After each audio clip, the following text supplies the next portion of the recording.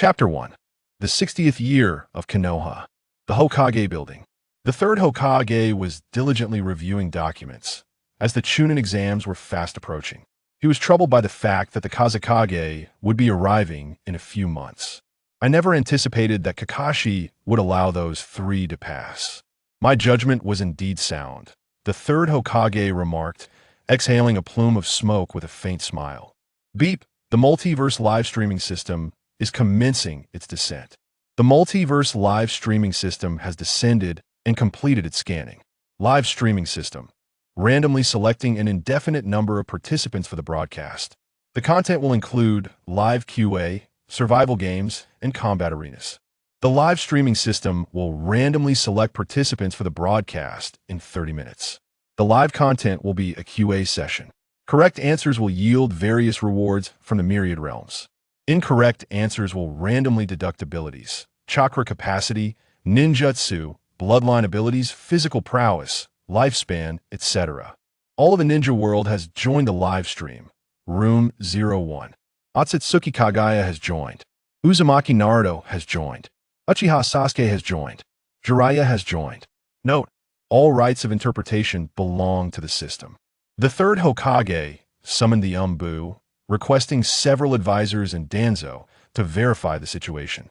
Not only the village of Konoha in the land of fire, but also the Umbu from the land of earth, the land of rain, and the land of water began to take action. Hokage-sama, everyone has heard this voice in their minds. It is not just the ninjas, the civilians are experiencing it as well. Reported a ninja wearing a cat-faced mask to the senior officials of Konoha.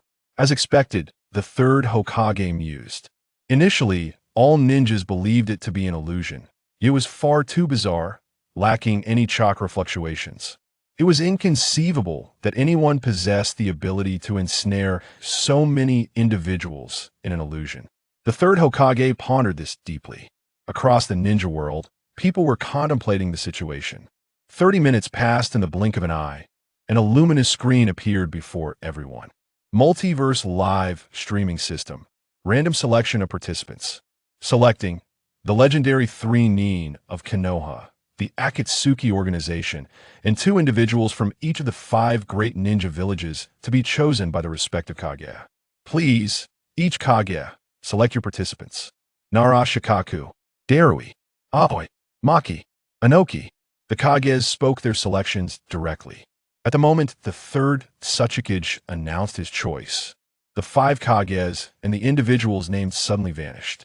This included Jiraiya, who was preparing to return to Konoha, seated in a tavern facing the quietly chattering Tsunade, as well as Orochimaru in his laboratory, and the Akatsuki members convening atop the Geto statue. At that moment, a visual display appeared before all ninja world inhabitants. It showcased the selected participants. Akatsuki, Haiden, Kaz, Itachi Uchiha, Deidara, Kakashi, Kisame Hoshigaki, Sasori, Zetsu, Konan, Pei Nagato, and Nagato.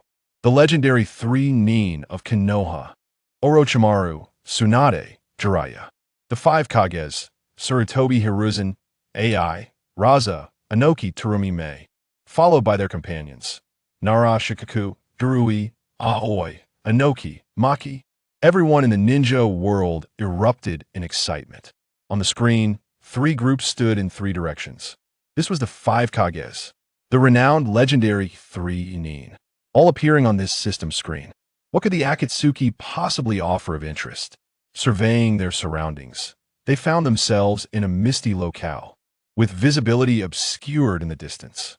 It was evident they stood upon a platform the size of a stadium, marked beneath their feet with yellow, red, and green colors, separating the 3 groups. Orochimaru mused, such grandeur, such terrifying power, an irresistible force.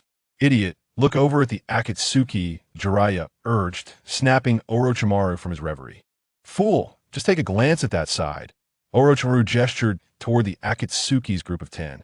Not only Jiraiya, Tsunade, and the 5 Kages, but all the viewers of the live stream turned their gazes toward the Akatsuki. Instantly, a chill ran down their spines, a sense of dread enveloping them. What they beheld were 7 pairs of eyes, each resembling a wave pattern. Each was enshrank rogue ninja from various villages, clad in the uniform black, cloaks adorned with red clouds. What manner of celestial organization was the Akatsuki? Questions filled the minds of everyone present. Inoki had just opened his mouth to speak, eyeing the blonde youth of the Akatsuki, when the live streaming QA commenced. This group event is divided into 3 teams. The green team, 5 Kages, the red team, Akatsuki, and the yellow team, Legendary 3 Nin. There will be a total of 6 questions. Each group will take turns answering. The group with the most correct answers will receive a collective reward. Individuals answering correctly will also receive rewards. Incorrect answers will result in random deductions of abilities, including physical prowess, ninjutsu, bloodline abilities, chakra capacity, etc. The answering sequence will commence from the group with the lowest overall capabilities to the highest: yellow, green, red. If all 3 teams answer incorrectly, the questions will be voided. The countdown began. 10, 9, 8. Everyone was stunned. The 5 Kages had ranked above the Akatsuki. How is this possible? Being placed ahead indicated their weakness. Interrupted by the system, Inoki intended to inquire about Konan and Nagato, while Terumi may directed a comment toward Kisame. Raza had thoughts to share regarding the puppet master, but none spoke, for the urgency of the live system prevailed. The video question began to play. The image slowly materialized, revealing a single figure, a tall man with white hair, several black rods protruding from his back. One arm had vanished, sinking slowly into the water, as Jiraiya's gentle voice resonated. The tale of Jiraiya the Gallant. It somewhat resembles a semblance of reality. The final chapter, The Frog in the Well, meets the vast ocean. The screen focused on Jiraiya's face. His eyes closed, wearing a serene expression. His voice continued. Let there be laughter and joy. All right, I can nearly set aside my pen. There was a pause before he continued. By the way, what should the sequel be titled? At this point, the screen gradually faded to black as Jiraiya descended into the dark depths of the ocean. The video concluded, posing the question, in the near future, at whose hands does Jiraiya meet his demise? The yellow team, the legendary 3 Nin, commenced their answering. At this moment, the area of the yellow team illuminated with a faint glow. Yet none of the 3 uttered a word. All were in shock. This was indeed a vision of the future, a terrifying revelation. The trio remained silent, and Orochimaru lost his earlier mocking demeanor. Tsunade bit her lip, gazing at the white-haired man, Jiraiya. Jiraiya chuckled, looking at his 2 former close friends. I won the bet against Tsunade. She was so embarrassed she hit me. Tsunade's earlier emotions faded as she muttered, "Idiot," though her eyes held a complex emotion. Incorrect answer. Deductions. Random Lion's main technique. At this moment, a line of text appeared on the screen. The Random Lion's main technique can ensnare enemies with hair, leading to their demise. Under the enhancement of Sage Arts, it can continuously shoot out numerous fine, hard hairs, creating a wide-ranging lethal effect. Jiraiya frowned slightly, nodding toward the 3rd Hokage. Everyone understood his implication. This was real. At that moment, the yellow light extinguished and the green light flickered to life. Hokage, he is your disciple. You should know him best. Please, answer. Inoki squinted slightly. Everyone regarded the old fox with suspicion. AI snorted coldly. Shikaku remarked, Hokage-sama, upon viewing the video, the black rods behind Jiraiya seem reminiscent of those possessed by the Akatsuki members with Rinnegan. Could they be involved? Green team, please respond. Sarutobi Hiruzen inhaled deeply. Akatsuki. Incorrect answer. The Akatsuki is not an individual. Deductions. Dead demon consuming seal. A forbidden technique of the Uzumaki clan. At the cost of one's life, summon the Shinigami to seal the opponent. As before, an explanation accompanied the deduction.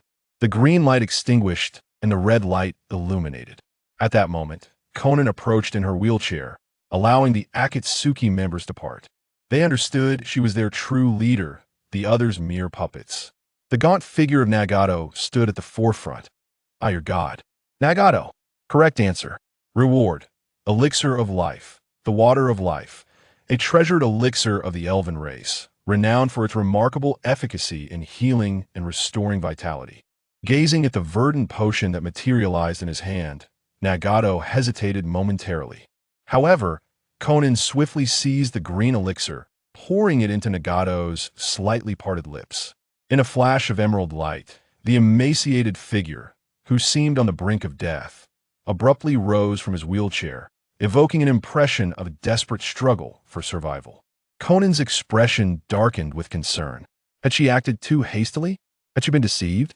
Were it not for the individual who claimed to be Madara lurking in the background? Were it not for witnessing the miraculous capabilities of the system? And were it not for Nagato himself? Tears welled in Conan's eyes until they finally cascaded down her cheeks. For she beheld Nagato's form suddenly fortifying, his pallid complexion acquiring a healthy flush, seemingly rejuvenating in appearance. Orochimaru's pupils dilated in astonishment. This is truly extraordinary. Tsunade cast a glance at Jiraiya, who stood there in a daze, her brow furrowing slightly. At that moment, Jiraiya, his voice trembling, spoke. "You are truly Nagato." He had been taken aback upon hearing the name during the previous inquiries. Yet after decades of separation, he could not be entirely certain. Now, witnessing the familiar visage of his restored disciple, his conviction solidified. The revitalized Nagato regarded Jiraiya with affirmation. "Indeed, Sensei, it is I, your god Nagato."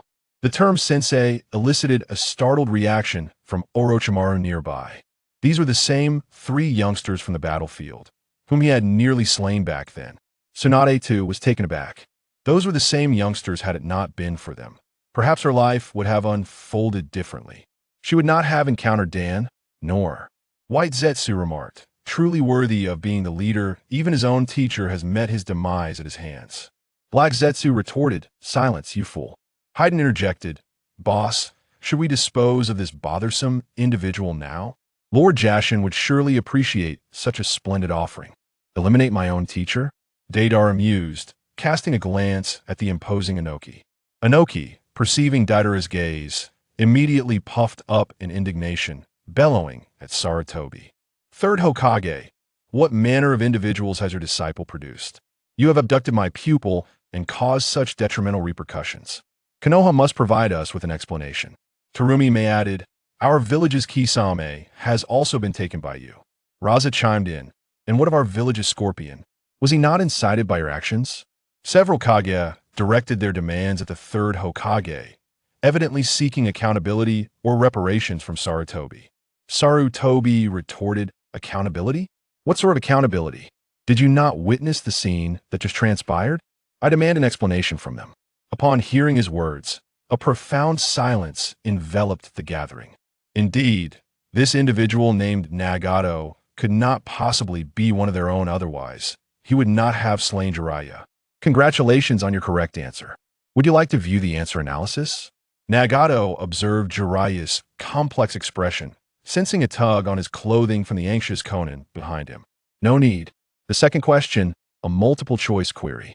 Who is the strongest in water release? A. Kisame Hashigaki. B. Hashirama Senju. C. Itachi Uchiha. D. Yagura Karatachi. The red light remained illuminated. "It seems we are still in the game." Nagato turned to the individuals behind him. "What do you think of this question?" In contrast to the space they occupied, Kakashi's team was currently engaged in a cat search mission. Uchiha Sasuke glared at the name Itachi among the options, his eyes igniting with hatred. "Bastard, that bastard!" Sakura inquired, "Sasuke-kun, what troubles you?" Kakashi rolled his eyes, observing the Akatsuki organization displayed on the screen. His gaze landed on the masked figure revealing his right eye, prompting him to adjust the forehead protector above his left eye as an odd sensation washed over him. Within Konoha, Choji addressed Shikamaru. "What are you pondering?" "Eat something. I'm contemplating why the term water release has symbols associated with it." Ino remarked, "What's peculiar about that? It's merely to emphasize water release, isn't it?" Shikamaru scratched his head. "True enough. In a livestream space," Kisame declared, "I believe it should not be me or Mr. Itachi. I challenged Yagura once with the aid of the Three Tails. I was defeated." Afe suggested, "Then let's choose between the second Hokage and the fourth Mizukage." The odds are still quite favorable. Zetsu responded, then Fei, you should make the choice. The reward is truly eye-opening. Fei replied, let the leader decide, I'll just observe. He was reluctant to choose, for should he select incorrectly and lose the Sharingan, it would spell disaster for his subsequent plans. At that moment, a burly man from the Six Paths of Pain stepped forward. I choose D. Incorrect answer. Ability deprivation, Beast Path. Beast Path. One of the 6 paths of rebirth abilities, capable of summoning various spirit beasts. Cerberus, a giant unicorn rhinoceros, and a colossal chameleon.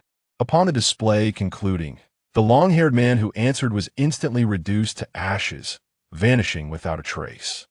Indeed, Nagato's tone remained unperturbed, as if it were all expected. The yellow light illuminated the scene. Tsunade remarked, it must be my grandfather. Jiraiya, this question is yours. She added. Jiraiya replied, perhaps you should take it. After all, he is your elder. Orochimaru interjected, B. Senju Tobirama. Jiraiya, Tsunade, and the gathered ninjas stared in bewilderment. Naruto exclaimed, what is up with that snake-like fellow? Aren't we all Leaf Village ninjas? How dare he seize the opportunity from his comrades? Uchiha Sasuke observed coldly, while Kakashi sighed, suggesting they discuss it leisurely after the mission. The onlookers, including those from Leaf Village, echoed Naruto's sentiments loudly. Danzo remarked at this moment, why are these two still being polite? Did they not see the previous rewards? This is a chance to change their fate. Sakura chimed in, Danzo, realizing he had overstepped. Danzo acknowledged that Tsunade was not just anyone.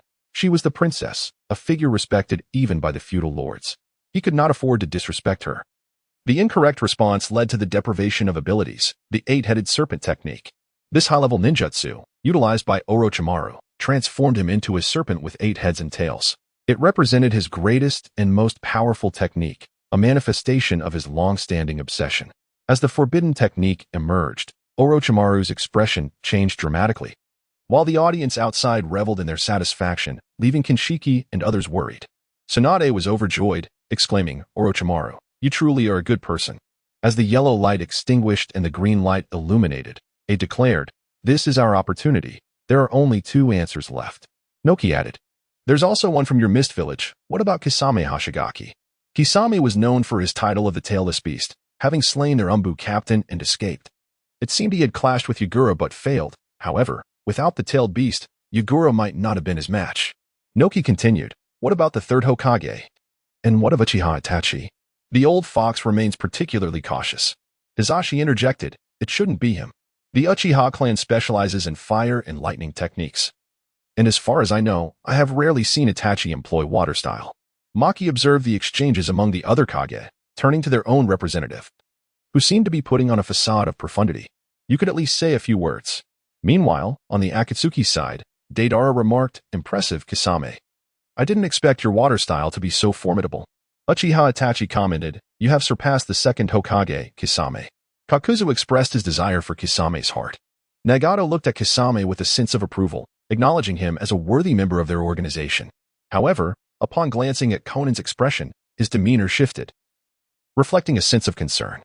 This individual was summoned by the notorious Uchiha Bido, known as Tobi, who proudly claims to be Uchiha Madara. His spirits were high, and he felt an overwhelming urge to exclaim, Sherry. No, that was not right. He tried again, Kisame. Tobi remarked, as expected of Kisame-senpai, truly remarkable. The strongest Suiton technique indeed. Hearing the praises from numerous people, the shark-like figure, Kisame Hashigaki, responded, aren't there still 2 options left? It could very well be Itachi-san.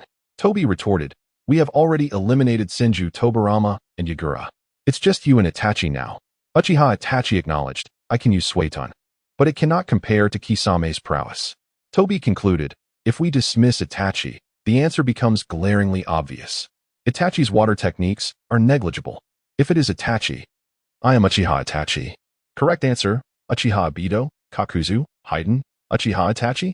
Deidara interjected, Tobi, what would Itachi say if it were him? The reward, explosive fruit. Explosive fruit. Upon consumption, one transforms into a bomb person. The video analysis began. The screen displayed an individual resembling a rock singer who picked his nose, flung the extracted booger away, resulting in a massive explosion. Taking a deep breath, he blew out, triggering yet another explosion. The scene concluded. The explosive fruit, its capabilities extend beyond what is depicted in the footage. The transformation into a bomb person does not affect this world.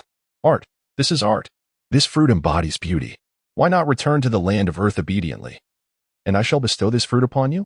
Inoki weighed the fruit in his hand, his tone akin to that of a devil attempting to entice an innocent young lad. Deidara scoffed at Inoki. Old man, have you lost your mind? I am inherently a user of explosive release. Consuming this fruit merely grants me more explosive techniques. What joy is there in that? You think to tempt me?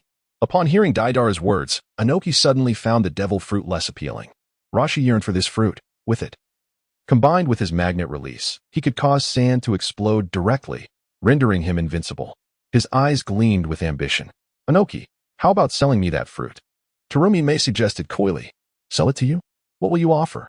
Inoki replied, though he noticed Rashi's eagerness, he was less impressed by the latter's silence earlier, who merely accepted the reward and remained quiet. Furthermore, it posed a significant risk. The land of water was far from the land of earth, which seemed more advantageous. Terumi, with a seductive smile, proposed, what if we build a large reservoir for your village? Inoki responded, 3. Ao interjected, that project's difficulty is exceedingly high. It would require immense manpower and resources, and given the aridity of the land of earth, the number of Swait-Un users available is alarmingly low. Moreover, the limited number of entrants at each border crossing would prolong the process. It's not feasible. At most, just one. Inoki pressed, what's the matter? This fruit directly grants explosive techniques. The video demonstrates that anything within can trigger an explosion. With sufficient chakra, it is an extraordinarily formidable ability. 3 large reservoirs. Terumi countered. 2. Agree to our terms, and we can proceed with the trade. Inoki nodded in agreement. Very well. This is a win-win situation. The land of earth aspires for an ample water supply. 2 colossal reservoirs could even transform the regional environment. Explosive release. Regardless, Deidara possesses it. It can always be retrieved another day, and the effectiveness of earth release techniques will not pale in comparison to explosive release. The land of water yearns for military strength, especially after the blood mist policy coupled with defections. The strength of the mist village has been severely depleted. If reinforcements are not summoned soon, it might indeed fall from the ranks of the 5 great ninja villages. Should one examine the analysis? Yes. Noki is keen to ascertain the true potency of Uchiha Itachi's water release. Thus, he gazes intently at the luminous screen before him, filled with anticipation. Uchiha Sasuke's eyes widen, his heart tumultuous with unanticipated emotions. He never expected such prowess, his fist clenched tightly. As the analysis video commences, a visage of a being half-human, half-shark materializes on the screen. With frenzied hand seals, it bellows forward. Water release. Great water explosion wave. Observing the surging waves in the video, onlookers are struck with awe, a truly terrifying water release technique. Ninja A. Who constructed this dam? Ninja B. Who constructed this dam? Ninja C. No matter how well built the dam is, it cannot withstand this water release, can it? The trio's musings evoke no surprise. However, the members of the Akatsuki organization are bewildered. It unmistakably resembles Kisame. After watching the video, Uchiha Sasuke's eye gains an additional tomo, the swirling pattern reflecting his inner turmoil. What is this? That eerie, ghostly entity. It is Itachi, the dry persimmon Zetsu.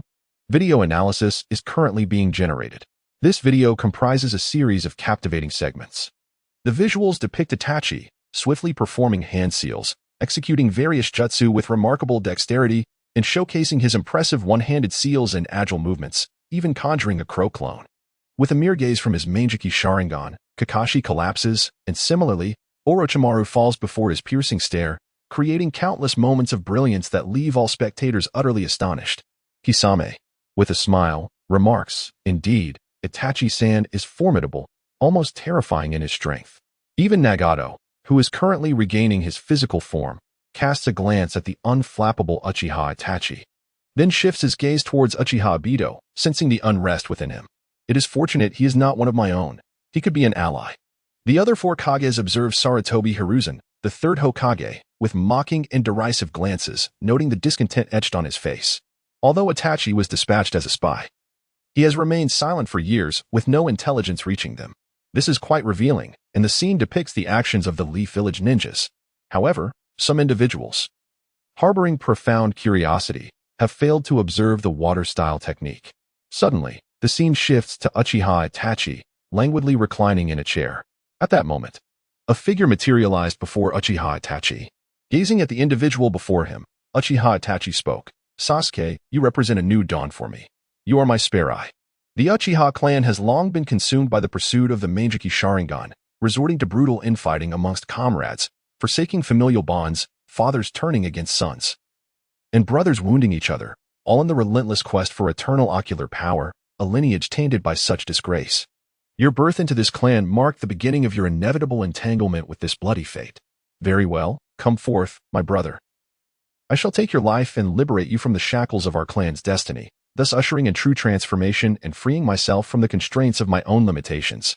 We serve as each other's spare eyes, embodying the profound bond shared between brothers of the Uchiha clan. With that, Uchiha Itachi rose to his feet and unleashed Tsukuyomi upon Uchiha Sasuke. You should perceive the world within Tsukuyomi now. I will extract your eyes, he declared, forming hand seals. At this moment, the scene is divided into two halves. On the left, Itachi, engaged in combat with Sasuke Uchiha, is forming hand seals to unleash his ninjutsu. On the right, Itachi, battling an unknown ninja, has already released a fire release technique, the Great Fireball, and deftly hurled a few shuriken. On the left, Sasuke Uchiha is seen unsealing a barrier with his left hand. A wind-infused shuriken flies towards Itachi, who halts, hands poised to form seals. This is because Sasuke has preemptively completed his seals, executing the shuriken shadow clone technique. Indeed, Sasuke is remarkable. He throws the shuriken while employing the technique. However, Itachi, having initiated his hand seals earlier, finds himself unable to unleash his ninjutsu, forced into a defensive position. As he observes the shuriken splitting into two, Itachi drops to the ground. He springs up, executing a 360-degree spin in midair, evading the shuriken. What? Unexpectedly, the two rapidly moving shurikens still manage to injure Itachi's leg.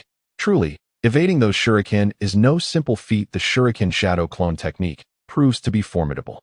On the right, Orochimaru moves slowly. Could it be a confrontation with Orochimaru?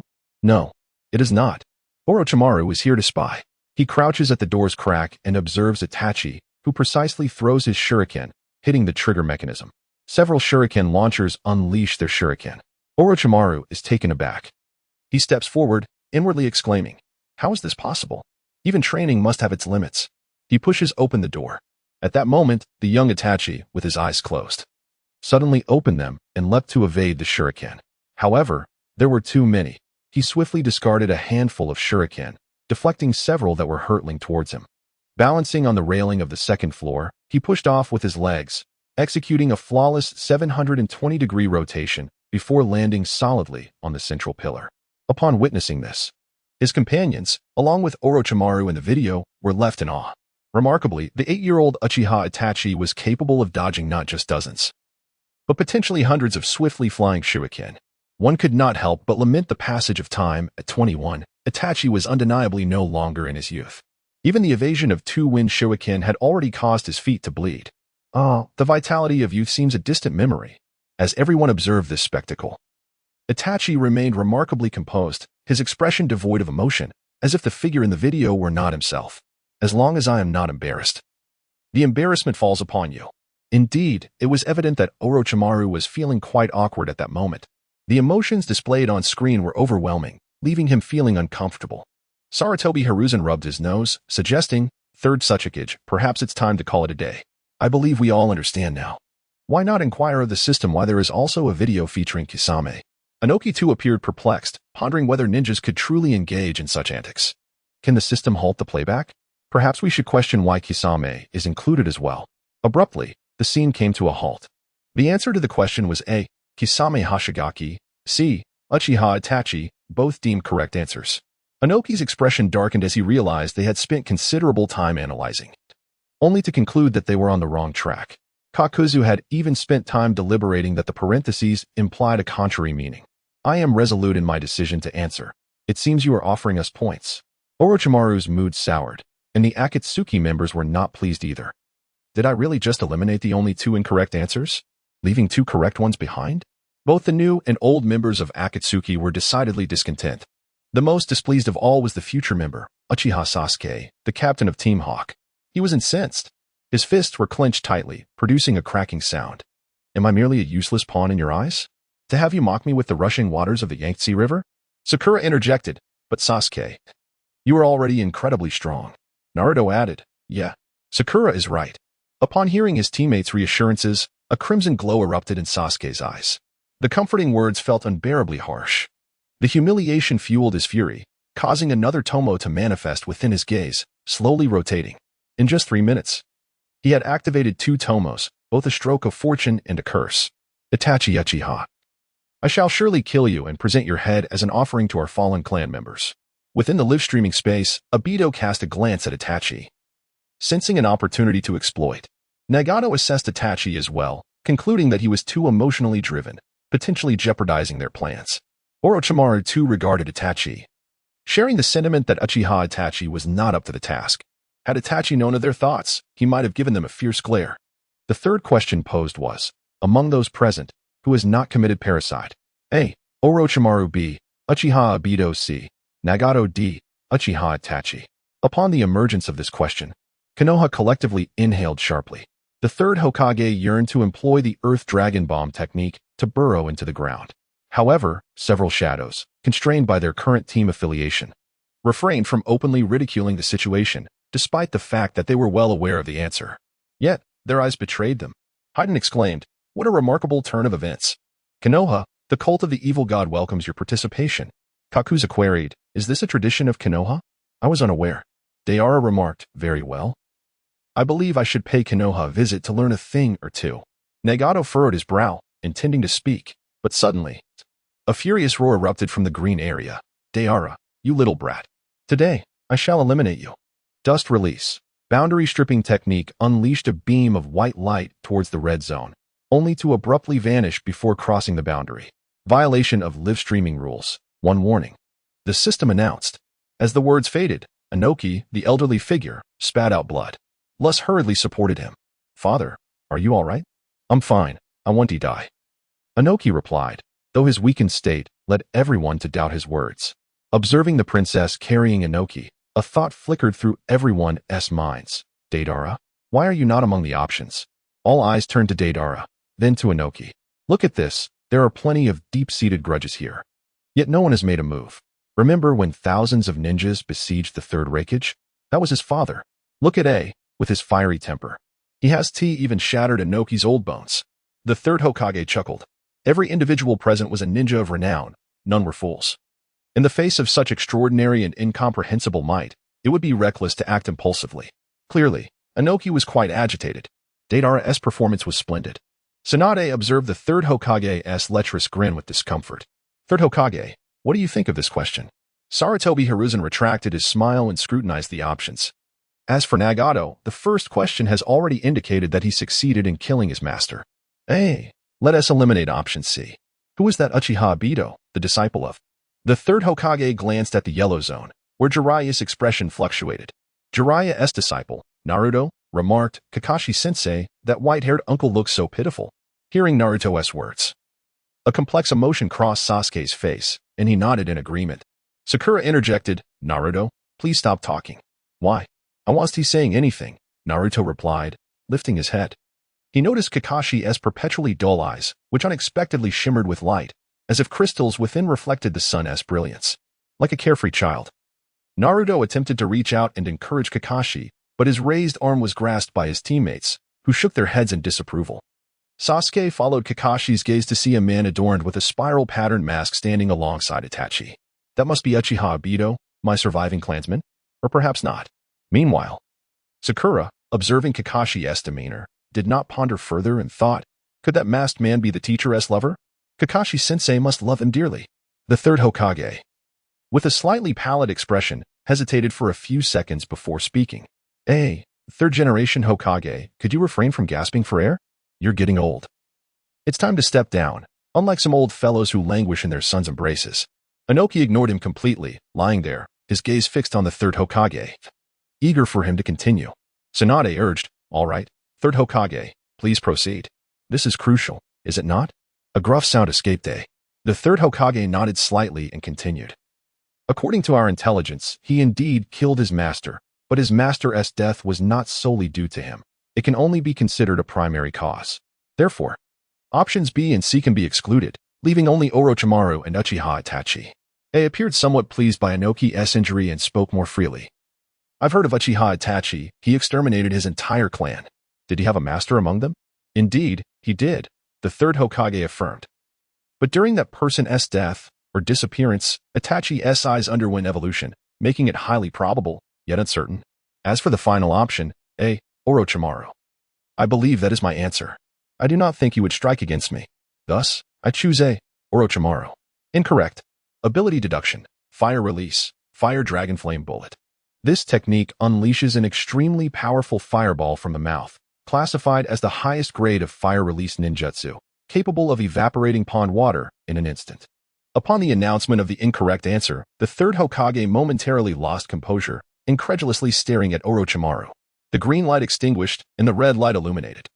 Nagato regarded Uchiha Itachi and the masked figure. What do you both think it is? Deidara, usually lively, now conveyed an unusual seriousness. Not me. Haiden interjected. Hey, what do you mean by not me? Are you saying it's not your answer, or that you didn't commit the murder? Kakuzu surprisingly refrained from countering Haiden's words. Deidara lamented. Those who hide their heads and reveal their tails are truly bothersome. What do you mean by that, Deidara? Sakura inquired. Scorpion, what do you think? Kisame queried. Itachi, what is your choice? Uchiha Itachi replied. I choose Uchiha Itachi. Correct. Reward, bind time travel scroll X3, binding, for personal use only. Time travel scroll, as the name implies, it allows for a 24-hour journey through time, enabling one to revisit the past or traverse into the future to do anything one desires. Commentary, do you think you can change anything? You cannot change anything. For you are too weak to resist the power of time. Uchiha Itachi appeared to lose his composure. Can this time travel scroll influence the past and future? The system scanned and replied, yes and no. The ability transcends the power of time. Time holds no significance. The weak, the tides of fate are irreversible. The world will always correct itself. Minor matters may be disregarded, as they cannot affect the world. The travel scroll does not allow for true crossing. The power of time is weak. To alter the great tide is beyond your capability. Advice, sometimes, not changing is a form of change. Common observers deemed this a mere trinket, providing only the option to travel, unable to alter their lives. Yet, those with insight and ambition regarded it as a miraculous opportunity. For rules are sometimes meant to be broken, are they not? As Orochimaru's enigmatic serpentine gaze fixated on Uchiha Itachi, the Akatsuki members felt that Itachi had seized their opportunity. Itachi's choice of himself reflected his confidence and capability. After all, Orochimaru was indeed the correct answer. Isn't your teacher standing there in the green zone, his face shadowed? Gazing intently at Orochimaru? No one can assert with certainty that they will not engage in certain actions in the future. Variables will always exist. What if your teacher's beliefs and ideals collide with yours?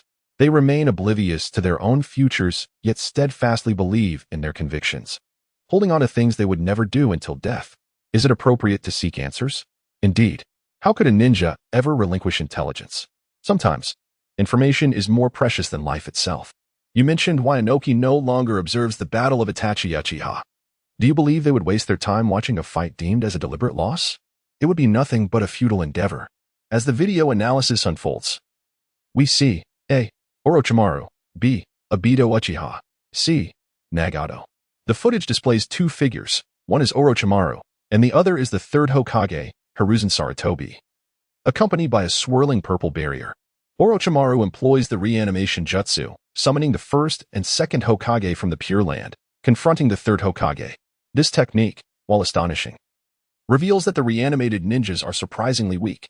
The god of the ninja world, the inventor of forbidden techniques, finds himself evenly matched with a third Hokage on the brink of death, perhaps even slightly subdued. At this moment, the first Hokage claps his hands, invoking would release, and a forest of trees emerges from the rooftop. The third Hokage, in a state of disarray, dodges from side to side.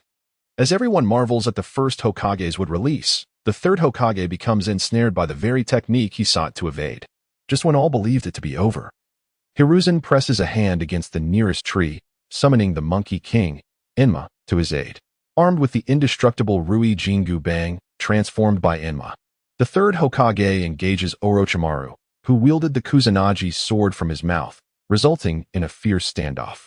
However, as the first and second Hokage advance, the third Hokage finds himself unable to fight all three simultaneously. He merely attaches explosive tags to the bodies of the first and second Hokage before being sent flying by Orochimaru. Orochimaru approaches the downed third Hokage, expressing his disappointment, prompting Hiruzen to shed tears upon recalling the childhood bond they once shared. Yet, soon after, the third Hokage regains his fighting spirit, attacking Orochimaru with agility. While Enma reaches out from the Rui Jingu Bang, attempting to strangle Orochimaru, Orochimaru transforms into a puddle, evading Enma's grip. Revealing his true visage beneath his skin, a young female ninja's face, a vessel for his second reincarnation. At this point in the video, all viewers' pupils constrict. Jiraiya, horrified, points at Orochimaru, his complexion pale, before rushing to the side to vomit. Tsunade's expression also darkens, and upon witnessing Jiraiya's reaction, her countenance grows even more troubled. Orochimaru, initially indifferent, begins to sense an ominous premonition as he observes the expressions of both Tsunade and Jiraiya. Tsunade grapples with the emotional weight of their shared past as comrades in arms, compounded by her lingering affection for Jiraiya. However, the female viewers watching the live stream do not share this sentiment. Their eyes blaze with fury, and some have already begun to scour for information on their pasts. The troubles mount swiftly. The video continues. The third Hokage detonates the explosive tags on the first and second Hokage, believing he has thwarted their assault. Yet, contrary to his expectations, the reanimated bodies swiftly regenerate. Once restored, the two Hokage resume their assault on their former pupil. The first Hokage attempts to ensnare the third Hokage once more with wood release, but fortunately, Enma transforms into an impenetrable wall just in time to shield him. The second Hokage employs the Night Walker technique, plunging the third Hokage into darkness, where he is subsequently attacked. In a desperate situation, the third Hokage decides to create two shadow clones, using them to cast a forbidden technique, the Dead Demon Consuming Seal, on the first and second Hokage. As they are sealed, they express regret over the harm inflicted upon the third Hokage. However, once they vanish, the third Hokage realizes that it was two sound ninja, Sakan and Kidomaru, who were sacrificed for the execution of the reanimation jutsu. For the third Hokage, who has always regarded the lives of the villagers as sacred, this was utterly unforgivable. And he was resolute in his determination to eliminate this traitor. He summoned the mighty Rui Jingu Bang, striking the Kusanagi sword from Orochimaru's grasp, and, as he approached Orochimaru, he executed the sealing technique, Shiki F. Jin.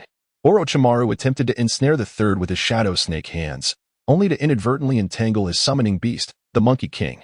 He informed Orochimaru that not only would the user of this technique be summoned to death by the Shinigami, but the target would also endure torment within the Shinigami's domain.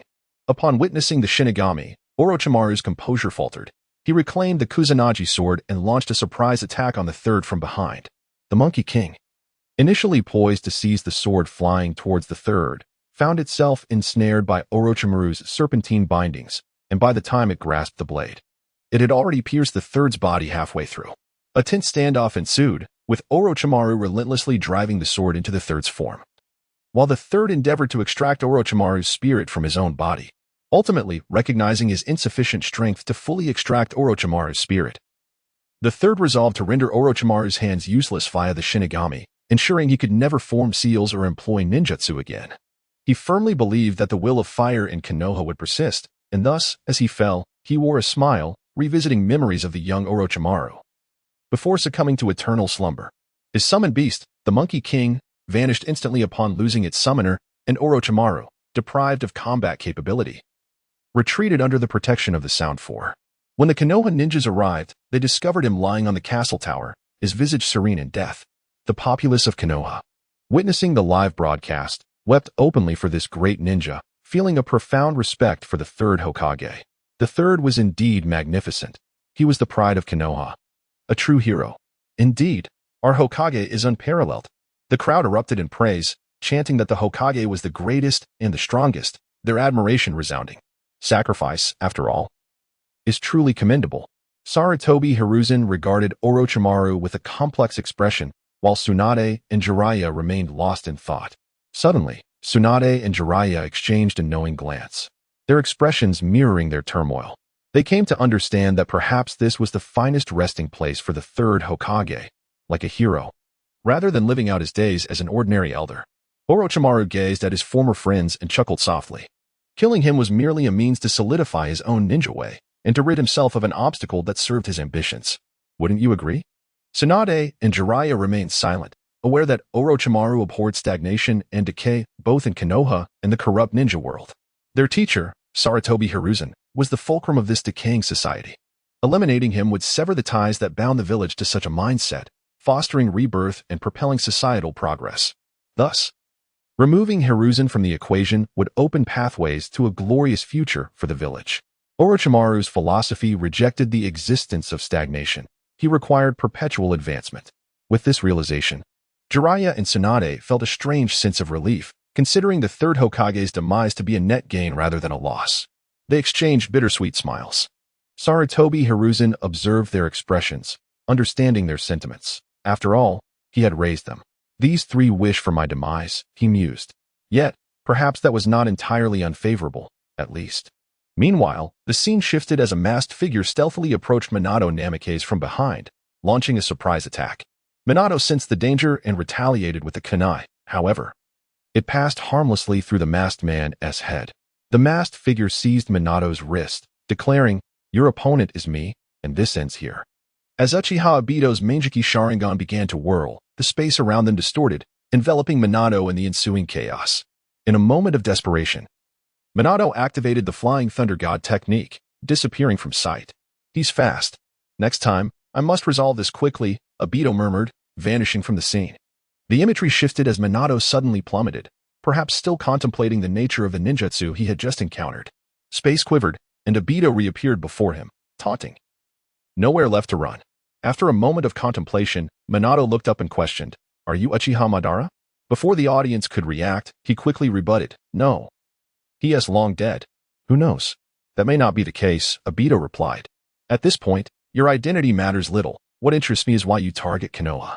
He continued, "If I must explain, it is both a whim of mine and a long-planned scheme, intended for both war and peace." Observing Minato, who remained deep in thought, Obito remarked, "The Nine Tails has been unleashed. You have no hope left." With that, he charged at Minato, wielding chains. Minato responded in kind, but his attack caused no injury, passing through Obito's form. As the chains sought to ensnare him, Minato executed the Flying Thunder God, momentarily pausing before hurling his kunai towards Obito's head. He surged forward, conjuring a Rasengan in his right hand. As the kunai sailed through Obito's head, Minato positioned himself above Obito, bringing down the Rasengan with explosive force, shattering the earth beneath them. "You jumped alongside the kunai?" Obito, now meters away, remarked. Minato maintained his composure, stating, "This is the second stage of the Flying Thunder God." Obito found himself in dire straits, his right hand shattered, bones pulverized, and his palms slowly falling away. "I truly underestimated you," he admitted, just as the golden-haired man pressed his hand against Obito. In that instant, the release of ninjutsu commenced. "I see you marked me," Minato remarked coldly, devoid of his usual warmth.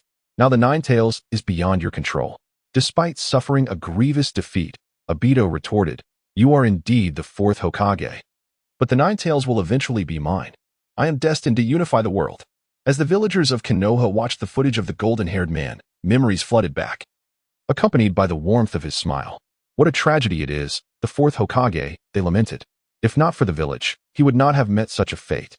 Indeed, they marveled at his willingness to fight against such formidable foes even while striving to protect them. He was a truly great Hokage, a paragon of heroism. Isn't that disciple the one who, like that fox demon, constantly clamors to become Hokage? Hey, some words should not be spoken carelessly. All right. I glanced once more at that spiral pattern mask. Both of them are scoundrels. This time, no one dared to counter his words. The atmosphere, once vibrant and warm, became somber upon the mention of the fox spirit and its striking resemblance to that incessantly shouting individual aspiring to be Hokage. It is indeed ironic that one who wishes to become Hokage would seek to assassinate the very Hokage. See Nagato. Analysis complete. Playback initiated. Jiraiya infiltrated the Land of Rain. He was discovered, leaving him with no choice but to engage in battle with Konan. Utilizing oil, he incapacitated her. The first adversary Jiraiya faced was the animal path among the 6 paths of pain. He employed summoning techniques with both hands, but soon found himself hindered. With the assistance of Gamaken, he created an opportunity to summon the Sage of Toads. After successfully summoning 2 sages, Jiraiya temporarily alleviated the crisis.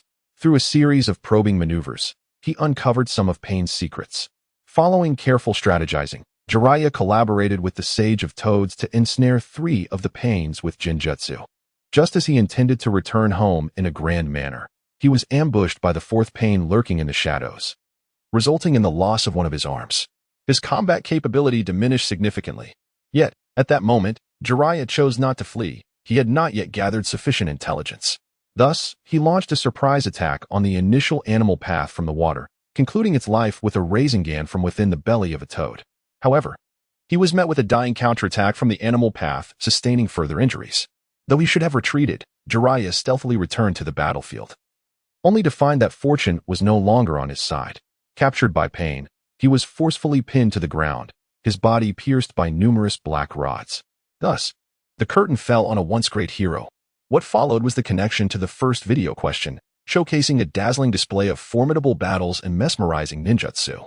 These 2 individuals are surprisingly formidable. This marks the first complete analysis of the broadcast, with an audience satisfaction rating of 82. 32, deemed high. Reward, 6 iron blocks. A defensive technique that fortifies the body through rigorous training, granting it the hardness of iron. Even bullets and blades cannot penetrate it. However, a drawback is that movement is restricted while using the iron blocks. The principle involves utilizing chakra to accelerate blood flow, thereby enhancing muscle movement, which can be self-understood for upgrades. Shannon furrowed her brows. System, are you referring to us? No, you are participating in the live broadcast. The audience is watching the live stream. The 3rd Hokage, Orochimaru, Jiraiya, and Black Zetsu all grasped the implication. A live broadcast equates to direct transmission? Initially, they pondered what this mysterious system referred to as live broadcast. They had not anticipated such a straightforward meaning. Uchiha Obito asked, System, does that mean everyone in the ninja world can see it? Yes, Uchiha Obito. Black Zetsu felt uneasy. Should they alter their plans? Obito's identity was fully exposed. Yet, a new glimmer of hope ignited within him, for he knew his mother was watching over him. The 3rd Hokage pondered deeply. Doesn't everyone know I perished for Konoha? He cast a glance at Orochimaru, who was also observing him. In Orochimaru's gaze, the 3rd Hokage even detected a hint of amusement. Beside him, Jiraiya scribbled notes, murmuring to himself. Tsunade sat casually on the ground, resting her chin on her hand, lost in thought. Sarutobi Hiruzen awaited the next question without dwelling too much on it. He understood how to escape, yet he also knew he couldn't. With the first 3 questions answered without any invalidations, the reward was a collective increase of 1% in chakra for all participants. This reward would be distributed after the live stream concluded. Note, individual strength determines the reward.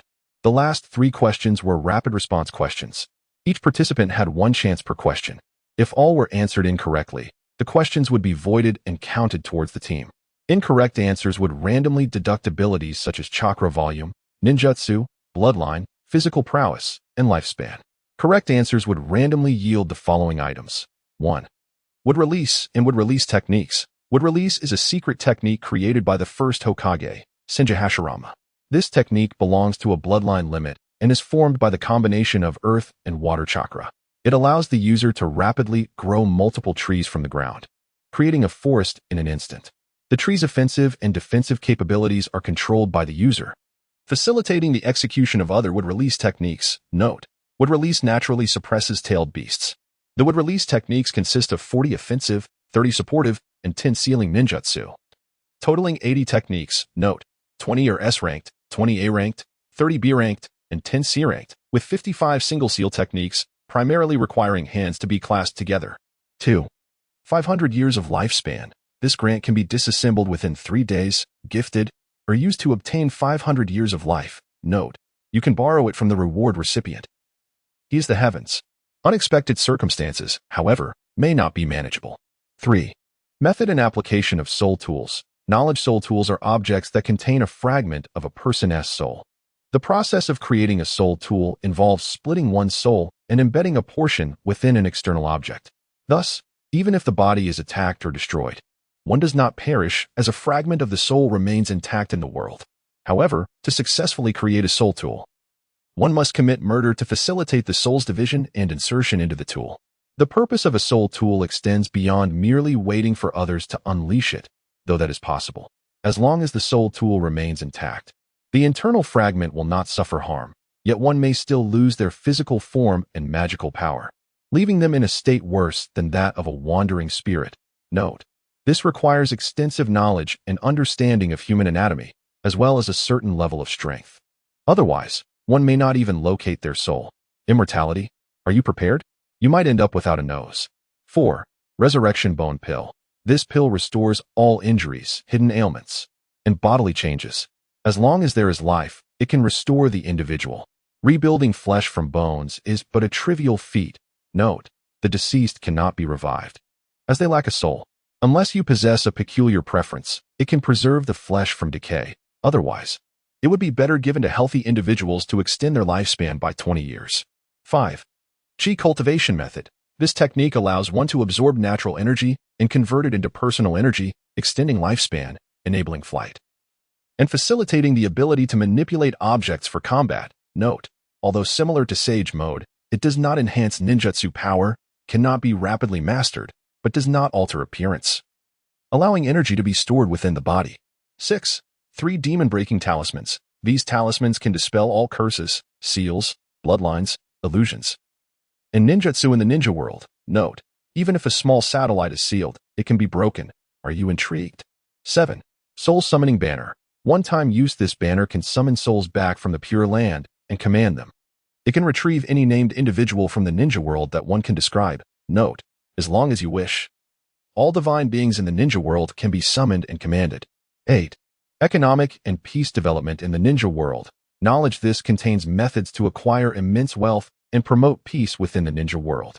As the 8 luminous orbs and their accompanying texts materialized, everyone could no longer suppress their inner turmoil. Breathing grew heavier, and gazes turned covetous. Jiraiya, Nagato, Uchiha Obito, and Kakuza fixated intently on the 8th orb. The 3rd Hokage and Inoki concentrated on the 2nd orb, longing to borrow another 500 years from the heavens. Uchiha Itachi oscillated between the 2nd, 1st, and 5th orbs, comparing which was superior. The 5th appeared to be the best, promising prolonged life and tremendous power. Surely Sasuke would appreciate it. Shonen, Tsunade, and others regarded the 7th Soul Summoning Banner and the 4th Resurrection Bone Pill. Using these two in tandem could grant life anew. Most individuals, along with the audience, fixated on the 5th Chi Cultivation Method, having witnessed its power in the battle videos of Jiraiya and Nagato. Flight, object manipulation for combat, and longevity, comprehensive and perfect. The 3rd item, the Soul Tool, also captured the attention of numerous viewers, for immortality beckoned. Despite its drawbacks and challenges, the allure of eternal life was undeniable. One could see Orochimaru already extending his tongue in eagerness. Though the reason for potentially losing his nose eluded him, it mattered little. He was bold enough to employ the forbidden scroll of the sun. A mere nose was trivial. As for the overwhelmingly abundant 6th demon-breaking talismans, they attracted little interest, save for one dark figure fixated on them. The significance of strength and lifespan paled in comparison to the notion that with the talismans in hand, he could cleave Mount Hua and rescue the 3 Holy Mothers. What am I thinking? What 3 Holy Mothers? Yue and Yutsuin are unworthy. Only I, Heijua, possess the capability to rescue the mother from the moon. Human nature is inherently greedy. Everyone harbors desires, yet none dare to seize what they covet. Even Orochimaru, who ardently longs for certain possessions, refrains from taking action. Were they aware of the minuscule probability of acquisition, they might have acted. However, here, their chances are nearly nil. Yet there remains a glimmer of hope, does it not? Thus, people refrain from whispering conspiratorially, engaging in idle chatter, for they anticipate the arrival of the question. The 4th question is as follows. Who is the wealthiest and most powerful woman in the ninja world? Wealth is defined as personal assets, including items convertible to currency, excluding knowledge, ninjutsu, and other intangible assets, but including hard currency such as explosive tags, kunai, and discretionary wealth. Power refers to the individual's comprehensive strength, excluding external factors such as weapons, subordinates, and environment, but including auxiliary abilities. The woman with the most abundant assets in the current ninja world is scored at 50 points, and similarly, the woman with the highest individual strength is also scored at 50 points. Jiraiya speaks first. Tsunade is the wealthiest and most powerful woman in the ninja world. Tsunade glances at Jiraiya, momentarily at a loss for words. The members of the Akatsuki observe with furrowed brows, deep in contemplation. They ponder whether Konan qualifies, and whether the funds submitted count as part of her assets. Such a substantial reward must be approached with careful consideration. They did not expect to see someone so eager and self-assured take the lead in responding. In the analysis, Tsunade's asset score is delineated as 18, while her personal strength is assessed at 30. Currently, Tsunade's total score stands at 48, placing her in the lead. Jiraiya is taken aback. How could this be? Why is her personal strength only rated at 30? If the strongest is rated at 50, then with her medical ninjutsu, Tsunade's score seems disproportionately low. If she were to be rated at merely half of her opponent's strength, it suggests that Tsunade would indeed be overwhelmed. This rating cannot possibly allow two scores of 25 to surpass a single score of 50. This situation is not merely a case of 1 plus 1 equaling 2. The audience of the ninja world not only finds this power rating absurd, but they also lack an understanding of Tsunade. They even perceive this financial rating as particularly outrageous. This is none other than the illustrious Tsunade, our beloved princess. Those with discerning eyes can see the necklace adorning her neck, a piece of jewelry valuable enough to rival 3 mountains. Yet, as the heir of the Senju clan, what accounts for her mere asset score of 18? Some even dare to whisper of conspiracy. As the atmosphere grew tense with solemn analyses, Ao, standing behind Meitarumi, suddenly spoke up. Meitarumi, I choose our Mizukichi. In response to the evaluation, Meitarumi's female asset score was recorded at 10, while her personal strength was rated at 23, bringing her total score to 33. Securing the second position, Meitarumi turned around, and Ao, observing the imminent outburst from her, spoke earnestly. No, I hadn't contemplated much of this. In my eyes, the Mizukichi is forever the most capable, the most powerful woman, and the most beautiful woman. A smile escaped Meitarumi as she covered her mouth. But her expression shifted abruptly. Then why has no one confessed their feelings to me? How infuriating.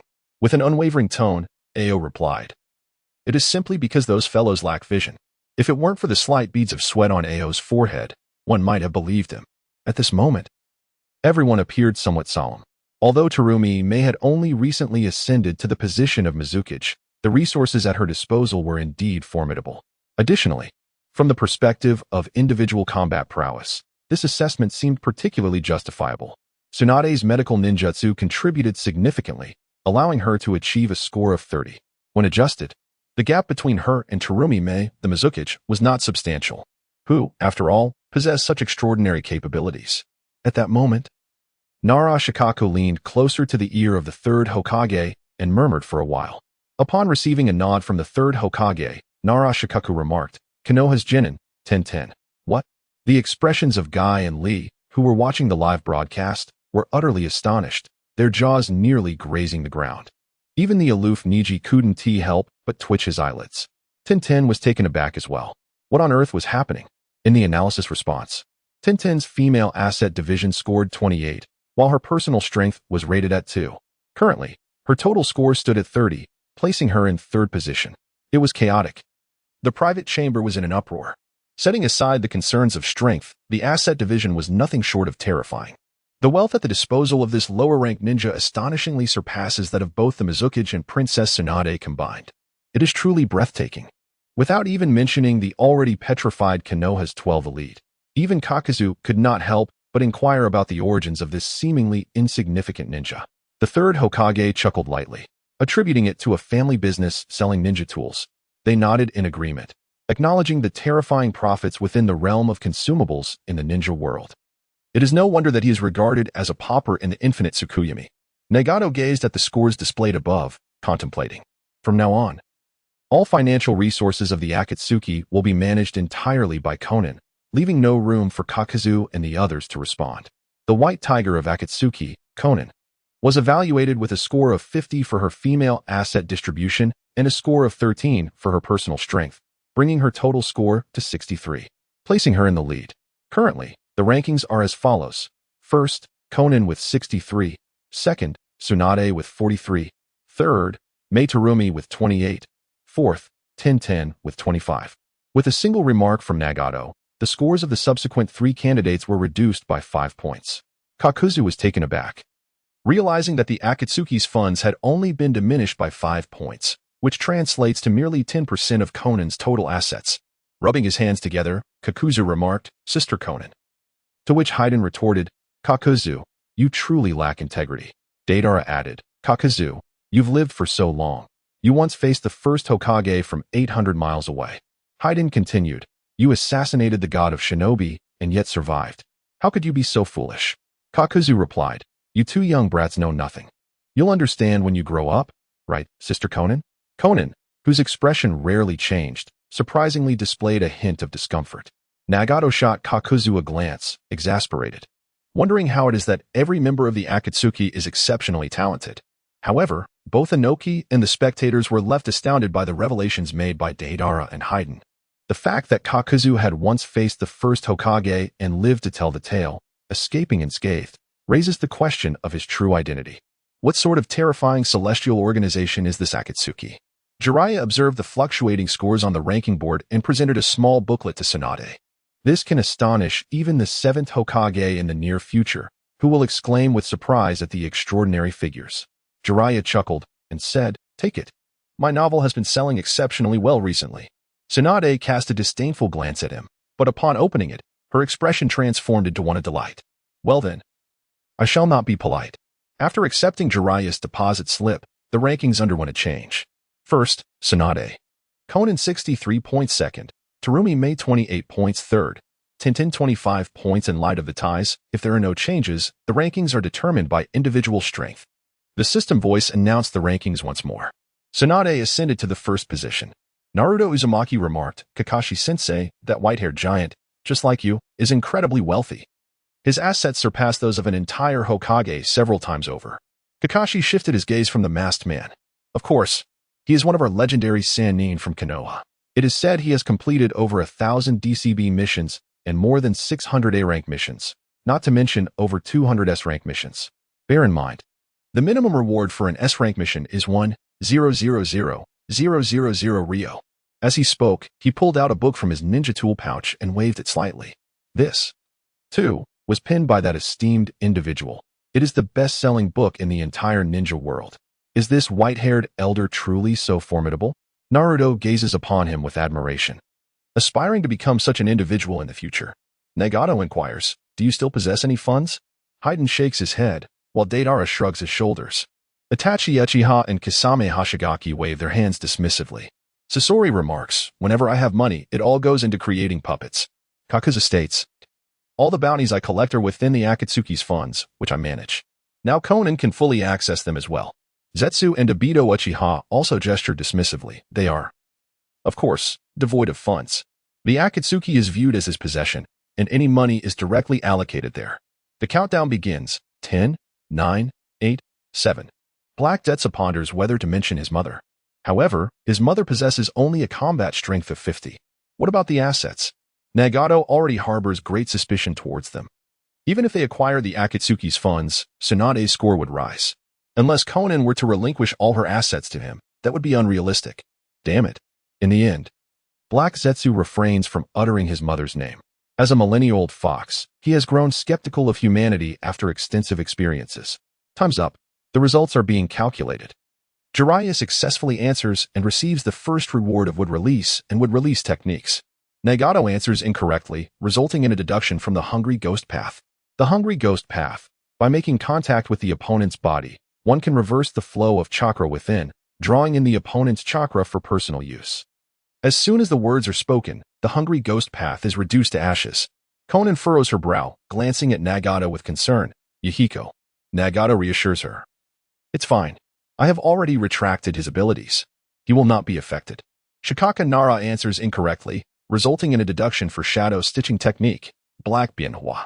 Shadow Stitching Technique, Black Bienhua. Centered on oneself, it binds multiple enemies with shadows, appearing like a black bienhua from above. AO answers incorrectly, incurring a deduction for Byakugan. Byakugan, a visual technique that provides a 360 field of vision, allowing one to see the opponent's chakra pathways and flow, as well as granting insight into distant objects.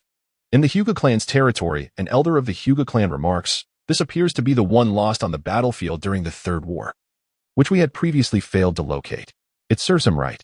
Hyuga Hayashi's expression turns grave. Such incidents must never occur again. Do you understand? All present kneel in reverence to their imposing clan leader, responding, yes. In the yellow area, Jiraiya has remained with his eyes closed since the light sphere entered his body. After several seconds, he opens his eyes and asks Tsunade, What is happening? Why am I still here? Hasn't enough time passed? Orochimaru, somewhat surprised, responds. Only a few seconds have gone by. Truly a magnificent power. Jiraiya feels a bit bewildered.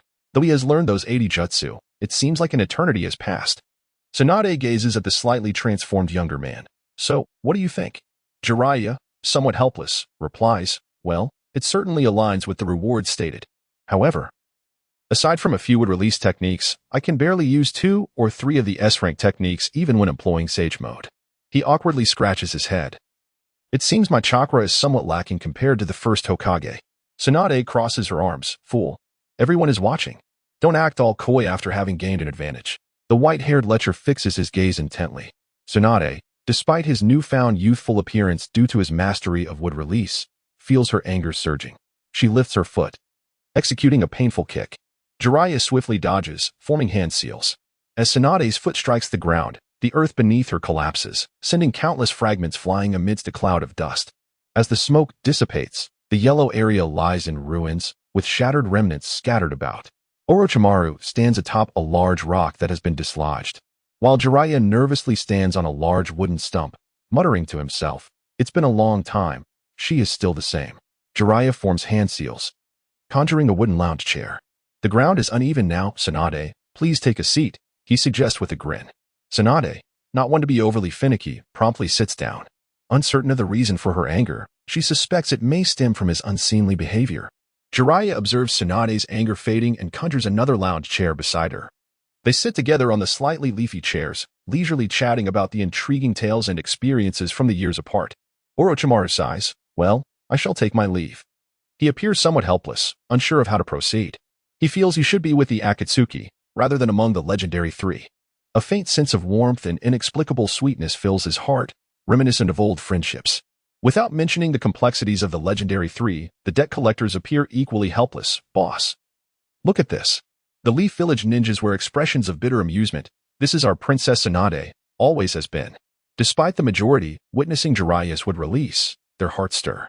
Is this the wood release that conquers the world? One hand seal can conjure such a complex wooden chair. Truly, the shadow of a man is the name of a tree. Wood release is the faith of countless individuals, as well as their nightmares. Gazing at the effortlessly rising vines, their astonishment is beyond words. The 5th question is a multiple-choice, buzzer-style question. Only one person may answer. Correct answers yield rewards. Incorrect ones incur random penalties. And the question becomes void. Konoha's white fang, Tsukumo Hatake, has suddenly committed suicide at home, leaving behind his young child. Why? A. Too strong. A man so formidable that even the legendary 3 would concede to him. His power overshadowing the core management of Konoha. B. Public opinion. Others who have committed far graver errors continue to thrive. C. The 3rd Hokage ordered his suicide. Tsukumo had become a thorn in the side of neighboring villages. And the 3rd preferred to sacrifice his own to maintain peace amid internal and external strife. D. For Kakashi, he saved his comrades but lost the mission, abandoned by all. His contributions outweighed this loss tenfold, and he did it all for his son to avoid disgrace. Naruto feigns profundity. Kakashi-sensei, I suspect today's question is aimed at you. Sakura delivers a punch to Naruto's head. Idiot.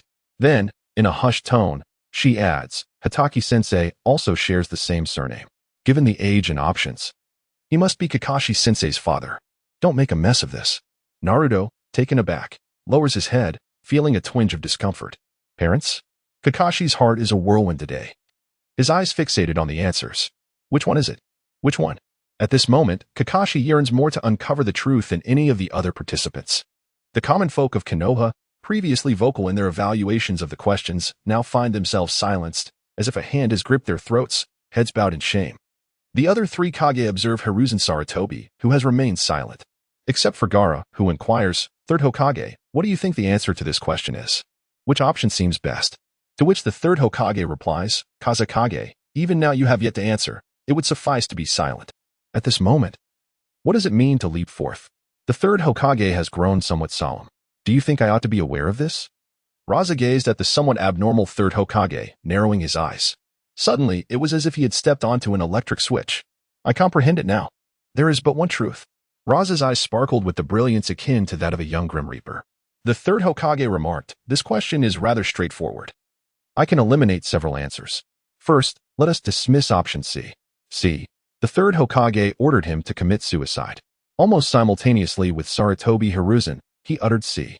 Time seemed to freeze as everyone stared blankly at the eager Raza.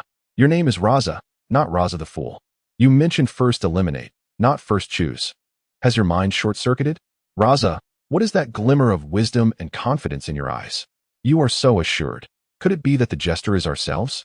Pray, do enlighten us. Provide a rationale for selecting C, lest we appear rather foolish, you know? Raza? No, Raza. He said little more, merely maintaining a calm gaze upon the third Hokage, a subtle smile curving his lips, reminiscent of Zhuge Liang, as if all was within his control. Incorrect answer. Deduct Raza. Magnet release, sand gold burial. Magnet release, sand gold burial. This technique buries the opponent deep within sand and gold, subsequently triggering a massive explosion capable of creating a profound pit in the ground. The correct answer to the question is B, public opinion. Regardless of the reasons behind the suicide, A is too strong. C suggests the third Hokage commanded it. D implies it was for Kakashi. All are rooted in public opinion. No matter who orchestrated the narrative, ultimately, it was public opinion that led to the act of suicide. Note, do you believe that amidst an avalanche, any single snowflake could be innocent? Kakashi surveyed this tranquil village, observing Sasuke who silently fixated on the luminous screen, and Naruto, who mournfully cradled his head. He understood something profound, glancing at the annotations on the system and then back at the village. In this serene atmosphere of Konoha, every individual is imbued with the spirit of fire. Kakashi gazed around, meticulously observing each person, and soon noticed the expressions etched upon their faces. He turned to Naruto and inquired, Naruto, do you aspire to become Hokage? Startled, Naruto suddenly shouted, his earlier despondence vanishing. Of course, I want to be Hokage. I wish to earn everyone's recognition. Kakashi then glanced at the figure behind the swirling mask on the screen. That person had once expressed the same sentiments, albeit ultimately straying from their original intention. I hope you remain steadfast, Kakashi mused, gently ruffling Naruto's hair. Even if you change, I hope you remember, you must never exploit others as mere tools. Puzzled, Naruto scratched his head. How can people be tools? Tools are just shurikens and kunai, right? Sasuke, with his characteristic coolness, retorted sharply, idiot. Kakashi placed his hands on the heads of the two boys, smiling with satisfaction. The trio looked at Kakashi's beaming face, feeling a flicker of joy. However, one individual remained discontent, Raza. He felt deceived by the third Hokage and was seething with anger, acutely aware of the gazes around him. Even Maki's eyes seemed askew. All he could think about was, this is a deliberate act by the third generation. He seeks to divert attention, aiming to embarrass me with his questions, intending for me to be ridiculed like a jester. A fleeting glance at Orochimaru slightly steadied my emotions. Sarutobi Hiruzen. Await your reckoning. In due time, the villagers of Konoha shall not find peace. The system's voice resounded once more. This question is void. Rewards for the last 3 questions have been revoked. Rewards for all 6 correct answers have been annulled. The system's announcement elicited another wave of furious glares directed at Rasha. The final question pertains to a video segment. Attention, the content of this video is extensive, with most visuals diminished, yet it does not impede answering questions. The screen gradually illuminated with images. The setting is Konoha Village, showcasing a scene of tranquility. Neighbors engage in cheerful conversation, cherishing the hard-won peace. Outside the village, for patrolling ninjas suddenly encountered Pain of the Akatsuki. With a swift strike, he fatally pierced one ninja. The remaining 2 immediately rushed to intervene, desperately holding on to him.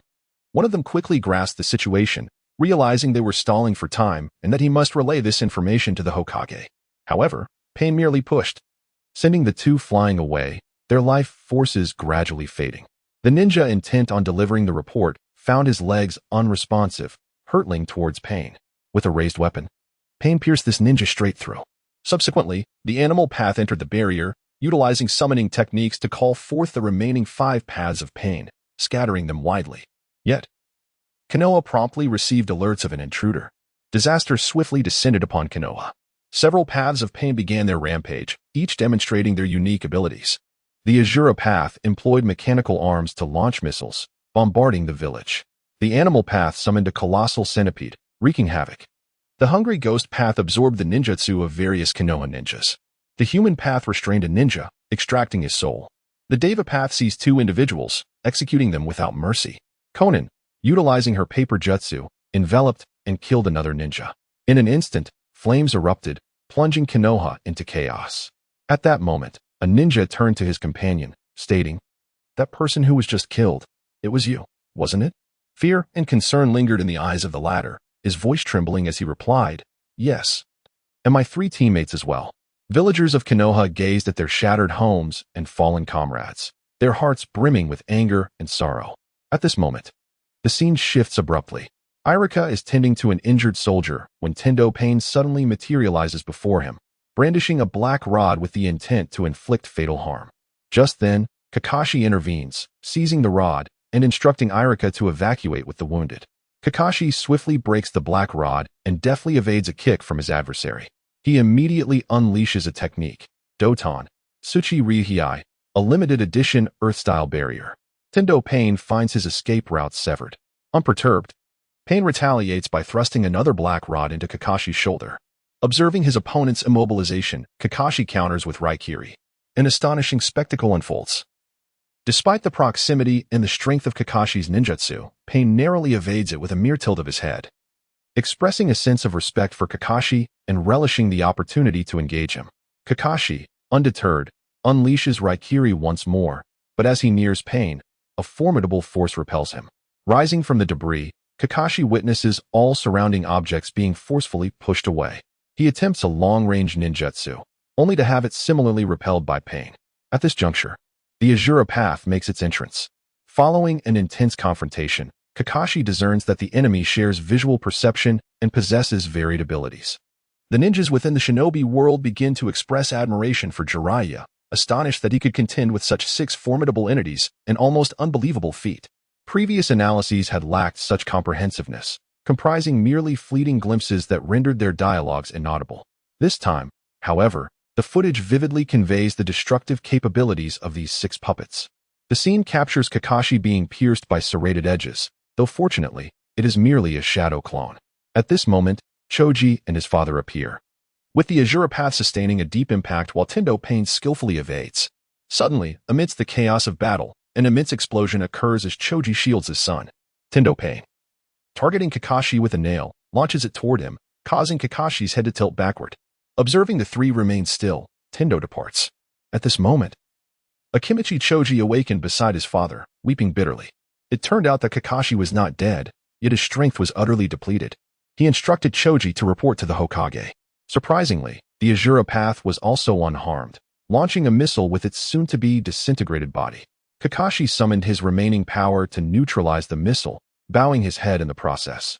While the Azura path emitted a series of cracking sounds before collapsing, the scene abruptly halted, leaving the audience to ponder the number of ninjas who perished in this episode. Note: only those ninjas visibly shown to have died. Options: A. 8B, 9C, 10D, 11. This was the final question, with the previous 3 questions resulting in a collective reward. All 6 questions carried rewards, and participants had 2 opportunities to answer. If both attempts were incorrect, the question would be voided and rewards summarized. A correct answer would yield the remaining 7 rewards at random, whereas incorrect responses would lead to a deduction of abilities. The 3rd Hokage did not concern himself with the matters presented in the question. Although not a virtuous man, he harbored a profound love for Konoha. Had he lacked such affection, he would not have made sacrifices for it, nor would he have willingly faced death during the incident involving the Gold and Silver brothers. His compassion led him to spare Orochimaru, as he had once been a mentor to many in Konoha. Where Konoha flourished, the flame of life persisted. Such sentiments could not be uttered by one indifferent to Konoha. Thus, he now fixed a steely gaze on Pain, wishing for nothing less than to consume him whole, body and soul. The people of Konoha mirrored this rage, witnessing their homes laid to waste on screen, familiar shops reduced to rubble, and comrades slain. It was evident that beyond the frame, countless lives had been extinguished. Were there not more who had perished unseen? Panic, chaos, and dread enveloped the village of Konoha. Tsunade rose from her rattan chair, delivering a powerful blow to the ground, which was already a desolate ruin. A gust of wind swept through, surprisingly leveling the area. Save for the ground, which remained significantly lower than the other 2 regions. With a fierce glare at Pain, she declared, "You shall not defile the village my grandfather built. I will slay you." She then returned to her chair with the poise of a queen. Orochimaru remarked, "How distressing." The people of Konoha gazed upon their princess Tsunade, their hearts brimming with hope. As long as she had returned, there was hope for all. Everything would be all right. Jiraiya focused intently on Nagato, reminiscing about their shared moments. A deep sigh escaped him. Pain, however, paid no heed to their gazes. Deidara interjected, "Leader, you two attacked Konoha without us. I wish to showcase my art." Sasori retorted, "Fool, we might be assaulting another ninja village, and it's uncertain." Haiden added, "Indeed, I may be performing a ritual for the Lord of Evil elsewhere." Kisame chimed in, "I am undoubtedly collecting bounties. What is so appealing about attacking Konoha?" Black Zetsu scoffed, "Who knows? Perhaps you'll all meet your end soon." White Zetsu chimed in, "Silence." Black's words did little to quell their fury, but at that moment, Pain spoke. "All right, pay close attention to the question." Thus, memories began to filter through their minds, grappling with the number of ninjas that had perished on screen, a daunting task indeed. With Uchiha Itachi's water release leading the charge, everyone remained wary of the traps embedded within the question. Pain meticulously contemplated. If memory served correctly, he had slain 4 at the village gate, 1 upon entering, and 2 more thereafter, totaling 11, including Akimichi Choji and Kakashi. The Azura path was not a conventional ninja. Once deceased, one could not perish again, reducing the count to 10. Choji might very well be alive, as could Kakashi. Thus, the minimum count stood at 8. The only option that could be dismissed was D. In the future, he suspected Choji had perished, but it was plausible he remained alive.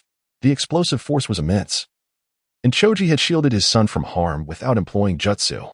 What of Kakashi? Wait a moment, Kakashi was also a disciple of the 4th Hokage, Minato Namikaze, and a comrade of Obito Uchiha.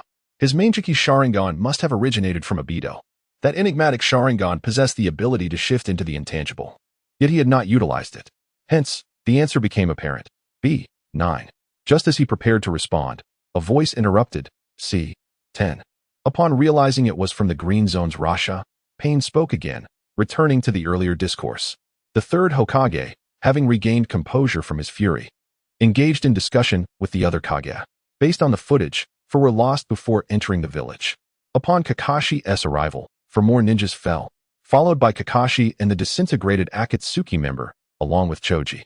Sarutobi remarked, "His name is Akimichi Choji, the pillar of the Akimichi clan." Akimichi Choji? A commendable man. I must challenge him upon my next visit to Konoha. Noki, having recovered from his injuries, added, "The Akatsuki member is surely deceased, although his abilities were peculiar. Ultimately, he should have met his end." Kuratsuchi noted, "The 4 at the village gate and the 4 before Kakashi's appearance must have perished. As for Kakashi and Choji, their fates remain uncertain." At this moment, Sarutobi fell into deep contemplation, undisturbed by others. Choji should be unharmed. Their clan possesses formidable abilities. Such an explosion should not have been fatal. After a brief pause, he continued, "Kakashi, however, likely perished, having unleashed numerous high-level techniques during battle. Following such exertion, he could not possibly continue releasing chakra. Therefore, it cannot be D, nor A." Sarutobi replied, "Indeed, the statuses of those 2 are certain. But what of that 6 paths of pain?" Before he could finish, Rasha interjected, "C. 10. Having answered, he felt a surge of pride, relishing the thought that the reward was rightfully his, compensating for what he had lost. However, the system's voice echoed, plunging him into despair. Incorrect answer. Deduction of ability, magnet release, sand cushion. Orochimaru observed the deduction of this skill with a glint of malevolence in his eyes, yet Rasha remained oblivious. Sarutobi retorted, "You fool. What are you doing? That 6 paths of pain is likely once again." Sarutobi was interrupted. B. 9. Pain's response was cold, his lips curving into a beautiful arc. While Sarutobi glared at the one who had wrought destruction upon Konoha, a storm of fury brewing within him. Pointing at Rasha, he shouted in anger, "You fool. It is evident that those 6 are mere puppets. Did you not notice? When he answered incorrectly before, did his abilities simply vanish? Why do you not engage that sluggish mind of yours? Are you aiding the enemy? You ought to be called Rasha the Fool." The cowardice of the 3rd Hokage is truly a disgrace. If it were any other time, he would never act this way. If anyone else had answered correctly, he would not have reacted so. Yet it is pain. Witnessing the future destruction of Konoha is already distressing enough, compounded by Rasha's repeated loss of opportunity. Maki. Observing the scorn heaped upon his shadow, felt a surge of anger within, a reflection of his frustration at his own ineffectiveness.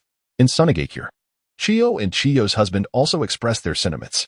If Yakumo were still alive, he would have answered correctly. When the system spoke, the arena fell silent. The reward was being randomly drawn. Congratulations, you have obtained number 7, the Soul Banner.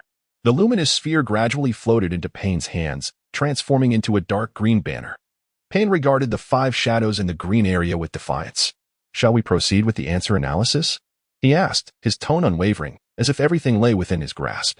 As the system began its analysis, it detailed Pain's entry into the village, the deaths of 4 individuals, and the actions of the others. Akadu, with his imposing stature, suffered severe injury but remained unconscious due to his robust physique. Kakashi repeatedly employed high-level ninjutsu, overexerting his Manjiki Sharingan, which pushed him beyond his chakra limits, leading to a fatal judgment. Pain nodded at the answer analysis, while several shadows frowned in contemplation. Sarutobi observed, knowing that the answer B was derived from Pain's own analysis. Could he discern the truth merely from the visuals without understanding his opponent? The third Hokage took a deep drag from his cigarette, acknowledging Jiraiya's excellent pupil. Outwardly, Pain maintained his composure, yet internally, he was tumultuous. The realization that the portly individual possessed yang chakra was unforeseen, as was Kakashi's hidden potential. You deceived me until the end, Kakashi. You will be my lifelong rival. Kakashi sneezed, prompting the 3 young ones to glance at him. He smiled gently. There's nothing to worry about. Don't you think that with the system's arrival, the future has been rewritten, filled with uncertainties? He patted Sasuke's head. Look at Sasuke. Without the system, do you think he could possess so many Tomo in his Sharingan? He then ruffled Naruto's hair. Lady Tsunade and Jiraiya will return to the village soon. You have witnessed their strengths, so there is no need for excessive worry. Sasuke expressed, I wish to learn the lightning release you demonstrated. Is that possible? Certainly. Kakashi replied with a light chuckle. Naruto exclaimed, I want to learn too. I want to learn. Kakashi replied, Naruto, your attributes do not align. This requires yang chakra to utilize. Don't worry, just wait for a while, and I will introduce you. Really? Naruto asked eagerly. Of course. As the first live question and answer session concluded, the yellow area of the 3 Sannin answered 1 question correctly, the green area of the 5 shadows answered 1 question correctly, and the red area of the Akatsuki answered 3 questions correctly. The red team emerged victorious, with a red light illuminating the space. Due to their perfect score on the first 3 questions, everyone received a 1% boost in chakra. The rewards were distributed, with a total of 23 beams of light shooting into the participants, invigorating them all. 1% may seem insignificant, yet it is not negligible. As the victorious red team, they were assessed for any tendencies towards self-harm or risks of being sealed or killed within the next few years. Shall we exchange rewards to view the death fragments?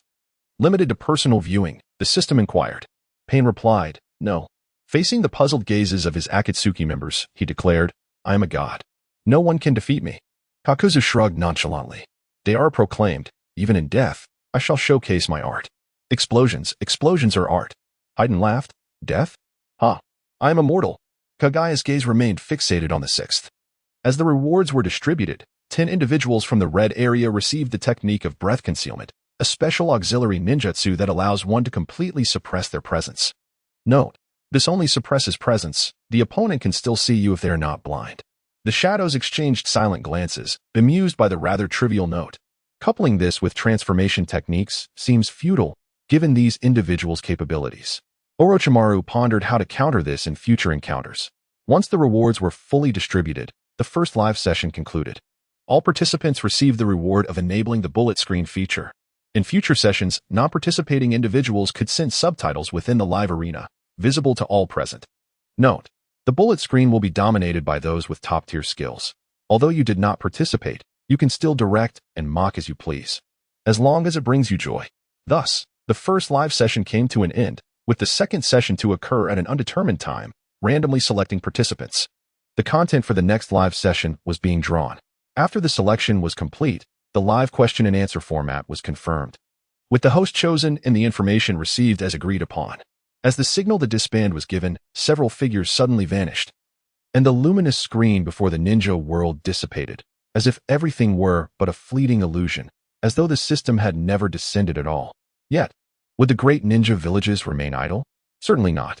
Massive machines began to operate, particularly within Konoha's Umbu, with even the underground routes springing to life. In a few days, will Konoha join forces with Sunagakure to commence the CH9 exams? A member of the Umbu affirmed. Yes.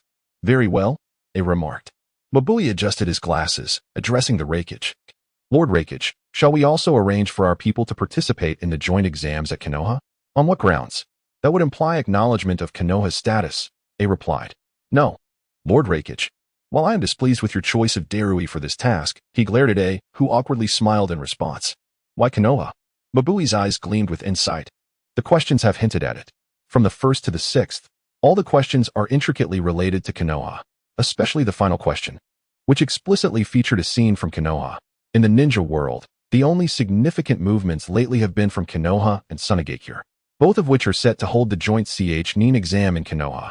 That does not confirm it will be in Konoha, A countered. Mabui continued to analyze. The system's announcement of the next live session and the selection of a host is also a form of indication.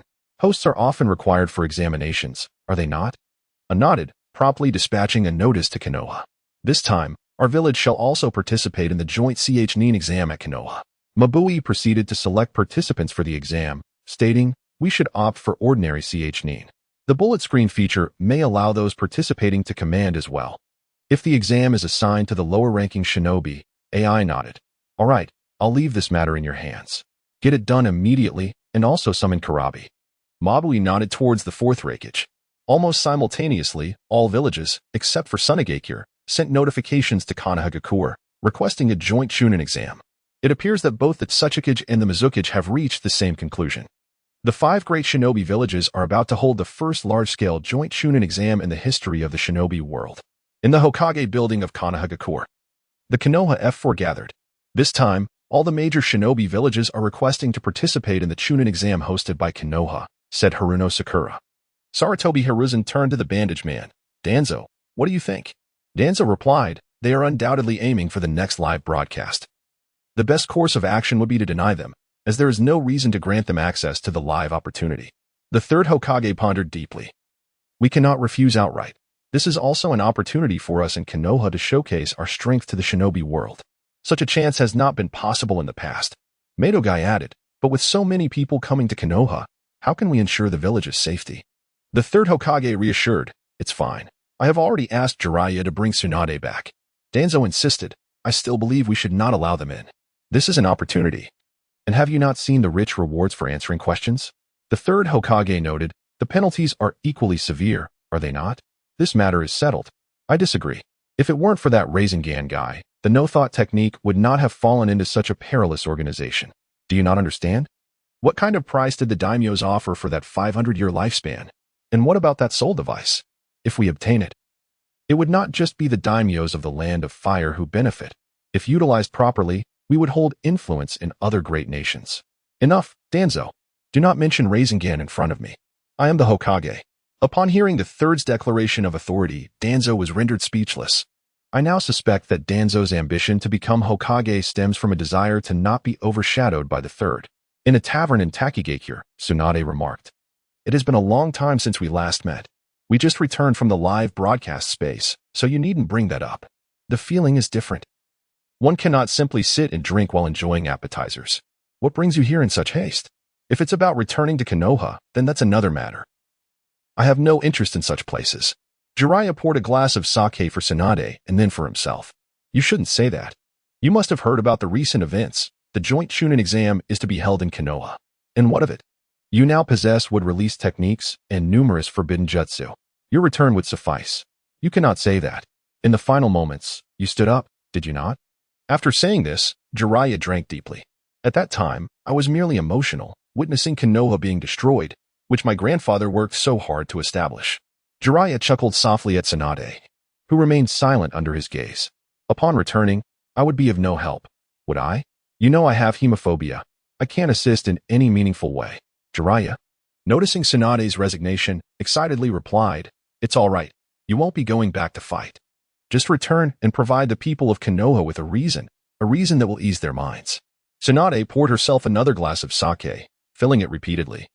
Before turning to her female companion, Shizune, you have worked hard all these years. Let us return to Konoha. In a base belonging to Orochimaru, Kimimaro reported, Lord Orochimaru. The Chunin exam has transformed into a joint exam for the shinobi world. Our plans may need to be adjusted. Orochimaru reassured, no worries, Kimimaro. I have already made arrangements. Do not fret. Is the body from the Fma clan ready? Kabuto, called by name, adjusted his glasses. Of course, it's ready. However, Lord Orochimaru, your current body still has a limited usage time. There is no need for haste. It's fine. The next live question and answer session should coincide with the Chunin exam. I intend to switch bodies. I can manage to keep up. He felt discomfort at the thought of Tsunade's gaze toward him and Jiraiya. Recently, there have been many insane rumors suggesting that I left Konoha because Jiraiya abandoned me, which is quite distressing. In an unnamed cave, Zetsu inquired, what have you gathered? Even though Nagato has recovered, he still uses the Deva path as the spokesperson for the Akatsuki. Zetsu replied, for this upcoming joint Chunin exam, all 5 Kage will participate. Should we agree to Orochimaru's plan? That traitor to the organization, Scorpion remarked. Deidara interjected, I believe we should storm in directly, just like when Pain attacked Konoha. How exhilarating that would be. Kisame added, Itachi and Obito are already aware of Konoha's barriers. We can still pass through safely. Obito, having revealed his identity, made no effort to conceal it further. Kuro Zetsu did not oppose either. Currently, the Eye of the Moon plan is merely a backup for them. The miraculous nature of the no-thought technique has provided them with reason to trust their decisions. What about the newcomer? Kakuzu asked, addressing a man carrying a large sword. Recently, a character named Zaibujan has joined the Akatsuki organization. There is no particular reason for his inclusion, other than the fact that he has slain Kato. Previously, he was exceedingly wealthy. Kakuzu and Konan were both in favor of his joining. Zaibujan candidly expressed his predicament. Having watched a live broadcast where it was stated that this is a rogue ninja organization, prompting him to come and test the waters. He understood the situation and truly sought a place of refuge.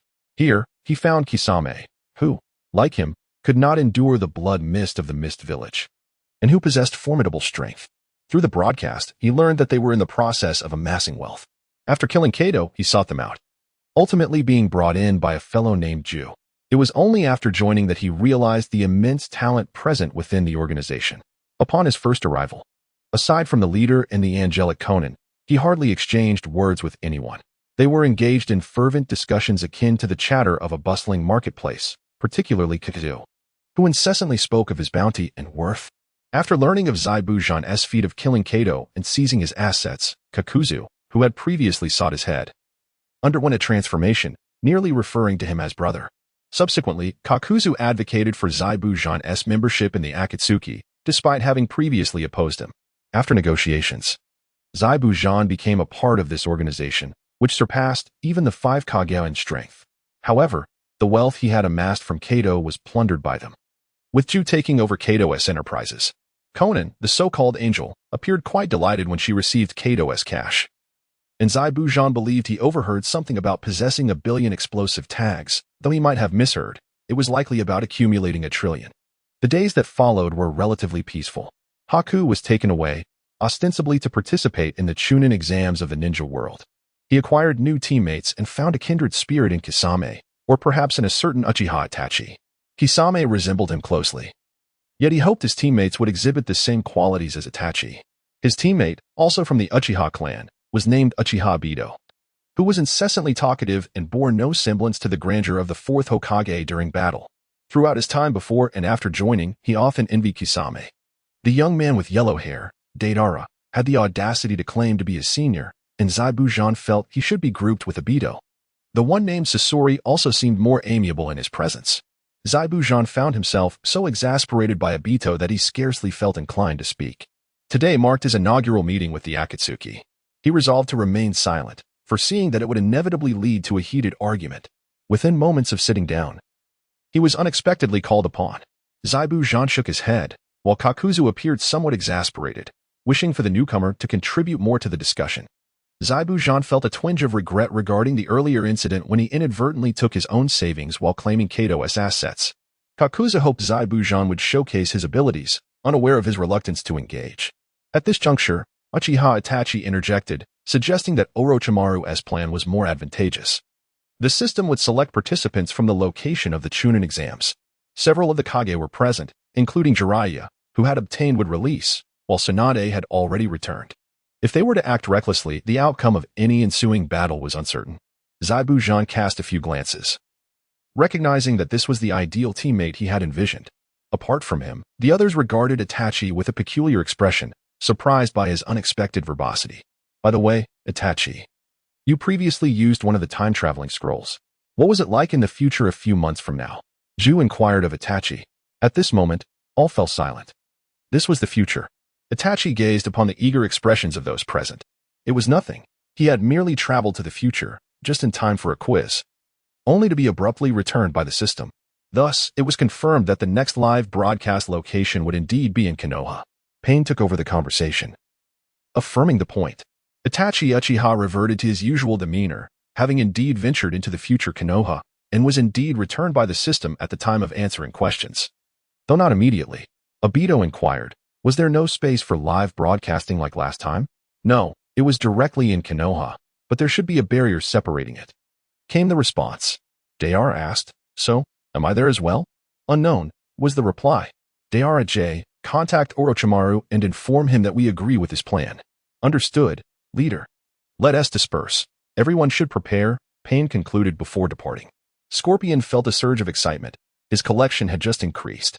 Upon receiving the message from Akatsuki, Orochimaru simply smiled, well aware they would acquiesce. Time continued its unrelenting march. Konoha was a cacophony of celebration, filled with throngs of people. As the Chunin exams of the ninja world were set to commence the following day, ninjas from several major villages had already arrived, including several Kages and numerous wandering warriors. Konoha had suspended all missions during this period, primarily for safety and security reasons, compounded by substantial funding from the feudal lords, not just from the Land of Fire, but also from other major countries. Did you think this was merely due to the Chunin exams? Certainly not. They had received high-priced intelligence that the system would descend upon the Konoha exam venue. However, not every location in Konoha would experience this phenomenon.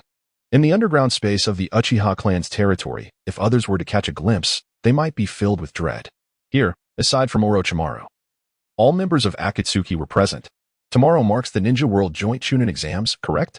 Deidara exclaimed with enthusiasm. No, it will be at the duel arena, Itachi replied nonchalantly. Nagato turned to Jay and asked, Jay, what is the content of the exam? Due to the overwhelming number of candidates, the first part tomorrow will be a written test, followed by the second part, a 5-day survival exam in the Forest of Death, commencing the day after tomorrow, with 3 days for adjustment. Finally, the third part will consist of group battles or individual duels at the new duel arena, depending on the number of participants, Jay explained. Kakuzu remarked, I never imagined Konoha would be so affluent as to construct a colossal gladiatorial arena capable of accommodating thousands. It was not without reason. Some individuals had sold intelligence to the feudal lords, prompting them to invest heavily in constructing the arena here. Obito cast a glance at Black Zetsu, convinced he was not merely the will of Uchiha Madara. If that were the case, there would be no actions taken to resurrect Madara now. The current Nagato was solely focused on participating in the broadcast, seeking that so-called Ninja World peace proposal, while Black Zetsu was wholly committed to his tasks. Nevertheless, it mattered not what Black Zetsu was, as long as it served my interests. Once peace was achieved in the ninja world, I would proceed to resurrect her. Black Zetsu chuckled. I never intended to sell, but the offer was simply too generous. Kisame felt he had made a mistake. Everyone here was a lunatic. Kakuzu, for instance, was determined to capture anyone worth a bounty along the way to Konoha. Black Zetsu had nearly sold all vital intelligence. Deidara, who proclaimed that explosion is art, continued to embody that philosophy. Conan had realized this ever since witnessing him purchase an entire shop stock of explosive tags. The woman skilled in paper manipulation could undoubtedly create explosive tags herself, yet she chooses to purchase them? Is she truly intent on amassing 1 trillion explosive tags for a grand explosion? Haydn incessantly calls for bloodshed. The Scorpion, previously deemed a promising ally, also resorts to murder to fashion puppets. I long for you. Nagato, it matters not. As long as I am present, the number of others is inconsequential. Orochimaru, Scorpion. Tomorrow you will swap roles with Itachi and Kisame. With your red sand puppets and the application of the silent technique, concealing the chakra threads should pose no challenge. Scorpion, there's no need for your lectures. It seems you have been diligently studying these past days. Pain, very well, let us leave it at that. Remember to utilize the silent technique. In 10 days, you must appear in the arena, come what may. Scorpion nodded. The system's rewards have indeed been of great benefit to these individuals.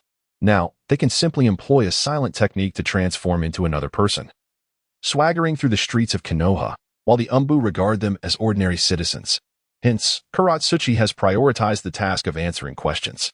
The tailed beasts, for instance. The three-tailed beast will require at least 3 years to be resurrected, not to mention the time needed to capture the Jinchuriki. Yet, the opportunity to answer questions lies right before them, merely 10 days away. Thus, it began to gather wealth and resources for unforeseen circumstances. Orochimaru, is it inconvenient for me to be present? I shall visit an old friend. Haiden, visiting an old friend. What are you planning? Deidara, I suspect you intend to betray us. Akatsuki, just as you have collaborated with us, are you seeking to partner with others? Orochimaru narrowed his eyes. Do not focus on me. Direct your attention to Zabuza. He must be pondering that those lacking wit are eager to speak. Without awaiting their reactions, he continued on his way. Haiden, Deidara, and Akatsuki turned their gazes towards Zabuza. Zabuza, if you trust me, just as Orochimaru has indicated, do not fixate on me. He then completed his prior statement in one breath. Orochimaru will not falter. This matter is of paramount importance to him. His urgency surpasses ours. However, his words should be approached with skepticism. Kakuzu, Scorpion, Akatsuki, as well as Konan and Pain, exchanged profound glances with Zabuza, acknowledging his caliber and eloquence. Pain, very well. There is nothing further to discuss. Let us each attend to our own affairs. Upon exiting this place, employ the silent technique and transformation technique.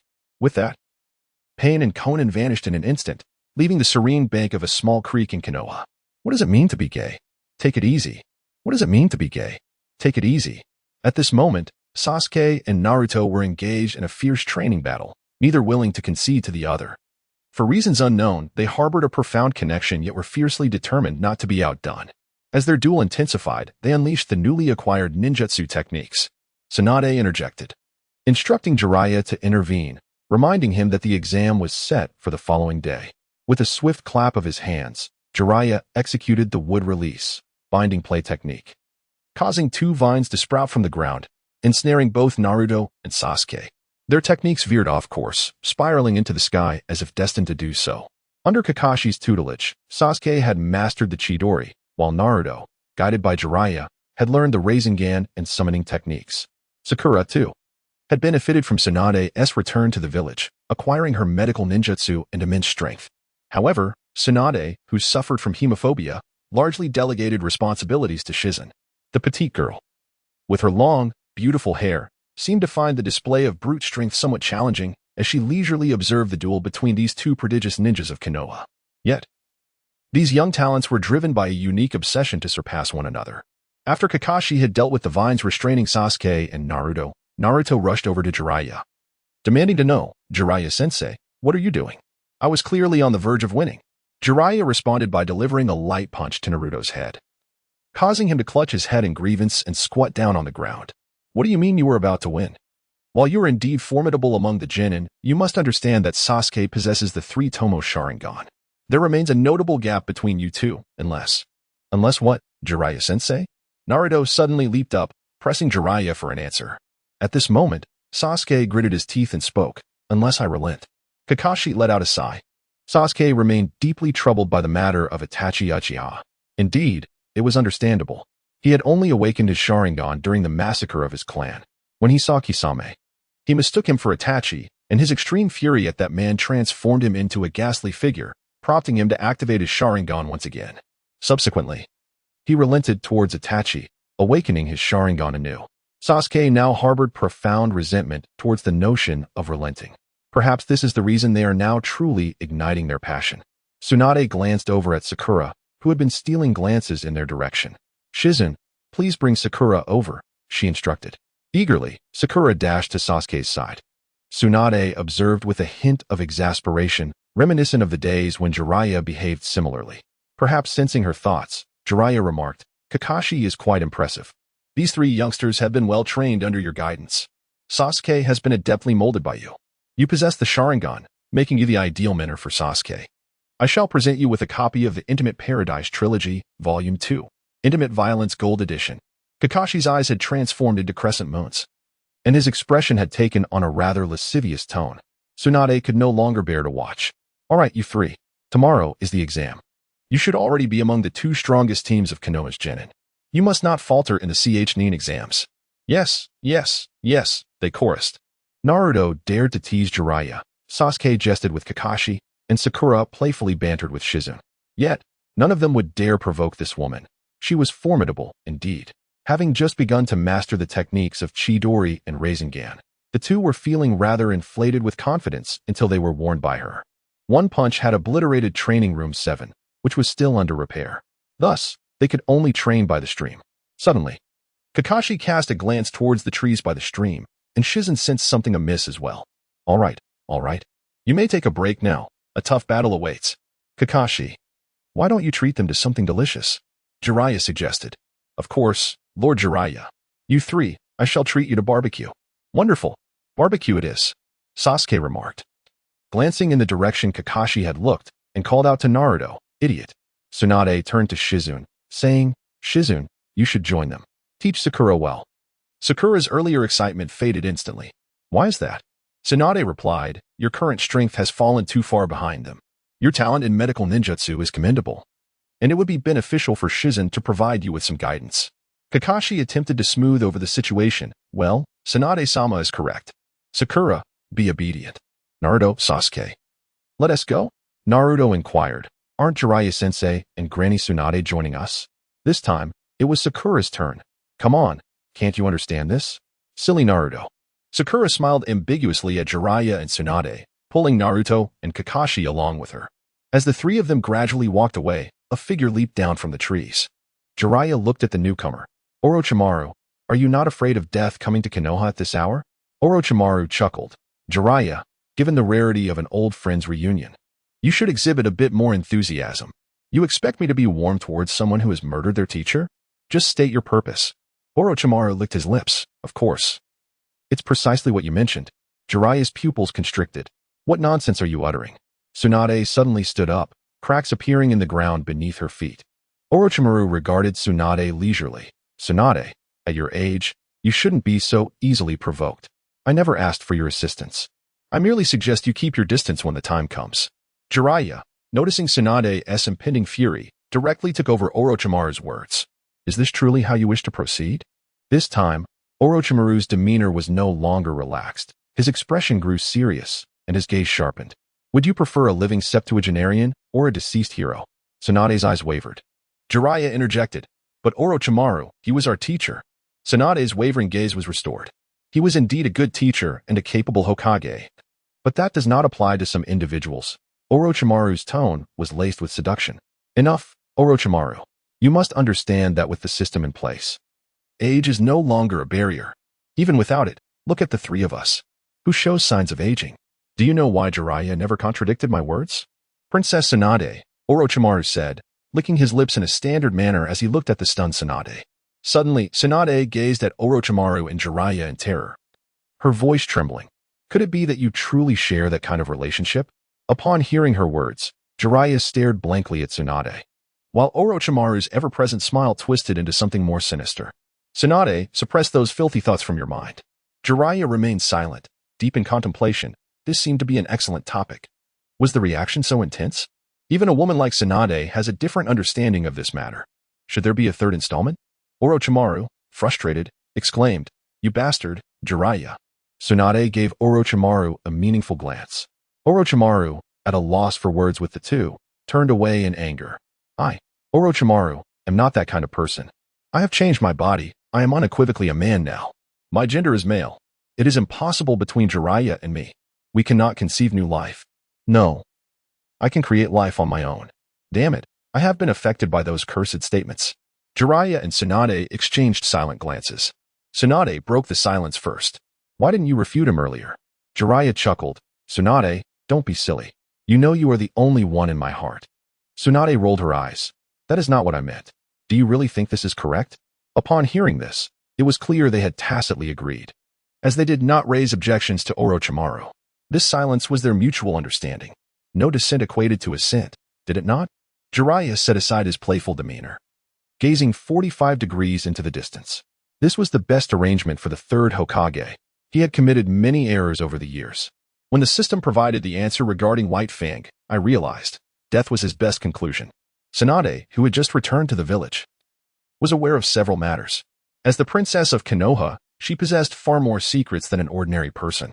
Yet, she remained somewhat anxious. But I still worry.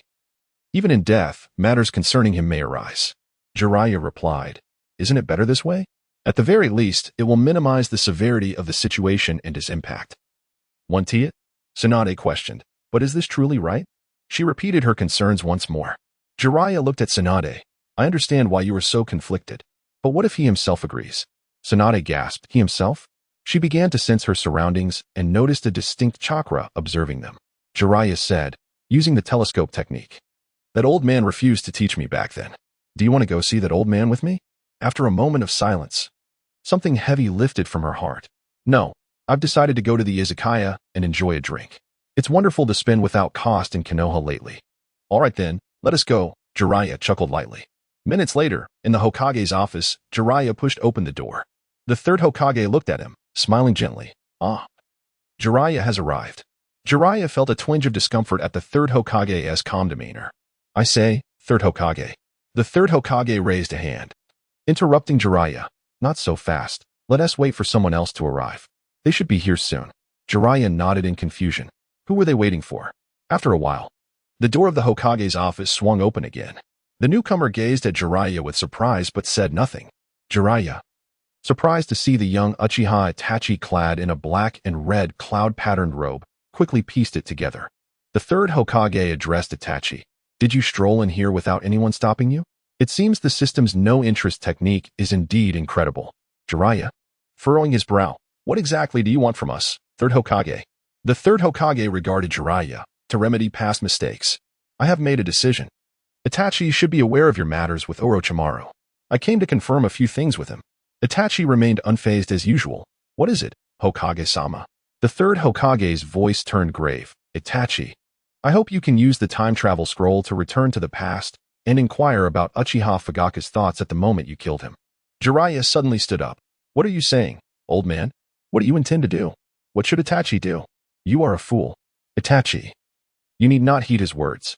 The third Hokage ignored Jiraiya's outburst, merely glancing at him before asking Itachi, "What do you think, Itachi?" Uchiha Itachi did not respond immediately to the third Hokage's inquiry. In the past, he would have unhesitatingly agreed. However, now he found himself in a state of confusion. Having contemplated these issues and entertained similar thoughts, yet feeling somewhat apprehensive, Jiraiya observed the myriad expressions flickering across Itachi's face with a mix of irritation and disappointment. He addressed Itachi, saying, "You need not feel this way. You can refuse. You are under no obligation to heed this unreasonable request." The third Hokage then spoke to Itachi. "You should consider returning. Perhaps you can alter the past. Understand the significance of this." Jiraiya was taken aback by the third's words. "Are you suggesting that Itachi should go back to change the past? But this..." The third Hokage interjected. "Nothing is impossible. The emergence of the system signifies infinite possibilities, does it not?" Jiraiya countered, "If we alter the past, what then happens to our present? Wouldn't that imply our non-existence? It is fundamentally illogical. Are we still ourselves?" The third Hokage insisted, "What is there to discuss about altering history? All that is required is for Uchiha Itachi to return and for the Uchiha clan to conceal themselves during those years." His tone grew increasingly resolute. "How can you be certain that the Uchiha clan has not already been annihilated?" Jiraiya fell into silence. Itachi finally spoke. "I personally slaughtered them. The Umbu confirmed it later." "Did they not?" "The death toll was thoroughly verified, with no Uchiha left unaccounted for, save for Sasuke." The third Hokage remained steadfast in his belief, asserting that the system had claimed it was possible to change the past. "Indeed, it is feasible, Jiraiya. Your wood release and your silent technique serve as the most compelling evidence." The third provided irrefutable proof, leaving Jiraiya somewhat at a loss for words. It was true that the jutsu he possessed were exceedingly powerful, despite their peculiar names. Itachi cast a glance at the third Hokage, and his expression gradually transformed, a hint of enigmatic brilliance emerging in his eyes. "Very well, I shall go," he declared. With that, Itachi's form suddenly vanished.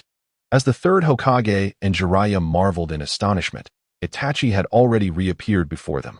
At this moment, Uchiha Itachi's eyes were laced with blood, and in his hands, he held a pair of Mangeki Sharingan.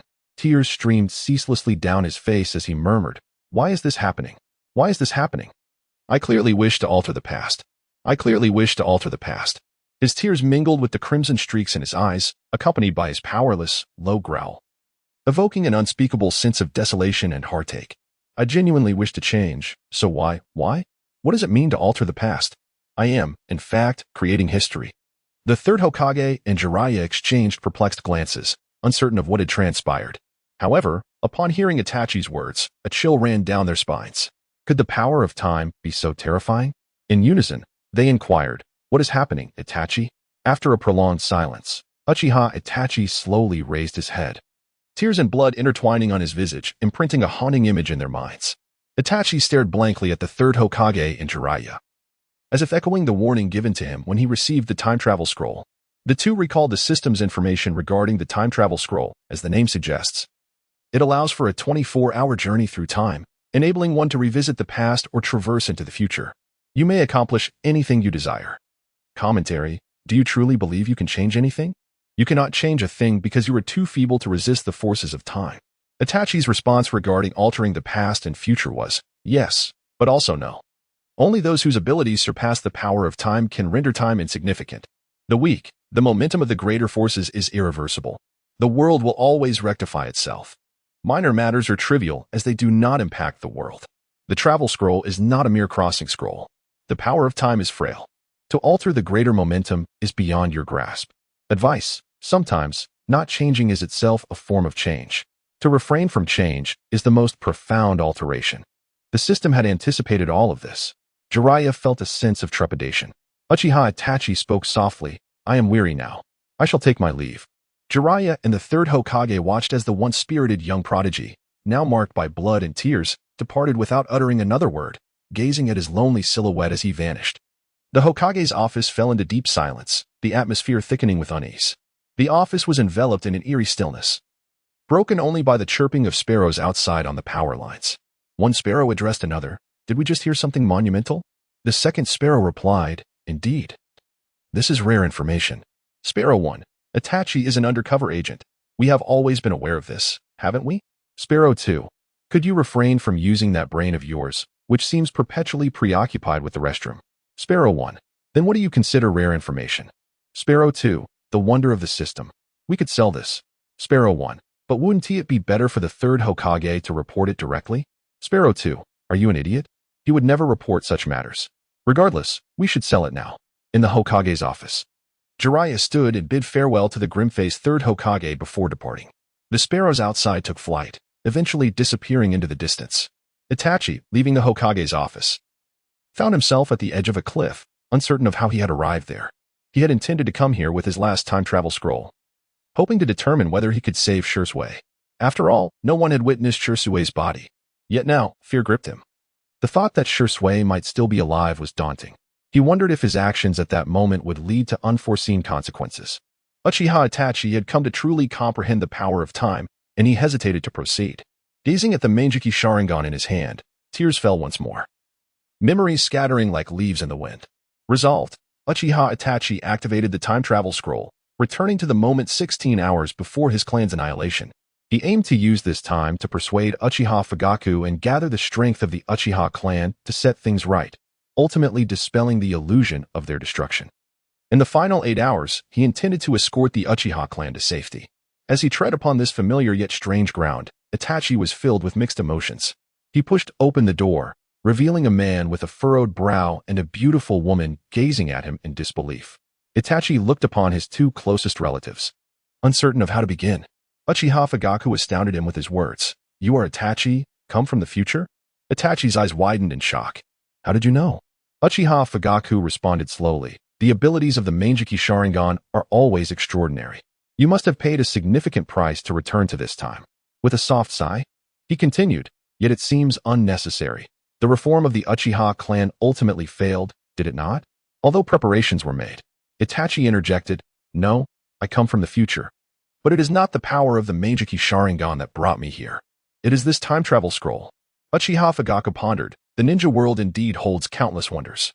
I have heard similar tales of time travel before. Is this scroll crafted from the legendary dragon vein?" Itachi found himself struggling to keep pace with Fugaku's thoughts, but was equally astonished that such phenomena existed within the ninja world. At this moment, Makoto spoke up. "Dear, what are you doing?" Itachi had come from the future, undoubtedly with matters of great significance. Could you at least allow Itachi to finish his words? Fugaka scratched his head. Conceding. All right, Itachi, please continue. Taking a deep breath, Itachi began to recount the arrival of the future system in the ninja world, explaining how he had acquired the time-traveling scroll.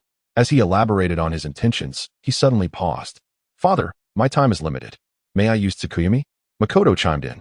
"I want to see it too. Is it your Manjiki Sharingan ability? I wish to witness it." Itachi hesitated, but Fugaka discerned something. "All right, Makoto. Why don't you prepare some food and drinks? I now have an adult son. I must celebrate with him." He chuckled heartily. Makoto smiled at the jovial Fugaku, rising to prepare without suspicion. Sharing a drink with an adult son is perhaps a sentiment every father or child harbors. Fugaka turned his gaze to Itachi, urging him to begin. Inside the realm of the Uchiha clan, Itachi's memories unfolded slowly. Fugaka summoned Itachi to discuss the clan's stone tablet and the content therein. He revealed his own Manjiki Sharingan while explaining why the Uchiha clan found itself in such a precarious position, highlighting the dire consequences if the clan members discovered they possessed Manjiki Sharingan. Subsequently, Itachi returned to Konoha, kneeling before Konoha's F4, reporting on the Uchiha clan's impending betrayal until he received Danzo's orders to eliminate the entire clan. Itachi sought out Obito, and together they unleashed a wave of slaughter upon the Uchiha clan, culminating in the encounter with Fugaku's shadow clone. Eventually, Itachi arrived in the room where Fugaku awaited. Initially expecting a fierce battle, yet he found a reluctant Fugaku and Makoto prepared to face their demise. In their final exchange, Fugaku instructed Itachi to take care of Sasuke. And the scene turned gruesome after the harrowing images faded. Itachi gazed into his father's swirling Manjiki Sharingan, feeling a pang of discomfort. "I have come here to change these events. If only you would lead the Uchiha away from this place and keep a low profile for these few years, everything could be different." Fugaku, seemingly perplexed, inquired, "How is Sasuke doing? Is he well in Konoha?" Itachi paused before responding. "He is thriving, surrounded by friends, and has awakened his own Sharingan." Fugaka smiled at Itachi, creating an illusion of contentment. However, Itachi was anxious, just about to speak when Makoto returned, carrying drinks and snacks. Fugaka smiled at her, saying, "Makoto, let us save our conversation for later. It's time for some man-to-man dialogue." He poured drinks for himself and Itachi. Makoto, despite having much to say to her son, sensed something amiss. She held her tongue and exited the room, her brow furrowed in concern. Fugaku raised his glass to Itachi. "Come, let us drink." Itachi, perplexed, accepted the cup but did not drink. Observing his actions, Fugaku took a sip. "I know you are confused. Allow me to explain." After another sip, he continued, "Itachi, did you know? Until today, I had not awakened my Manjiki Sharingan." Itachi's cup clattered to the ground, producing a sharp sound. Outside, Makoto's eyes were filled with worry. She clutched the doorframe, yet could not bring herself to open the door. In that moment, Itachi felt disoriented, as if grasping something elusive while sensing a profound loss. Fugaka picked up the cup and refilled it for Itachi. This time, Itachi did not refuse. He gulped down the wine in one go. The liquor felt somewhat spicy, difficult to swallow, yet he forced it down. At that moment, Itachi regained his composure. "Father, I am altering the fate of the Uchiha clan. We can reshape everything according to the memories I hold." He felt a surge of excitement. "We have approximately 16 hours to prepare. As long as we ready the corpses, it may be challenging to impersonate the awakened clan members, but we still have our methods. We have previously stockpiled some Sharingan." At that moment, a hand rested upon Itachi's head. Uchiha Fugaku ruffled Itachi's hair. "Itachi, you are an exceptional ninja, as you know. However, father, you must understand, it is already too late, isn't it? Time is running short. The corpses and the illusions are straightforward. But what comes next? How will the Uchiha clan members escape the village unnoticed?" "They can hide in the shrine," Itachi replied, silence enveloping him. He began to harbor resentment toward himself. Why? Observing Itachi's guilty expression, Fugaka comprehended his thoughts. "Even if we manage to escape, what then? Will we live as fugitives, forever hiding? We are Uchiha. We possess our own convictions. Even if we only save the elderly and the children, the seeds of hatred have already been sown. They will awaken their Sharingan and transform into avengers." Fugaku poured himself another glass of wine. "Itachi, you must understand. Revenge will make the Uchiha clan powerful. But what then? Endless slaughter? Shall we annihilate the people of Konoha? And then the survivors of Konoha will continue the Uchiha's vendetta? An eye for an eye. In the end, the Uchiha will perish alongside their hatred. Fugaku drank deeply from his cup. The conflict could no longer be halted. At least there are you and Sasuke, right? Has Sasuke found companions? Is there a girl who likes him? A smile graced Itachi's lips at the mention of Sasuke. Sasuke's companion is Naruto Uzumaki, a cheerful blonde boy. He is quite interesting, and many people at school admire him. That girl from their team, along with several others, seem to be fond of him. Naruto, you say? He must be Kushina's child. Does your father know him? His mother was quite close to yours. It seems many girls fancy him. Perhaps he is similar to you. Your mother was also quite fond of Izumi. Suddenly, Fugaku realized he had said something inappropriate. He poured himself another glass of wine, but the bottle was now empty. Itachi, there is nothing left for you to inherit. Everything belonging to the Uchiha clan will be reclaimed. After my death, take my Meijiki Sharingan. Just like your names, Itachi. You shall take my right eye, and the left shall be left for Sasuke. Consider it my final gift. Upon hearing this, Itachi knelt, tears streaming down his face. Itachi, this is for the best, is it not? The only thing I did not foresee was that the third Hokage would later call upon your assistance. It seems the circumstances aren't so favorable either. With that, Fugaku drained the last of his wine. I have not been a good father, merely a clan leader. Now, I will selfishly be a good father just this once. He lifted the wine jug, only to realize it was empty. Makoto, the wine is finished. Please fetch some more. A muffled voice came from outside. All right, I will be quick. Both Fugaku and Itachi were aware she was outside, and neither interrupted. Moments later, Makoto entered, bearing wine. She poured it for Fugaku, and then sat quietly beside him. This time, they did not ask her to leave. The family conversed as if nothing were amiss. Listening to Itachi speak of the future of the ninja world, sharing moments of warmth. Before long, Fugaku suddenly stood. I must attend to some matters. Itachi understood he wished to take him to the Uchiha clan's ancestral grounds. A heaviness settled within him. Makoto perceived her child's thoughts. It's all right, Itachi. Come. Have a bite of the meal I prepared. As Itachi ate, tears continued to fall. Makoto looked at her distressed son and reassured him. This is the destined fate of the Uchiha clan. There is no need for sorrow. The extreme nature of our kin is rooted in our bloodline. Sometimes, its elimination may not be a bad thing. You have awakened the Meijiki. You should understand that pain can forge strength. This cursed bloodline was never meant to endure. Yet, Itachi remained despondent. Makoto merely smiled at him. It's all right, Itachi. The Uchiha clan only needs you and Sasuke. In your time, the system will descend. You need not worry. Just ensure your brother finds a good partner. 16 hours can feel both ample and scarce. Itachi spoke of the future ninja world, sharing tales of Sasuke's companions as time flowed by. Itachi, the time is drawing near. Use the Sure's technique. Remember to deliver my gift to Sasuke. Itachi nodded slowly, still somewhat dazed. In less than a few minutes, a man clad in umbu attire appeared at the door. Uchiha Fugaku said, "This way, there are no traps, come inside." The man outside, with his Sharingan activated, slowly pushed open the door. Upon seeing Fugaku and Makoto kneeling on the tatami, he spoke. "Father, mother." Fugaku replied, "I do not wish to engage in fratricide with my own son." At that moment, the blade of the intruder drew near to Fugaku. "Is that so? You've chosen their side." The words hung heavy in the air. "Father, mother, I." Makoto slowly gazed ahead and spoke. "We understand." Itachi, with deliberate grace, raised the knife in his hand, a glint of cold steel reflecting half of his visage. Fugaku then uttered, "Itachi, I implore you one last time. I entrust Sasuke to you." Upon hearing this, tears streamed from the crimson eyes of the man behind him. "I comprehend." Then, a figure clad in a black robe adorned with red clouds emerged. With a face streaked with tears, he took the pair of eyes. He retrieved the 3 tomo that Fugaku had prepared earlier and affixed them to Fugaku. Although he initially considered relinquishing the eyes, he was uncertain whether the words "I entrust Sasuke to you" were directed at him or at his former self. Clutching the eyes, memories flooded back. "I possess nothing to offer you, yet akin to your names, I will gift you the right eye and Sasuke the left, as a token of my affection." Tears cascaded down his face, bloodshot veins appearing in his eyes. As the final moments approached, the ambient sounds began to stir. Abruptly, he regained his focus. He was here to effect change. It was only when someone entered the room that he cast aside the time travel scroll.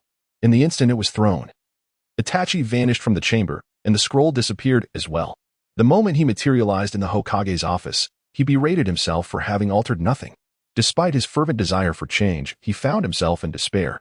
In this manner, the parents remain, and Konoha along with the Uchiha clan thrives. Yet, why? Standing at the precipice, Itachi fell into deep contemplation. After a considerable time, Itachi glanced at the Manjiki Sharingan in his hand, recalling a conversation with his father. He carefully stored away the pair of Manjiki, unsure of their full potential, with the intention of bequeathing them to Sasuke. Ensure that your younger brother finds a worthy wife. He remembered his mother's words, a frown crossing his face. How perplexing, mother, you have truly posed a dilemma.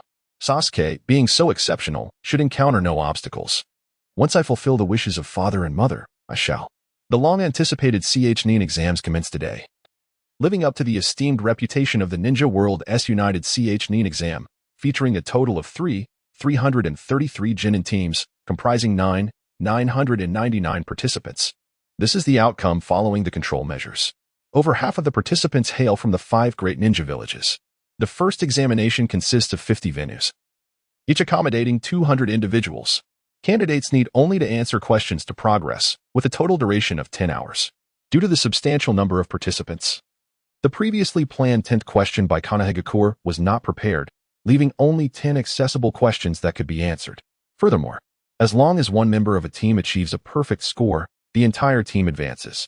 Teams with a total score of 180 points are also eligible for progression.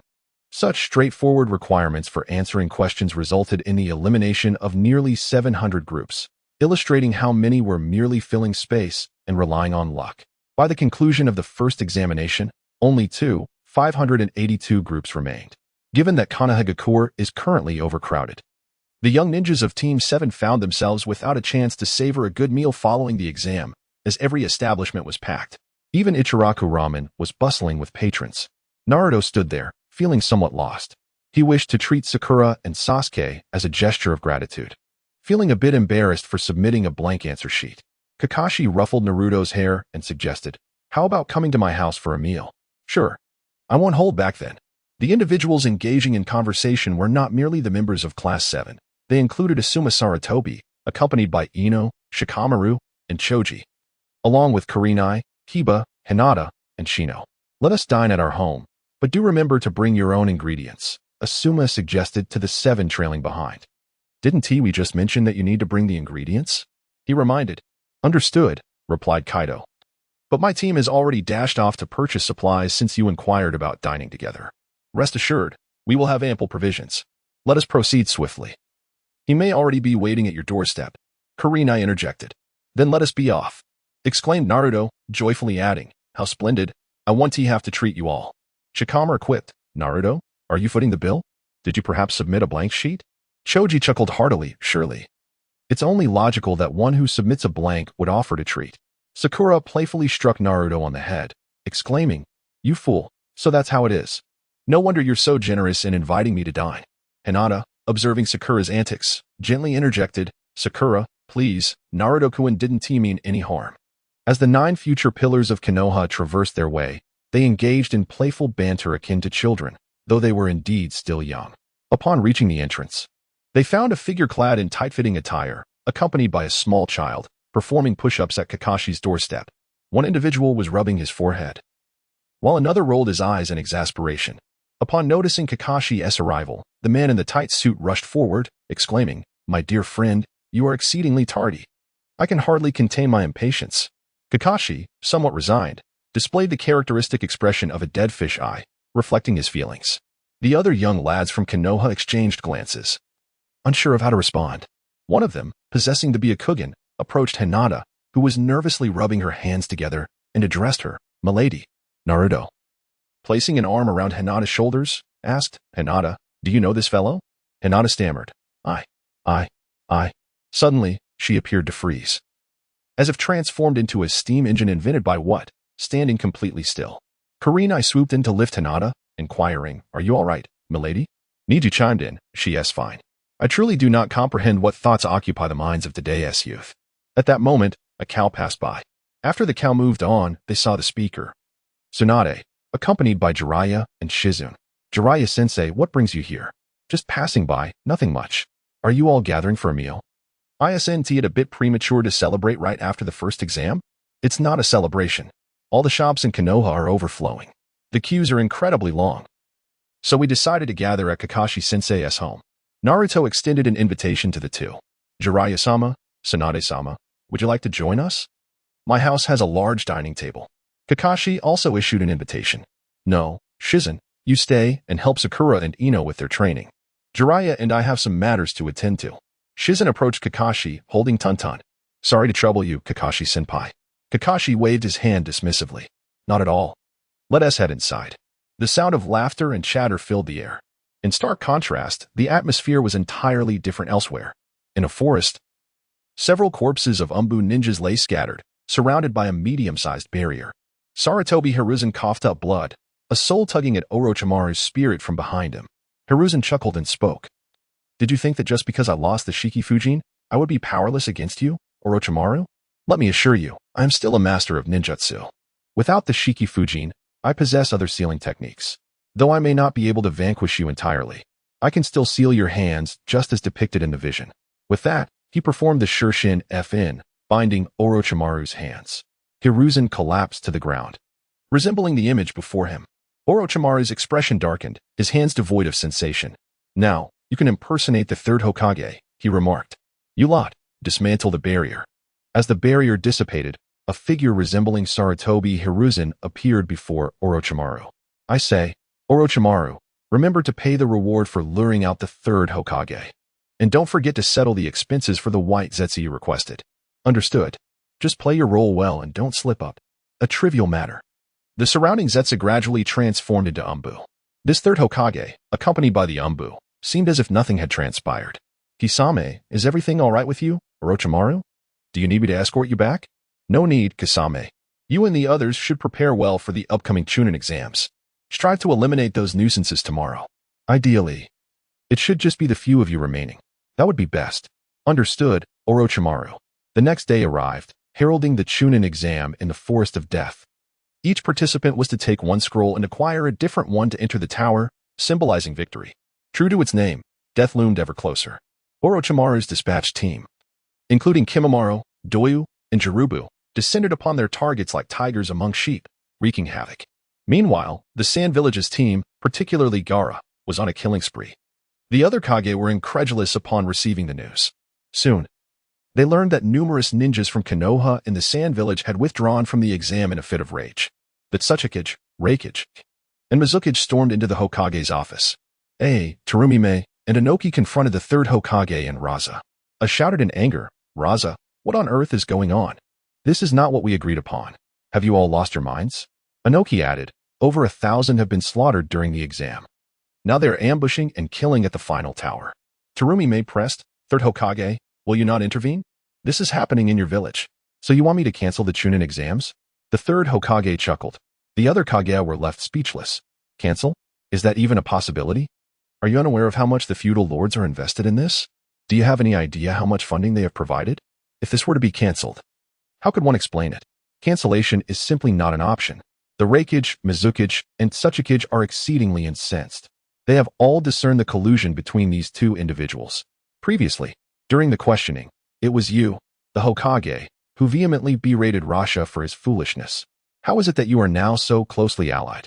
Is there some underhanded transaction at play? The three of them are not accustomed to allowing their comrades to be slaughtered, yet they cannot directly annul the examination.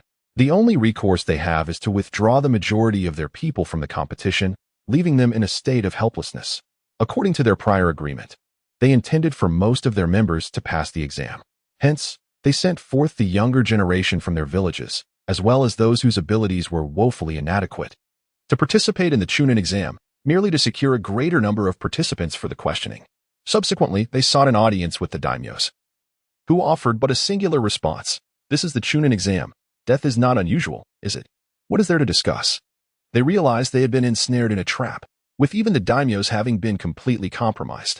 Their prospects now appear exceedingly bleak. This time, the experience of being deceived was profoundly disheartening. Although some clandestine agents were dispatched, they consisted merely of a handful of lesser-known Chunin and a few exceptional Jonin, whose prowess was not particularly outstanding. Uncertainty loomed over their ability to endure the trials ahead. The audacity displayed by Konoha and Suna must surely stem from some hidden advantage. Thus, amidst the rampant slaughter, the deathly forest examination, originally set to last 5 days, was abruptly halted after just the first day. All remaining participants were deemed successful. Yet only a mere few remained. Among them were Team 7, Naruto Uzumaki, Sasuke Uchiha, and Sakura Haruno. Team 3, Neji Hyuga, Rock Lee, and Tenten. Team 10, Shikamaru Nara, Choji Akimichi, and Ino Yamanaka. And Team 8, Hinata Hyuga, Kiba Inuzuka, and Shino Aburame. Additionally, the Sound Ninja 5, comprised of Kimimaro, Tayuya, Jirobo, Sakan, and Yukon, along with the eerily smiling Kabuto, whose entire team had perished, and the trembling Karen, hiding behind the white-haired shinobi from the Rain Village. Furthermore, Gaara, Tamari, and Kankuro from the Sand Village were present. Initially, the 2,582 teams consisted of 7,746 participants, with a significant portion eliminated, many opting to withdraw voluntarily. Yet over 1,000 were killed. The majority of Konoha's 12 young ninjas were visibly shaken. Their instructors had initially instructed them to gather together for this examination, which they had deemed an overreaction until they encountered Gaara's team, who were ruthlessly dispatching other ninjas. After a brief skirmish, Gaara's team retreated, with his companions suggesting that it was a waste of time to eliminate the 12 when they could kill many more. Subsequently, they encountered another lethal squad led by Kimimaro, who also chose to withdraw after a brief confrontation, citing time constraints. Later, they met a duo of girls along with Kabuto, who revealed that many had already withdrawn, with thousands escorted away by several Kage. They considered Kabuto and the girl named Haku to be benevolent, as they had saved a red-haired girl along the way. Their journey took a darker turn when they faced a group claiming to be comprised of exceptional Jonin and Chunin, only to be effortlessly dispatched by Kabuto, with Haku transforming them into a porcupine of piercing spikes. After parting ways, they continued their journey, dealing with troublesome ninjas who claimed to be a special squad, leaving the others astounded. Although the Chunin exam was notoriously difficult, the absurdity of the situation was undeniable. After dealing with these foes, they found themselves exhausted, awaiting the 5th day to proceed to the tower, only to be inexplicably informed that they had passed. Naruto, ever the lively spirit, remarked, "I thought Sasuke and I would remain genin for life." Yet his words were met with silence. Even Sakura was uncharacteristically muted. Sasuke, the most self-assured among them, merely scoffed, calling Naruto foolish. He cast a serious glance at Neji and Lee from Team 3, recalling how they had managed to hold their ground against the two murderous teams, while the others merely provided support. Despite the brevity of the encounters, Sasuke discerned that their opponents were not mere genin and recognized the formidable strength of the two individuals alongside him and Naruto. Now, the 23 remaining participants had converged at the tower. The expressions of the Raikage, Tsuchikage, and Mizukage were akin to that of a fly caught in their throats. The elite teams they had dispatched, led by exceptional Jonin, had been entirely annihilated. Not a single one had survived. The Raikage had crushed the railing beside him in fury, and none bore a semblance of composure. Meanwhile, the majority of Konoha's populace was engulfed in unease, for the Death Forest was now a graveyard, littered with corpses. The manner of death made it clear that they had fallen victim to the Sound and Sand Shinobi, who continued their slaughter even as the order to cease was issued. At that moment, an individual emerged, persistently coughing. Due to the number of participants, which amounted to 23, we must first eliminate one before we proceed with the pairings for combat. Randomly selecting 2 individuals to engage in battle, the one who fails shall be eliminated. However, voices soon arose, expressing discontent. Sakura, Ino, Karen, Tenten, and Shikamaru, among others, expressed their reluctance to compete. "One is sufficient," they declared. The Mizuki's hair began to sway gently, while Inoki's complexion turned an alarming shade of green. Meanwhile, the railing above was again crushed by the Raikage sheer force. At this moment, the Hokage spoke. "Everyone, go ahead. It's nothing of great concern. Those who do not qualify will be promoted directly." The Mizuki's hair fluttered even higher, while Naka's complexion turned decidedly green. Another rail on the upper floor splintered. Others could comprehend the Hokage's perspective, yet Sasori remained perplexed. As the Scorpion, he understood that the Hokage was now in a state of absolute. But why absolute? Did he truly believe himself to be the 3rd Hokage? Sasori, too, was reluctant. But Itachi's request lingered. He expressed a desire to observe the performances of those young maidens. "Did you acquiesce to that?" It was too generous, making it difficult to refuse. Sasori.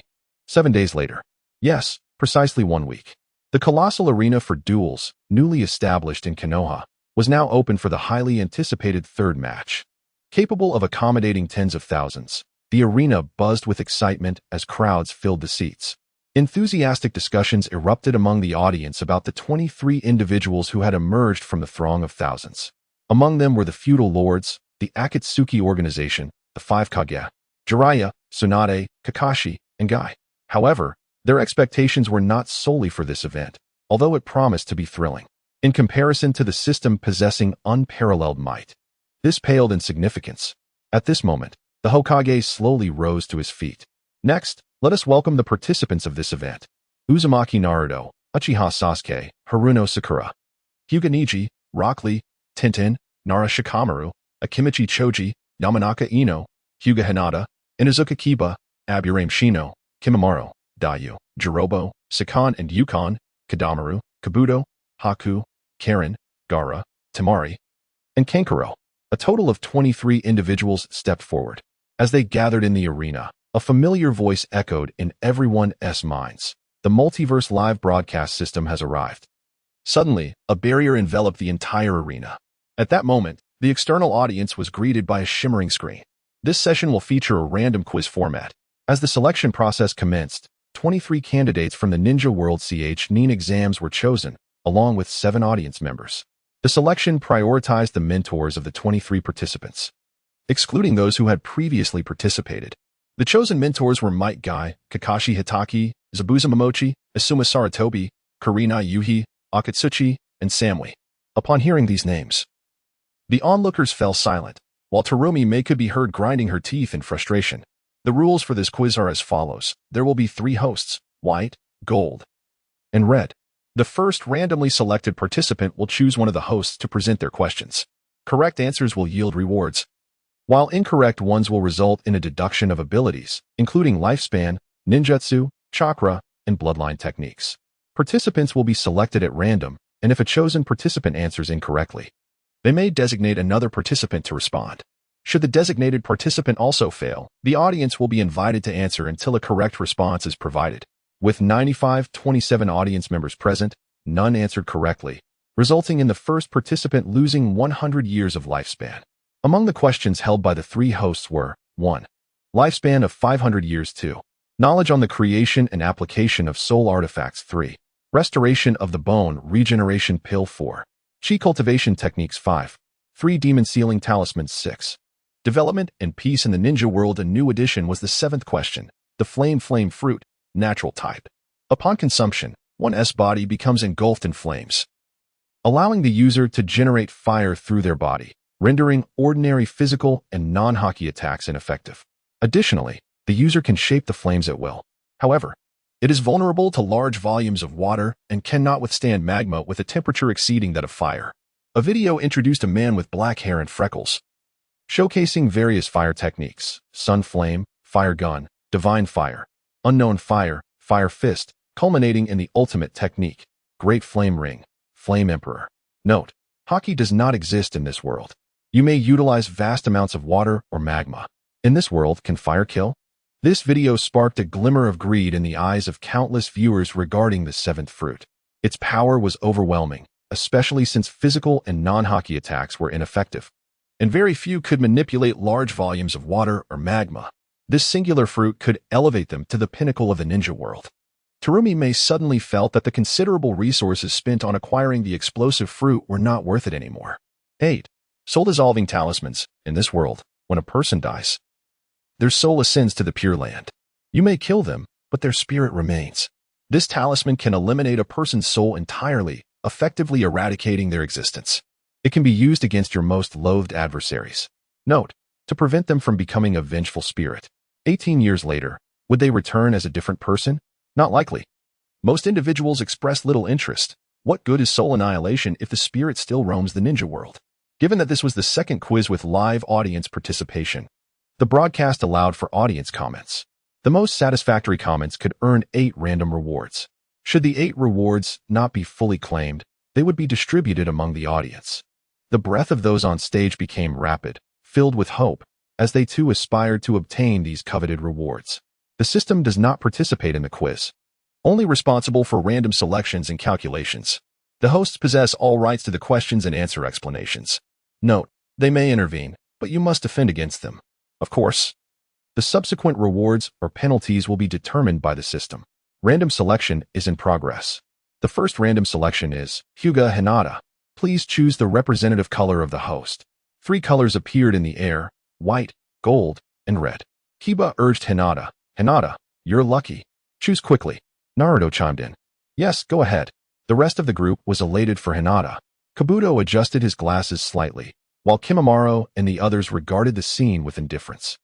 Hinata felt a wave of anxiety as countless eyes were upon her. She felt somewhat lost. She glanced at Naruto, who smiled encouragingly at her. Shikamaru and Choji positioned themselves protectively in front of Naruto. The head of the Hyuga clan, Hayashi, observed the unfolding scene. While Naruto's exuberance was apparent, it was evident to others why Hinata felt this way. If this random selection were to be squandered, it would be a missed opportunity. Why are you all blocking my view? I want to see which option Hinata picks. Naruto exclaimed, jumping up and down to catch a glimpse. With Naruto's enthusiastic antics, Hinata felt more at ease, leading her to a decision. I choose gold. As the golden light flashed above, a gentle hand rested upon Hinata's head. A warm voice addressed her. Little one, is it me you have chosen? It is an honor to be the first. Hinata gazed at the radiant smile, feeling a sense of familiarity reminiscent of Naruto. In a soft voice, she replied, yes. Before her stood a figure with golden hair and blue eyes. Clad in a green flak jacket with the 4th Hokage's insignia, an unassuming Kakashi observing from the side, engrossed in his book. Everyone was momentarily stunned. Only Jiraiya stood up in the audience, exclaiming, Minato. Minato Namikaze smiled gently. Why does it seem like my students have aged while I remain unchanged? Kakashi, you appear older than me now, but this is not the time for chit-chat. He then turned to Hinata. You are from Konoha, correct? I have 3 questions here. Which one will you choose? The words courage, sunshine, and apology appeared in the air. Hinata, no longer hesitant, declared, courage. I choose courage. Your name is Hyuga Hinata, and your luck and choice are commendable, Minato responded. The word courage began to glow in the air. Minato's voice resonated. Video question, multiple choice quiz. Except for the last question. The random selector has priority in answering and faces no penalties. Incorrect answers will be designated by Hinata. If she is incorrect again, the audience will have the chance to answer. The familiar scene began to play out on the screen. Pain invaded Konoha, and scenes of the chaotic turmoil flashed before the audience. An Umbu reported to Tsunade about witnesses who had spotted the intruder clad in black, adorned with a red cloud pattern. Tsunade fell into deep contemplation, her thoughts portrayed vividly on screen. The audience, desensitized to the system's capabilities, raised no objections. Has Akatsuki truly arrived? Memories of the words spoken by the Sage of the Frogs resurfaced, with a fervent hope that the prophesied child is indeed that boy. I can only earnestly wish so. Jiraiya had entrusted everything to this child, and his visage flickered in Tsunade's mind. The scene paused. Minato scratched his head, pondering if he was Jiraiya-sensei's disciple. Oh, right. A question arises. This will clarify everything. Who is the prophesied child mentioned by Tsunade in her recollections of the sage? Minato glanced ahead, and indeed it was as he suspected. Hinata, who do you think it is? He inquired, observing the bright, sunlit smile on her face. Hinata gazed at the esteemed Hokage, appearing somewhat dazed. The image of Naruto flashed in her mind, her cheeks flushed. Naruto, she whispered. Correct answer. Hinata, you truly are remarkable. Do you know Naruto? Hinata, slightly flustered, wondered if she had answered correctly. Naruto, in the center of the arena, gleefully exclaimed, It's me. I am the answer. I am the prophesied child. He then turned to those beside him, questioning, what exactly is a prophesied child? Shikamaru sighed in exasperation, while Sasuke muttered a familiar insult. Kiba smiled faintly, and later, Sakura explained it to him amidst their laughter. Jiraiya, too, wore a smile that left Tsunade momentarily stunned. The Konoha ninjas found Naruto's naive excitement amusing, yet felt a twinge of guilt. Minato observed the small figure of Naruto, beaming joyfully alongside his friends. His smile radiant like the sun. Kushina, can you see? Our child is doing wonderfully, he whispered, his voice barely audible to anyone but Hinata, who was beside him. Minato returned to reality, noticing Hinata's wide-eyed disbelief. He winked. It's a secret. Hinata, already nervous, felt her breath quicken. Fortunately, Minato continued to steady her thoughts. Chakra reward increased by 5%. The questions continue. The scene shifted to several Hokage advisors discussing the attackers on Konoha and deciding to prevent the fifth Hokage from making certain decisions. The footage then returned to Konoha, where a gigantic centipede summon lunged toward Shikamaru, followed by a strikingly beautiful woman with a prominent belly. After the centipede was vanquished, the scene focused on the stunning woman. Karui, once more. The scene paused again. At this time, before marriage, whose child is inside Karui's belly? Hinata glanced at Karui, whose expression was notably distressed as she glared at Asuma Sarutobi. I am pregnant. My belly is enormous. You, Asuma, have yet to marry me? Asuma replied, Karui, this is impossible. I will surely marry you. There must be some misunderstanding. Before he could finish, Kotetsu sensed danger and fell silent, instinctively aware that continuing would spell doom. Hinata spoke up, Asuma-sensei's child. Chakra purity increased, came the announcement. Congratulations, Hinata, you answered correctly again. Minato remarked. I never expected these young ones to be at the age of having children. Hearing his words, both Asuma and Karui turned crimson. Guy shouted exuberantly, this is youth. Laughter ensued, with everyone becoming speechless. In the midst of blushing faces, Hinata felt embarrassed in front of her teenage students. The scene progressed, with Shikamaru declaring, I will escort you to the shelter. If anything happens to your child, I cannot face Asuma-sensei. The scene shifted to Sakura, rushing towards the hospital. Konoha was in chaos, with countless individuals fleeing. Buildings crumbled, and a multitude lay buried beneath the debris. Amidst the smoke, lifeless bodies emerged, countless in number. Sakura glanced back but pressed on toward the hospital, while others in attendance looked around, contemplating if the lifeless forms nearby were their own. No one could maintain a calm demeanor upon witnessing their own demise. Yet, some began counting the dead, a grim task undertaken from the very first question. Subsequently, Tsunade sought Naruto's return to save Konoha, only to be confronted by two advisors who opposed Naruto's return. In a fit of rage, Tsunade seized the collars of the two elder advisors. What are you doing, Tsunade? We are the advisors of Konoha. Release us. Tsunade roared. You think you are above him? How long will you treat him like a child? He has inherited the will of Konoha and has grown. Naruto is surpassing Jiraiya. He is not a mere tool hidden away to end wars. He is a ninja of Konoha. With that, she hurled them to the ground. Do you know what Jiraiya, Sensei Sarutobi, and Lady Chiyo of the Sand possess that you lack? The scene paused once more. Hinata regarded Tsunade with admiration, believing her to be a commendable Hokage who trusts her comrades. I also believe in Naruto-kun. I trust Naruto-kun, she wished to convey to Tsunade. And her answer was deemed correct. Minato's voice resonated. By your expression, you must be the child of Izashi. Truly clever, answering so quickly. A comment scrolled across the screen. I am Pain, a wise girl indeed. Would you like to join Akatsuki? You could become part of the future. This comment incited anger among the Konoha residents. Just moments ago, Pain was destroying Konoha, and now he sought to recruit?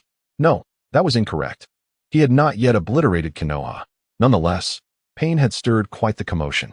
Tsunade exclaimed, leave. These are the people of Konoha. We will educate them. Haiden remarked. I doubt you can teach them anything, Konoha. Deidara scoffed. You teach? I fear you may perish. A chuckle escaped Dei's lips, while Mei Terumi commented on the pleasant atmosphere. Anoki, are you Deidara's disciple? Anoki retorted, leave. I shall one day capture him for my teachings. Minato, observing the absurd commentary, cleared his throat. Hinata had answered 3 questions correctly, earning the skill cloud walking. This technique is considered the pinnacle of lightness in martial arts, emphasizing agility rather than deceptive footwork, allowing for graceful movement in all directions. Note, mastering the ascent and descent with ease, with sufficient inner strength for chakra. One may even soar. Hinata appeared as a bewildered fruit, caught in a state of confusion. Under the bewildering tree, you and I are alike. Have I answered correctly once more? In my mind, I possess the enchanting skill known as lightness. The essence of the question lies in what the two advisors of Konoha lack. Trust. Indeed, you are correct. The video continues to play, and Tsunade appears, revealing that what you all lack is faith, the power of belief. The two consultants turned and uttered, as you wish. Subsequently, the proceedings continued in such a manner. Tsunade summoned the slug to heal the villagers, then instructed the toad to inform Naruto to return. Commands were issued, and a group of individuals set forth to execute their respective tasks. At this moment, the frog was about to deliver a message when it was abruptly slain. Danzo continued to mutter to himself, lamenting the incompetence of his subordinates, who, despite their age, lacked the skills to match. They were utterly subdued by Tsunade. Subsequently, the scene shifted to what they had witnessed during the previous live broadcast. Shikamaru ran to Tsunade to report the situation. Tsunade confirmed that Ino was alive, but she did not provide any information regarding Kakashi's fate. The focus then shifted to Root, where he refrained from aiding Tsunade, asserting that as long as Princess Tsunade was present, the people of Konoha would not face annihilation. This was all part of his preparation to become Hokage. Minato took a deep breath and glanced at the third Hokage, who remained calm. The majority of Konoha's villagers had begun to erupt in anger, and even the expressions of other ninjas were grim. Countless lives had been lost, including that of Kakashi. They were all engulfed in fury, for the sake of becoming Hokage. Such despicable actions were unconscionable.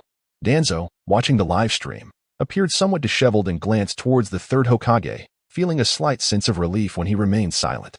However, upon reading the barrage of comments, he felt a sinking sensation. Haiden commented, "Would you like to join my cult?" To which Kakuza replied, "You dare to ask such a thing?" Deidara declared, "Even if I perish, I shall not cower like a turtle." Inoki remarked, "Kid, that's the first coherent thing you've said."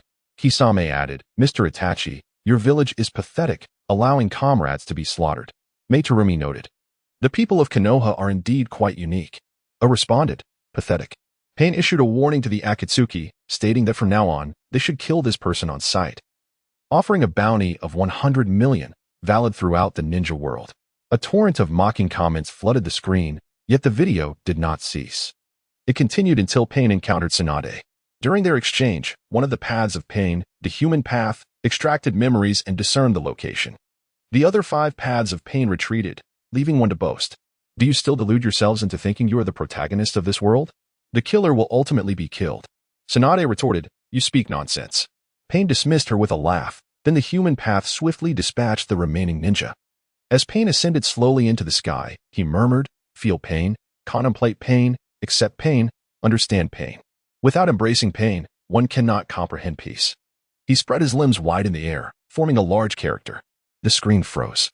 Deidara remarked, "Boss, the pose you've struck is rather unflattering."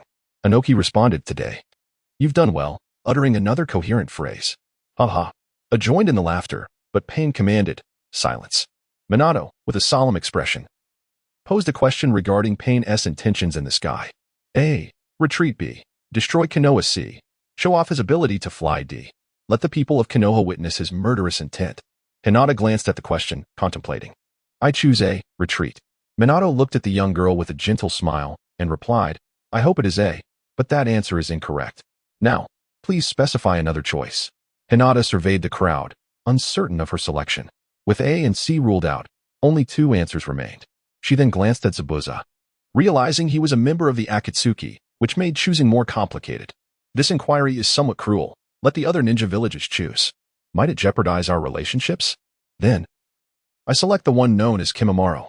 Kimimaro, devoid of any expression, glanced at Hinata and stated, "B. Destroy Konoha." The response was accurate, and the reward was the diluted life water. Kimimaro received the reward but did not use it immediately. He intended to present it to Orochimaru. Lord Orochimaru was bound by the 4-symbol seal, rendered unable to use his hands by the 3rd Hokage. Perhaps this could assist him. In the stands, some spectators expressed their dissatisfaction, questioning why Hinata would choose an individual of unknown origins to answer the question. However, a mere gaze from the Hyuga clan's Byakugan silenced them instantly. The scene continued to unfold. Pain unleashed a ninjutsu, Shinra Tensei. Subsequently, Konoha was reduced to ruins, with nearly all ninjas perishing, save for a few. Deidara remarked, "Art." Haiden added, "As expected of the boss." Deidara reiterated, "This is art." Kisame commented, "This is absurdly powerful." Deidara insisted, "It is indeed art." Sasori queried, "Deidara, have you lost your mind?" Aside from a few scattered comments, no one was unaffected by the devastation displayed. The major ninja villages held no intent to mock. They understood that they too could not prevent such a technique from being unleashed. That self-proclaimed god possessed terrifying power, capable of annihilating an entire village single-handedly. The footage continued to roll. Naruto made his entrance, instantly delivering a powerful punch that felled one of the Pains. One by one, the Pains were dispatched as the battle raged on. With the assistance of Fukasaku, the Toad Sage, only one remained, Devapath Pain. However, it was here that the tide turned. The Toad Sage fell one after another, and Naruto was pinned to the ground by a black rod. Minato Namikaze inhaled deeply. The question arose, who would appear to save Naruto? After reading the question, Minato glanced at the answer before turning his gaze to Hinata. His eyes filled with affection and concern. Hinata felt a surge of panic. She yearned to assist Naruto but felt powerless. After organizing her thoughts, she took a deep breath. My answer is me. Minato's face, which had previously shown distress while watching the video, regained a semblance of his sunny demeanor. Once again, he answered correctly, earning the reward of Shuinpa, an ability that allows for swift, instantaneous movement, enabling one to traverse distances unseen by the opponent. Minato gently tousled Hinata's hair and glanced at the crimson above. He wondered if Kushina was the source of that red. If so, she would surely be proud of you. Hinata, having answered the question, was oblivious to the rewards. She only heard the words of the fourth Hokage. Her face gradually flushed with color, steam rising from her head. And she found herself swaying unsteadily. The scene progressed, depicting Hinata stepping forward amidst the battle between Pain and Naruto. The image revealed Hinata confronting Naruto, who was firmly pinned to the ground by black rods. How cruel to have bound Naruto's movements with these. She exclaimed, I will not allow you to harm Naruto further. Pain questioned, is this reinforcement? Naruto shouted, why did you come out? Hurry and escape. You cannot defeat him. Hinata replied, this is my own volition. I came here to help Naruto. Merely crying and giving up from the start is not an option. I have chased after Naruto-kun, and I fear not even death. The screen displayed her declaration of love for Naruto-kun. At that moment, the footage abruptly halted, not due to any issues, but because Hinata had completely lost consciousness and collapsed. Minato, feeling somewhat helpless, carried the fainted girl to Kushina's side. He then announced that due to the first random respondent being temporarily unconscious, the format would change from a question and answer to a rapid response, continuing until Hinata regained consciousness. Everyone wore expressions of resignation. Naruto gazed at the unconscious Hinata, pondering deeply before scratching his head. The scene resumed, showcasing Hinata in battle, repeatedly being knocked down yet persistently rushing towards Naruto, striving to free him from the black rods. Hinata, nearing her limits, crawled towards Naruto, inching closer, determined to remove the rods that bound his hands.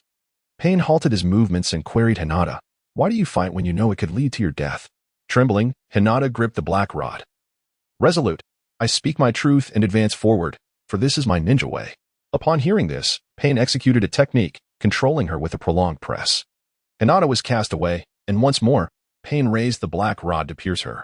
The scene and reality began to synchronize. Naruto's tails grew ever longer as he slowly transformed into a monstrous form.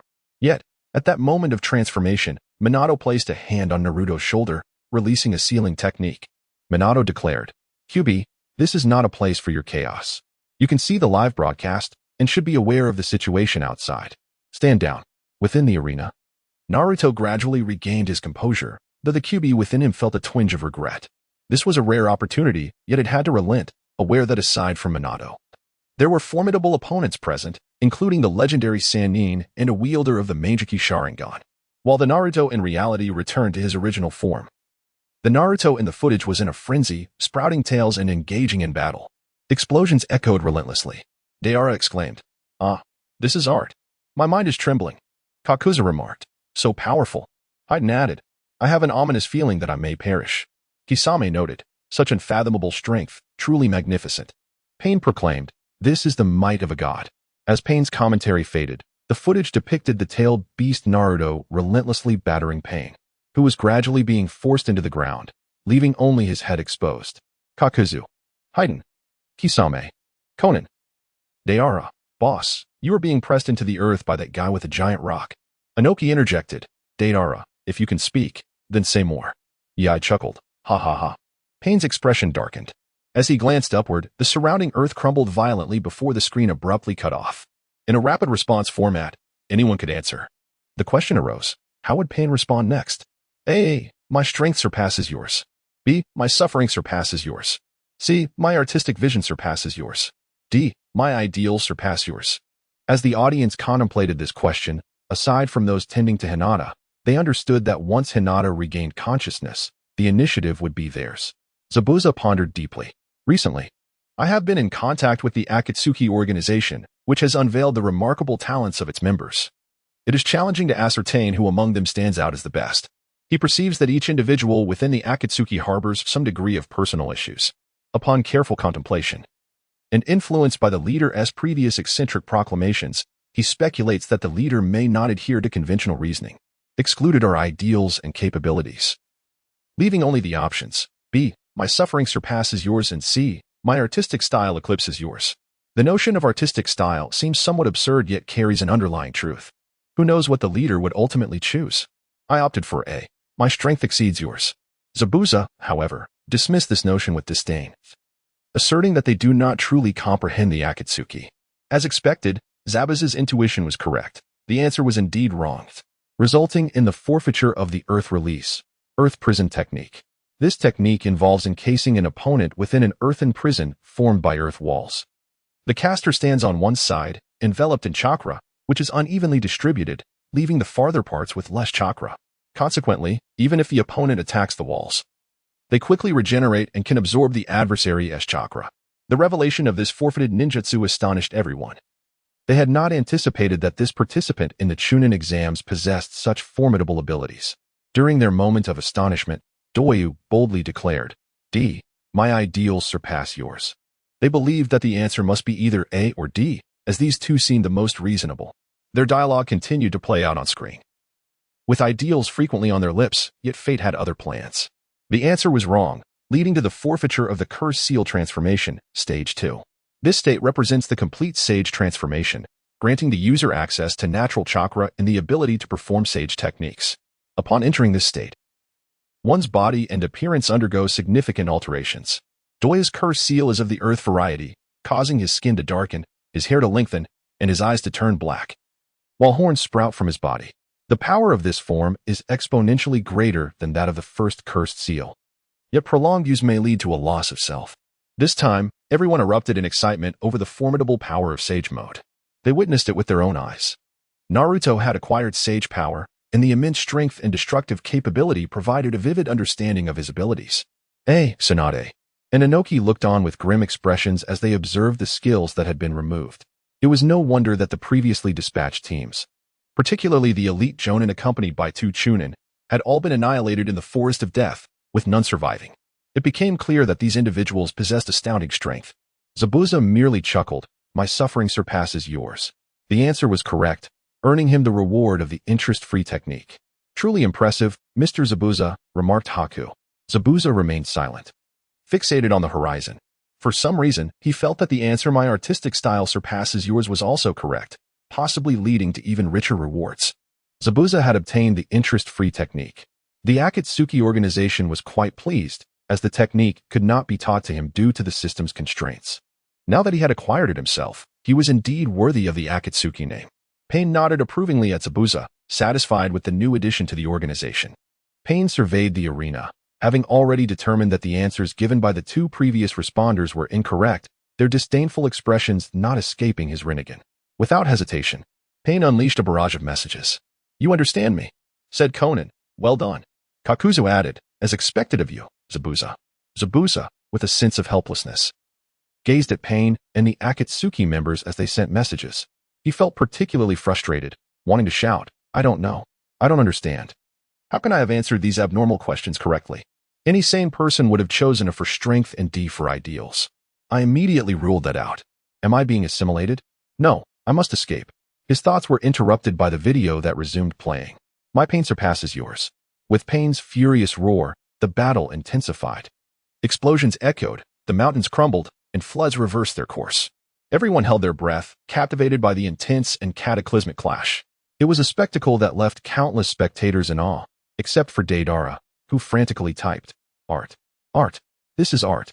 The chaos continued until Pain utilized the planetary devastation to seal Naruto, who had transformed into a tailed beast. It was as if everyone was grasped by the throat, watching the emaciated figure on screen still exuding humility. This was insignificant compared to the moon created by the Sage of 6 Paths. Gasps of disbelief filled the air. What had they just heard?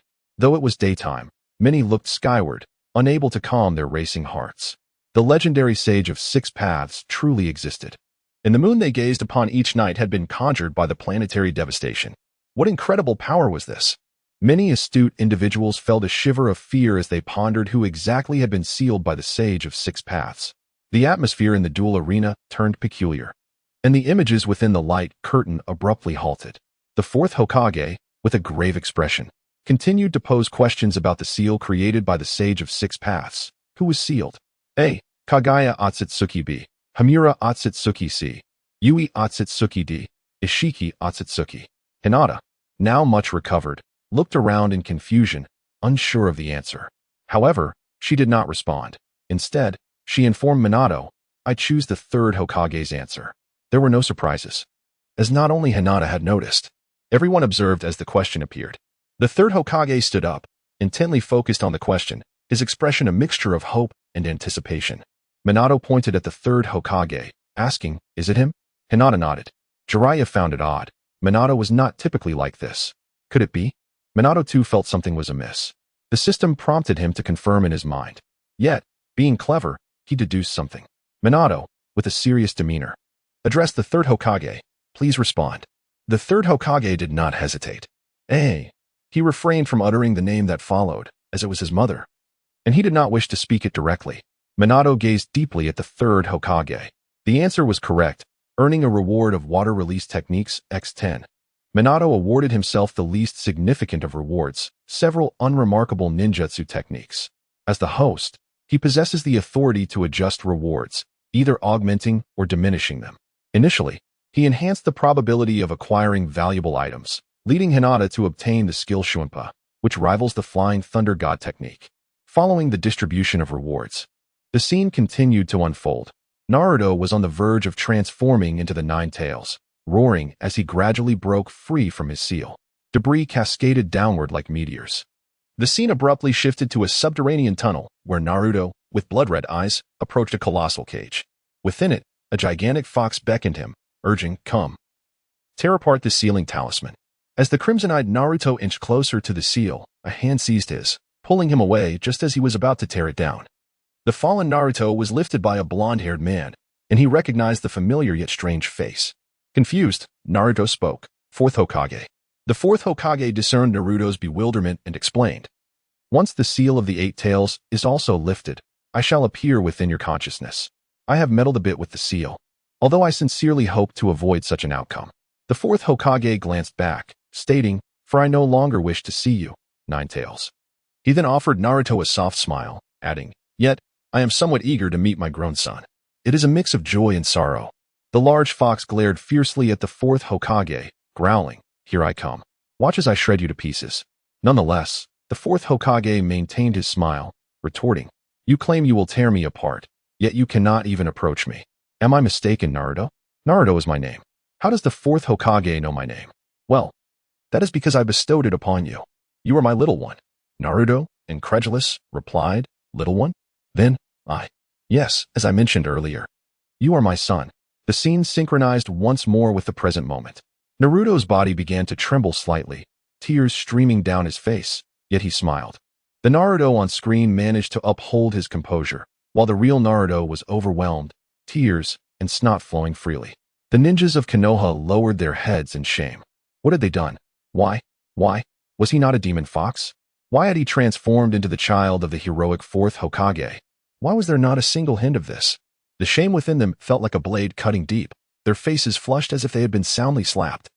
Many turned to furiously curse the Konoha administration to alleviate their guilt. Jiraiya and Tsunade exchanged glances, observing the now frantic crowd. They erupted in complete chaos. Previously, Danzo had forsaken them once for the position of Hokage. And now? The unbearable shame surged within them as they recalled their belief that Naruto had destroyed their village and slain their kin. Yet the truth was different. The truth revealed that he was the son of a hero. Their internal defenses crumbled, and countless voices clamored for the Hokage to provide an explanation. The populace and ninjas of Konoha roared in anger, but the third Hokage remained unresponsive, absorbed in the unfolding scene. The fury of the crowd intensified. At this moment, the image of Minato Namikaze provided an explanation. It seems that the third Hokage has not shared anything with you. The information regarding the Nine Tails was intended to be concealed as much as possible. If he were to discover that you were my son, numerous dangers would befall you. Father. The image of Minato paused momentarily, and then the scene abruptly halted. Minato cast a glance at Naruto, took a deep breath, and turned to Hinata, understanding the situation. Hinata suggested, this question should be answered by Naruto. Minato smiled at Hinata and remarked, "Thank you. Kushina is surely watching and would be fond of you." Minato approached Naruto, gently ruffling his hair. "What will you do next?" Naruto wiped his tears and snot on his sleeve, gazing at the fourth Hokage. In a manner akin to the scene, he exclaimed, "Dad," and then delivered a powerful punch to Minato's abdomen. The onlookers winced at the fourth's expression, feeling the pain vicariously. The tears that Naruto had previously wiped away fell once more. "Why did you seal such a monster within me? Thanks to you, I have endured immense suffering. The adults have looked upon me with disdain, making it difficult for me to forge friendships. Thus, I have striven tirelessly, hoping for recognition. I trained relentlessly to grow stronger. And I found joy in encountering Iruka-sensei, Kakashi-sensei, and the pervy sage. Yet now, I cannot discern whether I am happy or angry." Minato embraced Naruto and softly replied, "Correct answer. Your reward is the right Sharingan eye. You have suffered over the years. As your father, I feel unworthy to apologize.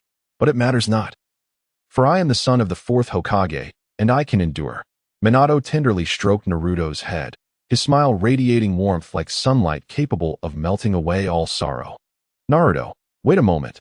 I wish to reminisce with you. My mission remains unfinished, and there will be time ahead." The scene continued to unfold, mirroring Naruto's previous reactions and actions, leading to discussions about the schemes of the masked man, which they all understood. Eventually, Naruto recovered and defeated pain. He then stood before Nagato, and the image paused once again. This would be the final question, requiring a thoughtful response. How will Naruto persuade Nagato to change his perspective? A. Persuasion. B. Force. C. Conviction. D. Threat. Hinata glanced at the question and then at Minato. "You must answer first." "Then I choose A. Persuasion." "Unfortunately, you have not answered correctly this time. Please select another option." Minato smiled at Hinata and then addressed Naruto. "You choose, Naruto." Naruto scrutinized the question, feigning deep thought for a while. "I choose C. Conviction." "Correct answer." "How did you know that, Naruto?" With confidence, Naruto replied to Minato. "The teacher said that if unsure, always choose C. It has a higher success rate." The room fell silent, while Iruka protested, "That was not my teaching. Let us randomly select a reward," came the announcement. "Congratulations, you have earned 3 demon sealing talismans." Disappointment filled the air, as this was deemed one of the least desirable rewards. Only the third Hokage in the stands seemed particularly excited, akin to a cheetah spotting prey. The members of the Akatsuki looked on in confusion, while others mistook the third's excitement for joy on Naruto's behalf. Having successfully answered the final question, Naruto inquired, "Is a breakdown of the answers necessary?" "Of course, Dad." The video analysis began to play. Apart from a moment at the start when Naruto intentionally took a hit from Konan, no one else had made a move. Naruto declared, "I am the prophesied one, the pervy sage's Naruto." Nagato replied, "My pain, thus this is the path to peace." Naruto asserted, "My life's partner is the Hokage. I am Naruto. Peace, the pervy sage, that is Naruto." Nagato conceded, "You speak the truth, Naruto." The outer path, rebirth technique. Subsequently, all those who had perished in Konoha were resurrected. Naruto returned to the village, greeted by all. As the video concluded, comments flooded the screen. Did Pain's assault on Konoha only result in one casualty? Anoki queried. "It seems so," replied Koharu. "Ha ha ha," laughed AI. Jiraiya remarked, "Both are truly my disciples." Nagato acknowledged, "Naruto, you have a point." Konan added, "I support your decision." The Akatsuki members expressed their bewilderment. Zabuza internally lamented, "I have been deceived." Minato approached Naruto, gently stroking his hair. "Your mother would be overjoyed to see this." Naruto, brimming with excitement, asked, "Can Mom see me? What kind of person is she?" "Of course. She can watch the live broadcast. I saw her in the realm of the dead. I am certain she can see in the Pure Land as well. As for your mother, she likely has beautiful red hair. Thus, when I told Hinata that red is probably the color of your mother, it holds substantial merit." Minato glanced at Kakashi, who appeared equally excited. "Is that true, Sensei?" Minato elucidated, "This system has descended upon Konoha, and most participants in the live broadcast are from our village. As the host, it is highly probable they are also the hosts." The two individuals did not shy away from others, speaking candidly during the live broadcast. However, countless viewers were left bewildered. The Pure Land could also witness the stream, which raised troubling implications. Uchiha Obito trembled all over as he recalled Rin's words, "I have always been watching you." His emotions were complex, a mixture of joy and fear. Everything he had done had been under Rin's watchful gaze, including the previous broadcast. No. A furious roar echoed throughout the duel arena, drawing the attention of numerous onlookers. He was engulfed in fear, wishing to escape using Kimui, yet found himself unable to do so. The gazes around him felt like sharp blades, and Rin's words echoed relentlessly in his mind. I have always been watching you. Kaguya, indifferent to such trivial matters, was instead praying for Uchiha Madara, hoping he would not witness the embarrassing exposure of this scene and be driven to despair. No, Obito trembled, tears swirling in his right eye Sharingan. Suddenly, a hand rested on his shoulder. Obito. He shivered, looking up at the smiling face. Sensei. Minato smiled gently at Obito. Kakashi had intended to join them, but the 30 of them could not transcend the boundary of the audience. Thus, he came to check on Obito. Minato's smile faded as he uttered words that left Obito in disbelief. I'm sorry. I'm sorry for not recognizing you back then. If I had, so much wouldn't have happened. Sensei. The tears that had once danced with the Sharingan now flowed freely. It should be I who apologizes. I was the one who erred. You have nothing to apologize for. My troubles were not your doing. Minato glanced at Naruto. My choice was the right one. Wasn't it? Are you willing to enter the exam room with me? However, you want to be able to answer the questions afterward. Kakashi has something important to attend to. Obito felt conflicted, yet upon glancing at Minato, it seemed he had made a decision. All right. Obito was led into the exam room by Minato, encountering neither the questions nor reproaches he had anticipated. Kakashi stepped forward and embraced him, his body, which had previously ceased trembling, shuddering anew. Guy shouted from the sidelines, "This is youth." Asuma and Kurenai smiled warmly at Obito, welcoming him back to Konoha. Obito smiled through his tears as Naruto watched him, laughing and crying simultaneously. Dad, is he one of your disciples? What a strange guy. Naruto, mind your words. Minato chided gently, ruffling Naruto's hair. He looked at Obito and teased. Obito was the first to hold you when you were born. The oblivious Naruto beamed at Obito, while Obito helplessly rubbed his temples. Shikamaru sighed in exasperation, Neji rolled his eyes, and Sasuke merely observed the Uchiha with myriad thoughts. The barrage of comments flooded in. You will betray the Akatsuki, Haiden remarked. What do you intend to do? Kakuza questioned. Obito, how could you act this way? Those who appreciate my art. Deidara exclaimed. You promised to show me the real world, Kisame reminded him. It matters not, Itachi replied. My eyes suffice for the Akatsuki. Nagato declared, it matters not. I must contemplate the future of this ninja world. Konan supported Nagato, while Inoki insisted, Deidara, return to the village. Let your leader contemplate the future. Kisame, if you do not return to the village, your leader must think of the future, Mei remarked. Ha ha ha. The system chimed. Minato quickly interjected, from here on, Obito and I cannot converse, or we will be sent back.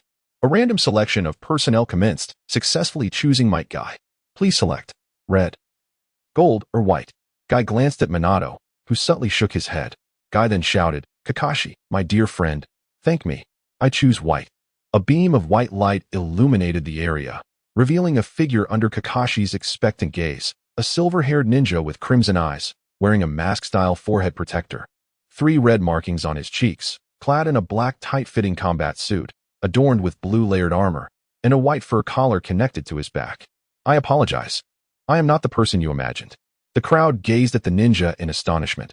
The second Hokage. Ignoring the crowd's surprise, Senju Tobirama looked toward Uchiha Obito. The wicked Uchiha clan. Sasuke glared furiously at Tobirama. Obito dared not meet his gaze. Only Naruto shouted, why do you speak that way about your comrades? You're a jerk. Aren't you the Hokage? Tobirama surveyed the crowd and spoke slowly. The Uchiha clan believes in the power of love, yet from the moment they are born, this love is sealed within them. Thus, to the average person, it appears that the Uchiha clan believes solely in power. However, when the love within the Uchiha awakens, they acquire tremendous strength. Yet, should that love vanish, the impact is profound. Once that love is lost, the Uchiha's emotions will experience intense fluctuations, resulting in the generation of a unique chakra in their brains. This chakra would stimulate their eyes, resulting in a remarkable transformation, which signifies the genesis of the Sharingan. Sasuke listened, his head buzzing with the information. Kakashi placed his hands firmly on Sasuke's head. Second Hokage, you seem to harbor some prejudice.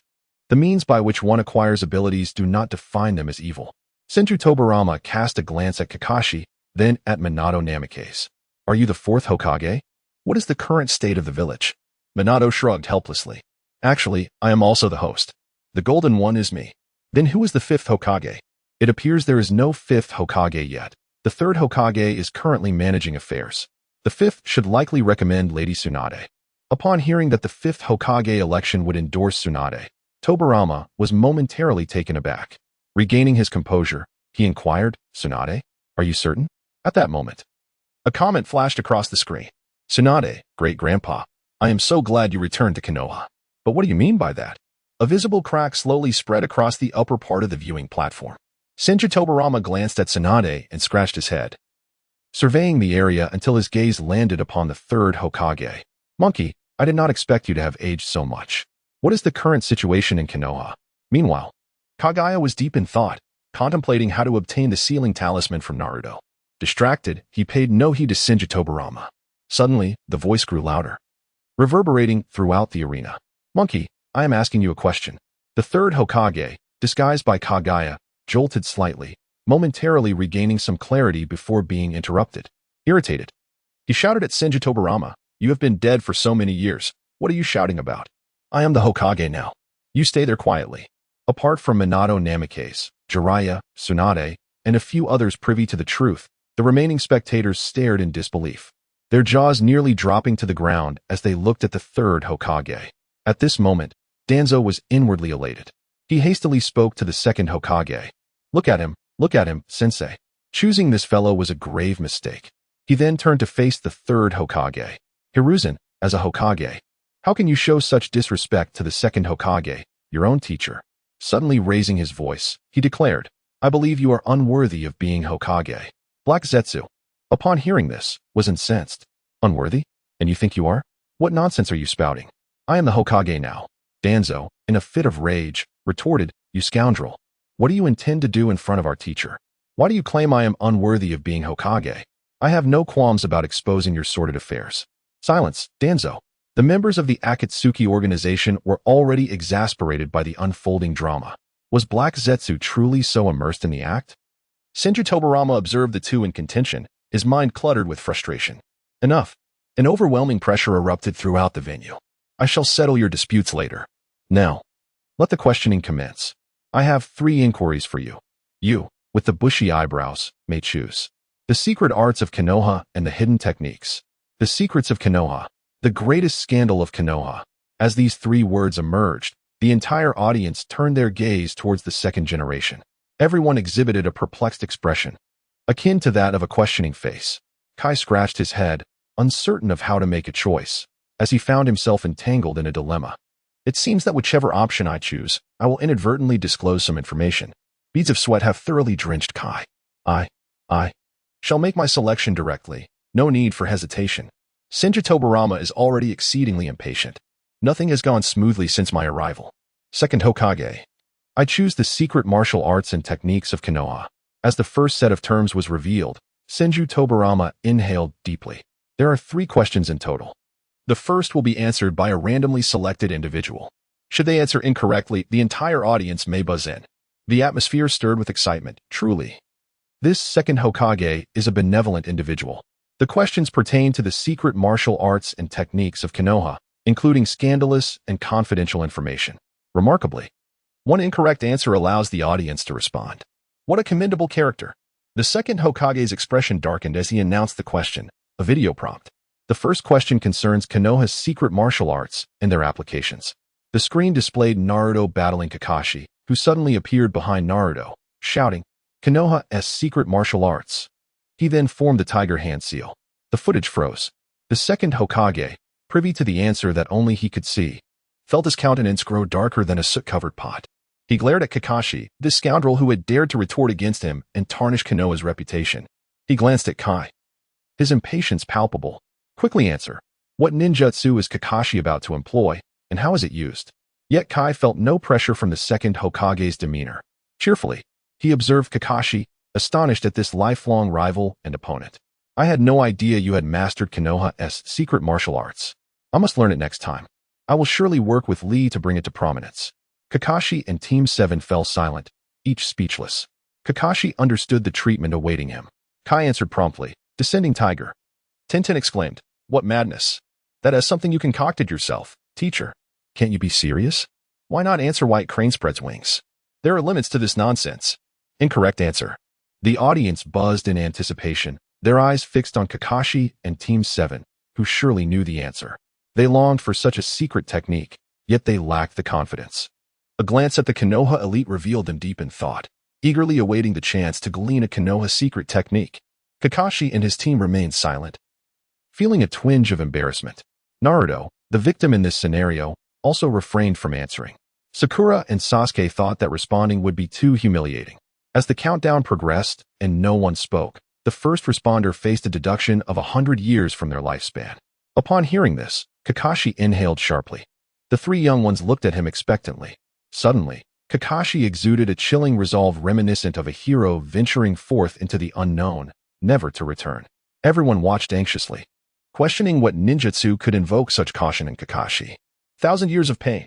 The method involves forming the tiger hand seal and then. What comes next? Speak quickly. The audience's murmurs surged, forcefully poking towards the rear. Kakashi bellowed. A hush fell over the entire ninja world, as if a mute button had been pressed. Male viewers watching the live stream dropped their jaws in astonishment, while a blush crept across the faces of the women. Obito, who had been close to Kakashi, suddenly shifted his stance. Minato's expression grew grave as he observed the scene. Kai felt as though he had disintegrated in the wind. Can I retract what I just said about bringing it to prominence with Lee? Kakashi's sole relief was that the host was not his father. A voice shattered the silence. Correct answer. Reward, a 10% increase in chakra. An exceedingly generous reward. Yet Kakashi displayed no signs of joy. Only Kai exclaimed, "Thank you. My dear friend, do not be disheartened. The reward is splendid." Kakashi wished to remain silent, craving peace. The second Hokage, uninterested in their plight, continued. What ninjutsu has been passed down through the generations in Konoha? There must be some pillars to rely upon. The options were 1. Rasengan 2. Harem Jutsu 3. Shadow Clone Technique 4. Impure World Reincarnation 5. 8 Gates 6. Transformation Technique 7. Summoning Technique 8. Substitution Technique. Kai looked perplexed at this question. He believed Rasengan, Naruto's Harem Jutsu, and Impure World Reincarnation, along with his 8 gates, all required a life sacrifice and therefore did not qualify. Confused, he asked the second Hokage, "Is there only one answer?" The second Hokage, suppressing a sigh, replied, "Only one." Determined, Kai glanced at Lee, declaring, 8 gates. Incorrect answer. The buzzing began anew. Kai remained somewhat cheerful. Although he had not answered correctly, he had confirmed one thing. At that moment, Kakashi interjected, asserting that the answer was 2, Harem Technique. However, his response was incorrect. Consequently, his ability to utilize Earth Release was penalized. The Earth Barrier Technique would no longer feature the embedded canine head of his summoning. Henceforth, the Earth Barrier Technique would be devoid of the canine visage. The entire venue fell into a state of bewilderment. This punishment is absurd. Kakashi, struck by the deduction of his abilities, has already half-kneeled on the ground. At this moment, Kimimaro also stepped forward, corpse demon seal. He disdained this ninjutsu that caused Lord Orochimaru to suffer. The answer was correct, and the reward was diluted life water.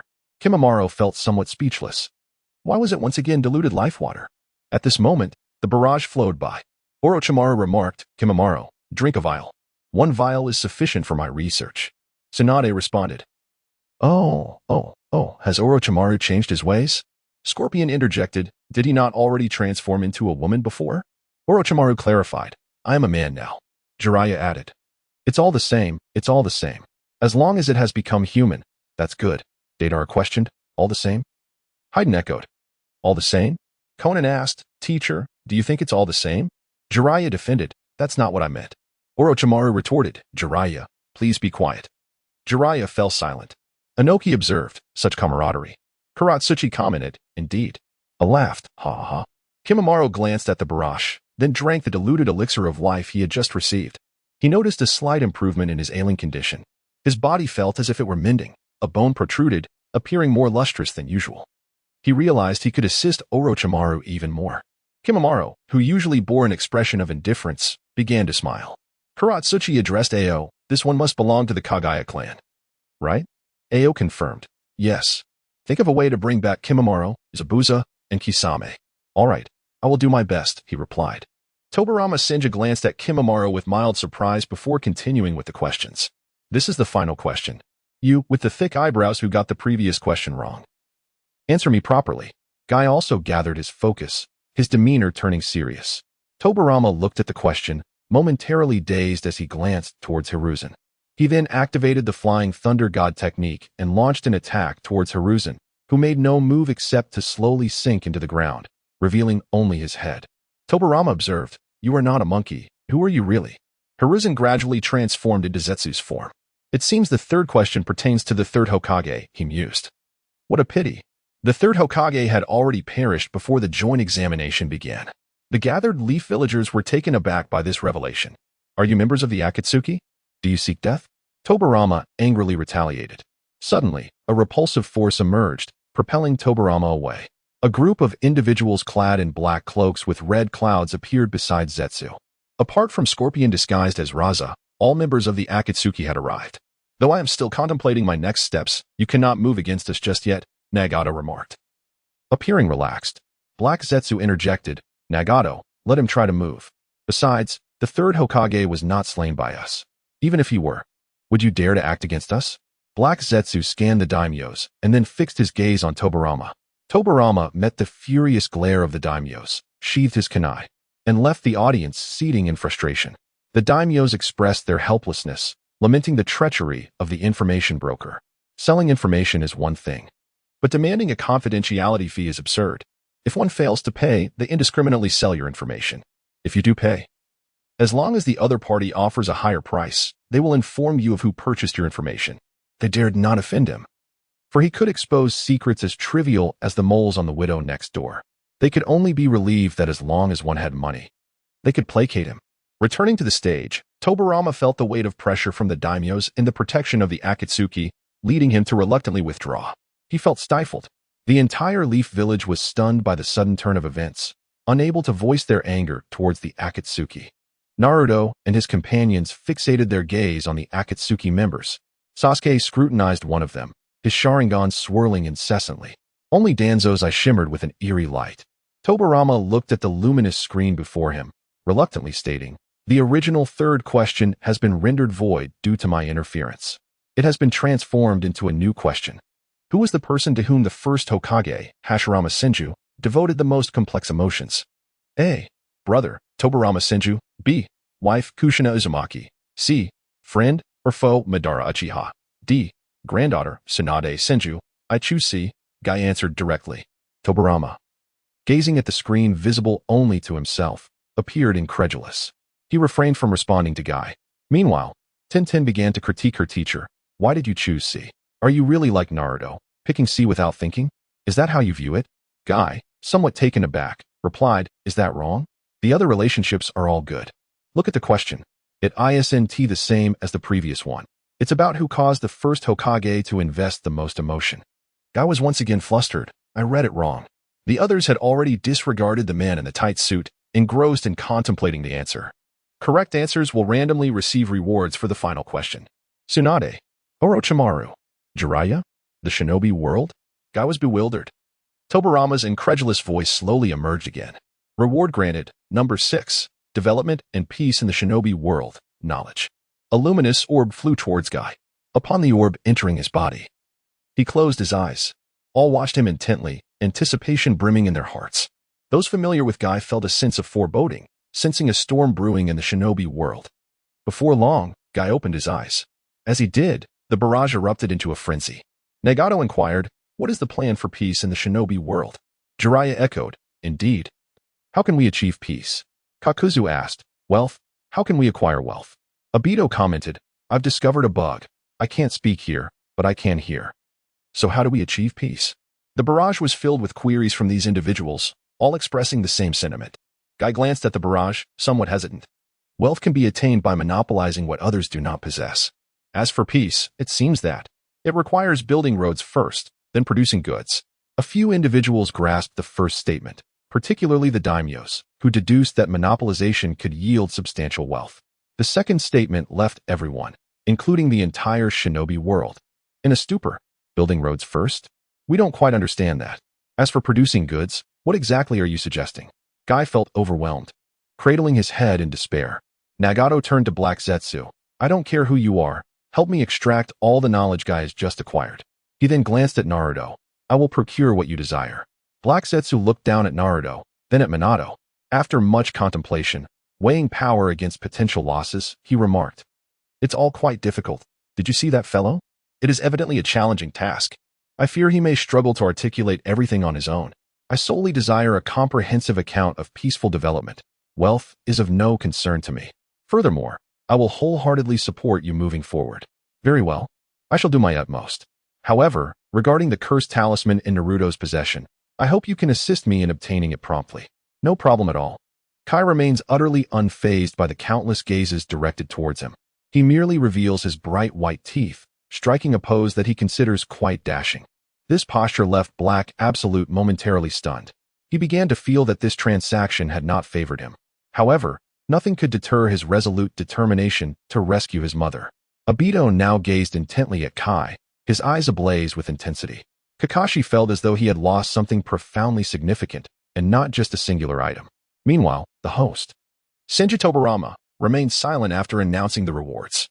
He was consumed by an urge to pry open the mind of his foolish brother and uncover the thoughts that resided within. The system randomly selected Gaara. Please choose white, gold, or red. Gaara cast a glance at the presence of Minato Namikaze, contemplating the question in his hand. Minato exuded warmth and regret, embodying familiar sentiments. He then glanced at the second Hokage, who was still lost in thought. Was it the secrets and scandals of Konoha? These mundane objects, which of them holds any significance? He brushed his fingers through his crimson hair, the hue reminiscent of blood. Naruto gazed at the red. Recalling how Gaara's fondness for the color brought him joy, he now perceives Gaara as a commendable individual, although somewhat cold-blooded and unflinching in the face of death. Naruto still regards him as a good person. At this moment, Naruto is unsure of his own emotions. For over a decade, he has been devoid of his parents' presence. Today, not only has he encountered his father, but he also discovers that his father is the illustrious fourth Hokage. To his astonishment, he is granted the chance to meet his mother as well. Judging by his father's tone, his mother must be a striking beauty with red hair. Undoubtedly as gentle and considerate as any other mother. At this moment, a luminous red orb gradually brightened, and a figure emerged. She had her verdant hair elegantly styled atop her head, with 2 strands of orange hair cascading alongside her face, and striking orange irises. Her physique was remarkable, rivaling that of Tsunade, and her attire was distinctive, featuring a backless design. Her presence exuded an extraordinary charm. Naruto found it somewhat peculiar that she did not possess red hair, yet as a stunning beauty, it was hardly an issue. He hurried over and embraced her, exclaiming, Mother. Yukura had been watching the live broadcast earlier and realized that Minato Namikaze had misinterpreted the situation. Casting a glance at him, she thought to herself how handsome he was. His smile was far more captivating than it appeared on screen. How had she overlooked this during the broadcast? Yukura felt a bit dazed. Naruto, still somewhat perplexed, called out again, Mom. Yukura, feeling slightly out of sorts after her recent emergence, simply replied, I have matters to attend to. You may go aside. Naruto, brimming with joy and understanding, responded, All right, Mother. He was well aware of the numerous protocols that the host must adhere to. His father could not speak while he was not hosting. In truth, Minato had wished to speak as Yukura made her entrance, but no sound had escaped his lips. Observing the exchange between Naruto and Yukura, a vision of Kushina Uzumaki flickered in Minato's mind, causing him to shudder. An ominous thought crossed his mind. My life is forfeit.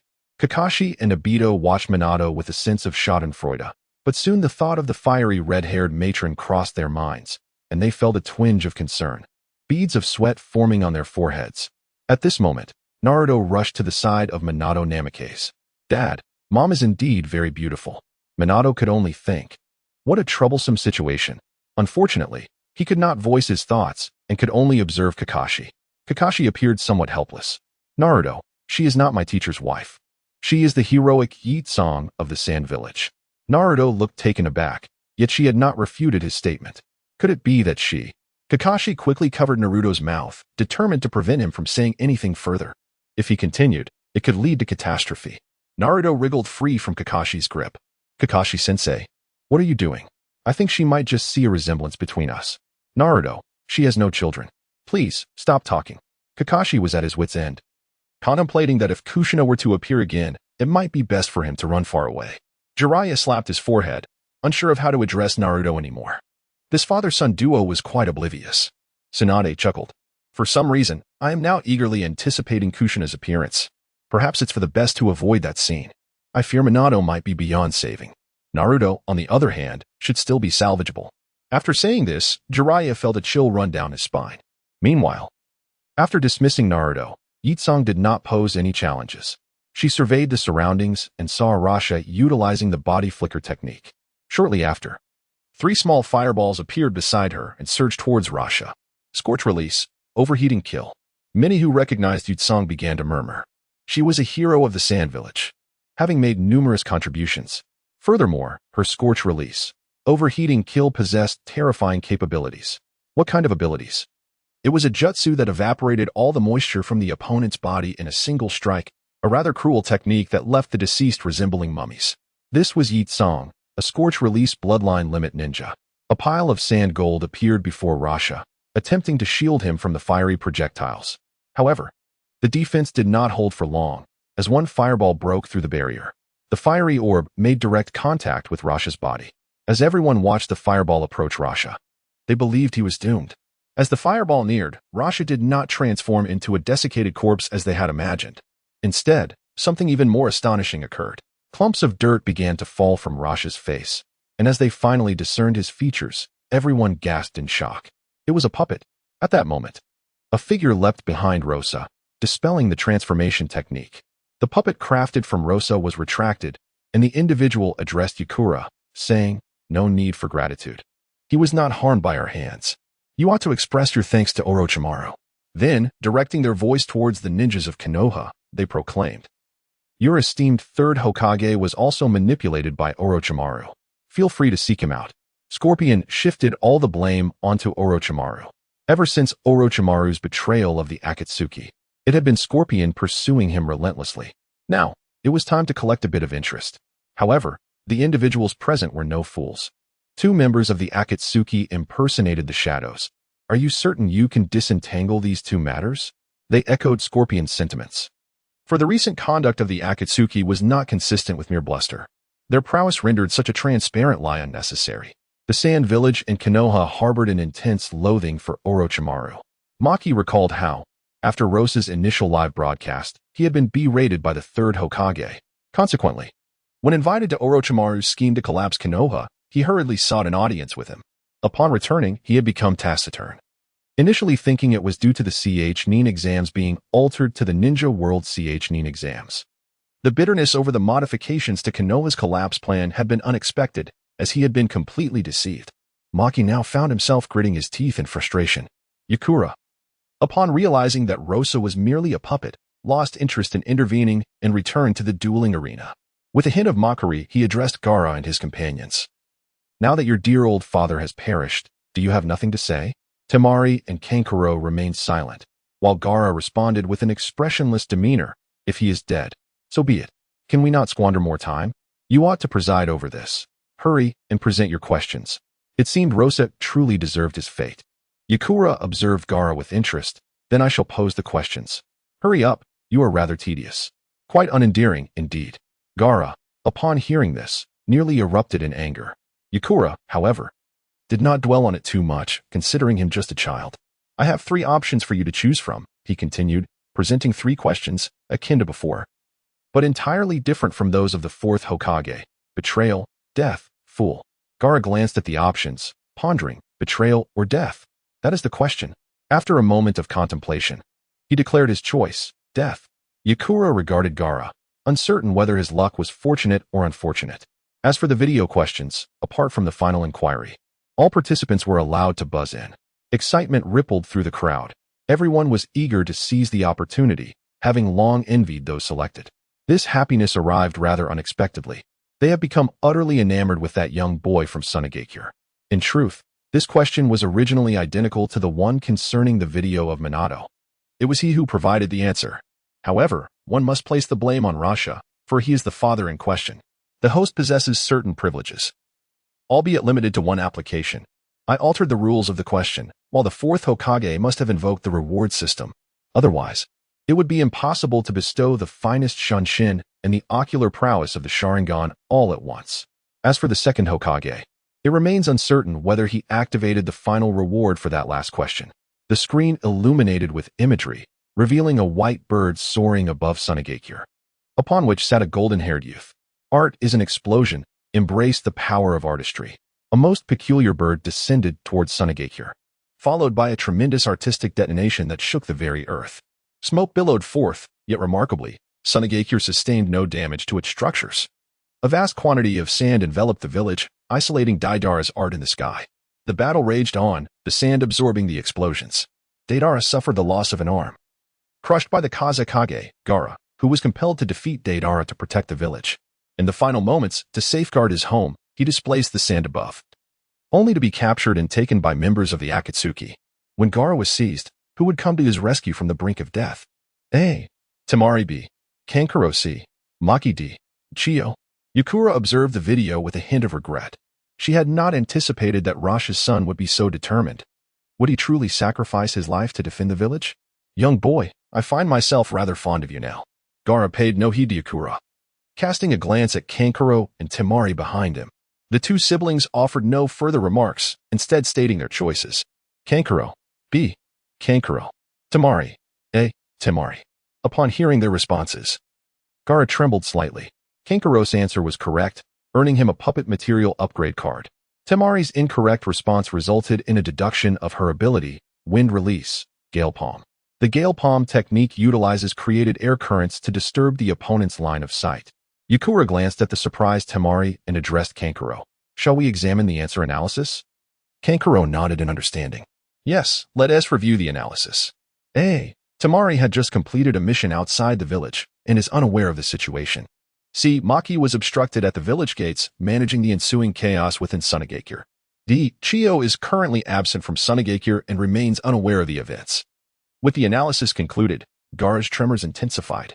Temari and Kankuro positioned themselves on either side of Gaara, steadying him. Gaara's shaking ceased, and the violent aura surrounding him began to subside. The video continued to play. Sunagakure sent a plea for assistance to Konoha. However, Kankuro dashed out in pursuit, encountering Deidara and his partner, Sasori, who had taken Gaara. As the question indicated, Kankuro was utterly outmatched by Sasori in the art of puppetry, subsequently collapsing, gravely injured.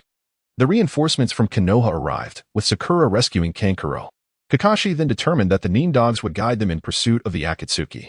The following day, Kakashi, Naruto, and Sakura awaited the arrival of Sunagakure's forces to join them in the rescue of Gaara. Temari, accompanied by her comrades, prepared to embark on the mission to save Gaara. At this moment, Maki suddenly interjected, "Wait, Temari. You must remain in the village to guard the borders." Temari responded, "What does this mean?" "It is an order from above." Their reasoning is that if news of the Kazekage's absence spreads, it would not be surprising for the village to be attacked at any moment. Kankuro exclaimed. "How can this be?" Temari asserted, "Precisely because of this, we must rescue Gaara. The Leaf Ninja have come specifically to save him. Is Gaara not our Kazekage? What kind of village would we be if we do not go to his aid?" Maki, feeling somewhat helpless, replied, however. "I shall go," Chio declared, insisting on joining the mission. One person from Sunagakure is sufficient. It was then decided that only Chio would accompany them to rescue the village. Maki stated, "I will certainly persuade the higher-ups." Temari vowed, "We will catch up with you." Naruto confidently proclaimed, "By that time, we will have already rescued Gaara." The scene transitioned to Chio traveling alongside them to save Gaara. Deidara remarked, "I never expected that in the end, your leader would be taken away by me. And it turns out to be just an old woman. Brother Scorpion, your grandmother possesses remarkable courage." Scorpion retorted, "If you cannot speak properly, then please be silent." Inoki interjected, "Deidara, hurry back to the village. You are part of that dangerous organization, and look, you've even lost a hand." Maki commented, "Inoki, you have taught him well." Inoki scoffed, "Your Sunagakure is utterly useless. A mere boy managed to take away your Kazekage. What a bunch of fools." I remarked, "Inoki is right. To have been bested by a blonde brat and have the Kazekage taken away is truly pathetic." Deidara challenged, "What are you saying? Do you not believe I could easily take the Tsuchikage and Reikage as well?" I responded, "I am right here. Come at me." Inoki warned, "Step into a Wagakure, and I assure you, you will not leave." The individuals engaged in a heated debate on the bullet screen. each refusing to concede to the others. Yisong merely spat and began to pose a question. Why did only Granny Chiyo go to rescue Gaara from the Sand Village? The following options were presented, with one being incorrect. A. Although Gaara had assumed the position of Kazekage, the Sand Village had always harbored deep-seated fears regarding him. B. The incident involving the third Kazekage had resulted in significant losses for the Wind Country, teaching them a valuable lesson. C. At that time, high-ranking officials received word that someone was preparing to exploit a vulnerability to attack the Sand Village. D. Granny Chiyo simply wished to see her grandson. Scorpion pondered for a moment before selecting D. Granny Chiyo simply wished to see her grandson. The answer was incorrect, resulting in a deduction of his skill. Scarlet Flowing Crimson, a mechanism that fires a barrage of poison needles from a cylindrical device on his left arm. Upon firing, the cylinder disperses in all directions, simultaneously releasing the needles, which differ from the concentrated front-firing needles of the needle wave. This device utilizes its built-in design to scatter the concentrated needles like shotgun pellets, significantly increasing the likelihood of poisoning. Scorpion, however, did not even glance at the deducted skill. As long as he possessed puppets, it would not affect his strength in the slightest. Nevertheless, he felt an inexplicable sensation within. At that moment, the silent Kabuto adjusted his glasses and answered C. At that time, high-ranking officials received word that someone was preparing to exploit a vulnerability to attack the Sand Village. The answer was correct, earning him 5 A-rank ninjutsu. When asked if he wished to view the answer analysis, he declined. Kabuto had essentially deduced the human issues at play. As a multifaceted infiltrator, he was far too perceptive. However, he was uncertain about the final option, which had been dismissed by one of his superiors, Scorpion. Many were astonished that this typically reticent individual chose not to request an analysis. Kabuto simply smiled without offering any explanation. The scene continued, depicting their group obstructed on their journey, yet they eventually tracked down the Akatsuki's hideout. Along the way, they encountered Team Guy, who had come to assist in dismantling the Akatsuki's seals. However, it was too late. Gaara had already been extracted from his tailed beast. The remaining Akatsuki members had retreated, and Team Guy fell into a trap. The Akatsuki left Deidara and Scorpion to cover their escape. Deidara departed with Gaara's corpse, leading to the formation of 2 teams. Granny Chiyo and Sakura remained to battle Scorpion, while Kakashi and Naruto pursued Deidara in an attempt to reclaim Gaara. The focus shifted to the battle between Scorpion, Granny Chiyo, and Sakura. Together, they devised a strategy to shatter Scorpion's scarlet flowing crimson, revealing the figure within. Not only were Granny Chiyo and Sakura taken aback, but even the Akatsuki members were astonished by the youthfulness displayed. Deidara remarked, "Scorpion, brother." "No, Scorpion, my junior." Scorpion retorted, "Silence, brat. I am over a decade your senior." Even Absol was surprised. So this is how Scorpion looks. Not bad. Orochimaru, observing from the sidelines, merely smirked disdainfully. Subsequently, he commented on the bullet screen. "Without a physical body, is this what you call immortality?" Scorpion replied, "Orochimaru, you wretched fiend. You lack any sense of artistry. This is immortality." Orochimaru scoffed. "Art? How? What you call art is merely puppetry." Scorpion shot back, "You are nothing more than a snakeskin freak. Go play with your snakes." Everyone watched as the two exchanged barbs on the bullet screen, acknowledging their envy. Both conveyed their desire for immortality, albeit through differing means. They had diverging paths that did not align. Yet, to both of you, we resonate with your quest for eternal life and transformation. The scene did not falter due to their mutual disparagement. Scorpion summoned the puppet of the third Kazekage and engaged in fierce combat with them for several rounds, ultimately being dismantled. Granny Chiyo resorted to a forbidden technique she had long prohibited herself from using, the puppet technique of the Tenshikamatsu. Scorpion countered with the secret technique, 100 machine manipulation. The battle raged on until Scorpion re-emerged after being sealed by Chiyo and Sakura's combined efforts. However, he was once again thwarted by Sakura's intervention. At this moment, Sakura had already been wounded, and Granny Chiyo lacked the strength to continue. As Sasori lunged at Sakura with his blade, Granny Chiyo summoned her final reserves of energy to manipulate the parent puppets, piercing through Sasori's core. Before his demise, Sasori nonchalantly divulged information regarding Orochimaru. Subsequently, Granny Chiyo remarked that Sasori, in his final moments, seemed to have realized something. For reasons unknown, he did not evade the attack and revealed a fatal opening. The scene concluded here. Deidara exclaimed, "Sasori, why did you wish for death?" Kakuzu and Haiden also gazed at Sasori with curiosity. Even the usually stoic Itachi Uchiha and Kisame Hoshigaki exhibited a hint of intrigue. It was astonishing that one who could attain immortality would choose to relinquish life. Sasori retorted, "How do you know I did not succeed?" Perhaps that old woman spoke with intention. Upon hearing Sasori's response, they ceased their inquiries into his motives. Far away in Sunagakure, Granny Chiyo remained silent, her gaze fixed and unmoving. Her brother, eyes, noticed her stillness with surprise. Suddenly, Granny Chiyo opened her eyes and burst into laughter. "I was joking. I am not dead." I merely glanced at her without comment. Yakumo also looked at Sasori, acknowledging his brilliance as a puppeteer, yet Sunagakure still failed to grasp him fully. Without waiting for Sasori's reply, he posed a question. What was the cause of Sasori's death? A. He let his guard down. B. He underestimated his opponent and failed to notice Granny Chiyo's puppets at the last moment. C. He was killed by Granny Chiyo's controlled puppets. D. In his final moments, he regained his emotions and wished to die in his parents' embrace. Kabuto interjected. A. He let his guard down. He believed his answer to be correct. When Sakura assisted Granny Chiyo in deflecting the blade, the shock displayed was genuine. The pause in the last moment likely indicated a realization. Perhaps it was about the fourth scroll he had yet to utilize. Kabuto was confident in his deduction. Upon answering incorrectly, he faced a penalty. Water style, Grand Waterfall technique. This technique gathers chakra in the throat and releases a massive sphere of water to assault the enemy. At this juncture, Lee scratched his head, questioning. Isn't it C, killed by Granny Chiyo's controlled puppets? Didn't we see that in the scene? With the correct answer, he was rewarded with a 5% increase in stamina. Lee suddenly felt invigorated. Teacher guy, I answered correctly. I feel a surge of energy. I must do 1,000 push-ups. Then do it, Lee. Let us sweat together. This is our youth. Kabuto maintained his smile, pondering. So that's it. Sometimes the answer is right before our eyes. Perhaps I have overthought it. But where does my path lie? Could it also be right in front of me? This topic is truly fascinating, isn't it? Clearly, it is merely designed to be an easy point giver.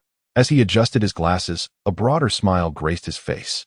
The audience found themselves somewhat speechless. Was the previous question truly that simple? It was obviously meant to be an easy win, leading us to ponder if there were any traps or hidden complexities. To everyone's surprise, that tightly clad boy managed to answer correctly. Unlike the audience's bewilderment, Deidara's thoughts diverged from theirs.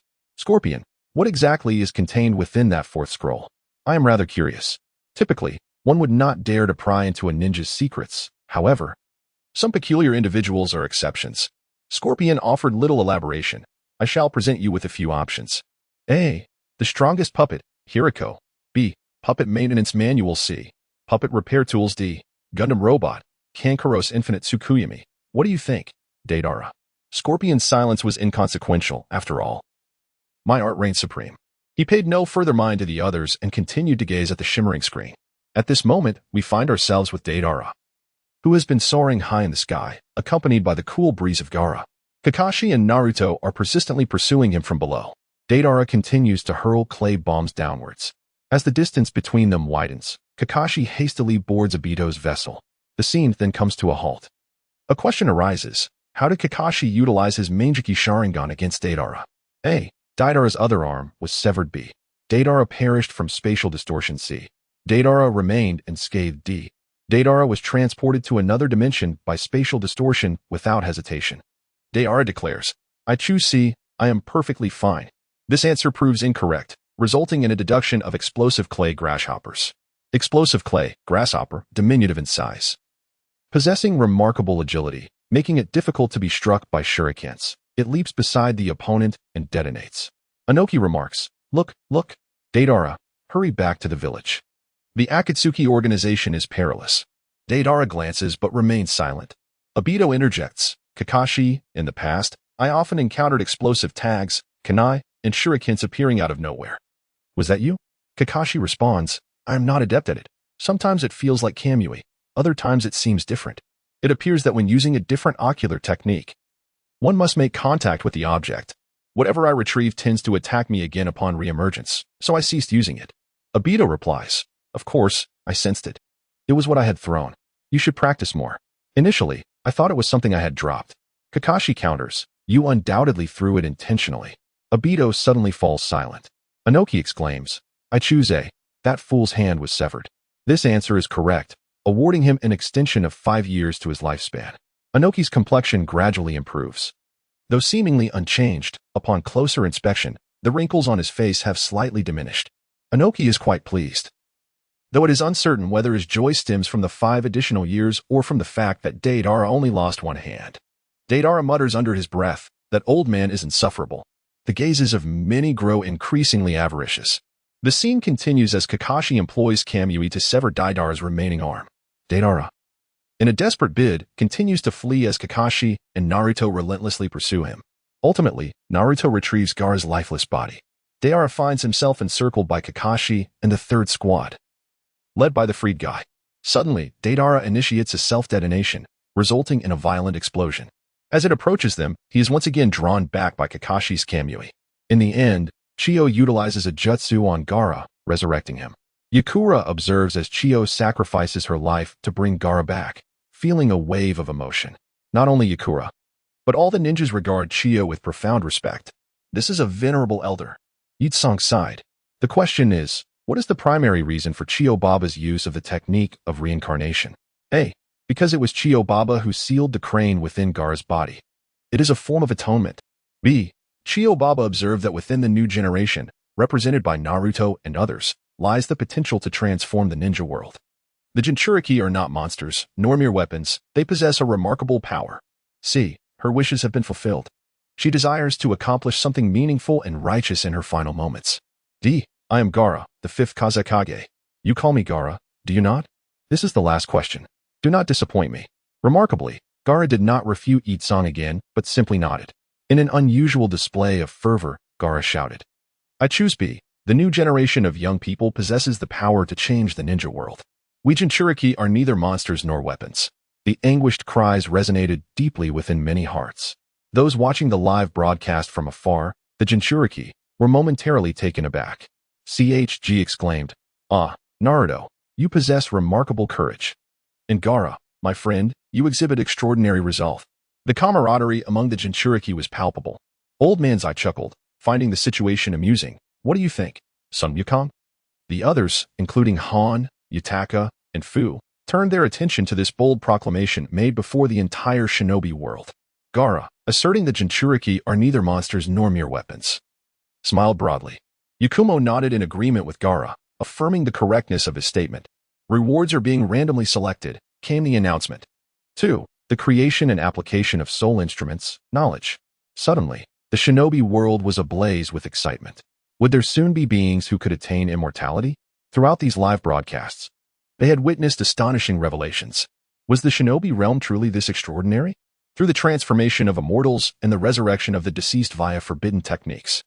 Is this still the ninja world they once perceived? Such formidable techniques, such powerful individuals. A number of civilians have begun to yearn for the life of a ninja. Gaara accepted the radiant orb that descended upon him. The orb merged with his very being. Gaara closed his eyes, absorbing the memories. Just as before, mere seconds later, he opened his eyes, unchanged. Temari, feeling anxious, inquired, How is Gaara? He shook his head in response, unable to comprehend the knowledge flooding his mind. Upon hearing this, Kankuro hastily approached and grasped Gaara's arm. So swift, he remarked, suddenly steadying Gaara, his hands resting on his shoulders. At last, someone understands my feelings.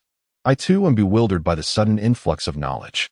At this moment, observing Kai's demeanor, the thoughts that emerged in everyone's mind were astonishingly uniform. Distinct, yet distinct. His lack of comprehension stands in stark contrast to our understanding. Your inability to grasp this entirely stems from your own shortcomings. At this moment, the system's voice resonated. The first live broadcast of the second session concluded, and the barrier was lifted. The system's voice gradually filled the air. At that instant, a time travel scroll emerged from the corner where Uchiha Itachi stood, disintegrating into ashes. His figure vanished as if he had never existed. The system, undeterred, continued its announcement. The second session would commence at an indeterminate time. The second live broadcast would open within the broadcast space, regardless of the participants' locations within the ninja world. Who would decide whether to reach the live broadcast space? All participants from the first session activated the bullet screen feature. Everyone who participated in both sessions engaged in the chat room function and the individual chat selection feature. Chat room. All participants could engage in conversation within the chat room. Note: communication is possible regardless of your location. However, refrain from discussing private matters. as all participants can see the conversation. Individual chat selection. One may choose to communicate with a single individual. Only one person may be selected. This can occur within the ninja world or the Pure Land, but it requires the other party's consent. Note, if invitations for individual chats fail 3 times, this feature may not be suitable for you. The host could directly access all the aforementioned features. After the conclusion of the second session, as the system's voice faded, all members of the Akatsuki organization vanished without anyone attempting to stop them. They could not withstand it. Gradually, the crowd dispersed. At this moment, someone inquired of the nearby ninja about the Ch-Nin exams of the Ninja World Alliance. What did you say? The Ch-Nin exams? The original organizers, the Hokage and the Wind Shadow, are no longer present. Is it even feasible to hold an exam now? Setting aside the question of whether there is any desire to do so, after witnessing the scenes and battles from the live broadcast, do you still feel inclined to watch those childlike skirmishes? Although the images lacked visceral combat, the dazzling array of ninjutsu was breathtaking. Do you believe these youngsters could surpass their predecessors in brilliance? Very well, let us depart for now. On the scene, Naruto and the others appeared somewhat bewildered. Jiraiya and Tsunade made their way to the center of the arena. Let us return to Konoha and address the matters at hand, spoke Minato Namikaze. Jiraiya-sensei, Lady Tsunade, you may find yourselves quite busy during this period. I must take my leave as well. The system indicates I cannot linger for long. This time is merely a fraction earned through my host points. He gently ruffled Naruto's hair. Naruto, do you require a solo chat option this time? Though Naruto yearned for it, he understood his father's desire to converse with his mother. I understand, Dad. You should choose Mom first. I have Jiraiya-sensei and the others here. We can always meet again. Minato acknowledged Naruto's words with gratitude. Thank you, Naruto. He affectionately rubbed Naruto's head before vanishing from the arena. Kamaru and his 5 companions turned to leave as well. The Kage from the 5 great ninja villages had already departed, accompanied by their elite jonin. As for Zabuza and Haku, they left with Karen and Orochimaru when the system's announcement concluded. The other 2 hosts exited as the barrier was lifted. Jiraiya had initially wished to engage Minato in further conversation, yet their dialogue was cut short as the event dispersed. Jiraiya, stop dawdling. Minato is correct. The upcoming matters are far more intricate. Kakashi, Sakura, please escort these youngsters back. We will convene at the Hokage building shortly. Obito, you should join us as well. Jiraiya observed Tsunade issuing commands. Has she truly assumed the role of Hokage? Remarkable. Danzo had not caused any disturbances. He had dispatched his root members to a location not far from Konoha, where they discovered the assassinated Umbu and the 3rd Hokage, Hiruzen Sarutobi. At least when the 3rd was found, he was merely in a state of decay, with nearby beasts refraining from devouring the remains due to the lingering sin of battle. However, the Wind Shadow's fate was far grimmer. His body had been transformed into a puppet by Sasori. Consequently, Orochimaru's bounty soared. The following day, the funeral for the 3rd Hokage proceeded as scheduled. The persistent rain enveloped Konoha, and its inhabitants were steeped in sorrow. After the funeral, the crowd gradually dispersed. Days passed quietly, and the villagers began to emerge from their grief over the 3rd Hokage's demise. Obito and Kakashi, having just returned to the village, discussed the utilization of the Mangekyou Sharingan while also guiding Sasuke. For Naruto, these past few days had been among the most comfortable of his life. Villagers greeted him with smiles, and when he went shopping, they not only provided ample quantities but also offered the most reasonable prices. However, Jiraiya did not allow him to remain at ease for long, relentlessly urging him to train with even greater rigor than before, citing the gap between his current abilities and those depicted in the images. Naruto found himself unable to counter Jiraiya's assertions and resolved to train diligently. As people went about their daily lives on a moonless, windy night, Nagato swiftly maneuvered through the shadows. Obito, having returned to the village, reclined on his sofa and gazed at the ceiling. Suddenly, he spoke into the air. The leader has arrived. Nagato's figure materialized before Obito, who remained utterly motionless. Continuing to address the ceiling. Leader, if you seek to dispel the cursed seals, I cannot assist you casually. Naruto has already utilized a seal-breaking technique to return my master to the Pure Land. So, do act swiftly. Nagato spoke slowly. I have come to find you. At last. Obito turned his gaze toward Nagato, the Mangekyou Sharingan gradually rotating. Are you here to eliminate traitors? But Nagato, do you truly believe you can kill me in Konoha? Given that your information is likely compromised, your mentor, Jiraiya, is still alive, and with his wood release, I do not consider you a match for him. Nagato cast a glance at Obito, who wore the spiral-patterned mask. Are you indeed the one known as Uchiha Obito? Why do you still wear a mask when you have returned to Konoha? The manjiki behind the mask scrutinized Nagato for a full 3 seconds. Of course I am. It's just that one side of my face was disfigured, and I do not wish to frighten the children. You think too much, Nagato. Overthinking can lead to errors. You know, I hope I am merely overthinking. Nagato, you did not come to find me for such trivial matters, did you? Is that not permissible? Of course it is. If there is nothing further, can I take my leave now?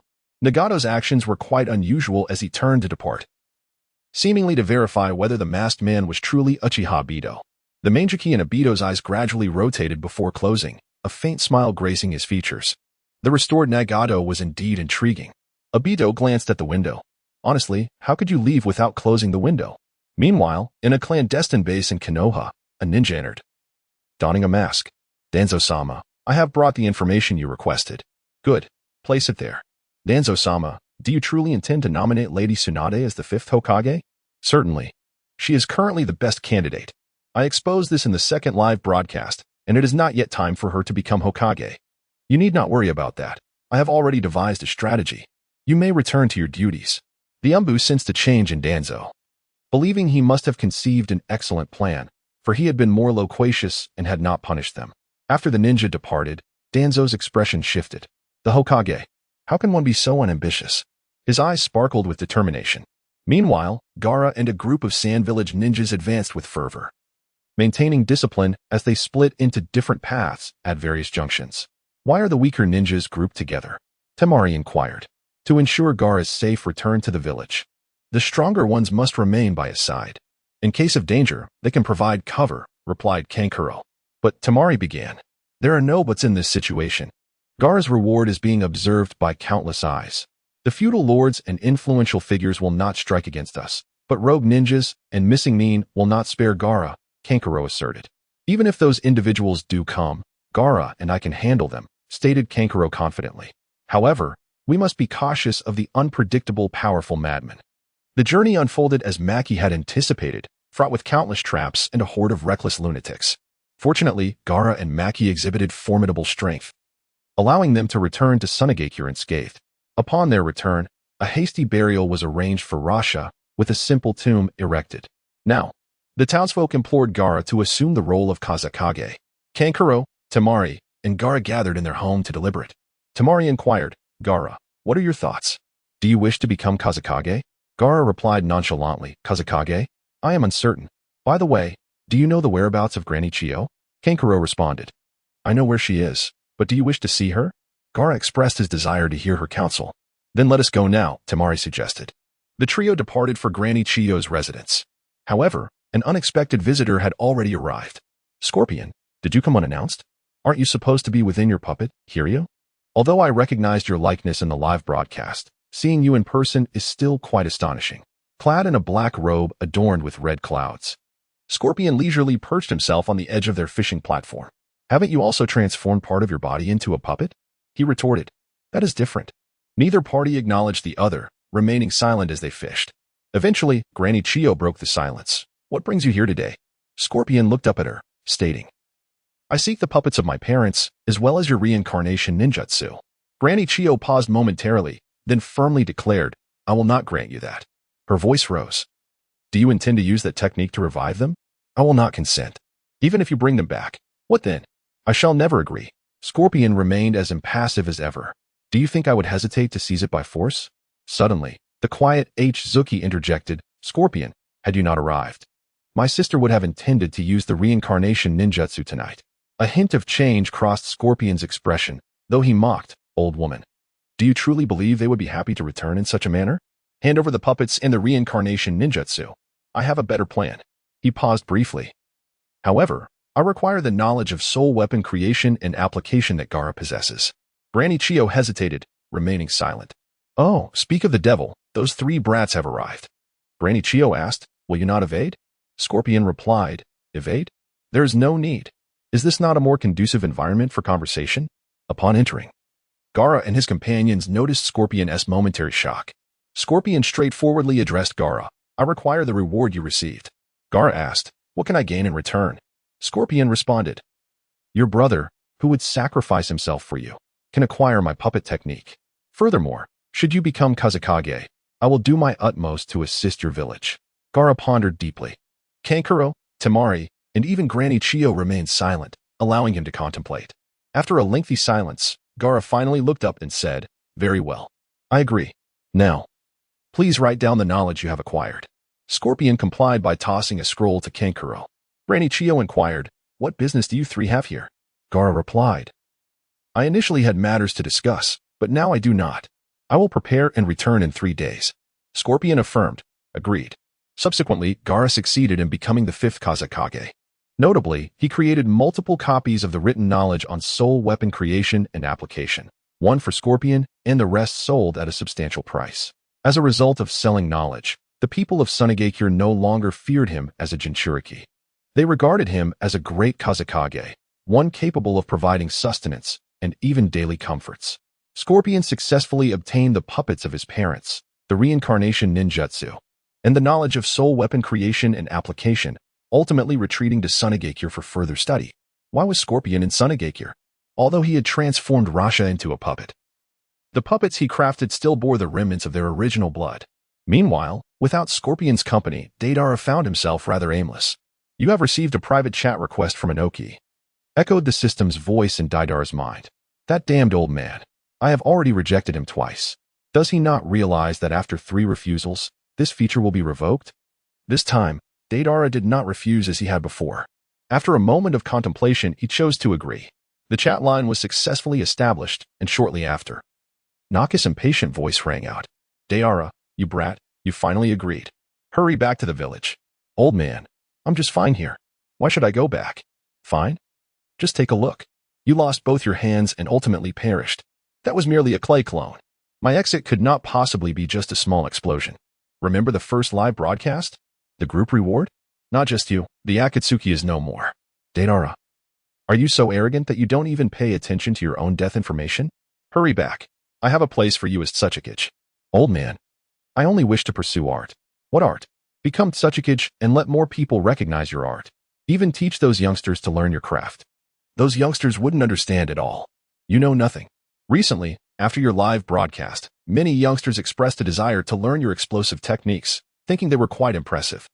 Upon hearing this, Deidara felt a stir of emotions, but he couldn't show it. He responded, "I can go back, but you must give me the explosive fruit." "That is possible, but the cost of the explosive fruit is quite high. If you breach the contract." "Old man, if you don't give it to me, I won't return." "Fine, but upon your return, you must properly teach those little ones about art. No running around. They must listen." "All right, old man. I'll head back immediately. Keep my artistic fruit for me." "Good." Deidara mounted his bird and flew towards the hidden stone village. In the land of water, in the hidden mist village, Terumi May felt a great urgency about the recent events in the ninja world. The sand village had lifted the bounty on the Akatsuki member Scorpion, and soon after, the hidden stone village lifted the bounty on Deidara. According to the news, they had returned to their respective villages, becoming the pillars of their communities, and even nurturing the younger generation. Terumi May was certain this information was accurate. That old man Noki was willing to offer a substantial sum to offset the cost of the explosive fruit as compensation. It was clear that Deidara had indeed returned to the hidden stone village. "How about you, Ao? Have you made contact with Zabuza yet?" "Not yet, Mizukuchi-sama. The individual chat requests sent previously have gone unanswered. I will reach out to Kisame. If there is a response from that side, you should know what to say." "Understood." Mizukuchi-sama. Terumi May took a moment to calm herself and sent a private chat request to the former member of the Akatsuki, Zabuza Momochi. Zabuza almost immediately accepted without delay. Terumi May was momentarily taken aback. Zabuza's voice slowly emerged. "Mizukuchi-sama, what is the meaning of contacting me without saying a word? I simply didn't expect your response to be so swift." "I understand your intentions, Mizukuchi." "I agree." Terumi May was instantly stunned. "What? Why?" Zabuza chuckled softly. "What is the matter? Is my agreement too straightforward for you? Do you think I'm joking? Of course, I'm entirely unprepared for this. You need not worry. I was originally invited into the Akatsuki by Uchiha Obito. Just because he returned to Konoha, you also wish to exit the Akatsuki and return to the village? I seek to find the true world, which is why I wish to return to the village for a visit. Furthermore, I have not withdrawn from the Akatsuki." "Not withdrawing from the Akatsuki? Visiting the village?" "Indeed, There is no conflict, is there? Scorpion and Deidara have not withdrawn either. They are still in their village doing what they do. However, this seems a bit against the rules. Suddenly, Zabuza's tone turned cold. Rules? Do not forget. The original intent of the Akatsuki was peace, not war. And Terumi-me, do you truly believe we are the ones begging? Terumi-me was taken aback. Indeed. She was now the one requesting their return to the village to help educate the younger generation and to instill a sense of deterrence against those unruly miscreants. Securing more missions for the Hidden Mist Village. This individual is indeed recognized by the system as the strongest in water escape techniques, not merely a pretender. Very well. I acquiesce. However, a swift return is imperative. Not a problem. Terumi-me has contemplated this matter. Both the rock and sand villages dared to welcome them back. Why should I, Terumi-me, hesitate? Moreover, once they return, it is not guaranteed they will depart again, is it? It is no wonder the bounty was rescinded. And news of their return to the village has emerged. I was previously puzzled as to why these ninjas, who had been absent for years, are now receiving such rapid updates. It turns out to be those cunning old foxes. This could serve my purpose as well. It is understandable that Noki is willing to expend vast resources to breach the contract. Terumi-me gazed at Ao, finding him utterly ineffectual. I succeeded the moment I took action. At this moment, Ching, filled with excitement, addressed Terumi-me, Lady Mizukichi, I have succeeded. Zabuza has agreed to return to the village. And even the ice ninjutsu user by his side will come back. Terumi-me paused for a moment, then replied, very well. Revoke their bounties and instruct the Umbu to disseminate this information. Without hesitation, Ching promptly set about executing her orders, having just deduced all of this. In the land of birds, within a secret base of the Akatsuki, White Zetsu mockingly remarked to Zabuza, Mr. Zabuza, are you not eager to return already? Zabuza maintained his aloof demeanor, leaving White Zetsu feeling somewhat foolish for his attempts at conversation. Hoshigaki Kisame chuckled, it has been quite some time since I returned. I wonder what awaits me this time. But isn't it a bit disheartening that I cannot accompany Itachi? At this moment, Nagato interjected, Kisame, Itachi is a free agent. His mission this time is to support you. Haiden, feeling irked, exclaimed, why can't I return to the land of soup? Kakuzu responded, you know you wouldn't be able to enter the leadership there, right? Haiden retorted, Kakuzu, are you so sure about your return to Takigakure? Kakuzu confidently replied, of course. I am proficient in 5 elemental natures, and the secret techniques of Takigakure are in my possession. I can handle it without a doubt. Haiden scoffed, so, you just want to become the leader and have others earn money for you? It's all about money, isn't it? Kakuzu shot back, you are insufferably mundane, Haiden. Nagato interrupted their banter. Enough. This time, Sasori's position in Sunagakure is essentially confirmed. Deidara might even rise to Tsuchikichi. Zabuza and Kisame, if possible.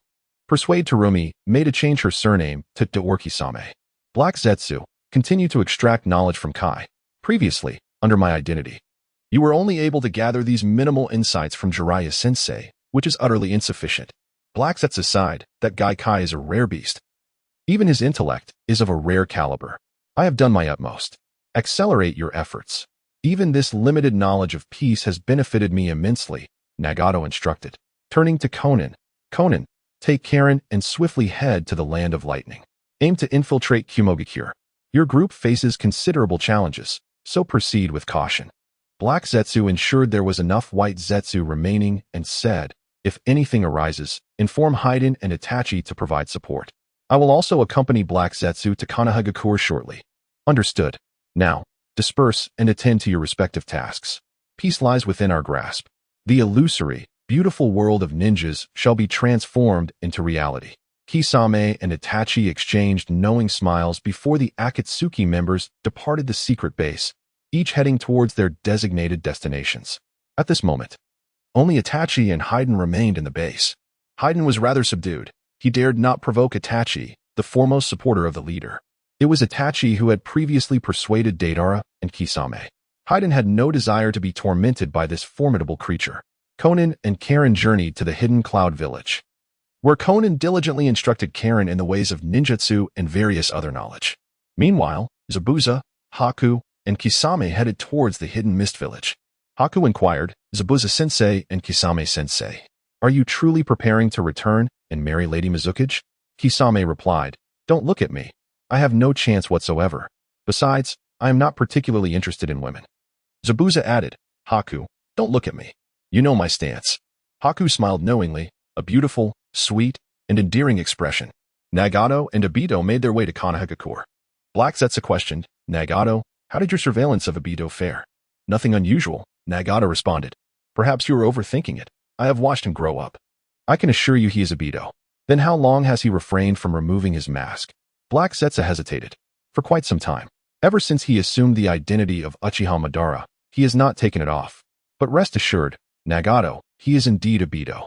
The Manjiki Sharingan cannot deceive anyone. Nagato nodded silently. Black Zetsu felt somewhat perplexed, but none of that mattered as long as they obtained the anti-demon talisman. Ah, Sherry, let us ignite the flames of youth. Recently, the atmosphere in Konoha has become quite intense, with whispers echoing through the air. The early morning chill envelopes the village. Yet a group of individuals is already bustling about, encircling the heart of Konoha. All of these individuals engage in training alongside Kai, except for Shaoli, who exercises solely for the sake of exercise. The others partake in various activities to some extent. Our Black Absolute, however, stands apart. He has transformed into an ordinary rogue, reporting daily without fail. So many individuals follow Kai daily, merely because he utters perplexing phrases during his workouts. The United Village has established a committee to enhance its infrastructure, thereby elevating the populace's sense of happiness. No one desires war. Ninjas represent the foremost productivity. Effective advertising inevitably leads to increased sales. Youth remains eternally vibrant. Heiju shall document every word, and upon returning, he must organize and back up the records. Recently, Heiju has felt on the brink of madness, with thoughts of youth incessantly flooding his mind. Here are Heiju's inner musings. How old am I this year? Yet I must accompany your youth, albeit with immense reluctance. Nevertheless, I am determined to obtain the talisman to dispel evil. At this moment, I fervently wish to devise a way to deal with Naruto. However, who currently possesses the talisman? I only know that Naruto used one after acquiring them, while the whereabouts of the other two seem elusive. One was taken by Nagato, and the other remains unknown.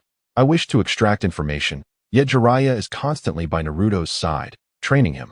Now, Jiraiya, who can utilize would release, has the ability to uncover our presence. When we were initially discovered, it was only by invoking Nagato's name that we managed to escape. This fellow has long since bound me and handed me over to the interrogation department of Konoha. Yet, this unabashed Jiraiya has surprisingly requested a share as well. Consequently, my workload has surged daily. I can scarcely find a moment to indulge in idleness, surrounded by a throng of youth, fervently sweating alongside Guy. It is undeniable that members of Konoha's Umbu and Root are among them. If the records do not match their meticulous detail, how am I to present my report? Am I to disregard my reputation as the underground intelligence king? Alas, my primary concern remains the fear of being criticized for incomplete intelligence, which could jeopardize my access to the sealing talismans. No worries, no worries. As long as I endure this period and extract the vast knowledge from the mind of this Konoha beast, all will be well. Onward. I am the best. Youth. Let us go. Although Korezetsu shows signs of being driven to madness by Guy, he has also reaped substantial benefits. The underground intelligence network has become significantly refined. Korezetsu is now recognized as the intelligence king of the ninja world. He continuously reflects and has devised several additional strategies to subdue the nine-tailed beasts. However, failure is no longer an option. In this ninja world, few possess the Rinnegan or the ability to awaken the Manjiki Sharingan. The demon sealing talismans lie within reach. While Kagaya's black entity relentlessly gathers wealth, solely to ensure its mother becomes the most affluent and powerful figure in this realm, it will not permit anyone to surpass her in status. Upon arriving in Konoha, this entity, Black Zetsu, trains daily alongside Guy. Meanwhile, Nagato enjoys a leisurely tea with Jiraiya in a lavish residence. Nearby, Naruto practices the transformation of his Rasengan. Nagato remarks, recently, the intelligence provided by Black Zetsu has been exceedingly comprehensive. Even the records compiled by Tsunade's Umbu do not match its thoroughness. With a smile, Nagato adds, Sensei, he has his own ulterior motives. Were it not for Naruto obtaining the demon sealing talismans, he would not remain so tranquil. What are his motives, Nagato? Jiraiya inquires. Surely, you have surmised them. Did I not mention before that the moon serves as a seal? Jiraiya's pupils dilate. Are you referring to that individual known as Kagayatsutsuki? Indeed. Based on the information at hand, that appears to be the case. Jiraiya's expression grows serious. Could this be perilous?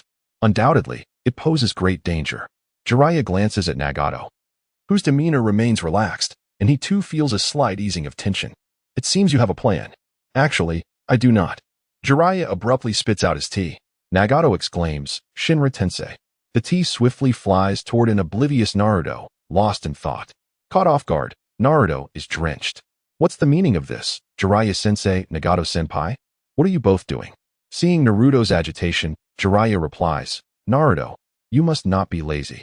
You need to train diligently. But sensei, I was just taking a brief respite to contemplate. What were you pondering? At this moment, Naruto remained silent, his face gradually turning crimson. Nagato offered a faint smile. All right. Naruto, why don't you go out and play? Visit Kakashi and Obito as they train Sasuke and check on your good friend's progress. Who considers that annoying brat a partner? Naruto retorted, albeit reluctantly making his way outside towards Sasuke's training area. Jiraiya observed Naruto's departure, his previously cheerful demeanor shifting to one of solemnity. Nagato, the person sealed within is exceedingly dangerous. Are you truly resolved to give that cursed seal to Black Setsu? Master, times are advancing. The strength of our ninja world has significantly increased since the arrival of the system, has it not? Nagato sipped his tea and continued. Even if that sealed individual were to emerge, the current ninja world possesses sufficient power to thwart them. Moreover, with the would-release techniques you've acquired, you should have the capability to surpass the sealing techniques of this world, correct? Well, yes, but the cost is rather steep, Jiraiya replied, his serious expression easing into a more relaxed demeanor. I suspect you wish for me to meet my demise, just like in the images. Master, I was merely presenting an example. Indeed, Jiraiya chuckled. Now that the system has descended, these issues can be resolved quite easily. The master and disciple sat across from each other at the tea table, engaged in warm and pleasant conversation. Meanwhile, Naruto cheerfully approached Sasuke. Sparks coursed along Sasuke's arm, slowly taking the shape of a dog's head. However, just as it was about to solidify, it suddenly dissipated. Focus on controlling your chakra. As long as you stabilize it, you can alter the form of Raikiri, thereby utilizing the power of lightning release more effectively, Kakashi instructed. Sasuke, perspiring heavily and gasping for breath, glanced toward the nearby bushes. Come out, Naruto. Naruto emerged from the foliage, grinning as he approached Sasuke. Looks like your training isn't going so well, huh? Sasuke cast a disinterested glance at Naruto. You're not training seriously, you just came out here to slack off, didn't you? Of course not. I aspire to become Hokage and earn everyone's recognition. Obito watched the two bicker endlessly, feeling a bit helpless. Sasuke, you should take a break today. Go out with Naruto and hang out with a few friends. Obito then turned his masked face toward Naruto. And you, Naruto, it is by earning everyone's recognition that one becomes Hokage, not the other way around. After hearing Obito's words, Naruto lowered his head in contemplation for a moment. Thank you, Uncle Obito. I understand. Obito nodded. Go have some fun. Kakashi and I have matters to attend to, so we won't accompany you too. All right, Sasuke, let's go. Naruto exclaimed, sprinting ahead. Sasuke, hands in his pockets, followed suit. Hey, Sasuke, what do you want to eat? My treat. Sasuke glanced at the grinning Naruto and rolled his eyes. Whatever you want. Come on, Sasuke. It's rare for me to treat, so you can choose. I know. Whatever you treat is fine.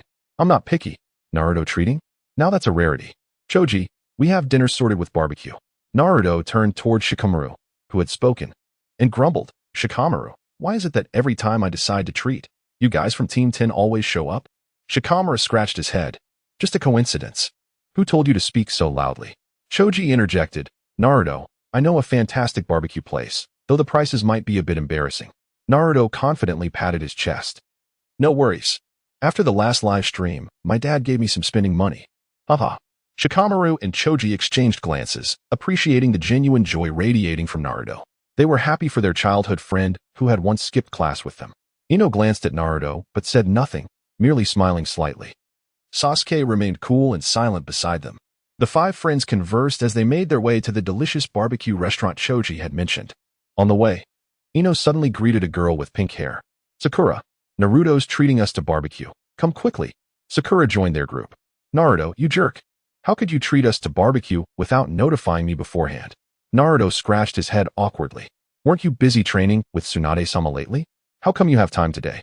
Sakura's expression suddenly turned melancholic. Of course. They've always been telling me I can't keep up with you too and pushing me to train. Today is a rarity. Tsunade and the others have something to attend to, so I get a break. She then glanced at Sasuke. It's so nice to see you again, Sasuke-kun. I heard from Tsunade-sensei that you've been training diligently with Kakashi-sensei and Obito-san, and your training volume is several times mine. What brings you here today? Sasuke remained cool, simply responding, they have matters to attend to. At this moment, Shikamaru was murmuring to himself. What could it be? Asuma-sensei also mentioned that there was something. The barbecue restaurant was already in sight. At this moment, Naruto began to glance around anxiously. Ino observed him and asked, Naruto, are you searching for someone? No, not at all, he replied, appearing as if he had committed some misdeed and was caught.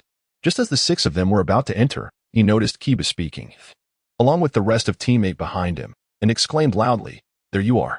The others recalled Naruto's earlier words when they encountered Team 10, and they suddenly felt a bit speechless. Kiba seized Naruto and exclaimed, you idiot. What do you mean by that?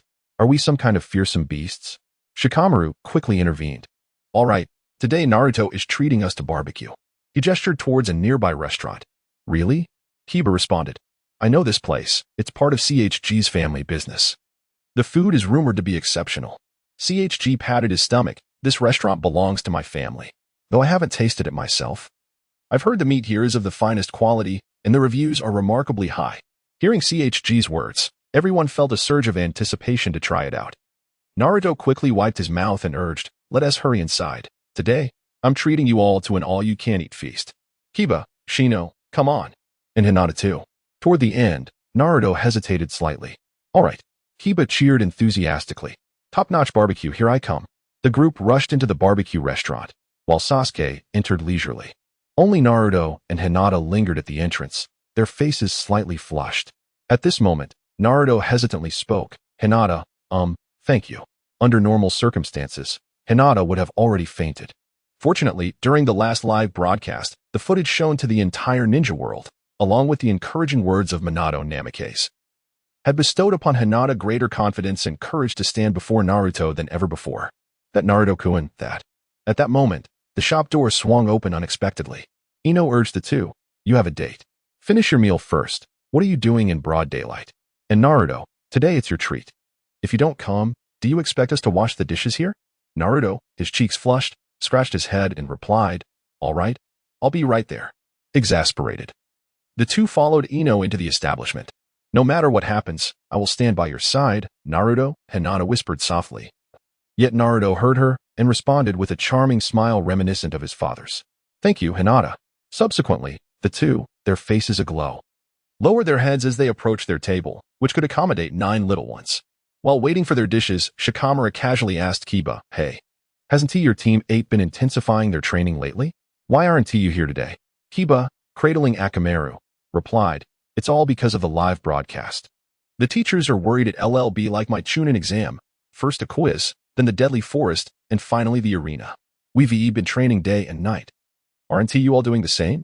Shikamaru responded, indeed, the training has been particularly intense lately. Thankfully, Asuma-sensei has something to attend to. Kiba, suddenly intrigued, asked, is that so? Red-sensei also mentioned having business. Are they on a date? Shikamaru replied somewhat dismissively, perhaps, but inwardly he was unsettled, wondering if something significant was amiss. Why was everyone saying they had matters to attend to? Asuma, Ino, and my father were all gone.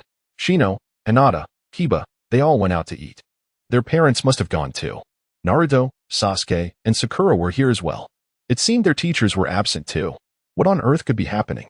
Shikamaru began to feel a sense of unease, sensing that something monumental was about to unfold in Konoha. Suddenly, a hefty figure approached, carrying a bowl of meat and placing it on a few slices on the grill, filling the air with a delectable aroma. Shikamaru thought, contemplating this issue is too troublesome. Let us eat meat. Thanks, Uncle Dink, CHG said eagerly. Come on, today we have the rare delicacy of mook pig meat. Care for a gram? CHG suddenly became animated, and the others, curious, inquired, what is mook pig? CHG explained. The mook pig is a creature that appears only once every 100 years in the ninja world. Naruto? Ino? Sakura? At this moment, Ding Ci composed himself and began his introduction. The mock pig, a creature entirely cloaked in darkness, unseen for over a century. Every morsel of its flesh is exceptionally precious. Even the slightest amount can transform any dish into an irresistible delight. Although Naruto could not comprehend Dingxi's description of this pig, he sensed its exquisite flavor. Thus, he turned to Akimichi Chuji and exclaimed, "Uncle, let us add a bit to our barbecue." Chuji smiled broadly, clearly delighted. "All right, coming right up." The group eagerly anticipated the feast. Delicious, utterly delicious. I have never tasted such exquisite barbecue. Dingxi, a connoisseur of culinary delights, found himself momentarily at a loss for words, utterly captivated by the perfection of the dish. Each person indulged greedily in this earthly delicacy, continuing until they could eat no more. Only when their stomachs could accommodate no further sustenance did they finally pause. After satisfying their appetites, the group patted their bellies contentedly. Suddenly, Ino expressed her concern. "Have I eaten too much? Will I become overweight?" "Ino, why bring this up all of a sudden?" "I feel so guilty," Sakura chimed in, sharing her unease. Only Hinata, blushing profusely, appeared to be on the verge of tears. Naruto glanced at Hinata's plate and chuckled. "Haha, Hinata, you have quite the appetite." "Indeed. It was simply too delicious," Hinata replied, her thoughts racing. "Did I eat too much? Will Naruto dislike me for it? What should I do?" Shikamaru interjected. "You fool, Naruto. What is your deal, Shikamaru? Being able to eat is a good thing. Besides, the teacher said that a hearty appetite indicates a wealth of energy within one's body. It's a testament to strength." Naruto fervently defended his position. Hinata, shedding her earlier embarrassment, gazed at Naruto with starry eyes. Shikamaru found himself at a loss for words in response to Naruto. However, Naruto likely did not notice the plate that Hinata had already put away after finishing her food. The others remained engrossed in their meal, oblivious to the unfolding conversation. At that moment, Akimichi CHG approached, clutching an extensive bill. CHG's voice suddenly rang out. "Naruto, we're in trouble. Is there plenty in the fourth Hokage's treasury?" Naruto replied with a smile. "Of course, there must be enough. This money is my father's reward for completing missions. It hasn't been submitted yet. That should just about suffice, right? With all this meat, it should be fine," CHG added, his tone somewhat uncertain. CHG slowly made his way toward them, while Naruto retrieved his wallet. CHG handed over the bill, and Naruto's eyes widened in shock. "Did we eat this much? How is that possible?" The bill stretched a full meter long. Noticing the total amount, Naruto simply passed his wallet to CHG. "I suddenly feel like my father's treasury is a bit lacking." CHG picked up the wallet and counted the money. "Is this really the fourth Hokage's treasury? It's insufficient." After glancing at Naruto, CHG suddenly understood something. Laughing heartily, truly worthy of Lady Kushina. Naruto felt a bit flustered. Sasuke began to speak. But was promptly interrupted. It's okay. Although it's quite short, we can let Naruto slide this time. You're our little hero too, Sasuke. The rest can be overlooked." CHG chuckled at the group. Naruto expressed his gratitude. "Thank you, CHG." CHG smiled back. "No problem at all. However, little Naruto, you must diligently train. After all, we will be relying on you little ones in the future." Suddenly standing up, Naruto declared, I will earn everyone's recognition and become Hokage. I believe in you." "Naruto, you are the best," CHG said, his heart warmed by the spirited young boy. "Is this the small flame of Konoha now?" It truly evokes anticipation. A group of individuals traverse their separate paths homeward. Choji expresses, "Thank you, Naruto. I feel my life is now complete." Sakura teasingly adds, "Though you didn't bring enough money, I still appreciate your efforts, Naruto." They share a delightful dinner. Ino promptly retorts, "Forehead, can't you say something nice?" The proprietor, out of respect for Naruto, waived the extra charges. "Ino, what are you babbling about? Am I unaware?" Shikamaru sighs, pressing his forehead. Choji merely chuckles contentedly. As the group approaches a fork in the road, the Ino Shikicho trio parts ways with the others. Upon reaching this junction, they express their gratitude to Naruto before diverging paths once more. At the next intersection, Kiba and Shino also thank Naruto and take their leave. Sakura, at the subsequent fork, bids farewell to Naruto, echoing her thanks before heading home. Finally, they arrive at another crossroad where Sasuke strides ahead. Naruto calls out, "Sasuke, Hinata and I are heading this way." "Sasuke, I sent your house in the same direction as mine. Have you been training too much lately?" "I moved long ago." Now residing closer to the Hyuga clan, Sasuke suddenly recalls their prior conversation post-broadcast. He simply nods, waving goodbye to Naruto and Hinata. "Understood. I shall return now." Naruto and Hinata continue forward, Naruto feeling slightly at a loss, scratching his head. Hinata's cheeks are flushed as she gazes downward. her hands nervously twisting the hem of her garment. Suddenly, they both turned to speak. "Hinata, you go first." "No, you go first." Then, Naruto bursts into laughter. Hinata, captivated by his smile, reciprocates with a charming grin. "Hinata, shall we proceed home?" The duo strolls leisurely through the bustling streets, resembling a young couple in love. As they move along, more individuals begin to roll their eyes at the sight. The number of eye rollers increases as they near their destination. Arriving at the grand entrance of a luxurious residence, Hinata exclaims, "Naruto-kun, I've arrived." "So soon?" Hinata's smile is enchanting, leaving Naruto momentarily speechless. Her rosy cheeks and fidgeting fingers add to her charm. "I, too, feel like time has flown by," she whispers shyly. "Hinata, what did you say?" "Oh, nothing. Thank you, Naruto-kun, for accompanying me home." Naruto appears flustered. "No problem at all. My home is quite nearby." Naruto seems to be making a decision. Glancing at Hinata with a slight blush. "Next time, if you're free, you can come visit me. You know where I live. But, won't I disturb your training, Naruto-kun?" "Not at all. Just remember to come visit, okay?" "Understood. Then it's settled. I'll head back now." Until next time, Hinata." "Naruto, until next time." Hinata walks a bit further before reaching her room, burying her face in her pillow. She reflects on the journey home with Naruto. Her face growing increasingly flushed until steam seems to rise from her head, and she faints. Naruto, skipping joyfully home, finds neither his senior nor Jiraiya present and pays it no mind. Lying on his bed, he recalls the day's events, smiling blissfully. P.S. An additional thank you to those who supported. Shikamaru's speculations were indeed accurate. Konoha is undergoing significant changes. Matters that would have once been dismissed with a laugh now demand careful consideration. Earlier, Tsunade was engrossed in administrative duties. Although she has not formally assumed the title of Hokage, her succession is a foregone conclusion, with unanimous approval. The appointment notice from the daimyo is already en route. Expected to arrive tomorrow. Why are there so many issues within the village? Ugh, it's so frustrating. Tsunade exclaims, tossing her paperwork aside. "Shizen, please help me with these documents." "Lady Tsunade, are you joking? The notice should arrive tomorrow. You will soon officially take the Hokage position." Fine, Shizune, I understand." "Enough with the nagging. It's tiresome. Lady Tsunade, you must take this seriously." Suddenly, Shizen pulls out a surgical knife, and Tsunade stands defensively. Out of nowhere, a figure materializes before the Hokage's desk. Upon recognizing the visitor, both Tsunade and Shizune are momentarily stunned. A man clad in a tattered black cloak adorned with red clouds stands before them, his eyes hollow and bleeding from the sockets.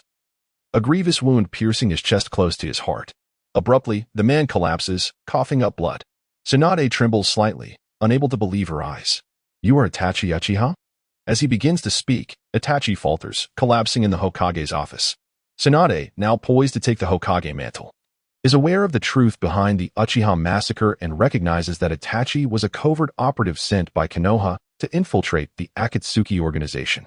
Although he had not relayed any information back, he seems poised to rise to the organization's second-in-command. Tsunade, witnessing the battered Itachi, feels her thoughts swirl chaotically. Nevertheless, her professional ninja instincts prevail. "Shizen, quickly treat him. Stabilize his injuries." Shizen snaps out of her shock and hurriedly employs her medical ninjutsu on Itachi. Green chakra gently flowing into his body.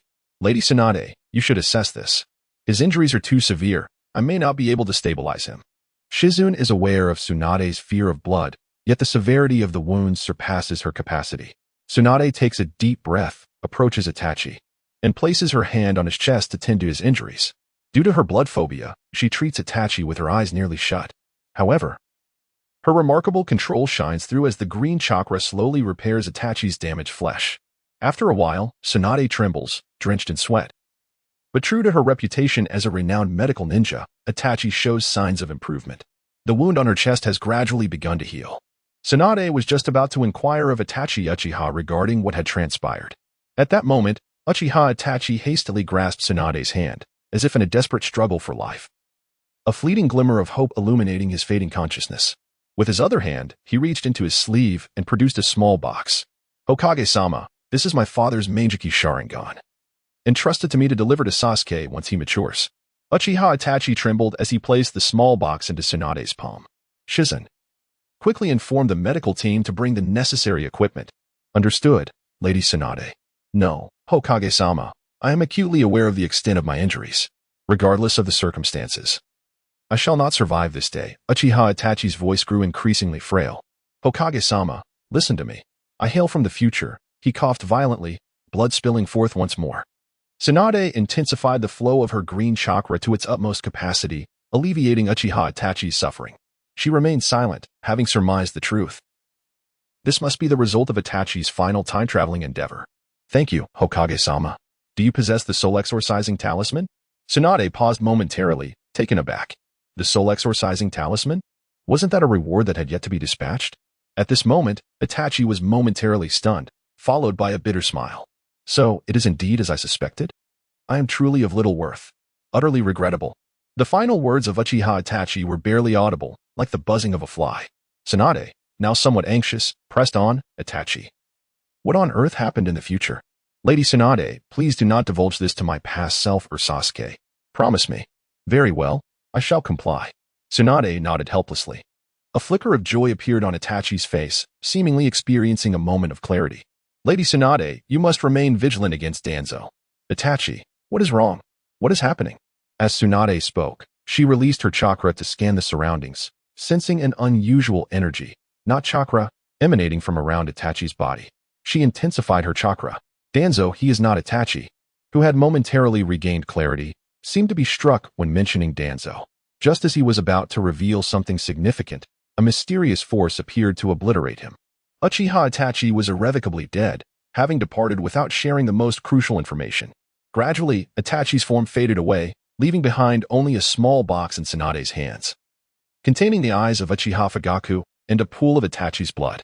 Tsunade continued to sense, but as Itachi perished, all energy fluctuations ceased. Shizen, perplexed, gazed at Tsunade. Lady Tsunade, your hemophobia? Tsunade's brow remained furrowed. There was no time for trivial matters. Her tone shifted to one of gravity. Shizen, notify the heads of the various clans in Konoha, as well as those elite jonin. Understood, Lady Tsunade. Additionally, remind them to keep this information confidential.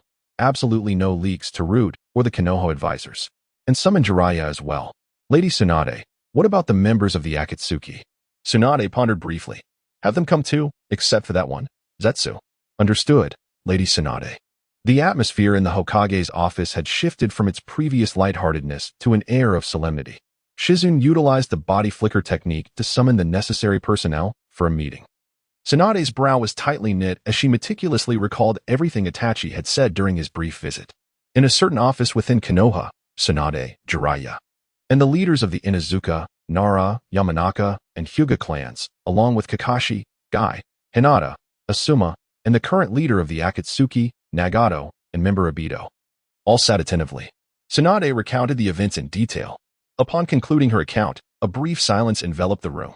Kakashi broke the stillness, asking, why did Uchiha Itachi initially refer to the Hokage as Lord Hokage before changing his address? Tsunade, somewhat at a loss, replied, I'm not entirely certain. Perhaps he had not officially inherited the title or publicly announced it yet. Nagato interjected, could it be that Itachi simply changed his address for such a trivial reason? Jiraiya echoed Nagato's sentiment, I share the same thoughts. It seems too far-fetched. Kakashi speculated, I believe Itachi may have already returned to Konoha by that time. Everyone fell silent, for they were all aware, to varying degrees, of the reasons behind the Uchiha massacre. Even Obito, who had directly participated, was present, suggesting a significant probability. Tsunade took a deep breath. Kakashi, Hinata, Asuma, you three must adequately train those young ones. If possible, we should secure the soul-dispersing talismans next time. The masked figure, Obito, unexpectedly chimed in. Will there be a formidable ghostly threat to Konoha in the future? Once again, silence ensued, as they were at a loss for words. The enigmatic mention of the soul-dispersing talismans by Itachi left them unable to analyze its implications.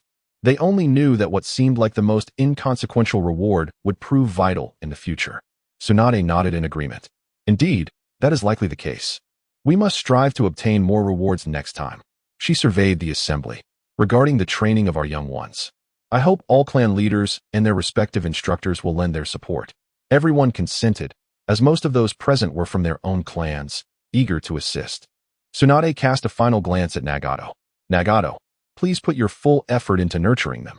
As for funding, I will leave that to the Akatsuki. Nagato nodded in silent agreement. This is a small opportunity to enter the decision-making realm of Konoha. As for the funds, Konan will provide them. Even if she does not. There is still Black Zetsu, is there not? This system's talismans are indeed remarkably effective. The elimination of the demon-slaying talisman will undoubtedly prove invaluable. Moreover, this talisman has utterly vanquished the darkness, providing an immense sense of relief. Tsunade has also regained her composure. Furthermore, the most crucial aspect weighs heavily on the mind. Uchiha Itachi's final words, which prompted your gathering here, require careful analysis. Why did the future Uchiha Itachi caution us to be wary of Danzo? Additionally, what did he mean by his unfinished statement? It seems he was implying that Danzo is not what he appears to be. The unexpected occurred when Kai was the first to speak up. The essence of Uchiha Itachi's last words surely indicates that Danzo has betrayed Konohagakure, posing a significant threat to the village. Uchiha Itachi perceives Danzo as less than human, leaving everyone in a state of bewilderment. Kakashi, uncertain of how to respond, displays the quintessential deadpan expression. At this moment, Shikamaru's father, Nara Shikaku, slowly began to speak. Whether Danzo is human or not is a discussion for later. Kai, your assertion that Danzo would betray Konoha is rather absurd. Tsunade nodded in agreement. I too believe the likelihood of Danzo betraying Konoha is minimal. He may resort to unscrupulous means, but betrayal? That seems unlikely. The other members of Konoha also nodded in consensus, sharing the sentiment that this individual, who disregards everything in his pursuit of becoming Hokage, would not betray the village. At most, he might resort to murder and arson. Tsunade observed the somewhat troubled expressions of Nagato and Uchiha Obito. Do either of you have something to share? Nagato and Obito exchanged glances, with Nagato speaking first. Are you aware of the pain who destroyed Konoha? Tsunade's expression darkened. The other clan leaders and elite shinobi of Konoha also appeared troubled. The astute Jiraiya interjected. Nagato, could it be that Yahiko was? Nagato nodded in affirmation. Yes, it was Danzo who conspired with Hanzo to slay my dear friend. This is also one of my motivations for wanting to annihilate Konoha. Tsunade, taken aback, exclaimed, Danzo? He actually allied with outsiders? Uchiha Obito then added, Itachi sought me out before the massacre of our clan. The annihilation of the Uchiha was indeed Danzo's command. Obito cast a glance at Tsunade. Nevertheless, this was likely tacitly approved by the third Hokage, though Danzo acted first. Hiruzen shook his head.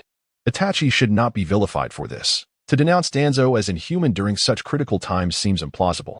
Would Itachi behave in such a manner within Akatsuki? Nagato and the masked Obito both shook their heads in unison. Itachi was brought into Akatsuki by Obito and is a pragmatic ninja. Given what we know of Itachi, I find it difficult to fathom that he would return through time merely to utter a curse. Danzo is not human? Obito concurred with Nagato, expressing that he too did not believe Itachi would engage in such triviality before his demise. At this juncture, Kai scratched his head and suddenly exclaimed, Then why would he say Danzo is not human? Is Danzo some sort of demon? Nara Shikaku then seemed to have an epiphany, as if an electric spark had ignited in his mind. I see it now. Eliminate all impossibilities, and the remaining, however improbable, must be the truth. Over the years, many of the medicinal herbs we Nara have gathered have found their way to root. When Uchiha Itachi said, Danzo is not human, it likely implies that Danzo is not human in the strictest sense.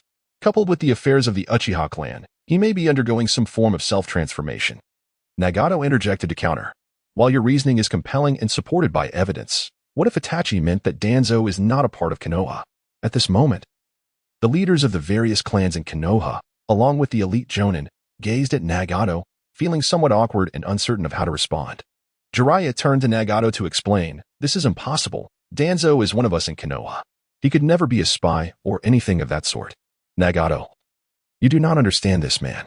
He has always claimed to be the root of Konoha, hidden in the shadows. Nagato nodded in acknowledgement.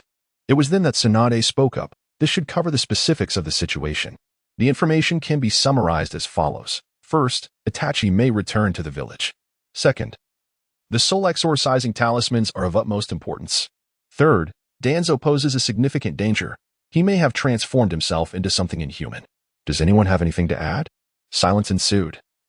As everyone seemed to agree with this assessment, they felt this was likely the situation at hand. Now, regarding the matters previously discussed, I must ask for your cooperation. Furthermore, this issue must remain strictly confidential. Please remain vigilant regarding the route, she added.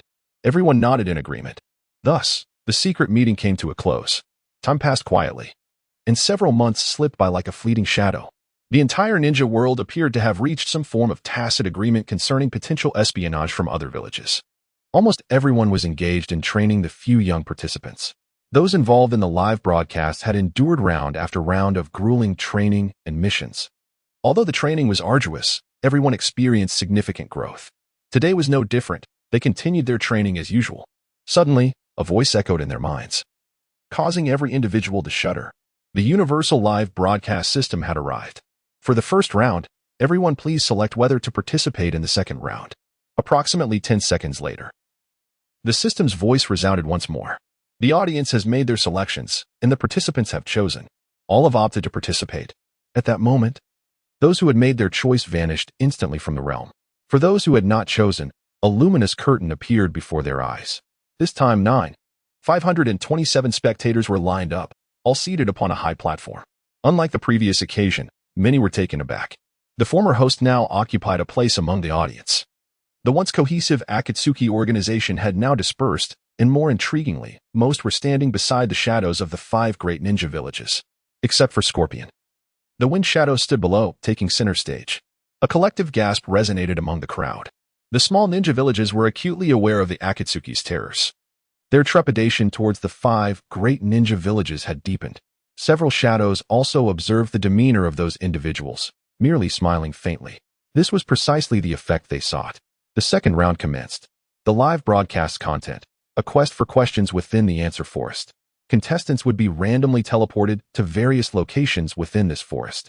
The questions could emerge from the beasts of the forest, from areas fraught with traps, or perhaps from within the boughs of a tree.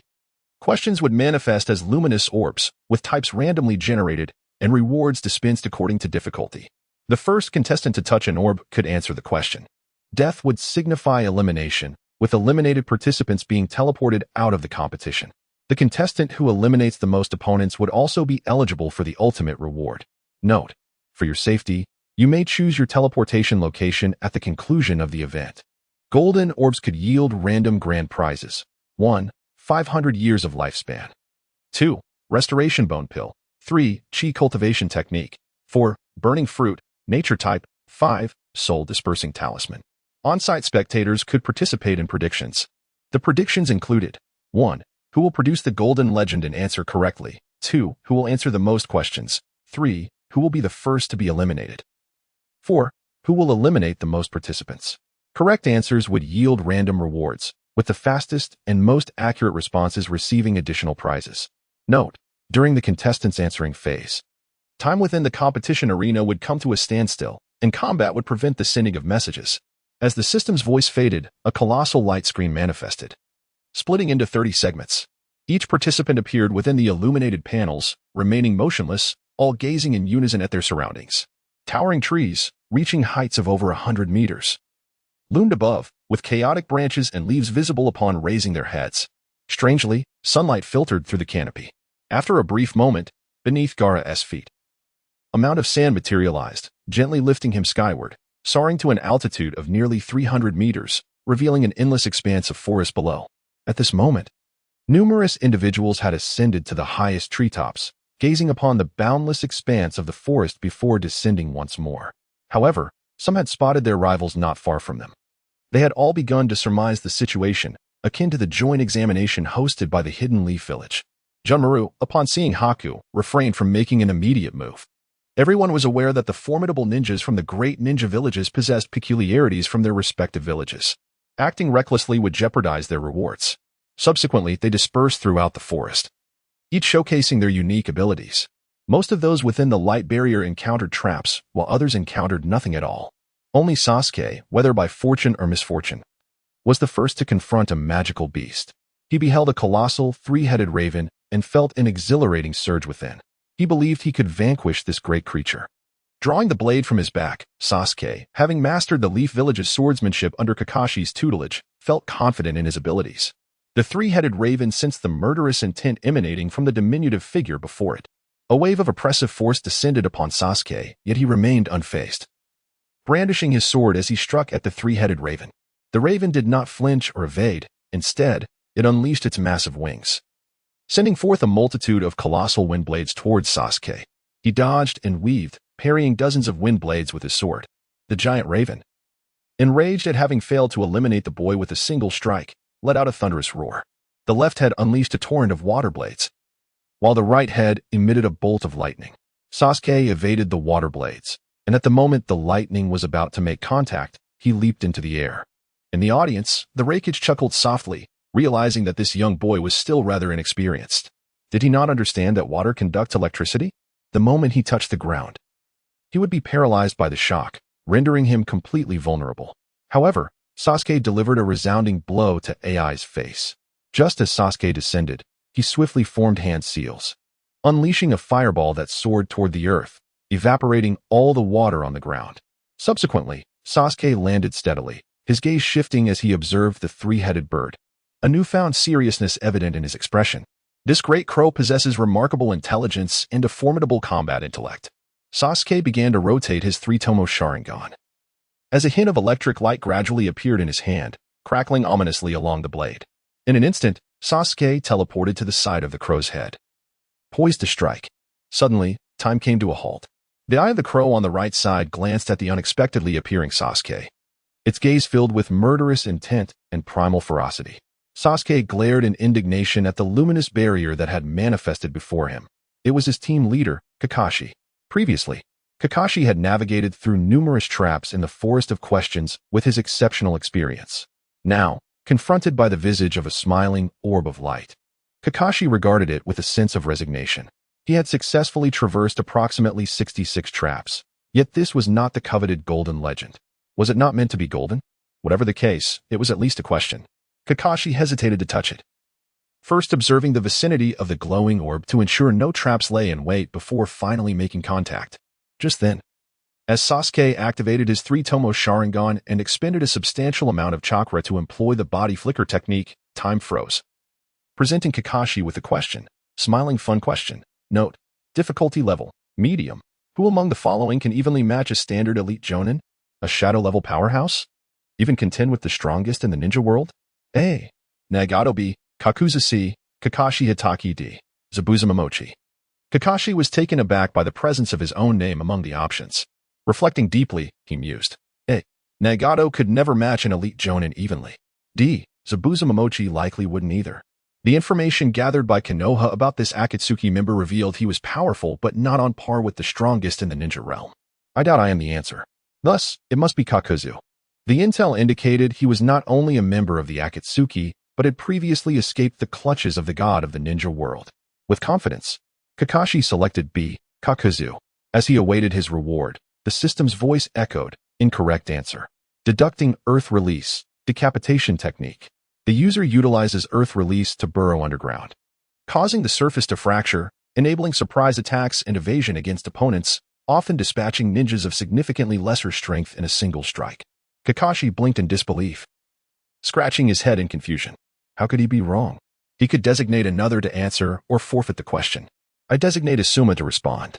Kakashi felt that among those present, Sarutobi Asuma seemed the most reliable. Upon receiving the system's response, Asuma reached the same conclusion as Kakashi, eliminating Nagato and Zabuza, deciding that Kakuzu was the most likely candidate. However, with Kakashi ruling out Kakuzu, the answer became apparent. I choose C. Kakashi Hitaki. Correct answer. Reward: Wind Release Techniques A10. Chakra increased by 1%. Asuma contemplated briefly, pondering whether to analyze Kakashi. It seemed somewhat inappropriate. Yet the question's whimsical nature warranted a trial. The analysis indicated that while Kakashi's chakra reserves were not vast, his skills were exceptionally advantageous, and his combat intelligence was exceptionally high. Kakashi faced enemies ranging from Jonin level to those of the Super Shadow tier. Against weaker foes, his limited chakra prevented him from delivering instant kills. Yet when confronting stronger adversaries, his plethora of techniques and the Manjiki Sharingan allowed him to hold his own without being swiftly defeated. Thus, it was nearly impossible to determine a victor, as he remained resilient against any opponent. Note: I can evenly match anyone, but I am not referred to as Kakashi 5-5 match. What a pity. Kakashi stared blankly at this annotation.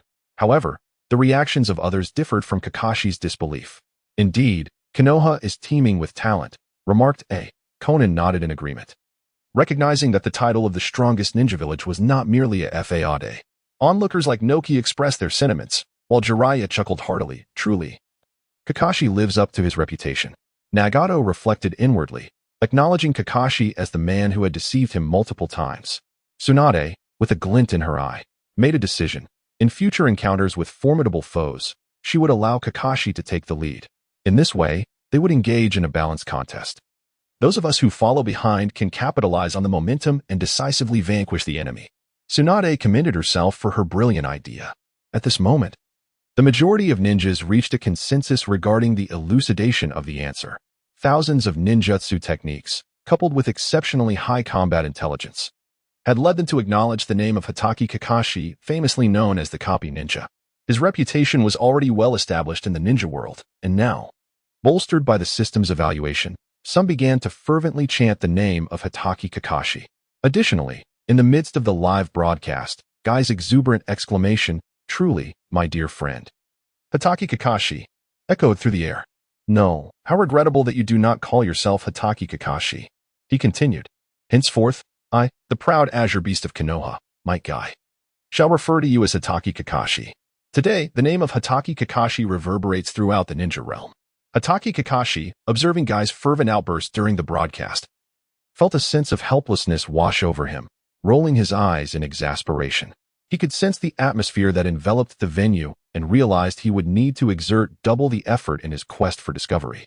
Seeking to share the dark humor embedded within the challenging question, a shroud of ominous energy surrounded Kakashi, and after the system dispatched rewards to Asuma, discussions surrounding Kakashi surged among the crowd. Aside from Sasuke, who was occupied with recovery time, he executed a swift strike. However, it was deftly evaded by the three-headed crow. Enraged, the three-headed crow glared at Sasuke with its 6 piercing eyes. With a powerful flap of its wings, the left head unleashed a barrage of water spheres, propelled by a fierce wind. Simultaneously, the right head conjured bolts of lightning, alternating between the 3 elemental attributes. Sasuke found himself in a precarious position, dodging left and right. He could not afford to be struck by the water spheres enhanced by the wind, nor could he be caught by the lightning from the right.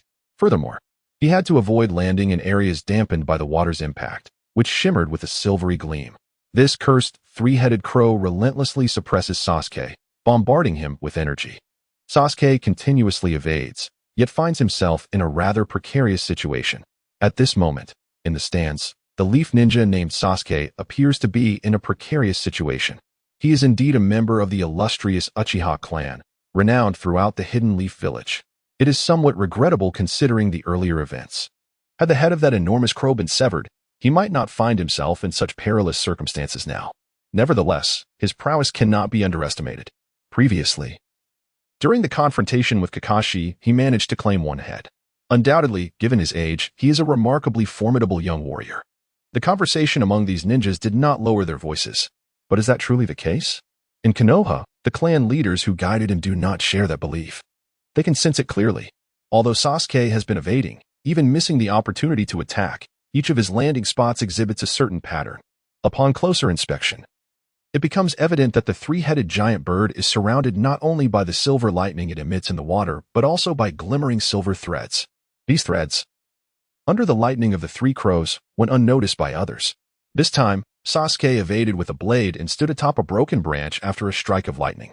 With a swift pull of his right hand, he remarked, "Do you fancy lightning so much? Then why not try it yourself?" His right hand glimmered with the light of lightning. Lightning release, lightning net. The silver lightning coursed along the threads, forming a massive net above the three-headed crow. The net descended ominously. The central head of the three-headed crow gathered energy in its beak. Sasuke smirked coolly and thought, too late. Suddenly, the net halted mid-descent, and Sasuke's smile froze. The system's voice resonated. Time has stopped. Responded.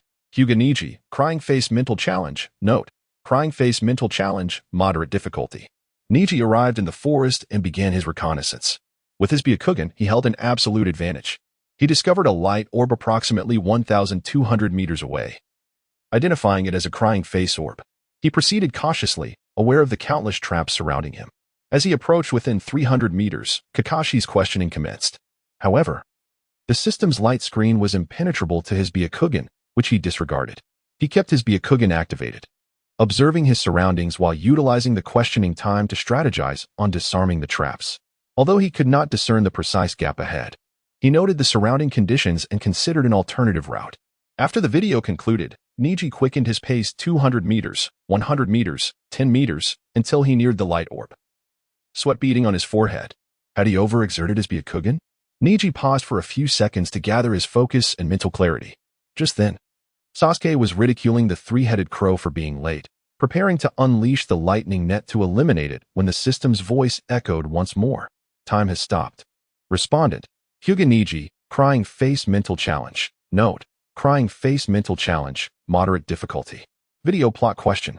Hyuga Hisashi once harbored murderous intent towards Hinata during her training, which was perceived by Hyuga Hayashi, leading him to employ the cage bird technique that inflicted immense pain on Hisashi, a scene witnessed by Neji. The video finished playing. The question posed was, why did Hyuga Hisashi harbor murderous intent towards the esteemed Hyuga Hinata? A. Hinata is too weak to deserve the main family position. B. The branch family's resentment towards the main family. C. A desire to die, hostility towards the Byakugan princess. D. To kill Hinata and replace her with a son as the head of the family. Neji made his choice with barely a moment's hesitation. I choose B. The branch family's resentment towards the main family. Seated in the audience, Hyuga Hayashi glanced at the clansmen beside him. Their expressions were inscrutable, yet he could discern that most of the branch family members would undoubtedly select this answer without hesitation. Watching the live broadcast, Naruto observed Hinata, who had been relentlessly pressured to train. She had clearly worked so hard. It appeared that her childhood had not been easy either. I must strive even harder. The system showed no regard for the thoughts of these individuals, and its voice remained as calm as ever. Correct answer. Reward: increase in Byakugan purity. Neji sensed the enhanced clarity of his Byakugan, enabling him to see further and with greater detail. Congratulations, Hyuga Neji, for answering within 1 second. You have received a critical reward. Answer another question. Neji was taken aback and continued to watch the light screen as it played. Perhaps the one most astonished was Sasuke, who had just concentrated all his efforts to control the lightning net and eliminate the giant bird. Yet, the system's voice accelerated the spinning of his Sharingan. Meanwhile, the light screen continued to unfold the narrative, revealing that the ninja leader of the Land of Lightning, who sought to abduct Hinata to uncover the secrets of the Byakugan, was killed by Hyuga Hayashi of the main family. The Land of Lightning not only denied the abduction but also used the murder of their ninja leader as leverage to issue unreasonable demands, demanding to see the corpse of the Hyuga clan leader, or else threatening to launch an assault against Konoha and the Hyuga clan. The third Hokage, Sarutobi Hiruzen, opted for compromise, choosing to sacrifice the Hyuga clan for the sake of Konoha. Hyuga Hisashi willingly accepted death in place of his brother, Hyuga Hayashi, to save the Hyuga family and the people of Konoha. This was the first time he had experienced the freedom of choice, yet tragically, it would also be the last. The video concluded. Why was Hinata willing to sacrifice himself? A. The oppression of the third Hokage. B. A sense of responsibility as a branch family member. C. To protect his brothers and the village. D. To experience the freedom of making a choice in life. Neji gazed in disbelief, grappling with the reality of the situation. How could it be that his father chose to sacrifice himself? Despite harboring resentment towards the main house, why? Why? His white pupils fixated intensely on the answer. A. The oppression of the third Hokage. Impossible. The third merely sought to sacrifice one of us from the Hyuga clan to protect Konoha. This point cannot lead to my father's sacrifice. It is conceivable if the Hyuga clan were to oppress, but my father acted of his own volition. B. Is it a sense of responsibility as a branch family member? Never mind, moving on. C. To protect his brothers and the village. Or D. To desire the freedom to choose for once. Thinking of my father's visage, Neji murmurs. Is it truly so, father? Tears cascade down his wide eyes.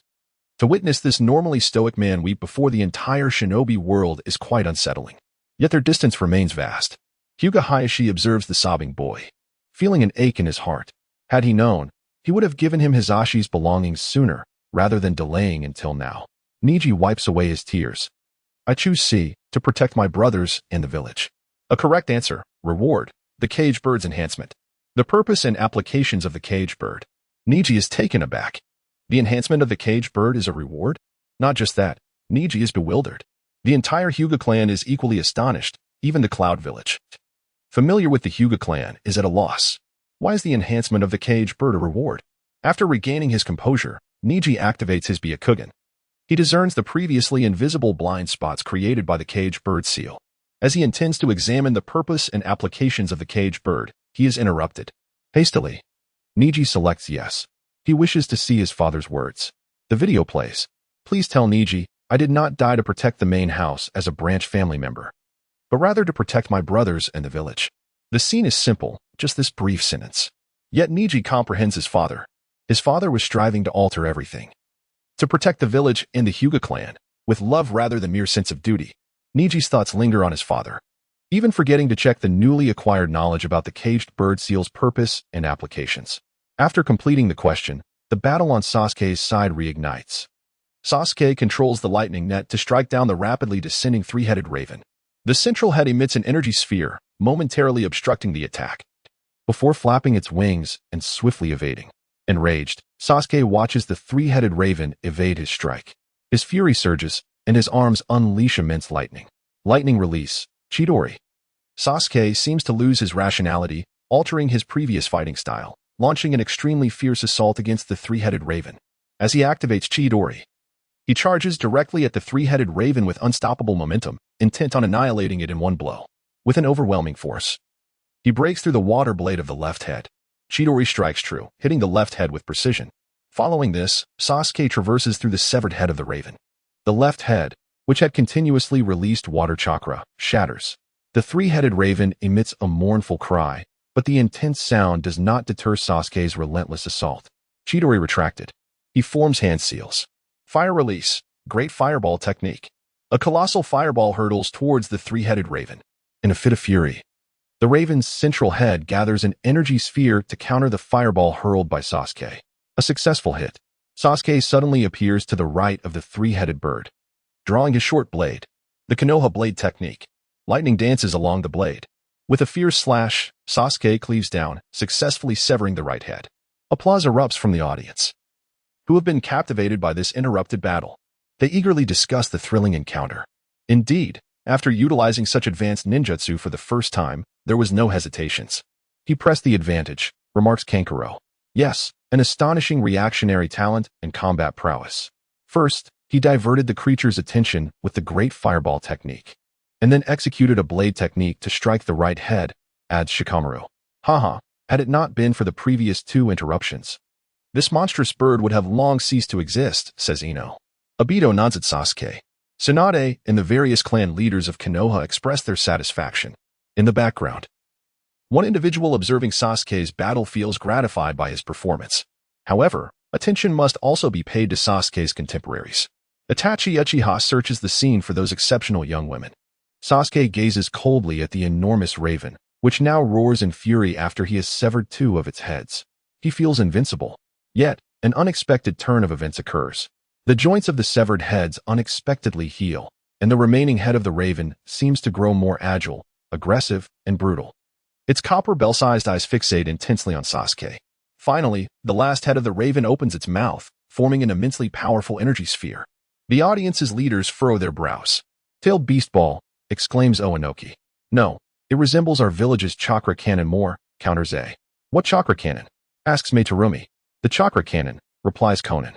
"Hey, Konan. Care to elaborate?" grins Kisame. Konan glances at Kisame. "It's nothing. Why do you want to know? It's of no use anyway." Scratches his head, while Mabui casts a wary glance at the wreckage. Tsunade inquires of Jiraiya. "Jiraiya, you've been overseeing their training recently. What do you think is Sasuke's likelihood of dodging this attack? In his prime, he might have an 80% chance. However," Jiraiya pauses, "constant combat, combined with Chidori and the chakra expended earlier, leaves him with at most a 20% chance of evasion." Hearing Jiraiya's words, the Konoha crowd falls into silence. Tsunade merely sighs slightly. Confronted with this attack resembling a Rasengan, Sasuke's mind races for a solution, but time is running short. His remaining chakra is insufficient for a remarkable counterattack. A bead of sweat trickles slowly down Sasuke's forehead, just as it seems he is on the brink of defeat. A voice announces, "Golden Legend. Congratulations, Karen has discovered the Golden Legend." Sasuke suddenly bursts into wild laughter, now confident he can evade the monstrous Rasengan. It seems that in perilous moments, encountering a quiz can bring such exhilarating fortune. Then he pauses, hearing, video question, "The Uchiha's revenge." A burst into loud laughter. Good Good. Our cloud ninja's fortune has arrived. Inoki merely scoffs. Observing the rakeage, I could not help but feel a twinge of envy. Why is it that my dear granddaughter, Karatsuchi, seems so devoid of fortune? Deidara cast a glance at Noki and remarked, Karatsuchi is simply a foolish girl. Do not expect her to be particularly formidable. After learning a single explosive technique for so long, she asked me the same question 800 times a day.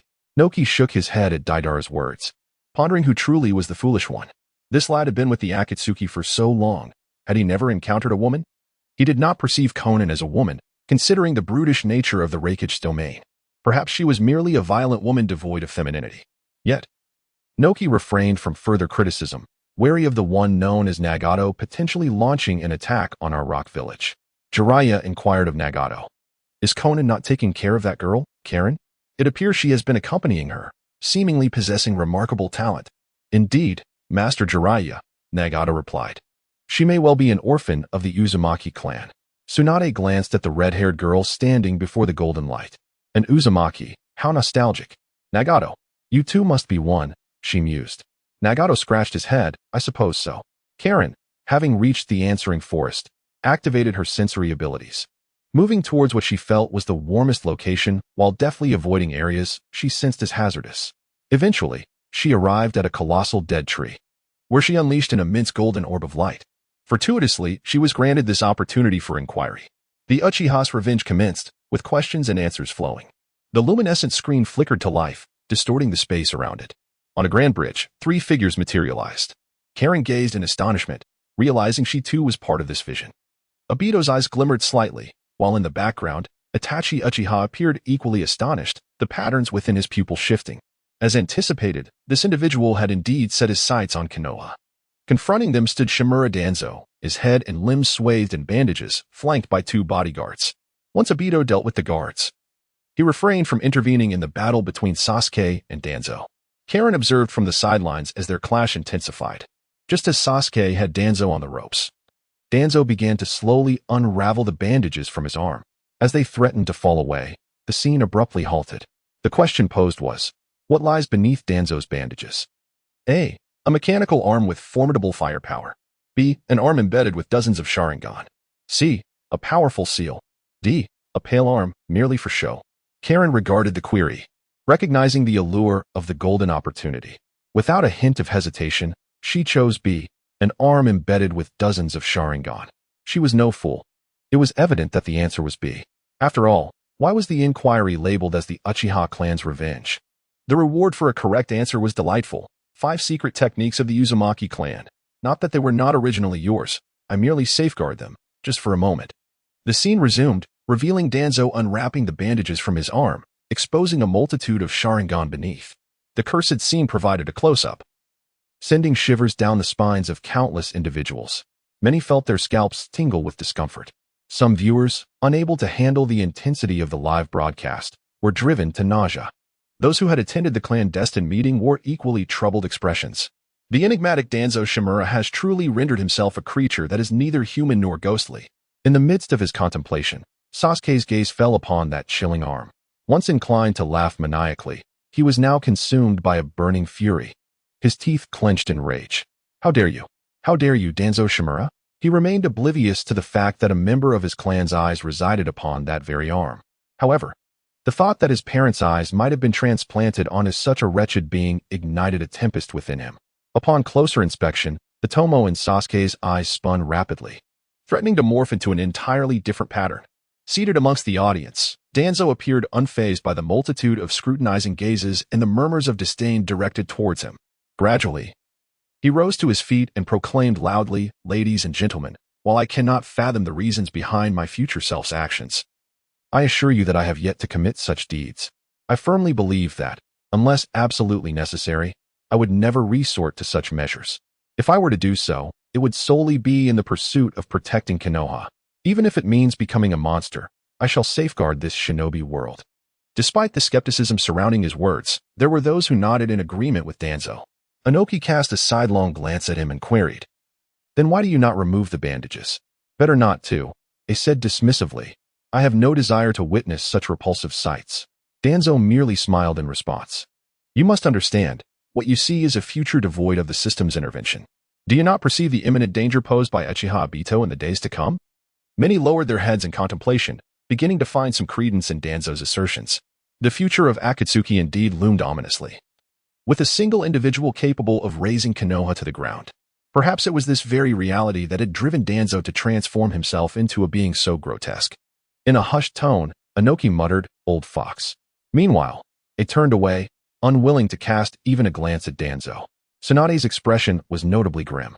This sentiment is well known among the masses. It is merely a sweetly spoken ruse to deceive the innocent. Most will not fall for such trickery. That despicable individual, flaunting his absurdity before everyone, brings shame upon the leaf. Although the actions of Danzo in the live audience were perplexing, those exhibited during the stream were even more bewildering. He was seemingly obliterated by Sasuke's summoned Susanoo, only to reappear suddenly, brandishing a kunai to pierce the Susanoo. Many were left in astonishment, questioning the nature of this maneuver. While they could comprehend the kunai's intrusion into the Susanoo as a mere experiment, how could he have returned after being slain? Sasuke, too, appeared taken aback, controlling the Susanoo to eliminate Danzo once more. Yet, he re-emerged, unharmed, from another direction. Is this advanced illusionary technique? Many voiced their inquiries. In the midst of it all, Karen provided clarity. Sasuke, his body is neither an illusion nor a shadow clone. Your chakra remains intact. You have not fallen victim to any genjutsu. The ninja world was once again astonished. That crimson-haired Karen was indeed exceptional, having caught the attention of the Raikage for intensive training. It turned out she was a remarkably powerful sensory ninja, which explained her prominence in a competition of thousands. Sasuke showed no mercy. He invoked the power of his Manjiki Sharingan. Danzo was killed again, yet he reappeared behind Sasuke. After slaying Danzo thrice, Sasuke began to feel the strain. Blood tears began to flow. With a swift wind release, vacuum sphere, Sasuke was caught off guard and sustained several injuries. His combat experience was immense. He leaped into the air, summoning his spirit beast, distancing himself from the range of ninjutsu. Karen, true to her reputation as a sensory ninja, remarked, "Sasuke, Danzo's ability to resurrect is linked to his Sharingan." Hearing her words, Sasuke hurled a kunai at Danzo and drew the Kusanagi sword, engaging him in fierce combat. As the Kusanagi was unsheathed, an ordinary ninja in the back row of the audience licked his lips, contemplating. Indeed, the system has not descended. Am I still able to execute that? However, it appears I have failed. The Uchiha clan is rather intriguing, but the demand has lessened now. At that moment, someone beside him interjected, "Orochimaru?" Orochimaru was startled, glancing at the unknown bystander. Realization dawned upon him. It was Itachi, captivated by the unfolding scene. "You didn't speak," Itachi noted. "I had no idea." "What a coincidence," Orochimaru replied. The atmosphere became awkwardly silent, and they both resumed their focus on the battle, as there was little to discuss. The conflict progressed rapidly, with Sasuke pressing the advantage and delivering a lethal strike to Danzo, who once again resurrected on the opposite side. Sasuke merely scoffed, rotating his other Manjiki Sharingan. A raven emerged, circling around Danzo incessantly, followed by a figure stepping forth from the flock. It was Uchiha Itachi. Without superfluous dialogue, Itachi unleashed the Amaterasu that Sasuke had previously employed. Danzo, ignited by the black flames, appeared unfazed, even taunting, "To have ensnared me in an illusion, you possess some skill. However, your abilities pale in comparison to Uchiha Itachi's temporal genjutsu." Danzo, the cunning old fox, had already devised a ninjutsu the moment he encountered Sasuke, preparing to deliver a swift end to this confrontation. At this moment, the ever-watchful Xianglin could no longer remain passive. She dashed towards Danzo with remarkable speed, only to be sent flying by a swift kick. The force was even greater than before. Just as Danzo seized the Kusanagi sword, intending to eliminate Sasuke, the scene abruptly froze. The question arose, how would Danzo proceed, leading to his downfall at the hands of Uchiha Sasuke? A. Rambling endlessly while explaining to Sasuke. B. Taunting, igniting Sasuke's fury. C. Indecisive, opting first to eliminate Xianglin. D. Hesitant, wary of Uchiha Obito still observing. Xianglin, somewhat exasperated, gazed at her own image. Having been sent flying in an attempt to save Sasuke, she did not perceive herself as weak. Now, as a prodigy among the Cloud Shinobi, her months of training were unparalleled by ordinary individuals. With guidance from figures such as Darui, Konan, Killer Bee, and even the Raikage, her growth was formidable. Although she had previously experienced some depletion of her life energy, she refused to consider herself weak. That individual named Sasuke, while possessing a certain charm, appeared to pale in comparison to Kabuto.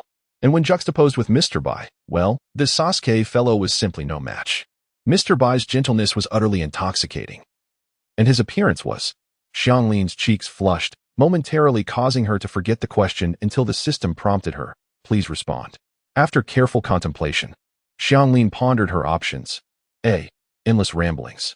B. Taunting. C. Indecisiveness. None of these seemed appropriate. Such errors were unbecoming of a ninja. Thus, she selected D. Hesitance. Incorrect. Please designate someone else to answer. Bai? Naruto? Sasuke? Sakura? During the Chunin exams, the Konoha 5 had encountered Xianglin and Bai, and they had always assumed Bai was female, mistaking his gender due to his extreme adorableness. It was a jest that he was indeed male. As the scene shifted to Bai, disbelief washed over everyone. Such cuteness, and yet he is a boy? In the audience, Terumi may directly seize the moment, turning to the side where Kakashi Kisame was. Why didn't you inform me that he was a boy? Kakashi Kisame tilted his shark-like head. You never inquired, did you? Aha. At this moment, Kakashi Kisame's mind began to race with thoughts. Leader, I apologize.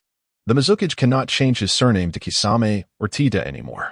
But wait, even if the Mizukage were to adopt a surname like Mizuno Kuni, that could still work. After all, Bai is also a part of our organization. Leader, I believe we are in a secure position now. C. Not decisive. Incorrect response.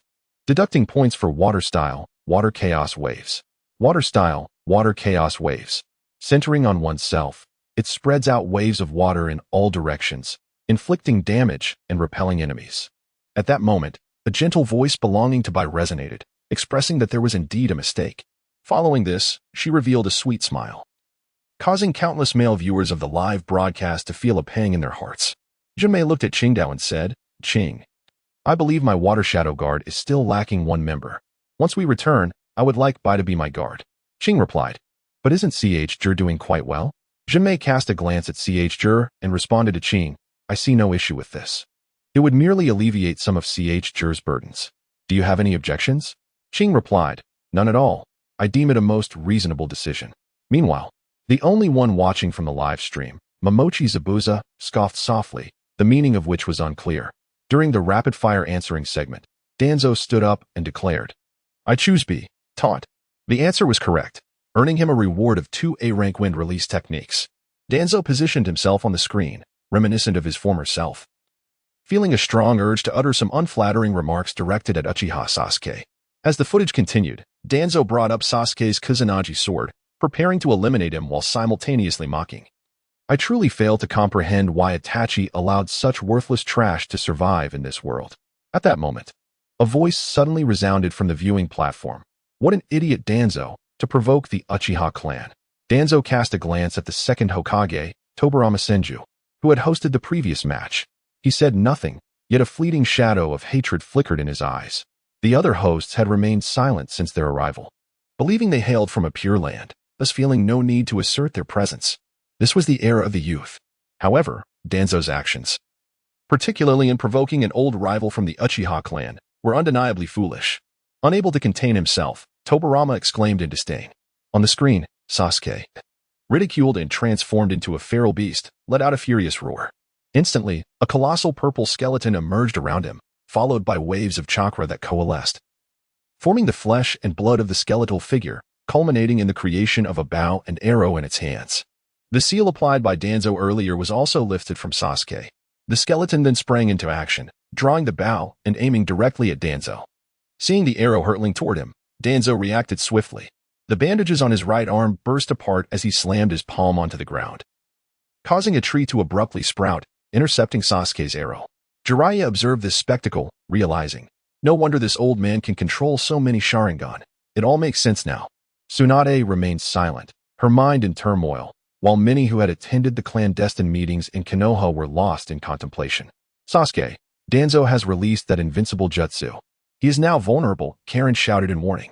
Subsequently, Danzo invoked a summoning technique, the dream-eating taper. The enormous summon beast devoured everything like a black hole. However, to everyone's astonishment, Sasuke countered with the great fireball technique, sending the dream-eating taper back. Controlling Susanoo, Sasuke struck down Danzo once more. under the relentless, self-destructive assaults from Sasuke. One by one, the Sharingan in Danzo's arms closed, and the wood-release cells within him went berserk. In a desperate act, Danzo severed his own arm. Meanwhile, after biting Karin, Sasuke had nearly restored his strength, leaving countless onlookers astonished by the prowess of this female ninja named Karin. This peculiar constitution, this formidable perception, is truly a treasure of the mortal realm. The denizens of Grass Ninja Village now bow submissively. Previously, Conan had visited Grass Ninja Village merely to inform us. Yes, it was only a notification. The ones who had most vehemently opposed have all turned into lifeless corpses. Their graves might have already sprouted grass. They had clearly consented. Ultimately, the Raikage's envoy from Cloud Ninja Village audaciously came looking for trouble. Had it not been for their swift response, compensating with both lives and wealth, they would have remained oblivious to whether they could survive the hands of those muscle-bound fools. Anxiety gripped their hearts, yet they remained powerless. In the scene, Danzo revealed another eye beneath his, shouting. Next, the battle of the eyes ensued. In the blink of an eye, he seized Karin as a tool to threaten Uchiha Sasuke. Naruto cast a scornful glance at Danzo on the screen. Why is this despicable fellow affiliated with Konoha? Countless gazes, filled with disdain and shame, were cast upon Naruto. Yukura observed the shouting Naruto on the screen and glanced at the side where Minato stood. Your child is quite naive, he remarked. Minato, with a captivating smile, replied to Yukura, is that not a good thing? His smile was intoxicating, nearly rendering Yukura dazed. Fortunately, no one paid heed to the two individuals seated at the edge of the audience, except for a certain red-haired woman watching the live broadcast from the Pure Land. Ignoring the rampaging red-haired woman in the Pure Land, the one present at the scene observed the red-haired woman being held hostage on screen, feeling utterly uncomfortable. How could I be so weak? In the image, she gazed at Uchiha Sasuke, whose hands were ablaze with lightning, desperately pleading, Sasuke, save me. I, Karin, have been nurtured by Lord Killer Bee and Sister Conan. Even the Raikage dotes on me dearly. I could well be called the little princess of the Cloud Ninja. How could I be begging a boy of similar age? Curse be it, Karin struck a nearby tree, which towered hundreds of meters high, shaking violently for a moment. Danzo, holding Karin captive, initiated his verbose monologue. Perhaps he felt his victory was assured. He began to discuss his own greatness with Sasuke. I am not afraid of death. For Konoha, for the world of ninjas, I cannot perish in such a place. By any means necessary, I shall survive. I am the sole reformer who can alter this ninja world. This woman must be sacrificed for that. Sasuke seemed to hear Karin's faint cries. Do not move, Karin. He instructed. Karin revealed a slight smile. The scene came to a halt here. The question arose, how would Uchiha Sasuke break the deadlock? A. Assassinate Danzo, perfectly control the lightning, only hitting Danzo. B. Kill two birds with one stone, achieve a perfect double kill. Let the hostage perish. C. Call for assistance. Uchiha Obito, come quickly, help me capture. D. Beg for mercy. Danzo, I implore you to let her go. I concede. Karin gazed at the four seemingly ridiculous answers. As for that arrogant fellow, she dismissed D without a second thought. Kneeling to beg for mercy was out of the question. C was also implausible, that Uchiha Obito was merely spectating. Based on Sasuke's earlier words in the footage, urging her not to move, it seemed their relationship was decent. She had even bitten him voluntarily. I choose A. To assassinate Danzo. Incorrect, please designate someone else to answer. Karin hesitated, initially intending to select White. Mr. White's gentle disposition would never choose an answer like B. His kindness would lead him to select D. Obito, I choose Mr. Obito. Obito appeared surprised. You chose me? What an amusing little girl. B. Kill two birds with one stone. He adjusted his glasses while speaking. Correct. Spirit increased. Spirit, energy, memory, and soul power are all intricately connected to it. Obito accepted a sphere of light, indeed feeling an enhancement in his spirit. The scene continued to unfold. Sasuke's hands, charged with lightning, executed the answer precisely, killing two birds with one stone. Their bodies were pierced entirely. Karin looked at Sasuke. Sasuke, for you. But Sasuke did not allow her to finish. To him, Karin, as a hostage, was merely a burden. Subsequently, Danzo released Karin, leaving her fate uncertain. Naruto murmured in disbelief. Sasuke, this. At a location within the question and answer forest, Sakura shed tears. Sasuke, what have you experienced? What has happened to Sasuke? The other young ninjas gazed at Sasuke on the screen, incredulous. Meanwhile, Sasuke appeared lost in thought. Danzo, Konoha. At that moment, Orochimaru revealed a faint smile, suddenly feeling less awkward sitting beside Itachi. Despite the silence, he believed it was an opportune time to engage in conversation with Itachi. Orochimaru, Itachi. Itachi, please be silent. Orochimaru, it's rare for me to feel that the atmosphere has improved, truly. Itachi, be quiet, remain still. Thank you. Orochimaru. Karen, in a fit of rage, struck the massive tree with a powerful punch, causing it to crash down with a thunderous sound, clearly showcasing her fury. Jiraiya observed the fallen tree and remarked, Tsunade, I believe this individual named Karen could be a worthy apprentice for you. Tsunade had yet to respond. However, took on a sarcastic tone, this is a ninja from my cloud village. Do you Konoha truly wish to poach them? Aren't you afraid of facing dire consequences for taking on apprentices? His words left Jiraiya at a loss for a retort. That cursed topic of betraying one's master was indeed a painful subject for Konoha. I was genuinely infuriated, for he would not usually react in such a manner. The constitution of this fragrant forest is even more extraordinary than that of the Byakugan. You all intend to dig it up? Despite Konoha possessing numerous bloodline limits. This is truly excessive. As Kei-Rin gazes at the scene where she lies on the ground, her glass is shattered, she ultimately focuses on the man named Sasuke, unleashing a torrent of curses. You bastard, scoundrel, idiot. You, Uchiha Sasuke, better watch out. I won't let you off lightly for the effort I've put into my training these days. Suddenly, countless eyes turned toward the wreckage, perceiving a stark contrast between the girl's demeanor and the one displayed on screen. They all attribute this to the wreckage's guidance. Konan and Maki fix their gazes intently on A. Hastily interjects, it wasn't me. I didn't teach her. Konan responds, then what about this adorable girl? What is going on? Maki adds, could it be that we taught her? A, biting his teeth, suddenly utters a name, Killer Bee. Konan and Maki realize with clarity. Indeed. There's also that rascal who constantly spouts nonsense. I must confront him upon returning. What on earth has he taught her? No wonder those earlier curses sounded so familiar. Far away in the Cloud Village, Killer Bee sneezes but pays it no mind. Only Minato Namikaze observes a little one who repeatedly exclaims I in an endearing manner. A reminiscent vision of a red-haired woman surfacing in his mind, prompting a bittersweet smile. In the scene, Danzo, severely injured, turns to flee, limping forward in a pitiful manner, while Sasuke leisurely pursues him. Subsequently, Obito appears before Danzo, blocking his path. Cornered, Danzo shouts, for Konoha, for the world of ninjas, you must not survive. He directly employs a sealing technique that traps his enemies within his own corpse, the four-symbol seal. Obito urgently urges Sasuke to run. The scene concludes. At this juncture, the screen fades to black, leaving a final question. At what cost will Shimura Danzo's life seal achieve its kills? A. 0 kills. I sealed half a bridge. B. 1 kill. I sealed the immobile Kei-Rin, or Sasuke, or Obito. C. 2 kills. I sealed Kei-Rin and Sasuke. Sasuke and Obito. Kei-Rin and Obito. D. 3 kills. I sealed them all. Everyone gazes at this unscrupulous final question. Kei-Rin looks at it with some resignation. The four-symbol seal should be a powerful ninjutsu. Judging from appearances, it might be difficult to assess. This life-costing ninjutsu could very well seal me. Given Obito's peculiar ability and familiarity with this technique, he should be fine. But is it plausible for Danzo to seal half a bridge at the cost of his life? Kei-Rin contemplates the question for a long while. Under normal circumstances, she would likely choose B or C, which seem more probable.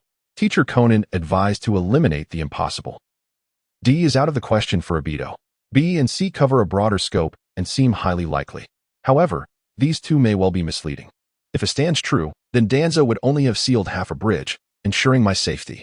Obito and Sasuke should have escaped by then. If A is valid, the others can be dismissed. If it is not, then I, injured, would surely be in trouble. No, considering Sasuke's displayed capabilities, he should be able to defend against such ninjutsu. Thus, it must be A or B. The system might also throw in a humorous answer occasionally. But truly, it is a golden question. Could it be that he will exploit our rebellious psychology? Never mind. I refuse to believe that I would perish so easily. I do not think I will meet my end like this. I choose A. 0 kills. Danzo has sealed half a bridge. As Kei-Rin's words escape her lips, many in Konoha, familiar with Danzo, begin to mock. Lord Danzo, how could a life-costing ninjutsu merely seal half a bridge? Indeed, it seems impossible, at least. This girl should have no chance of survival. I believe that aside from that peculiar Uchiha Obito, the other two would be in peril. Even if Sasuke were fortunate enough to escape, The severely injured K-Rin surely wouldn't. The system abruptly interrupts their discussion. Correct answer. Final rewards being distributed. Filtering in progress. The reward is announced. You have gained 500 years of lifespan. The audience erupts in laughter. Oh, Danzo, sealing half a bridge at the cost of your life. Impressive. Noki exclaims. Truly useless, Tsunade adds, with mockery ringing in the air. However, Danzo pretends not to hear. As for Hashirama Senju, he sees no need to dwell on a deceased individual. Unlike ninjas from other villages, those from the Cloud Village are exceedingly jubilant. With 500 years of lifespan, it seems the daimyo have come to engage in discussions with the Cloud Ninja, appearing quite amiable. Has never experienced such smooth negotiations. Everyone, including the daimyo and affluent merchants, offers prices that could allow the Cloud Ninja to live comfortably without undertaking missions for decades. Today, I am in high spirits. Upon returning, all Cloud Ninja may select a ninjutsu. Long live the rakeage. The Cloud Village is the best. Declares, turning to Conan, this time you can enter the decision-making tier. Haha. Conan smiles, glancing at Kisame and Sasori, as if to boast about her task's completion, achieving it the quickest and most efficiently, unlike anyone else. Minato Namikaze addresses the void, system, exchange rewards. Yukura appears somewhat surprised. The first person to answer correctly is that little girl? Minato smiles faintly. Yes, for some reason. I felt she would be the one. No cumulative rewards? Perhaps there will be several grand rewards at the end? No, let's switch it up. Isn't that the advantage of being the host? Indeed, if we proceed, there could be some additional rewards. Minato, having successfully guessed, chooses to bring Kushina into the live broadcast. He wishes for Naruto and his mother to reunite. Soon after, a beautiful woman with long hair appears beside the host. Tsunade and the others gaze at the suddenly manifested red-haired Kushina. Yet, no one dares to speak. Even Jiraiya remains silent, his expression solemn. Hashirama also keeps his distance from the host's area. Everyone present, including the viewers of the live broadcast, is acutely aware of Kushina's presence. But they dare not breathe a word. The atmosphere is inexplicably strange. Yukura, having been conversing with Minato, stands relatively close. As Kushina has just been summoned into the live space by the system, Wolfing Minato was not particularly close to Kushina. He had been engaged in a conversation with her through the system's single-player connection, but did not approach her with a warm embrace. He wished for Kushina to see Naruto, and for Naruto to meet his mother. Surely, they would be filled with joy. Such were Minato's thoughts. However, this reunion with Kushina, after such a long separation, was significant. He had intended to greet his beloved wife properly, but Kushina seemed to disregard Minato and instead approached Yukura. With a smile, she addressed him. You must be Yukura. It is a pleasure to finally meet you. You are indeed the hero of the Sand Shinobi. A wave of anticipation swept through the crowd.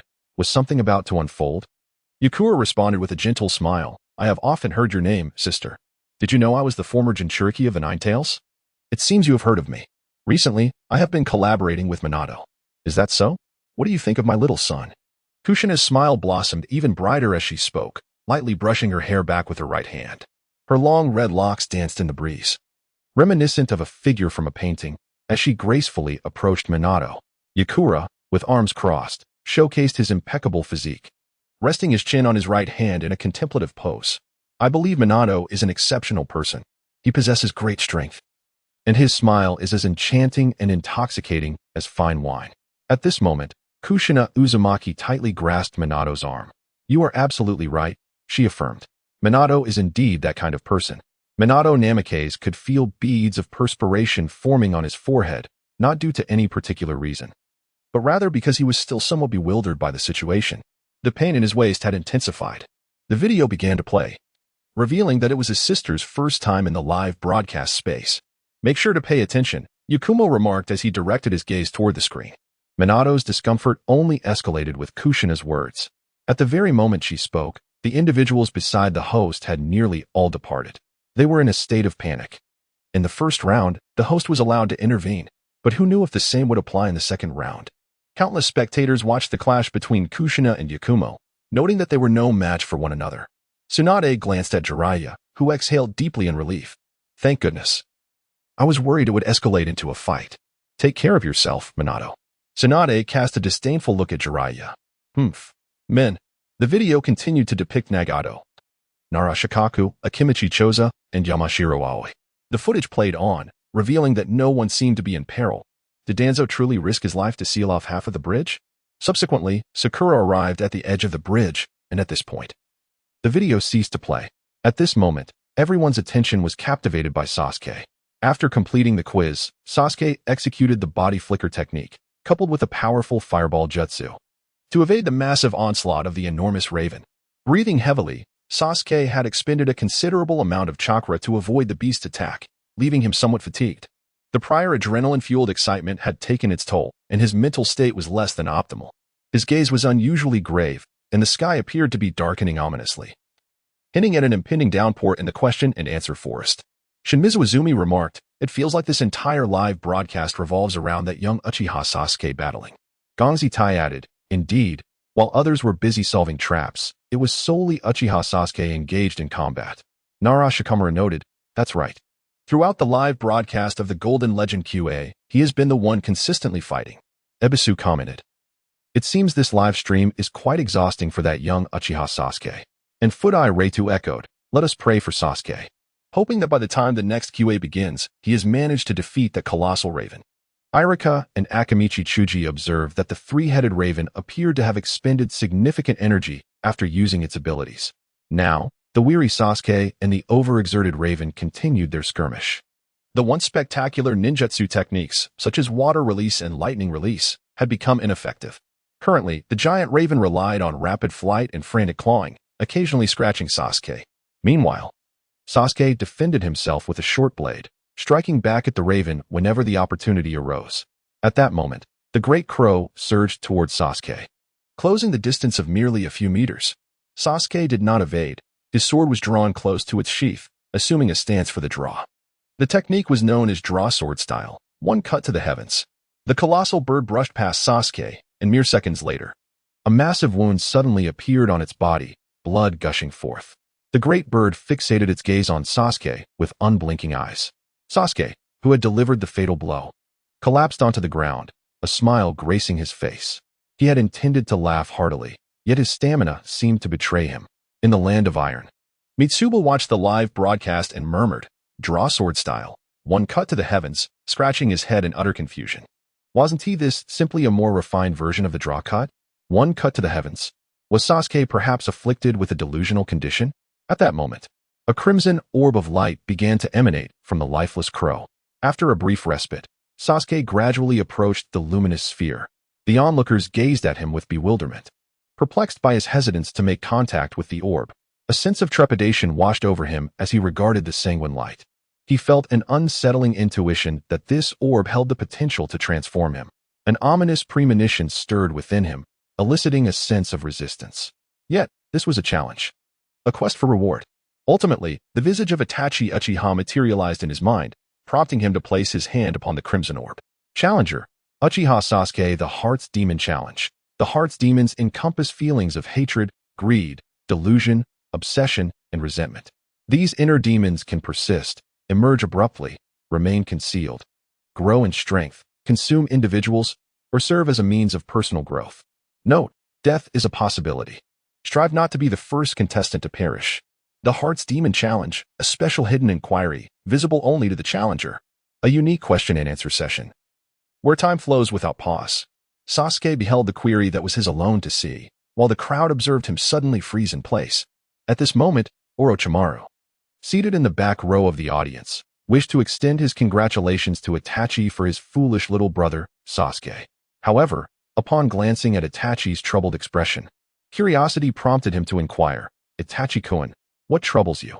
Yet, Itachi remained fixated on the luminous screen displaying Sasuke's challenges, uttering not a word. Mere seconds later, the system's voice resonated, announcing, "Incorrect answer. The Mental Demon Challenge remains unresolved." Incorrect answer. The Mental Demon Challenge remains unresolved. Incorrect answer. The Mental Demon Challenge remains unresolved. Punishment has been administered. With 3 consecutive errors, it became evident to all that the Mental Demon Challenge comprised 3 questions, and it appeared Sasuke had failed to answer any correctly. Naruto and Sakura, watching the system's responses, exchanged glances of concern towards Sasuke, who stood in a daze. Itachi, seemingly aware of the question Sasuke had faced, suddenly coughed violently, spitting out blood. Orochimaru remarked, "Itachi-kun, would you care to visit my laboratory?" I have thoroughly studied the diluted life essence that Kimimaro retrieved last time. Itachi shot a surprised glance at Orochimaru, wiping the blood from his lips. This is my punishment. I do not require it. I am well aware of my own body. Orochimaru merely regarded Itachi once more before returning his attention to the screen. After a prolonged moment of bewilderment, Sasuke erupted into laughter, his voice echoing through the forest, causing countless onlookers to stare in disbelief. Having answered 3 questions incorrectly, he seemed to have completely lost his sanity. Mitsuki pondered the earlier phrase, to sever the heavens, and suddenly found it fitting. Sasuke's laughter further shattered their perceptions. As tears streamed down his cheeks amidst his maniacal amusement, his eyes remained squinted, concealing the fact that his 3 tomo had formed a peculiar pattern, a red pupil encircled by a black design resembling an X. Orochimaru appeared somewhat bewildered as he glanced at Itachi, whose furrowed brow had become nearly imperceptible. Naruto, who had been aimlessly wandering and mocking Sasuke's failure to answer any questions, was suddenly struck with concern upon hearing Sasuke's manic laughter. He dashed towards the source of the sound. As Naruto moved swiftly in Sasuke's direction, the laughter eventually ceased, and he continued toward the prior commotion. Mayo has been eliminated. Uchiha Sasuke receives 1 point, totaling 1 point, ranking first. Kiyotaka has been eliminated. Uchiha Sasuke receives another point, totaling 2 points, ranking first overall. Naruto, hearing the system's announcement, felt a surge of urgency. Sasuke, what is happening? Please, do not let anything befall you. At this moment, the audience was already in a frenzy. What kind of ocular technique is that? How formidable? How could Uchiha Sasuke be so powerful? With merely a flash of red light from his right eye, he eliminated both opponents. A glanced at Inoki and remarked, "The light emitted from his right eye bears a striking resemblance to your dust release." Inoki replied, "Indeed, it is quite similar. However, my dust release disassembles opponents into atomic forms. Observe that blood mist. His technique seems more akin to the annihilation of an object rather than mere disintegration." I nodded in agreement, choosing to remain silent thereafter. Uchiha Itachi stood somewhat pensive, his fingers gently caressing the vial nestled within his robe. Sasuke had awakened at the tender age of 14, and the burden of the Manjiki was immense. The vial contained the eyes entrusted to him by their father, and he felt it might be time to pass them on to Sasuke. Miraculously, Itachi approached Orochimaru, initiating a conversation. "Orochimaru-senpai, could you assist me with a favor?" Orochimaru shivered slightly in response. Meanwhile, Naruto rushed to Sasuke's side, staring in disbelief at Sasuke, whose face was streaked with tears.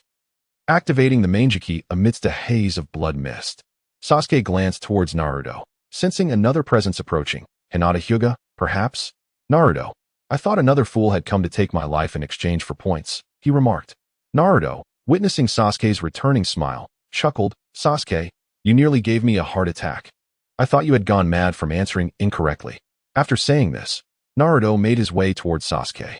At that moment, Hinata, utilizing her swift movement, suddenly dashed forth and tackled Naruto. As he looked down at Hinata, who was sprawled atop him, a flush crept across his cheeks. "Hinata, what are you doing?" he exclaimed, bewildered by the suddenness of her actions in broad daylight. Just then, a look of terror washed over Naruto as he stared in disbelief at Hinata, who began to fade away before his very eyes. She then transformed into a crimson mist reminiscent of what he had seen earlier. A voice, astonishing and incredulous, echoed in his ears. "Hinata Hyuga has been eliminated. Sasuke Uchiha gains 1 point, totaling 3 points. He is in first place overall." Once again, Sasuke unleashed the power of his right eye, emitting a devastating beam of crimson light. This ability stems from the preceding 2 questions. As Sasuke answered, he felt as though he had traversed through time and space. He stared blankly, perceiving his surroundings with remarkable clarity, feeling the breeze around him. The voice of the system resonated in his ears, presenting the immersive challenge of confronting his inner demons. "Please respond. Why did Itachi Uchiha annihilate his clan?" Without hesitation, Sasuke blurted out for power to awaken the Manjiki Sharingan. However, this answer was deemed incorrect, failing to dispel the inner turmoil. Suddenly, the environment shifted, and Itachi found himself before the Konoha F4, kneeling, reporting the impending rebellion of the Uchiha clan. It was only upon receiving the orders from Danzo to assassinate the entire Uchiha clan that the events unfolded. Itachi sought out Obito, and together, they unleashed a brutal massacre against the Uchiha. This continued until they encountered the shadow clone of Fugaku Uchiha. Subsequently, they arrived in Fugaku's chamber, where Itachi, expecting a fierce battle, instead witnessed a father unwilling to harm his own son. Fugaku and Mikoto awaited their demise, and in the final moments, as Fugaku instructed Itachi to take care of Sasuke, the scene turned grotesquely bloody. Sasuke observed this harrowing tableau in silence, his right eye spinning. Itachi accepted the command. For the sake of Konoha, he slaughtered the Uchiha clan. While he remained dazed and struggling to comprehend Itachi's actions as a directive from Konoha, he began to understand. He recalled the earlier question posed by Karen, where Danzo remarked that Itachi had left only him alive. The surroundings suddenly transformed again, transporting him to the location where Itachi had previously shown him mercy. Yet, Itachi, seated there, appeared oblivious to his presence. At that moment, the system's voice echoed in his mind once more. Immersive inner demon challenge. How did Itachi Uchiha meet his end? Please answer in detail. Sasuke pondered deeply. Itachi had previously spared him, and the scene mirrored their earlier encounter. Thus, it was here that Itachi met his demise. Itachi Uchiha spared me, and in the ensuing battle, I personally ended his life. The response was incorrect, failing to dispel the inner turmoil, leaving Sasuke in a state of surprise. At that moment, he witnessed his own gradual entrance. Subsequently, just as depicted in the imagery, Uchiha Itachi uttered the same words as before. The battle raged on incessantly. Sasuke, astonished by his own ability to summon the heavenly thunder, recognized that both the speed and the power of his attack were truly of an extraordinary S-tier caliber. Convinced that Itachi could not evade it, he observed as the heavenly thunder dissipated, and Itachi, who had seemingly been vanquished, slowly rose from the ground. The sight of Itachi standing once more instilled a deep sense of fear within Sasuke. Gazing upon his own despair, Sasuke developed a profound understanding of Itachi's prowess. Then, the cursed seal on his body began to glow. Orochimaru invoked the technique of the eight-headed serpent, which Itachi severed with his crimson Susanoo, ultimately slaying the last remaining head. Following this, Orochimaru emerged leisurely from the final serpent head. Itachi muttered to himself, "What is destined to come will inevitably arrive." As Orochimaru emerged, he expelled a sword, declaring, "This is the moment I have awaited. Thanks to you, Sasuke, the suppression of my chakra has nearly vanished. Seizing this opportunity, I shall claim this child's body." In a single stroke, Uchiha Itachi sealed Orochimaru using the Totsuka blade, purging the cursed mark from Sasuke. As Itachi activated his Susanoo, he began to approach Sasuke, who, in a state of panic, attempted to retreat. However, he collided with a stone wall, leaving him with no avenue of escape. At this moment, Sasuke's reaction mirrored that of Itachi's. Step by step, Itachi approached him, while Sasuke's legs trembled uncontrollably, his expression a portrait of terror. He was engulfed in fear. A fear of Itachi, a fear of death. The instant Itachi stood before Sasuke, he uttered, "Forgive me, Sasuke, this is the last time." With a gentle touch on his forehead, he slowly collapsed onto the ground. Both Sasukes were left in stunned silence. Uchiha Itachi, having exhausted his final chakra, succumbed to death.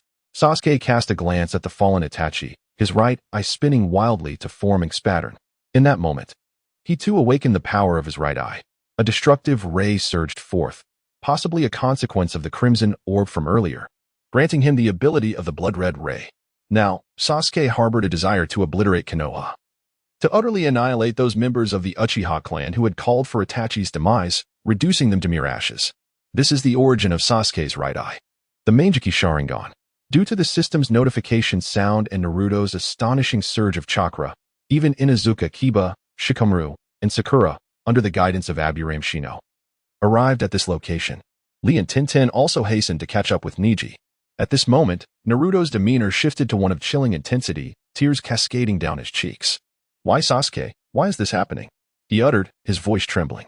Tears fell from his eyes as if they were of no consequence. Gradually, three tails began to sprout from behind Naruto, with a fourth tail slowly emerging as well. Fortunately, Jiraiya had mastered wood release, which he employed to reinforce the seal. However, it appeared that the seal was struggling to contain the burgeoning power. One by one, the tails continued to manifest. Not only did his physical form undergo a transformation, but even Naruto's eyes reflected this change. The bloodline granted to him by Minato Namikaze had activated, bestowing upon Naruto a Sharingan in his right eye. Now, the two tomo within his right eye spun incessantly. From the stands, Kushina watched Naruto with a heavy heart. Is that really Makoto's child? How disheartening. He is hardly adorable at all. Minato scratched his head in exasperation, feeling a twinge of pain in his waist. Yet, seeing Naruto manage to exert some control over the Nine Tails brought him solace. It's all right. It's all right. Look, the Sharingan bloodline we awarded him has been activated. Plus, Naruto is beginning to gain some control over the Nine Tails. Kushina shot a glare at Minato before walking away. At this moment, Naruto suddenly let out a furious roar. Answer me, Sasuke. Why? Why have you chosen this path? Observing Naruto's escalating turmoil, everyone urged him to regain his composure. Naruto, whose 8 tails were gradually manifesting, was teetering on the brink of losing control. You want me to calm down? How can I remain tranquil when Sasuke has killed Hinata? As the 9th tail threatened to emerge, the tension in the air became palpable. At that moment, Sasuke's Manjiki Sharingan subtly rotated. Naruto's 9th tail gradually began to diminish under pressure. Sasuke, somewhat exasperated, inquired, "What are you, an idiot?" This is the question and answer forest. She is unharmed. Naruto momentarily froze, the 9th tail ceasing to grow further. Tears continued to cascade down his cheeks. Hinata is fine. Hinata is fine. Naruto regained his composure. But Sasuke, why do you want to kill me? Sasuke shrugged his shoulders. What can I do? I failed to answer the first question. This time, I fought tooth and nail against that 3-headed crow and got every answer wrong. Sasuke glanced towards the 2 clouds of crimson mist. After eliminating those 2 fools who had provoked him, he recalled the points that could be earned towards the ultimate reward, along with that blood-colored heart demon question, which seemed to have had some effect on him. Hence, he thought of extinguishing you for points. I also noticed Hinata. Initially, I did not pay her any heed. Who would have known? She was about to succeed. Hinata's speed was astonishing. I could hardly react.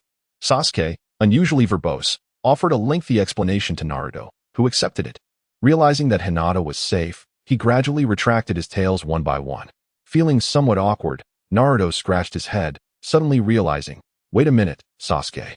You scoundrel. You intend to use me for points. What's the issue? Our numbers in Konoha are greater. To claim the top spot, it would be wiser to eliminate you to prevent others from doing so.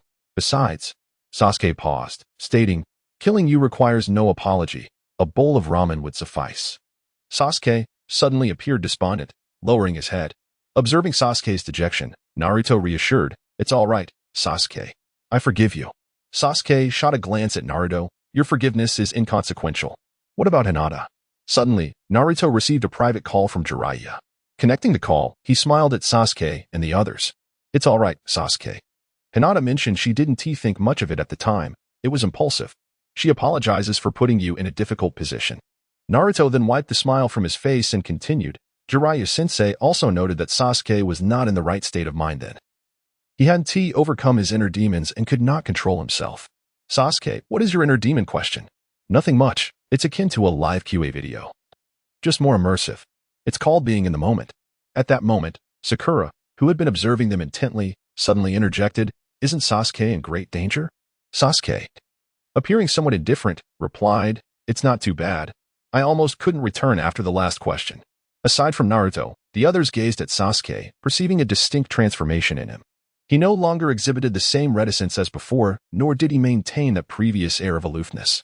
It seemed as though he had become more relaxed and cheerful, as if he had relinquished some deep-seated obsession. Were it not for the live streaming environment and the undeniable presence of Sasuke's chakra, they might have suspected that he had been replaced. Jiraiya was eliminated, granting Gaara an additional point, bringing his total to 1 point, thus securing second place. Kurenai was eliminated, allowing Kabuto to gain a point, also totaling 1 point, placing him in second. Kankura was eliminated, with Zabuza earning another point, bringing his total to 1 point and ranking him second. The system rapidly broadcast 3 announcements in succession. At that moment, Niji, who had been silently observing with his Byakugan, suddenly spoke up. Let us disband for now. In 30 minutes, we will form teams of 3 and commence the hunt. This includes our comrades from Konoha. After all, there is little risk of death. He glanced at Sasuke before turning to leave. Shikamaru shrugged, exclaiming, what a hassle. You might as well eliminate me now. In response, Ino lifted Shikamaru and carried him away. Naruto approached Sasuke and Sakura, declaring, let us get moving. It's time to begin. I am eager to test the fruits of my training over these past months. The previously gathered 11 individuals dispersed, leaving Team 7 to pass the time idly chatting. By the way, you fool Naruto, I have a question for you. How did you feel when you thought I had killed Hinata? Sasuke inquired unexpectedly. What brings this on? Naruto replied, puzzled. Curiosity. Just tell me your thoughts. Naruto pondered for a moment, his expression growing contemplative. It was complicated: anger, sorrow, confusion, a multitude of emotions. It was just overwhelming, an indescribable anguish.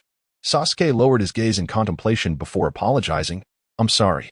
Sakura, observing Sasuke's guilt-ridden demeanor, reassured him. It's all right. It's all in the past. Nothing remains of it. Jiraiya-sama has said that it was not your intention. Naruto felt a twinge of embarrassment but was overwhelmed by his emotions, paying little attention to his surroundings. Many onlookers scrutinized Sasuke, believing the young boy had misinterpreted the question yet had triumphed over his inner demons. Itachi Uchiha, watching Sasuke on screen, sensed something amiss. Orochimaru noted Itachi's intense gaze on Sasuke, his brow furrowing even more than when Sasuke had previously laughed and wept uncontrollably. Itachi, you've noticed Sasuke's unusual state. Haven to you? Itachi, unlike his previous aloofness, spoke excitedly to Orochimaru. Do you know what is going on? Orochimaru mused. I'm uncertain why this change occurred so abruptly, but it may be linked to the system's punishment or the abilities of his left eye. Itachi's excitement dwindled, replaced by a sense of disappointment. Orochimaru licked his lips, adding, regardless of the issue, you must understand, Itachi, that the ultimate prize contains a rebirth elixir, a divine remedy capable of healing all ailments. A flicker of hope ignited within Itachi. He realized that even if there were changes, they were extraordinary, almost as though he had become a different person entirely. The subsequent scenes confirmed Itachi's suspicions. Sasuke indeed exhibited some troubling signs. Team 7 encountered a squad led by Lee, with Tenten facing off against Sakura and Naruto squaring off against Lee. Sasuke confronted Neji, and in a swift display of power, he effortlessly dispatched both MY and Kid Maru, without any hesitation or delay. At this moment, Sasuke and Neji were engaged in battle. Hesitating and lacking the boldness he had shown against the three-headed crow, he primarily focused on evasion. Although Neji was formidable, it was inconceivable that Sasuke, having awakened his Manjiki Sharingan, possessed such limited strength. The forest of inquiry was shrouded in overcast skies, and a light drizzle began to fall, mirroring the mood of Itachi Uchiha. The rain intensified. Neji stood amidst the downpour, his Byakugan activated, fixated on Sasuke. What do you mean, Uchiha Sasuke? Sasuke tilted his head and offered Neji a radiant smile. What is wrong with me? Neji, feeling a sense of gravitas, scrutinized Sasuke. They had already sensed something amiss with him, and his smile sent shivers down Neji's spine. Ignoring his apprehensions, Neji launched an assault on Sasuke, who evaded like a slippery eel. After several exchanges, a sense of foreboding crept over Sasuke. Neji suddenly appeared behind him. Do you think mere dodging will suffice? 8 trigrams. 64 palms. Neji struck a starting pose and unleashed a flurry of 64 rapid strikes upon Sasuke. Ultimately, Sasuke's chakra was entirely sealed, and blood trickled from the corner of his mouth. Meanwhile, Naruto and Sakura attempted to rush to Sasuke's aid, but were ensnared by Tenten and Lee, unable to provide support. Sasuke was sent flying by Neji's attack amidst the rain. Suddenly, Sakura dashed out of Tenten's range and reached Sasuke's side, shouting to Naruto, Naruto. Sasuke is not fit for battle right now. We should retreat. Naruto used the shadow clone technique, but after Neji's team eliminated the clones, Sasuke and Sakura had long vanished. Tenten turned to Neji and asked, should we pursue? No, Neji replied. Sasuke's condition is unusual. He has shown no intent to fight. Let us search for others instead. Lee suggested, perhaps we should seek out other ninja villages. Naruto seems to be holding back as well. This is quite tedious. Very well, let us begin our search. If there are any traps nearby, we should investigate, Neji said. Lee, puzzled, scratched his head. Just a moment ago, you were the one urging us to hunt down Team 7, claiming their points would be a challenge. Tenten playfully punched Lee and said, come on. Let us find a place to take shelter from the rain. After Team 7 departed from the battlefield of Team 3, they found refuge in a vast tree hollow. Sasuke, having had all his chakra points sealed by Neji, lay weakened on the ground, gazing at Sakura. Her embarrassment grew under his intense stare. In the past, Sasuke might have teased her, saying, Sakura, you're blushing like a teapot. Now, however, he lacked the energy to jest and simply uttered, thank you, Sakura.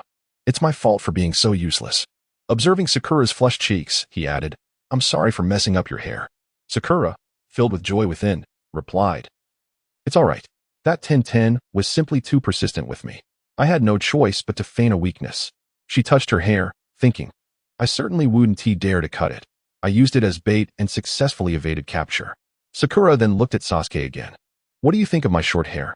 Tsunade-sensei said that since my strength is lacking, long hair would only hinder me. Short hair can be beautiful too. As she continued speaking to Sasuke, his unexpected interjection caused her face to redden like a ripe autumn apple. All her words were suddenly silenced. The gloomy sky and the gentle rain gradually ceased. Sakura, unsure if it was merely her imagination, felt a ray of sunlight piercing through her heart. At this moment, Naruto, who had been conversing with Jiraiya, suddenly interjected, Sakura, Sasuke. How wonderful. Jiraiya-sensei mentioned that my mother is in the live audience. I want to go see her. Sakura, filled with joy, replied to Naruto, you really are something. Why are you always in such a rush? It won't be long now. Let's wait for Sasuke to recover. And then we can go find them. Despite her exasperation, Sakura added, but congratulations, Naruto. Sasuke, smiling faintly, also offered his congratulations, saying, congratulations, Naruto. Naruto, with a silly grin, scratched his head, clearly elated.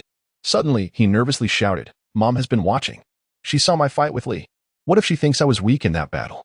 Sakura, taken aback by Naruto's seriousness, expressed her helplessness. Well, why not just go out and have an exciting battle? Naruto then realized, oh right. Let's first find Lee and the others. This time, I'll be serious about it. Sasuke, observing Naruto's lively demeanor, found it amusing and couldn't help but smile. The cheerful atmosphere in the hollow tree stood in stark contrast to the outside world, where Kimimaro was searching for Sasuke and Gaara, intent on eliminating them. As they had previously eliminated his companions, Gaara and Temari had regrouped and were now in search of Zabuza, the one who had defeated Kankuro. Asuma Saratobi was also on the lookout for Kabuto, but neither of them found their targets. Kabuto had already engaged in combat with Kuratsuchi, and they were locked in a taijutsu duel. Kuratsuchi relentlessly kicked at Kabuto, with a flurry of leg movements filling the air. Kabuto danced evasively, but suddenly, the lens of his glasses glinted, and a chakra scalpel appeared in his right hand, slicing at Kuratsuchi's leg. Kuratsuchi found herself momentarily immobilized. Quickly, she leaped back on one foot and countered with her lava release, Lime Jutsu, briefly restraining Kabuto. After creating some distance, Kuratsuchi regarded the unremarkable ninja with a serious expression. She now understood why Konoha's Yuhi Kurenai had been defeated by this low-ranking shinobi. Kabuto, ensnared in the lime, merely adjusted his glasses and remarked, this technique won't hold me for long. However, your leg's chakra network has already been severed. My victory is merely a matter of time. The fourth Kazekage of the future smiled at Kabuto. Is that so? I disagree. Suddenly, the lime that had previously confined Kabuto exploded. At this moment, Deidara on the live broadcast stage could no longer contain himself. He suddenly shouted at the screen, what is going on with this Kuratsuchi? How could she have integrated my secret techniques into her ninjutsu? And yet, she bothers me incessantly, 800 times a day. The members of the Akatsuki organization looked at this fool who had suddenly leapt up and shouted, feeling both envy and jealousy. This individual possesses a master of the Earth Shadow from 3 generations past. Currently, the task at hand appears to be the one with the highest completion rate. Scorpion cast a glance at this teammate, who, despite being merely a fool playing with clay, is now the designated successor of the Earth Shadow. The Akatsuki organization undertakes such missions with a straightforward purpose. Those who achieve the highest completion rate and demonstrate exceptional skill can obtain the soul banner previously acquired by pain. Although the ninjutsu learned cannot be imparted to others, items and knowledge can be shared, and indeed, this task is particularly intriguing for them, each harboring their own thoughts. Deidara expressed a degree of dissatisfaction towards Scorpion, stating, Scorpion, my esteemed elder, I am now an artist who has consumed the fruit of art. Surely, you are envious of my artistry. I shall venture to the Sand Village next, where you shall witness my creations. To which Scorpion retorted, Deidara, that so-called fruit of art is merely an explosive fruit. I have recently made significant breakthroughs in my research on soul instruments, crafting fascinating puppets. If you were to join me, I would unveil to you the essence of eternal techniques. Though their dialogue was light-hearted, it bore considerable implications. However, the Sand Village and Inoki were somewhat anxious, as any misstep could lead to war, particularly a large-scale conflict. Inoki admonished, Deidara, you have been cooped up in the office for too long. Have you not learned that one cannot recklessly engage in combat with other ninja villages? Meanwhile, Maki addressed Scorpion. Mr. Scorpion, you are now a senior advisor to the Sand Village. Such behavior is inappropriate. Deidara felt a sense of helplessness. After consuming the explosive fruit, he had not indulged in clay artistry for quite some time, being confined to the office and troubled by Akatsuki. His artistic prowess had reached impressive heights, and he had developed the capabilities of the explosive fruit to an exceptional degree. Yet, he found himself continually distracted. However, he could not stifle the artistic pursuits of others. He was perpetually engaged in mentoring the younger generation, who had not yet had the opportunity to showcase their talents. Deidara now grappled with a conflict. On one hand, he recognized the artistic potential of the youth, and on the other, he yearned to express his own artistry. Nonetheless, he could not resist the excitement and exuberance displayed by the children once they mastered secret techniques, their joyous laughter and shouts of art painting a vivid picture. Deidara remained oblivious to Inoki's underlying scheme. The few children currently learning from Deidara, although not many and lacking in skill, were selected from the village's youth, supplemented by some wandering children who were painstakingly filtered to identify those with a modicum of talent for secret techniques. Inoki had resolutely decided to outmaneuver Deidara. In the Sand Village, Scorpion, having been recommended by Chiyo, was appointed as a senior advisor. After acquiring the soul instruments, Scorpion's vast knowledge and aptitude for puppet techniques significantly enhanced the capabilities of the Sand Village's puppetry. The villagers held this prodigy in high esteem. Although Scorpion was quite advanced in age, his youthful appearance had garnered him a fan club among the female ninjas. Scorpion, exhibiting a sense of propriety, acknowledged, "We are merely engaging in a discussion about art." Deidara appeared to have adopted a more composed demeanor, refraining from rebuttal and simply nodding at Inoki before returning his gaze to the illuminated screen. Following a series of explosions, Akatsuki wore a grave expression as she observed the billowing smoke. She was certain that Kabuto had not encountered any mishap, as the system had not issued any alerts for elimination or bonus points. As the smoke gradually dissipated, only fragments of wood remained in the aftermath of the explosion. Akatsuki stared in astonishment, pondering, substitution technique? When did that occur? At that moment, a sound emanated from behind. As you and I distanced ourselves, I had already prepared. The instant Haida heard the sound, he was ready to depart. However, it was too late. The chakra scalpel had already struck Haida's neck. Haida fell to the ground and then vanished. Haida was eliminated. Do gained a point, bringing his total to 2 points. Ranked second, Do smiled faintly at the system's announcement. Haitu appeared in the audience, visibly displeased. Noki remarked, "Haitu, it's all right. You simply lack the combat experience compared to that individual." Deidara added, "Haitu, you have already begun to apply secret techniques above ninjutsu. Why do you keep coming to my office to bother me?" Haida replied, "Deidara, that fellow is bullying me." Deidara glanced at the screen, stating, "Next time I see him, I will help you eliminate him." Haida smiled faintly at Deidara, uncertain if he was amused by her successful change of topic or something else entirely. Naka's grin grew more cunning, resembling that of a sly old fox. Suddenly, Do addressed the large tree nearby, saying, "Bai, you've been watching for quite some time, haven't you? Come out." At that moment, Bai leisurely emerged. "Mr. Do, you wouldn't be inclined to engage in battle with me, would you?" Bai remarked. "I believe it might be best not to be so modest," he continued. "After such a long time, you must have realized it as well." With arms spread wide, he observed, "This question and answer forest seems to stretch endlessly. Though the 30 of us were randomly transported, the distances we were sent to were not that far apart. It is evidently designed for us to fight, is it not?" Bai chuckled lightly. "I understand. This question and answer event is supposedly random light spheres. However, there is no indication of how many there are or when it will conclude. It seems you, Bai, have come to the same conclusion. If we search this question and answer forest, we may find that ending this competition could be an interminable task.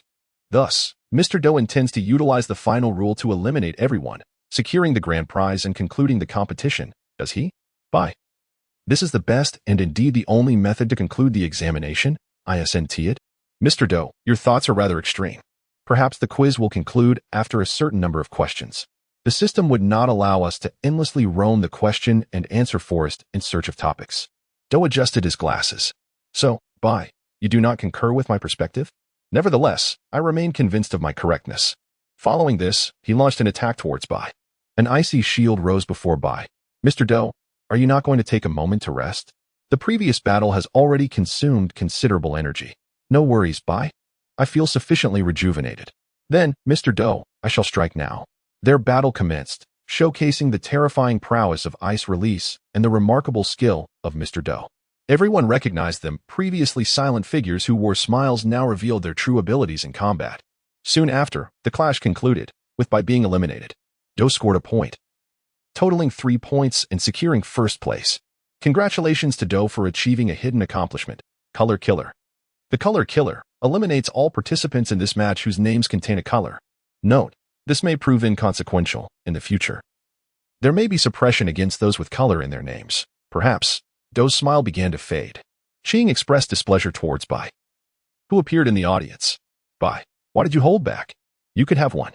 Terumi Mei shot a fierce glare at Ching, who promptly fell silent. Bai chuckled and explained, I simply couldn't find any questions.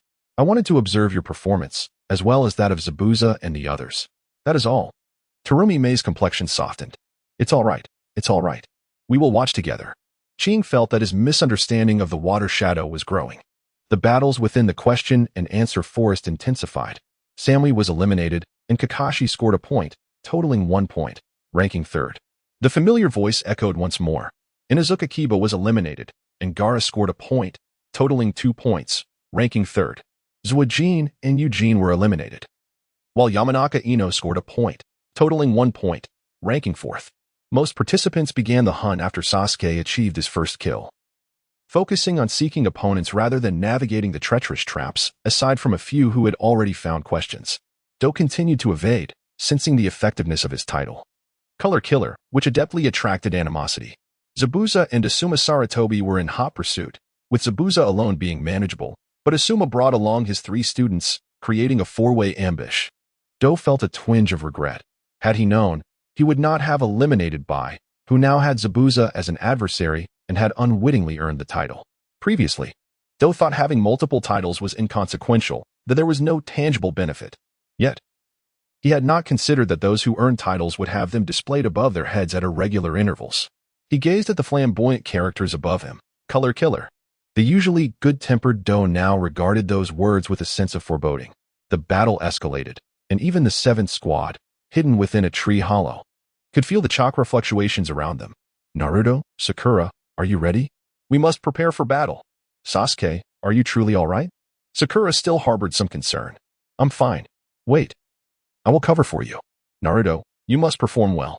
Sasuke wore a smile that was rarely seen. Naruto stretched in anticipation. All right, let's begin. I will showcase my abilities. The light drizzle that had persisted ceased, leaving the weather clouded but Naruto's spirits high. The group quickened their pace. After uniting with Team Asuma, they commenced their pursuit of Do. Meanwhile, Tintin and Niji opted not to seek out Might Guy, believing his presence would complicate matters. Indeed, Guy was currently in pursuit of an exceptionally rare black pig, known as the Ink Pig, which was elusive and swift, boasting a tough hide. Guy aimed not to exert excessive force against this creature, as he sought to capture it for training purposes, having recognized its remarkable quality as a potential weight for his exercises. After an intense battle with Samui from the Cloud Village, Kakashi found himself low on chakra and sought a moment to recover. Team Naruto, unaware of the situation, encountered Niji's team once more. Lee, let us engage in battle again. This time, I shall not hold back. Lee felt a surge of excitement. Then, Naruto, begin. I wish to see how strong you truly are. As usual, Sasuke faced Niji, while Tenten sparred with Sakura. Niji glared at Sasuke with displeasure. Are you going to continue being submissive as before? Sasuke displayed a smile that could melt ice. Not at all. Holding back too much would put them in danger. I will match you evenly until Naruto and the others arrive. Niji, incensed by Sasuke's smile, activated his Byakugan and charged at him. Sasuke also activated his Sharingan, engaging Niji in a fierce exchange. Meanwhile, the intensity of the battle escalated on Lee's front. Naruto, you are putting in quite the effort. Allow me to demonstrate the gap between my diligent genius and you, Lee declared, shedding his weights with a resounding crash. The sudden release of weight propelled Lee forward with astonishing speed, catching Naruto off guard. Thud, thud, thud. Naruto's shadow clones began to vanish one by one under Lee's rapid onslaught. Rasengan. Naruto's dual tomo swirled in his eyes, but before he could react, Lee had ensnared him with bandages, transforming him into a puff of smoke. The Rasengan struck Lee's abdomen, though fortunately only grazing him. Open the gates. The first gate, the second gate, the third gate. The fourth gate. Lee burst forth. Having opened 4 of the 8 gates, narrowly evading the Rasengan which soared into the sky, scattering the ominous clouds. This time, the swiftly moving Lee struck Naruto with a palpable impact, feeling the force of his punch connect with Naruto's flesh. After delivering a relentless barrage upon Naruto's physical form, a crimson chakra enveloped Naruto's body, and 3 tails sprouted from behind him. Astonishingly, Naruto was now able to barely keep pace with Lee's speed, matching him in strength as well. Gritting his teeth, Lee unleashed the door of opening, further augmenting his speed as he launched another assault on Naruto. At this moment, it seems that Naruto is no longer a contender that can be subdued by Lee's mere opening of the 4th gate. With Lee now opening the 5th gate, he appears to possess the capability to overpower Naruto. Lee relentlessly assaults Naruto with taijutsu, and the two continue their fierce battle. As they exchange blows, a sudden voice reverberates in their ears, momentarily pausing their actions. Hyuga Neji has been eliminated. Uchiha Sasuke gains 1 point, total score 4, ranking 1.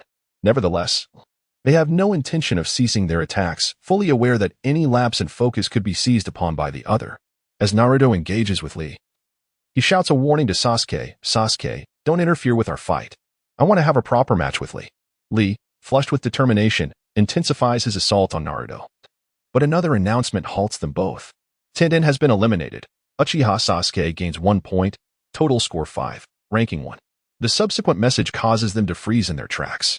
Haruno Sakura has been eliminated. Uchiha Sasuke gains 1 point, total score 6, ranking 1. Both Lee and Naruto exchange incredulous glances at the sudden system notification. Engrossed in their taijutsu duel, they had not noticed how far they had drifted from their original battleground. Naruto turns to Lee, suggesting, "Let us take a break and see what is happening." Just as Lee opens his mouth to respond, he suddenly kicks Naruto. A crimson beam shoots forth, striking Lee, who slowly vanishes, transforming into a mist of blood before Naruto's eyes. Stunned and enraged, Naruto glares at the source of the blood-red light, revealing Sasuke, who steps forward with his eyes adorned with 2 spinning Sharingan. Naruto yells furiously, "Sasuke, this is my battle. Sakura is on our team. What are you doing?" Ignoring Naruto's words, Sasuke continues his soliloquy. "I thought I could eliminate you as well. What a pity." Enraged by Sasuke's remarks, Naruto is about to confront him, but Sasuke brushes him off, muttering, "Let us deal with the weaklings first."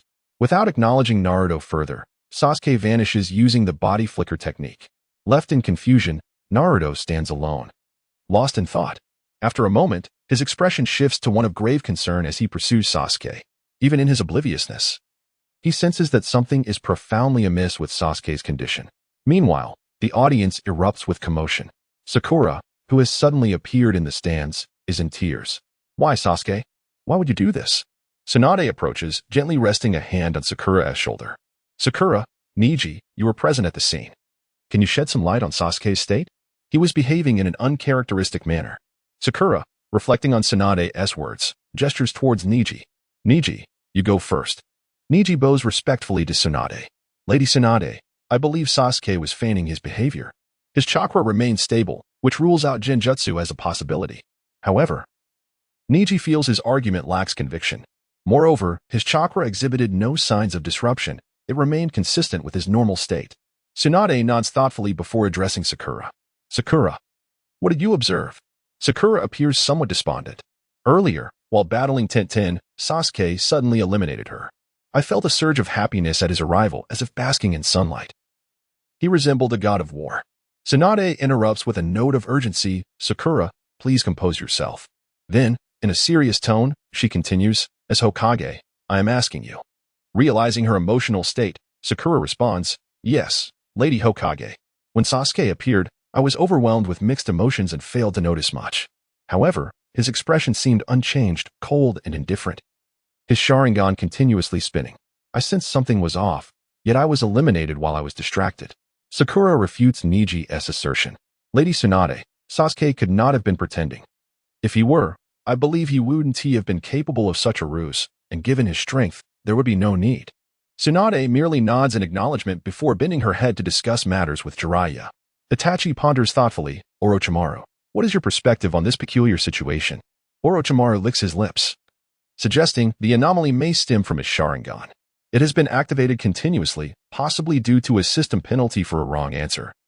resulting in the awakening of the Manjiki Sharingan and subsequent punishment. Itachi nods in agreement. Every time Sasuke undergoes a transformation, his eyes are fully activated. The unknown power of his left eye is likely a significant factor. Furthermore, he adds, it is improbable that this is mere coincidence. At this moment, Might Guy, who was still in pursuit of the tainted pig, halted his relentless chase. Had Uchiha Sasuke eliminated everyone? It seems I must return and investigate. After Kakashi took a brief respite, he inquired, Sasuke, have you also ousted Sakura? Perhaps it is time to see for myself. Truly a troublesome fellow. Temari was eliminated. Inara Shikamaru gained 1 point, bringing his total to 1, placing him 4th. Jiraiya chuckled as he remarked to Fukusaku, your son possesses quite the high battle IQ. Fukusaku responded with a smile, Lord Jiraiya, you jest. This fellow merely eliminated Temari by sheer luck. His opponent inadvertently fell into a trap. Meanwhile, Gaara was locked in a fierce battle with Kimimaro, their combat a relentless intertwining of bone and sand. Just as they were embroiled in an intense struggle, they suddenly paused. Sasuke emerged with a devilish grin, sauntering forth leisurely. Quite impressive, discovering me so swiftly. Will you not continue? In perfect synchrony, Gaara and Kimimaro launched an assault towards Sasuke. With a series of swift movements, Sasuke evaded their attacks. Two feeble souls have chosen to join forces against a stronger opponent? A most astute decision. However, you shall still meet your demise. Just as Kimimaro and Gaara prepared to strike, darkness enveloped them, and they found themselves inexplicably seated in the audience. They exchanged bewildered glances, astonished by the sudden turn of events. Temari approached Gaara, questioning, what happened? How did you both become so dazed in the midst of battle? Gaara, still in disbelief, replied to Temari, I don't know. Did we lose our focus for long? Not at all. It was merely a fleeting moment. The speed of that red light was overwhelming. You had no chance to resist, she explained. Gaara remained silent, deep in thought about the circumstances. At this juncture, Orochimaru had no intention of concealing his identity. Kimimaro, come here and explain the situation, he commanded. Kimimaro nodded and approached Orochimaru's side. At that moment, the previously eliminated Doya quietly approached Orochimaru. The individuals who had been seated beside Orochimaru hastily vacated their positions. Except for a rather unremarkable person beside him, none remained. Jumara gazed at Itachi, who had transformed, his expression laced with confusion. Orochimaru let out a soft chuckle, remarking, this is Itachi, pay him no mind. Upon hearing this, the leaf ninjas seated near Orochimaru retreated even further, creating a palpable void around him. Junmaru respectfully addressed Orochimaru, saying, Lord Orochimaru, I, too, was bewildered by the situation. Suddenly, darkness enveloped everything, and I felt nothing before I was eliminated. Itachi, slightly perplexed, inquired, did you not sense the crimson beam that Sasuke emitted? Junmaru observed Orochimaru nodding affirmatively before responding to Itachi. No, it was merely an inky blackness, and when I regained my senses, I found myself eliminated. Orochimaru and Itachi exchanged a knowing glance. This pertains to the ability of the kaleidoscope's left eye, which should be unrelated to personality changes. This, in turn, left them even more perplexed. Gaara was eliminated, and Sasuke Uchiha gained 1 point, bringing his total to 8, ranking him first. Kumaru was also eliminated, resulting in another point for Sasuke, elevating his total to 9, maintaining his first position. Upon hearing the system's announcement, Sasuke did not exhibit any excitement. Instead, his expression grew somewhat sinister. Was this the consequence of using his eyes? He then let out a wild laugh and shouted into the sky, Itachi Uchiha. Let us meet at our usual place after the broadcast concludes. Itachi Uchiha regarded Sasuke with an intensely grave demeanor.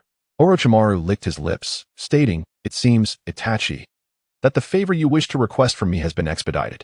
Itachi, somewhat distracted, nodded in agreement. After Sasuke had called out to Itachi, the system's voice resonated once more. The number of participants has diminished to 10, initiating the capture the flag mode.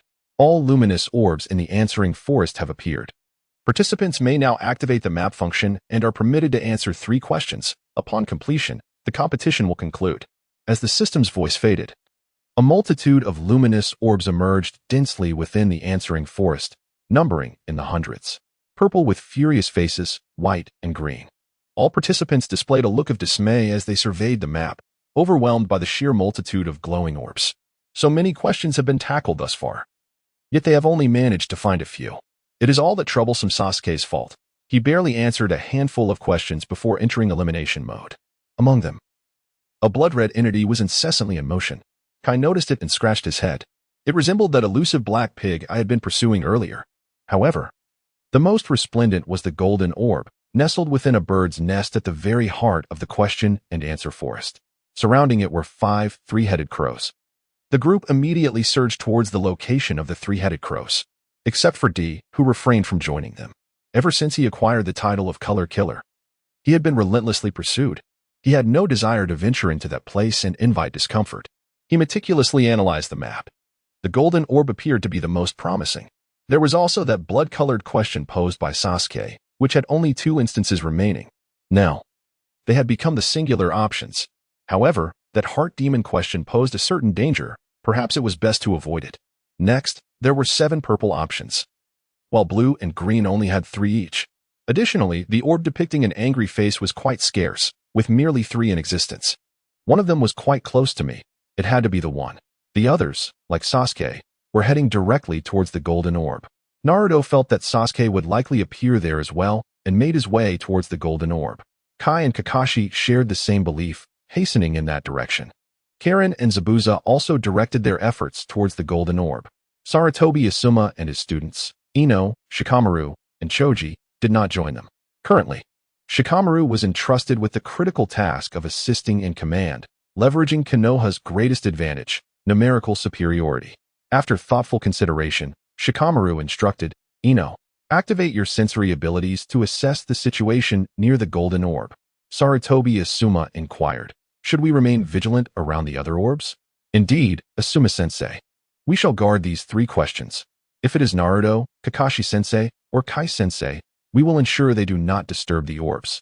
If it is someone from another ninja village approaching closely, we will answer their questions directly. But what if it is Sasuke? Ino expressed her concerns. Shikamaru pondered for a moment, but concluded that Sasuke would likely not encounter significant issues. Let him answer the questions. His troubles will surely be resolved by Lady Tsunade, he reassured. Sarutobi Asuma nodded in agreement. Then let us commence our plan. At this moment, several individuals dispersed, not opting for the rare luminous spheres, but instead selecting the 3 most suitable orbs at an optimal distance. The 2 fastest individuals racing towards the golden sphere were Sasuke and Kakashi. Kakashi cast a scrutinizing glance at the mischievous Sasuke, furrowing his brow. Sasuke, are you aware of what you are doing right now? Kakashi.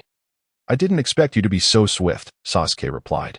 They refrained from immediately seizing the opportunity. For the 5 three-headed crows surrounding the golden orb were far from mere decorations. Kakashi continued to observe Sasuke intently. Sasuke, shall we first deal with these formidable birds together? Certainly. Destruction. Kamui, Sasuke exclaimed, showcasing his prowess. Kakashi, slightly exasperated, remarked, I do not appreciate that nickname. He then suppressed a light-hearted smile. Why, Sasuke? Do you not attack those beasts instead of directing your efforts towards me? Sasuke remained composed. Aren't you my teacher? It's a matter of tradition in Konoha. I assent it. Kakashi responded by unleashing a Raikiri towards Sasuke. In turn, Sasuke swiftly drew his blade from his back, enveloped in lightning, to counter Kakashi's strike. Sasuke, I have stated that I dislike that title. And what of it? Were it not for that traitorous eye of yours, how could you possess such strength? Annihilation. Kakashi was instantly engulfed in darkness. Yet, at that moment, the disparity in experience between him and the likes of Kimimaro and Gaara became evident. Relying on instinct, Kakashi activated Kamui in a certain direction. The darkness before him dissipated, yet he found himself pierced by Sasuke's blade. Observing the blood tears streaming from Sasuke's eyes, Kakashi queried, Is this the power of your left eye? Truly clever, just as expected from Hitachi's 50-50. He then coughed up blood. Kakashi has been eliminated. Uchiha Sasuke gains 1 point, totaling 10 points, ranking first. Congratulations to Uchiha Sasuke for achieving 10 kills in this live broadcast. Title awarded. 10 Men Slayer. Note, having slain 10 individuals. Am I far from achieving 100? This instills a certain intimidation factor over the weak. Inoki seethed with rage. What kind of atmosphere is this in Konoha? Utterly absurd. A curious situation, remarked AI. Shinobi, refrain from associating with Konoha in the future, Terumi may advised. Nagato and Obito remained silent, merely bowing their heads slightly. Kakashi, having reappeared among the audience, was promptly questioned by Tsunade regarding Sasuke's left eye's capabilities. Kakashi glanced at the white snake coiled beside Tsunade, who noticed his gaze. Feel free to speak, she urged. It seems to deprive me of sight and hearing. The engagement was too brief to confirm completely. It is likely a power that robs the five senses. Is that so? Does it have any correlation with his personality shift? Probably not. All right, Kakashi. Thank you for your hard work. Jiraiya turned to Kakashi. Kakashi, with your Earth-style wall, you could have continued the battle for a while longer, couldn't you? Kakashi scratched his head, and Jiraiya suddenly realized. Kakashi, you didn't use the Earth-style wall, so you must be down a dog's head, right? Ignoring Jiraiya's antics. Orochimaru, having received information from the White Snake, looked at Itachi. Itachi-kun, what are your plans now? Seeing that Uchiha Itachi offered no response, Orochimaru continued. Should we consider transplanting the eye? His current state is uncertain. If we do not proceed with the transplantation, he risks immediate blindness, and the subsequent uncertainties are quite numerous. At this moment, Uchiha Itachi formulated an idea, responding indifferently, I have a general idea. Is that so? That is good, Orochimaru chuckled. Meanwhile, Sasuke, who had just slain Kakashi, clutched one eye, blood continuously flowing from both. Upon hearing the sound of Konoha's gale wind kick, Sasuke instinctively evaded. Guy arrived promptly, followed closely by Naruto. Naruto, upon seeing Sasuke's bloodstained visage, wore an unusually serious expression. Sasuke, do you understand what you are doing right now? As Naruto repeated, Sasuke, what are you doing? Sasuke remained unresponsive. This is not Sasuke's silence. The plan devised by Kabuto has reached its conclusion. Time has come to a standstill, in the video presented to the questioner. Kabuto plays on, revealing the same scene Sasuke had witnessed before. Uchiha Itachi accepts the directives of the Konoha leadership, showcasing the slaughter of the Uchiha clan. As Sasuke observes the illuminated screen, he strangely remains calm, though the images are more bizarre than ever. After killing their parents, another version of Uchiha Itachi, clad in a black robe adorned with red clouds, appears, tearfully taking his father's eyes before vanishing after casting a talisman. The video concludes here, revealing a time travel scroll. Many gasp in astonishment. And Inoki wear grave expressions. What kind of person would annihilate his own clan for the sake of the village? Possessing the ability to return to the past but unable to alter those events, has the cohesion of Konoha reached such a terrifying level? Senju Tobirama watches as one Uchiha, after another falls. Uchiha Fugaku accepts his demise with tranquility. A thought suddenly flashes in his mind. Could I be mistaken? He recalls his foolish brother, Uchiha Madara, and for the first time, he feels a flicker of doubt regarding his thoughts on the Uchiha clan. Sasuke, who had not seen the later scenes of Uchiha Itachi returning to the past, surprisingly exhibits little anger, his expression oddly tinged with a hint of a smile. The ninja world, profoundly shaken by these images, falls eerily silent, all eyes covertly glancing toward Itachi's direction. A question arises, from what time point does the subsequent Uchiha Itachi originate? A. After the first live broadcast, before the second. B. After the first match of the second broadcast, before the second match. C. After the second match of the second broadcast, before the third. D. After the third broadcast, before the fourth. Kabuto gazes at the question, feeling a slight headache. Itachi's brief appearance makes it impossible to ascertain the answer with certainty. It seems this question must be left to chance. He casually chooses an answer, thinking the rewards for this trial are already quite generous. A. After the first broadcast, before the second match. The answer is correct. The reward is a replacement talisman, the ability to swap identities with another person for 1 hour, contingent upon their consent. After usage, you become them, and they become you. Note, do not use it for anything inappropriate. Kabuto feels elated at having answered correctly. It is the first time he has guessed and succeeded, a rather peculiar sensation. A replacement talisman, indeed, a most intriguing item. As time resumes, Guy and Naruto cease their assault on Sasuke. Countless gazes shift toward Uchiha Sasuke, yet none discern the expressions they anticipated on his face. Sasuke remains composed, even sporting a slight smile. Naruto, why don't you ask me why? Sasuke, I understand you. Oh, you understand me? How surprising, son of the fourth Hokage. Sasuke, after all this time, you know about my life. True, but you are no longer the demon fox. You are a little hero now. Sasuke, everything that happened to the Uchiha clan has nothing to do with you, does it? It does not concern me, but I doubt they would feel the same. Naruto, I only wish to destroy Konoha, but Itachi sacrificed so much for you. You don't mention that wretched individual. Sacrifice? I made him sacrifice. You are living well. But what about me? Suddenly, Sasuke erupts into maniacal laughter. But I must thank you. I owe you for the power of my left eye, Shirjima. Naruto blinks in confusion. Thank me for what? You are still the same fool. Care to try? This power comes from you. Naruto nods, observing Sasuke's deranged yet fearsome demeanor. Guy, who had been silent, suddenly speaks. Naruto, have you made your decision? Naruto nods. I have decided. Sasuke, let me feel your feelings. Guy gives Naruto a thumbs up. This is the spirit of your youth. It is truly moving. Sasuke laughs heartily, his left eye's Sharingan spinning wildly. Feel pain. Embrace pain. Painful familiarity washes over Nagato. He feels he has heard these words before.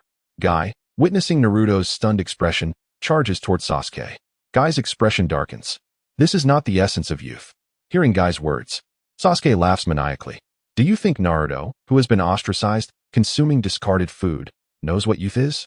Or do you think my existence, devoid of parents, eternally engulfed in hatred, embodies youth? The Hyuga clan, once engaged in pleasant conversation with Kushina, now senses the oppressive atmosphere. They dare not breathe. And the previously jovial Hyuga members fall silent. Kushina, with a strained smile, gently pats Hinata's head. Hinata, I have something to attend to. Stay here and rest a moment. I will return to see you. Hinata nods. Heishi Hyuga remains silent, feeling that speaking might lead to repercussions. Kushina walks slowly towards the Konoha leadership, each step echoing ominously as if treading upon their hearts. She reaches Tsunade. Placing her hand on Jiraiya's shoulder causes him to stiffen, overwhelmed by a whirlwind of emotions, fear, guilt, sorrow. Jiraiya, you have not been in the village. I know. I just want to ask, who was in charge of the village affairs before? Jiraiya inhales deeply. Kushina. This. Kushina, I ask who was running things in the village before. Minato, somewhat stammering, addresses Kushina. Just calm down. Kushina's glare silences Minato. And he falls silent. Tsunade remains equally mute, her expression grim.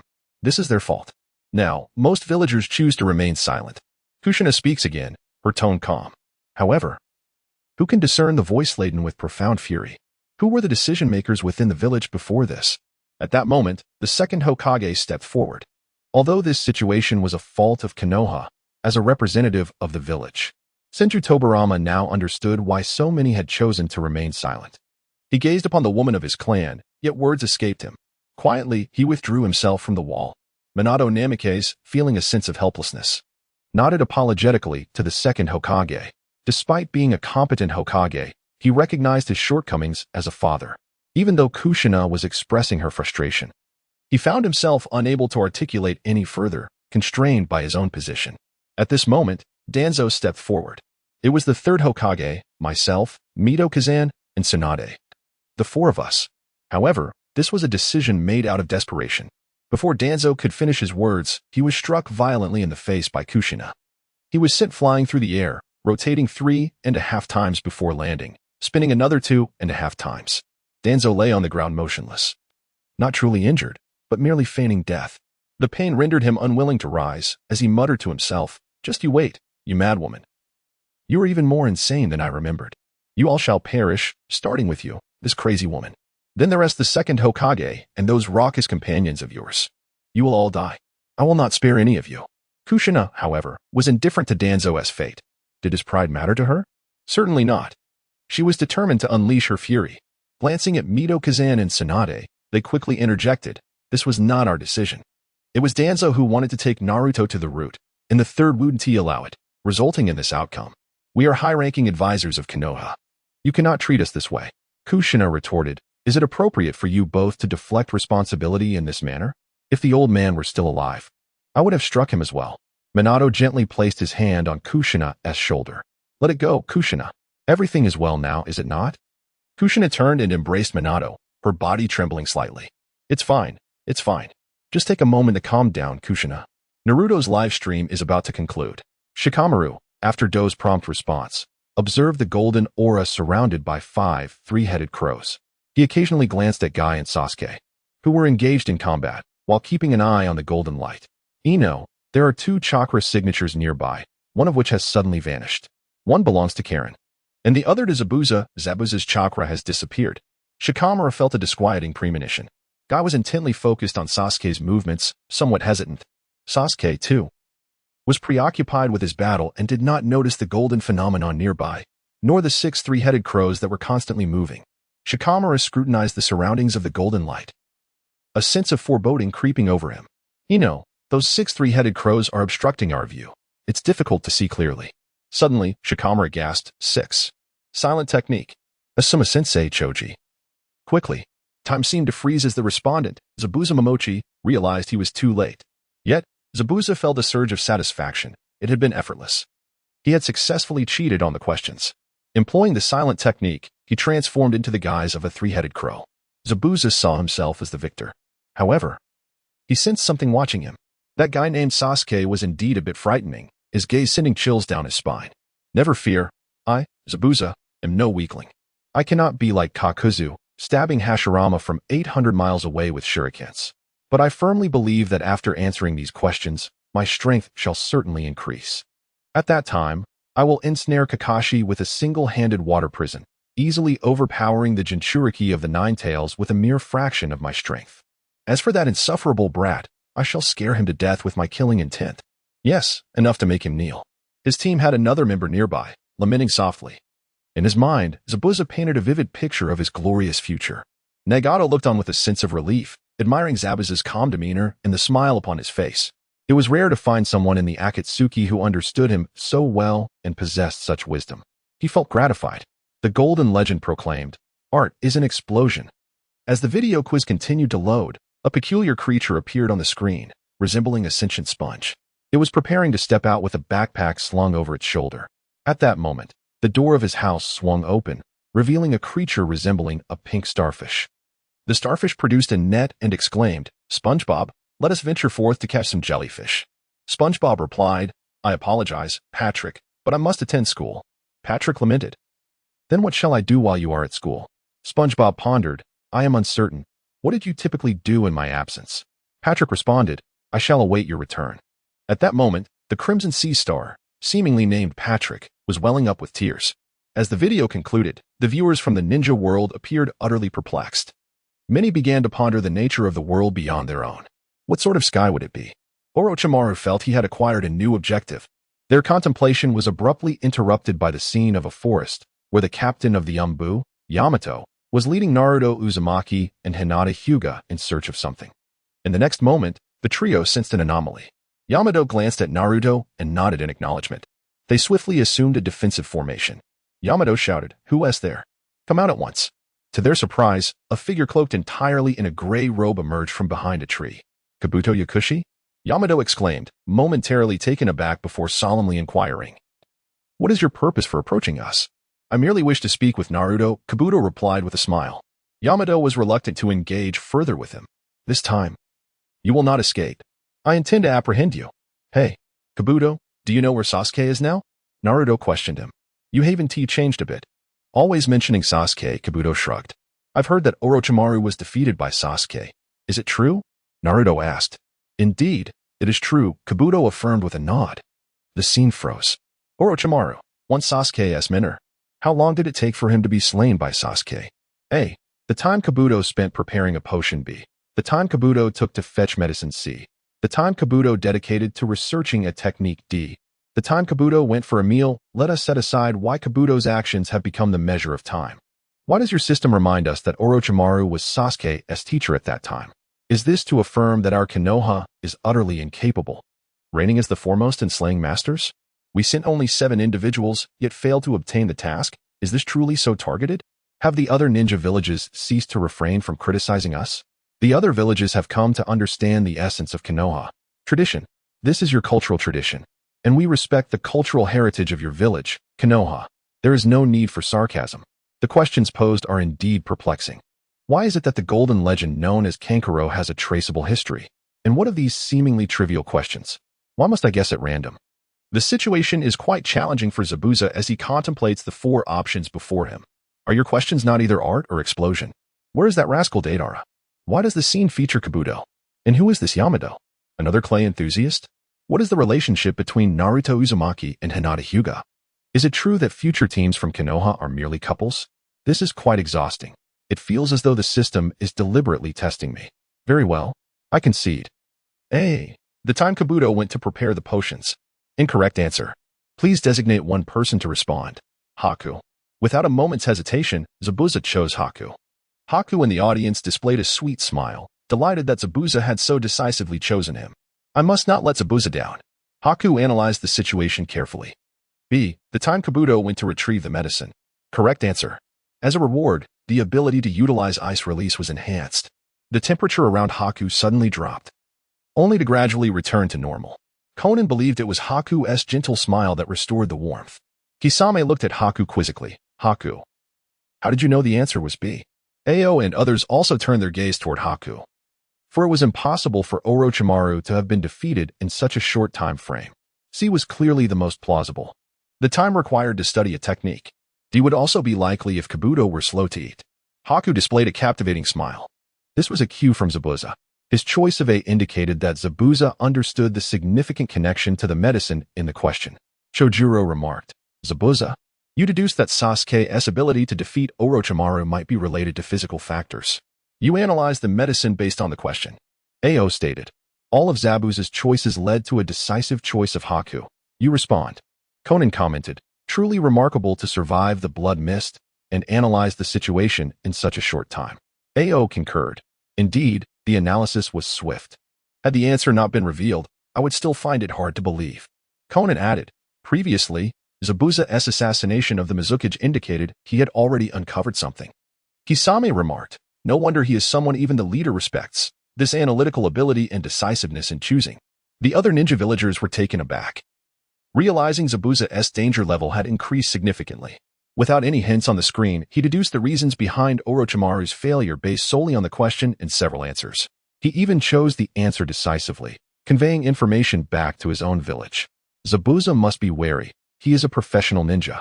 Future encounters must be approached with caution. One careless mistake could lead to being thoroughly analyzed. How will Zabuza navigate the ninja world now? Did I just internally critique myself? Assassinating the Mizukage. What was discovered? Never mind. Silence is golden.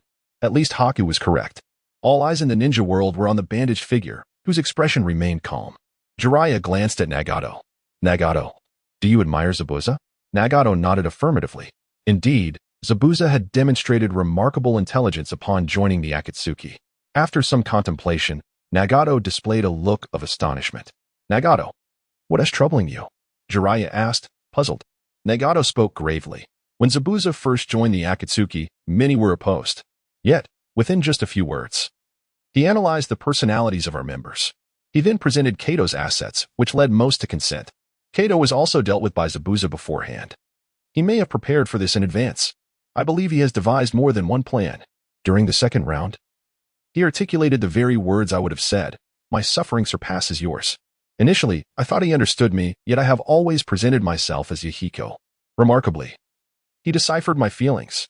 Though his words are few, there are, to some extent, individuals within our organization that we find unsatisfactory. It seems he has managed to maintain a positive perception among our members, even fostering a sense of goodwill. The entire organization is present now, and they pondered for a moment before nodding in agreement. Witnessing those several members of our organization acknowledge one another caused a collective gasp among the crowd. Zabuza's eyelids twitched. He remarked, I merely wish to refrain from conversation. Those fools talk too much. Occasionally, he contemplated severing ties with this group of imbeciles. At that moment, Orochimaru directed a comment towards Obito. Obito, was your previous concealment discovered by Zabuza during the exam for the Ninja Alliance? Obito lowered his head and thought.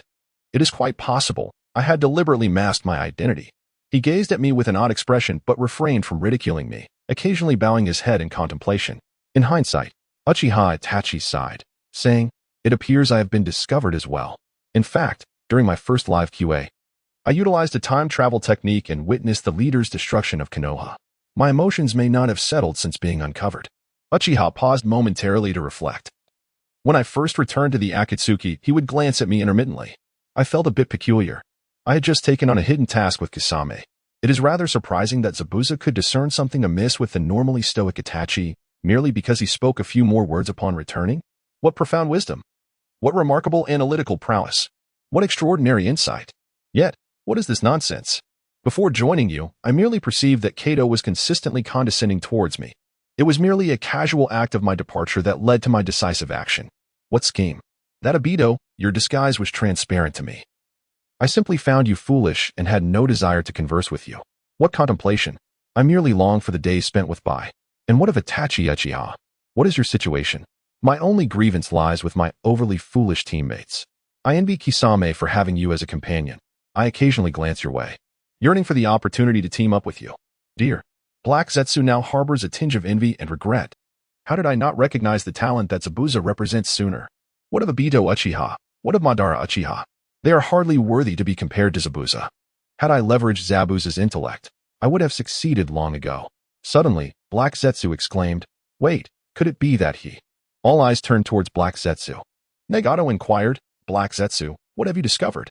Black Zetsu merely deflected, "Nothing, nothing at all. I haven't discovered anything." Yet, no one was inclined to believe this individual. Black Zetsu must have uncovered some astonishing news regarding Zabuza. After all, he is renowned as an information broker in the ninja world. Could anything truly astonish him? A wave of fear washed over Black Zetsu. Could it be that he has discovered my secret? Black Zetsu noticed Zabuza casting him a glance, and his heart sank. He has indeed found out. Black Zetsu's reaction did not escape the notice of others. Zabuza's status in their eyes soared immensely. "Zabuza? I am taken aback. Why do you join in this commotion? What is with your demeanor? What have you discovered about me?" The expressions of shock and awe directed at Zabuza from the ninja world transformed into fear and reverence. Haku heard their words, gazing at Zabuza with unbridled admiration. Truly, he is Mr. Zabuza. Haku now believes that the previous challenge posed by Mr. Zabuza was intentionally bestowed upon him. Suddenly, Haku addressed Zabuza within the light screen. "Thank you, Mr. Zabuza, for allowing me the opportunity to tackle the challenge." Everyone was taken aback. Even those most familiar with Zabuza echoed this sentiment. Could it truly be so? Zabuza is indeed formidable. Zabuza noticed that Sasuke's gaze upon him had also shifted.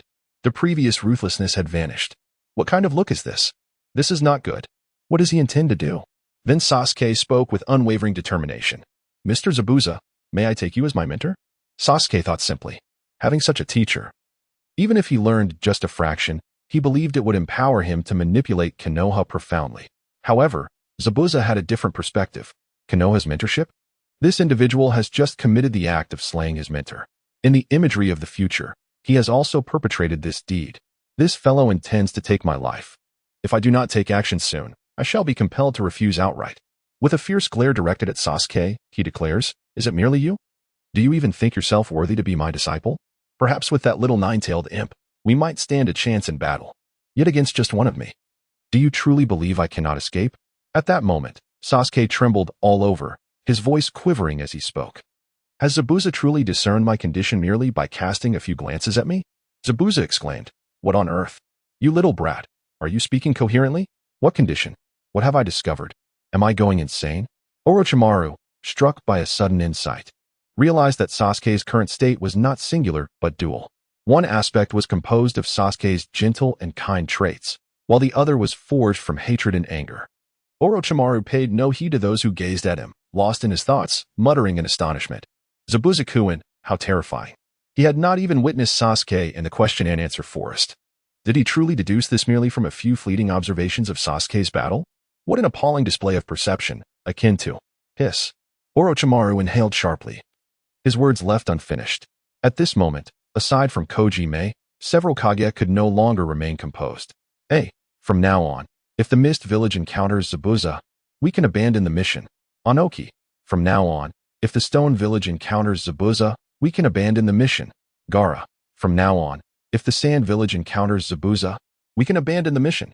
Tsunade, from now on, if the Leaf Village encounters Zabuza, we can abandon the mission. The Kage issued their commands decisively, unwilling to face Zabuza and engage in a skirmish, only to have their mission thoroughly deciphered, leaving them exposed to the knowledge of the employer and the reasons behind the task. Such a situation would be far more terrifying than failure itself. Koji felt a sense of satisfaction. If only he were not so. Although the man is aged and unattractive, it matters not. What truly counts is his talent. Yet alas, I am already bound to white.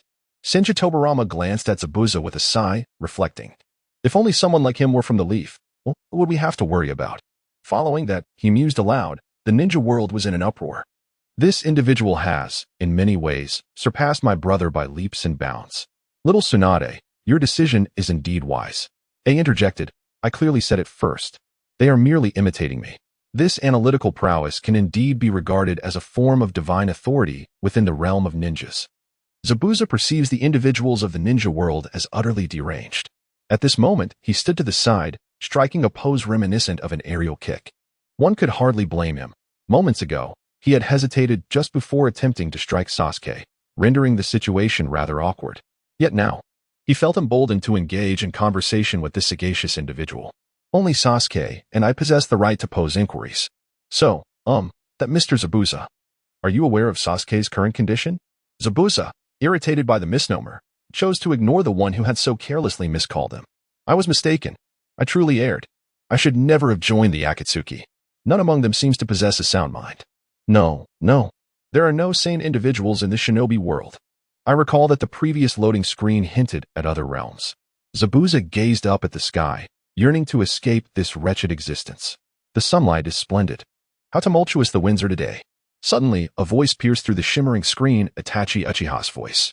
Until now, I had merely observed Sasuke, leading me to harbor the slightest inkling of suspicion.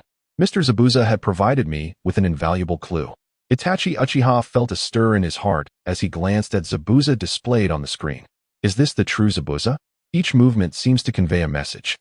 I am inferior to him. Had it been him, he might have adeptly navigated the relationship between the Uchiha clan and Konoha. Orochimaru gazed at Itachi Uchiha and inquired, Itachi-kun, what have you understood? The assembly looked at Itachi Uchiha with a hint of confusion, including Zabuza, who wore an expression of utter desolation. Itachi Uchiha composed himself momentarily. Zabuza, lifting his gaze to the heavens, exclaimed, this provides me with a clue. When that more amiable version of Sasuke emerged, the weather was perpetually overcast. Yet, when this version of Sasuke appears, the sky is resplendently clear and sunny. Orochimaru, struck by enlightenment, remarked, so it was the weather that determined the shift in Sasuke's demeanor. It indeed seems to be the case. At this moment, Sasuke, gazing at the light screen, suddenly let out a cold laugh. Have you been watching me all along? Only realizing it after Mr. Zabuza's hint? My dear brother, you are truly lacking. With that, Sasuke erupted into laughter. Indeed, I am Su, Sunny Su. And that fool, Sato, cannot emerge at all. Haha. Itachi Uchiha felt a twinge of discomfort within. Sasuke had now been divided into two personas, Su and Sato. They were both him. Or perhaps neither of them were. It seemed that only the restoration of the life recovery elixir could assist Sasuke in reclaiming his former self. The onlookers were struck by the terrifying nature of inner demons, capable of fragmenting a single individual into two distinct entities. One, emerging in sunny weather, was named Su, while the other, manifesting in less favorable conditions, was called Sato. Yet, what was even more alarming was Zabuza's ability to discern this phenomenon. This wisdom is terrifying indeed. Zabuza, sensing the gaze of the ninja world upon him, felt quite uncomfortable. He cast a glance at Sasuke Uchiha, then swept his eyes over Itachi Uchiha, and recalled the words of Obito Uchiha. Zabuza remarked, a bunch of fools from the Uchiha clan. He then glanced at Kagaya. It seems I have not forgotten about that fool, Kagaya. The Uchihas, in their folly, cast a glance at Kurizetsu, which merely startled him. Suddenly, a revelation escaped from Shirazetsu's lips. Kurizetsu has uncovered our scheme. Surprisingly, Kurizetsu did not retaliate with insults. The Uchihas realized they had been deceived. This was a warning. Obito cast a profound glance at Kurizetsu, while Itachi reminisced about the Uchiha stone tablet.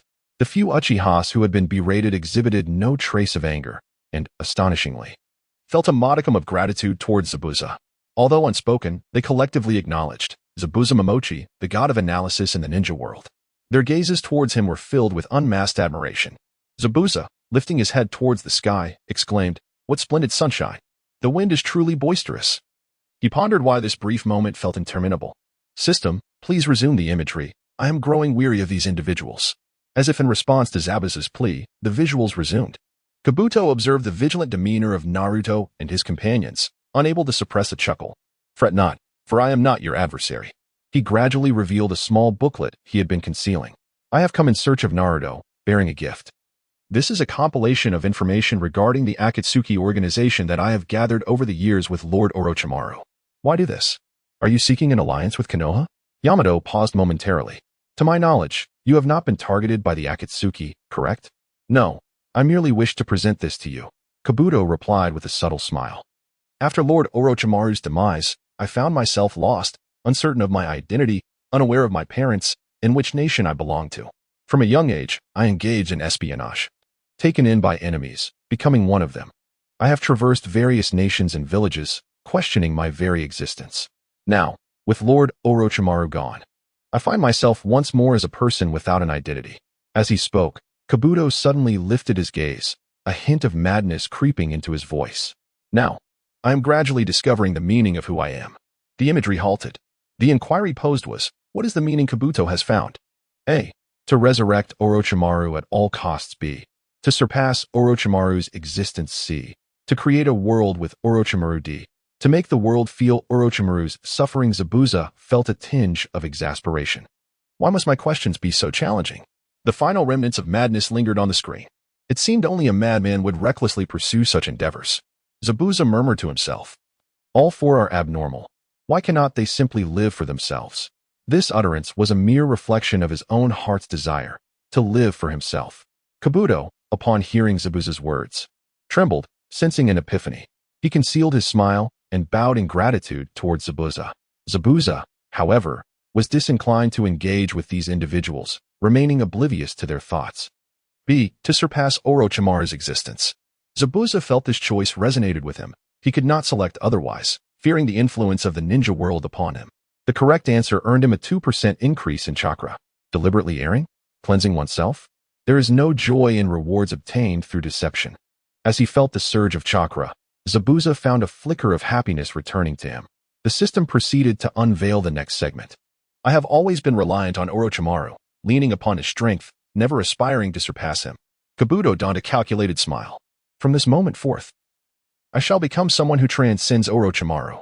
Following his declaration, Kabuto's form twisted, and the left side of his face morphed to resemble Orochimaru's, with his left eye transforming into a cold, serpentine pupil. Lord Orochimaru is the epitome of rebirth. Therefore, I shall embody a being that transcends Lord Orochimaru.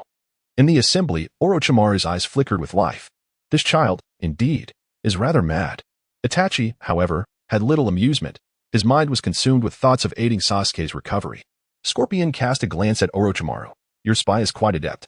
Has he pledged allegiance to you? Orochimaru replied, it is you, the wooden man, with your lowly tricks. Is it not the jutsu that erases memories? It was resolved long ago. Scorpion retorted, and by following a madman, you have become just as mad. Sakura suddenly regained her focus, exclaiming, wait, Mr. Scorpion of the future, could the intel you revealed be a trap? She vividly recalled the system's sole previous appearance, which involved a confrontation with Chiyo. Was Scorpion's earlier information merely a ruse? Orochimaru chuckled softly. Look, wooden man, you wish to harm me in death, yet you have become a threat to others. Scorpion shot back, Orochimaru, you slippery eel, are you not deceased? How dare you criticize me? Orochimaru retorted. How can you be certain that Sasuke has slain me? Am I not capable of surviving? Scorpion countered. How do you know I perished in that battle? The two immortal titans faced off, locked in a battle of wits, neither willing to yield.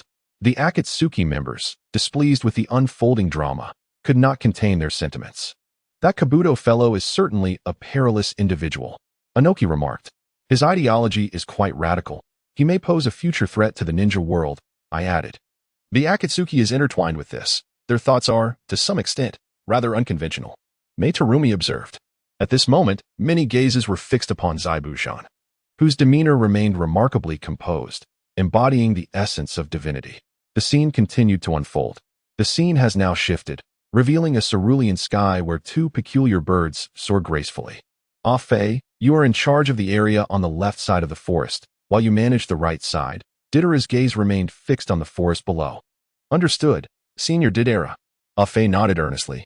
The scene transitioned again. Sasuke arrived at a clearing and tilted his head slightly to observe a tree behind him. Stop hiding. Come out, Sasuke stated with an impassive expression. Oh dear, you've discovered me. Just like Itachi, you're truly sharp, Sasuke. Ah Fei emerged leisurely, a smile adorning his face. Upon hearing this, Sasuke's brow furrowed, and Ah Fei sensed a menacing aura. He swiftly dashed behind a large tree, finally feeling at ease. In the sky above, a faint smirk graced Deidara's lips as he deftly manipulated two colossal clay bird bombs, launching an assault on Uchiha Sasuke. The scene paused at this moment. Question, What ninjutsu will Uchiha Sasuke employ to defend against Deidara's explosion? A. Substitution Jutsu. B. Summoning Jutsu. C. Manjiki Sharingan. D. Fire Release Secret Technique. Zaibujan felt a slight headache, pondering why all his questions were structured this way. There's no pattern to them, is there? Am I really expected to guess? B. Summoning Jutsu. The answer was correct, earning him an enhancement in swordsmanship. Zaibujan's face lit up with realization. These golden legends are merely gifts. Selecting B is always right. All these questions have the answer as B. So that was it. The audience nodded in agreement, finding the questions rather easy for Zaibujan. The first question rewards an increase in bloodlust? Zaibujan had likely guessed it, intentionally leaving it for by. Upon hearing the system's prompt, Zaibujan's expression froze. Fan admiration rate, 95. 27. Congratulations on earning the title of Live Streaming Deity. Live Streaming Deity. Achieve a fan admiration rate exceeding 90 during a live broadcast to obtain this title. Note, this title is unique. It will transfer to anyone who surpasses it in the future. Suddenly, the words Live Streaming Deity appeared in golden letters above Zaibujan's head. The joy of realizing that selecting B was consistently correct vanished entirely. The audience looked at Zaibujan with eyes filled with admiration and envy. The rewards that follow must be extraordinary. After all, this is the title of a live streaming master, and a unique one at that. They believe no one can surpass the remarkable achievement of no more slashing. The scene continues to unfold as Deidara gently descends to the ground, a triumphant smile illuminating his face. Marvelous. Afe, you took down Sasuke, Deidara exclaims with pride. Afe approaches Deidara, his tone brimming with admiration. As the smoke from the explosion gradually dissipates, Uchiha Sasuke emerges unscathed, surrounded by a summoned white phosphorus serpent that encircles him. Ah, truly, Deidara-senpai is impressive. Afe marvels once more. Shut up, Afe. Deidara retorts, a hint of irritation in his voice. I can hardly believe that such a brat managed to defeat Orochimaru. It's infuriating. He chuckles. At this moment, Sasuke reveals his three-tomo Sharingan, fixating his gaze on Deidara and Afe. Haha, Afe. We're being watched by an incredible pair of eyes. Deidara suddenly bursts into laughter. Where is Itachi Uchiha? Sasuke asks coldly. If you answer me honestly, I might let you go. With a dismissive scoff, Deidara replies. You, who merely bask in the glory of your lineage, should not be overly proud.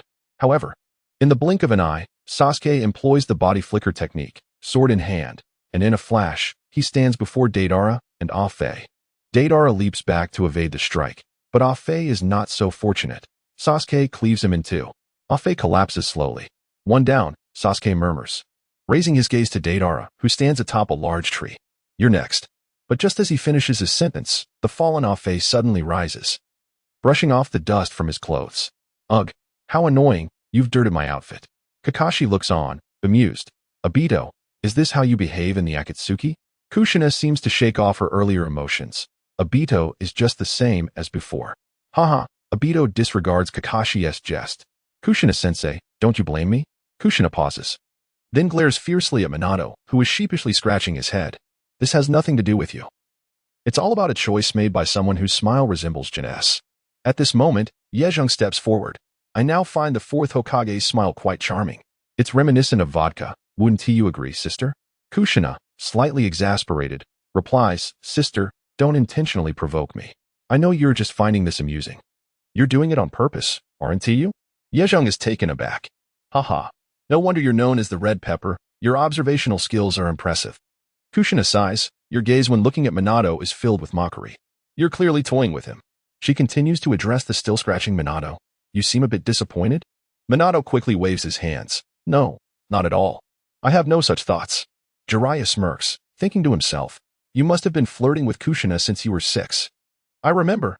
Yezhong, feeling somewhat defeated, remarks. This is dull. I think I'll head to the Sand Village and catch up. It's been a while. So I might as well inquire about the situation. Kushina watches Yezhong depart, then turns to Kakashi and Obito with a gentle smile. Kakashi reassures Obito. It's all right, Obito. It's all in the past. Neither the teacher nor the matriarch has said anything. Obito's voice, tinged with melancholy, emerges. Really? Is it truly over? Kakashi is caught off guard by the question and falls silent. At this moment, no one responds to Obito. He sighs, continuing to watch the unfolding scene. Minato and Kakashi observe as Obito remains silent, both fixated on the display before them. Unnoticed by anyone, a kaleidoscope within his eye begins to rotate subtly, including the left eye beneath the mask. Although he has already given Kakashi his eye, a new kaleidoscopic Sharingan, shaped like a shuriken, slowly spins within. The scene continues to unfold. Afe, don't underestimate the opponent just because he is a child. Deidara, perched atop a tree, cannot help but remind his companion. Ah, Deidara-senpai, you know, the body flicker technique is too swift. I can hardly keep up. Afe laments, raising his hands in surrender. This fellow. Sasuke furrows his brow, but Deidara offers him no time to ponder.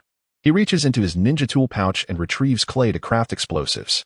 Before long, Deidara tosses a series of C1 clay bombs into the air while calling out to Afe, hurry and get away. Afe dashes off, screaming. As he flees, the deafening explosions echo behind him. I will never forget you, Deidara-senpai. Despite the tremendous power of the blasts, neither of them perishes. Subsequently, Deidara creates clay puppets, which Sasuke effortlessly dismantles. Then, Deidara constructs a C2 explosive dragon, sitting atop its head, and unleashes a barrage upon the ground below. Sasuke activates his cursed seal state, defending against Deidara's explosions. The earth-shattering dragon controlled by Deidara strikes Sasuke's left wing, causing him to falter. Deidara laughs triumphantly atop the great dragon. Let us see how you escape this time. Sasuke, undeterred, retaliates against Deidara. He boldly enters the trap set by Deidara, controlling his shuriken to sever the dragon's wings. Entering Deidara's arms, the C2 bombs, alongside Deidara and the dragon, plummet to the ground, resulting in a cataclysmic explosion. Question: in this intense explosion, who perished? A. No one died. B. Uchiha Sasuke died. C. Deidara died. D. Both Deidara and Sasuke died. No more slashing finally feels a thrill. At last. It's not just a random guess for option B. He has already discerned the answer to this question. This is indeed a question that guarantees points. At long last, it has arrived. A. No one answered correctly. Thus, a reward of water release technique 10 is bestowed. Zabuza feels a tinge of joy. He is filled with confidence regarding the forthcoming questions. The others take it for granted, believing they could answer it themselves. Yet, Zabuza still feels a sense of wonder at the marvels of the system. These ninjutsu techniques felt as if they had been practiced countless times, etched into the very fabric of muscle memory, ready to be unleashed at any moment. Zabuza observed the unfolding scene with heightened anticipation for the ensuing dialogue. Sasuke leaped away from the explosive vicinity as the power of the curse mark around his neck gradually dissipated, returning him to a state of normalcy. As the dust began to settle, Deidara re-emerged, riding his clay bird through the haze, swiftly ascending into the heavens. He called out to the incessantly chattering Akatsuki member, Hey, Akatsuki, didn't I tell you to stop causing such a ruckus? You're driving me mad. During the skirmish, Sasuke activated a Sharingan in an attempt to subdue Deidara. However, unbeknownst to him, Deidara had long practiced his left eye to withstand the influence of the Sharingan. He unleashed his C4, Garuda, a technique specifically devised to eliminate Itachi.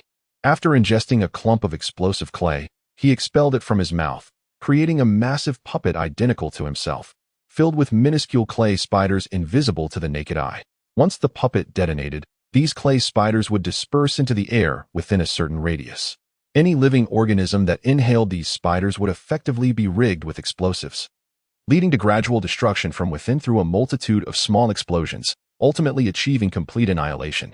Yet, due to Sasuke's mastery of lightning-based techniques which countered the clay explosions, the question arose, how did Uchiha Sasuke evade this explosion? A. Using the Sharingan Genjutsu to escape. B. Hiding within the earth technique. C. Concealing himself within a white phosphorus serpent. D. Utilizing a substitution technique to flee. Zabuza glanced at the question, perplexed. Another one of those I don't know questions? I'll just select B for everything. If it's wrong, then so be it. B. Hiding within the earth technique. The answer was correct. The reward was a 40 increase in chakra.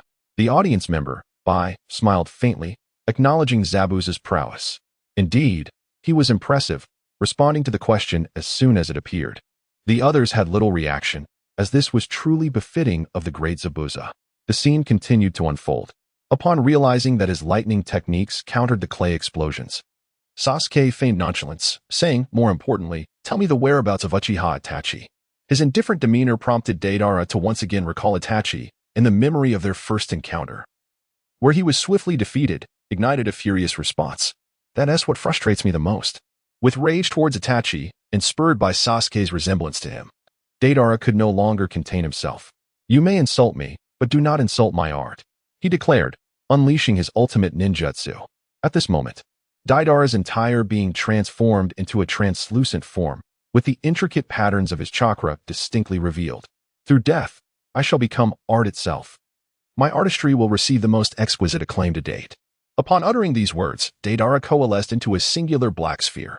Subsequently, radial cracks began to emerge on the surface of the sphere. An earth-shattering explosion ensued, with a dazzling brilliance enveloping a radius of 20 kilometers. The explosion spanning 20 kilometers reduced countless trees, birds, and beasts to mere ashes. All those present stood in stunned silence, ceasing their tasks and labors. They gazed upon the colossal explosion, a sight that instilled a profound sense of dread and oppression. The scene froze at this moment, as everyone looked on in astonishment at Deidara. Why is this teenager so formidable? What kind of monsters are the ones that the Akatsuki organization can recruit? Nagato was somewhat astonished by Deidara's technique. Taking a deep breath, asked that Conan, "Can one of your Akatsuki members annihilate an entire village?" Conan pondered for a moment before replying softly, "I am uncertain." Beside her, Kankuro inquired, "What about you, Conan?" After contemplating her own stockpile of explosive tags, she nodded, revealing no secrets.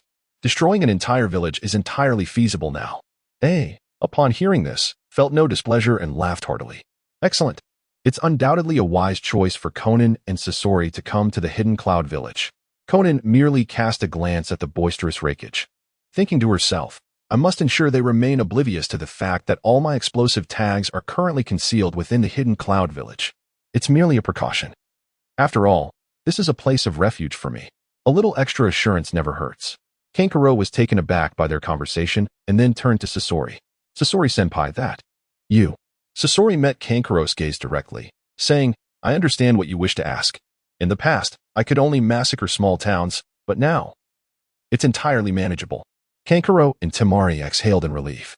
Looking at Kisame, Temari remarked, "I might only be able to use water release to cause floods." Temari merely comforted the honest man. "It's all right. Our ninja village is sufficient. Being overly powerful can invite jealousy." Kisame nodded at Zabuza. The other lesser-known ninja villages trembled at the words of these prominent ninja, fearing their propensity to destroy villages at a whim. These fellows are now more conspicuous than the tailed beast Jinchuriki. Please let 5 individuals express their views on Uchiha Sasuke's escape method. The closest answer will receive a reward. Everyone is eager to respond. The first 5 to buzz in will answer in order, with no repetitions allowed. Begin. Choices made: Namake's Minato, Deidara, Uchiha Itachi, and Kinshiki. Please respond in order.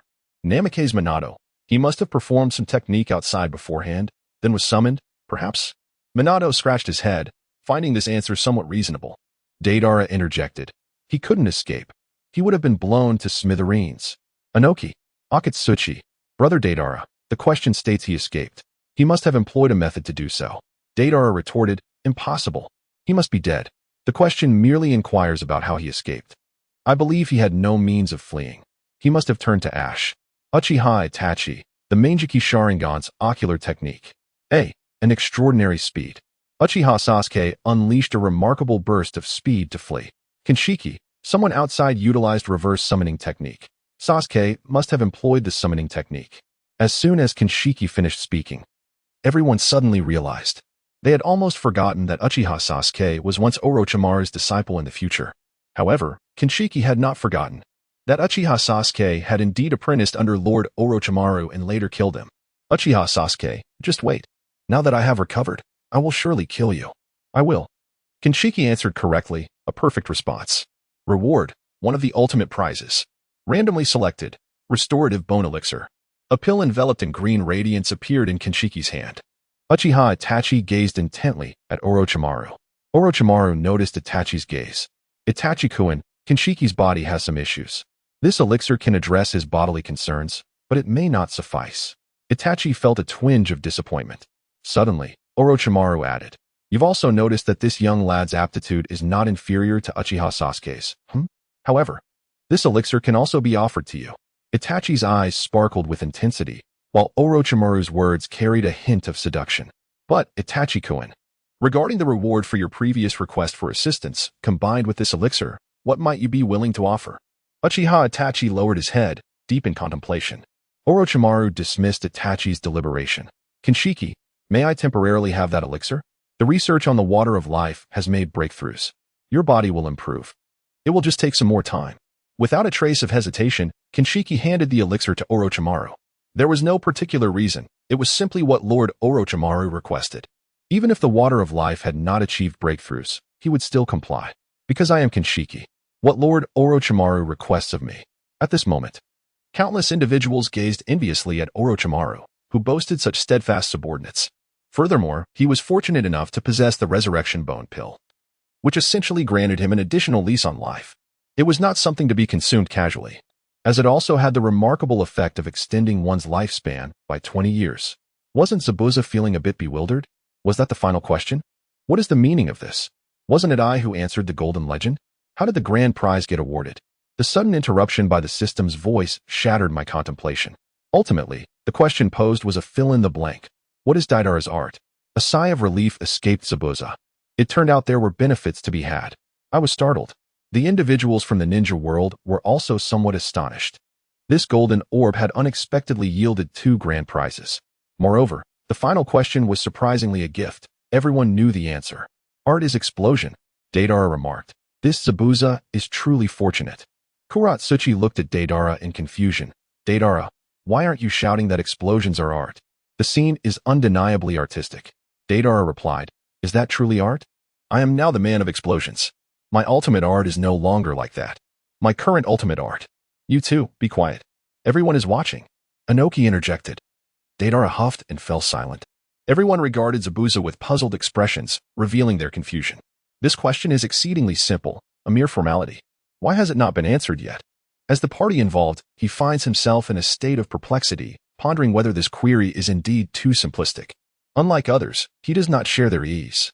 His mind drifts back to that pink starfish from the loading screen. The resemblance between the explosion and that starfish is striking, is it not?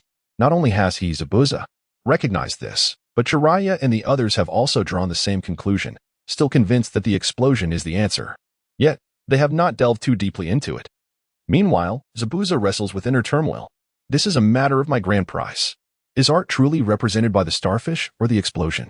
When answering pain previously, he recalled that response, my suffering surpasses yours. He couldn't help but think that the reward for my artistic style surpasses yours would be far more enriching. With a resolute heart, Zabuza boldly declared, art is the starfish. Everyone stood in stunned silence. The system, too, remained unresponsive for a prolonged moment. If the multiverse broadcast system were to speak at this juncture, it would surely say, Zabuza, you've utterly perplexed me. Upon responding incorrectly, he received the reward of the perfect heavy sword technique. Heavy sword technique. A heavy sword with no edge, exquisite in simplicity. Please select one person to answer for the final reward. The ninja world erupted in excitement. An incorrect answer resulted in a reward. What manner of operation is this? Is it due to the previously loaded screens? Is Mr. Zabuza conducting an experiment for us? The intentions of Mr. Zabuza are truly inscrutable. He remains in a state of utter confusion. I was mistaken. Have I truly erred? Is it too late to retract my actions? The rewards that were freely given are now lost. Zabuza's emotions are in turmoil as he observes the ever-vigilant Konoha ninja beside him. A surge of frustration overwhelms him. Uchiha Sasuke, please respond. Has Zabuza rendered himself speechless? Is this even permissible? The Konoha ninja, now emboldened, proclaims, I choose art, and it shall explode. The answer is correct. A random grand prize is awarded. As the system notification sounds, Uchiha Sasuke closes his eyes, akin to others who have previously received rewards. Moments later, he opens them, exclaiming his profound gratitude to Mr. Zabuza for accepting him as a disciple. Zabuza, filled with vexation, retorts, what nonsense. I am in no mood for this. I wish to eliminate you. Yet, upon reflection, he realizes he cannot squander this reward. Should he accept? No. He belongs to Konoha. He could very well harm his teacher, but to let it go to waste would be a grave loss. A thought strikes him. I shall not accept you, but rather one of you two. The true master of this body. Once you resolve your current predicament, I shall reconsider teaching you. Zabuza commends his own cleverness, effectively pitting Sasuke against his alter ego. They are both vying for control of the same body. They are both my disciples, yet neither truly is. Zabuza's plan is simple, incite conflict amongst them, leaving them no time to trouble their teacher, while still addressing him as such. The Konoha ninja nods in understanding. I comprehend, Mr. Zabuza. I will succeed. Suddenly, the timeline resumes, and Might Guy collapses to the ground. It seems there is but one final question remaining. The broadcast is nearing its conclusion.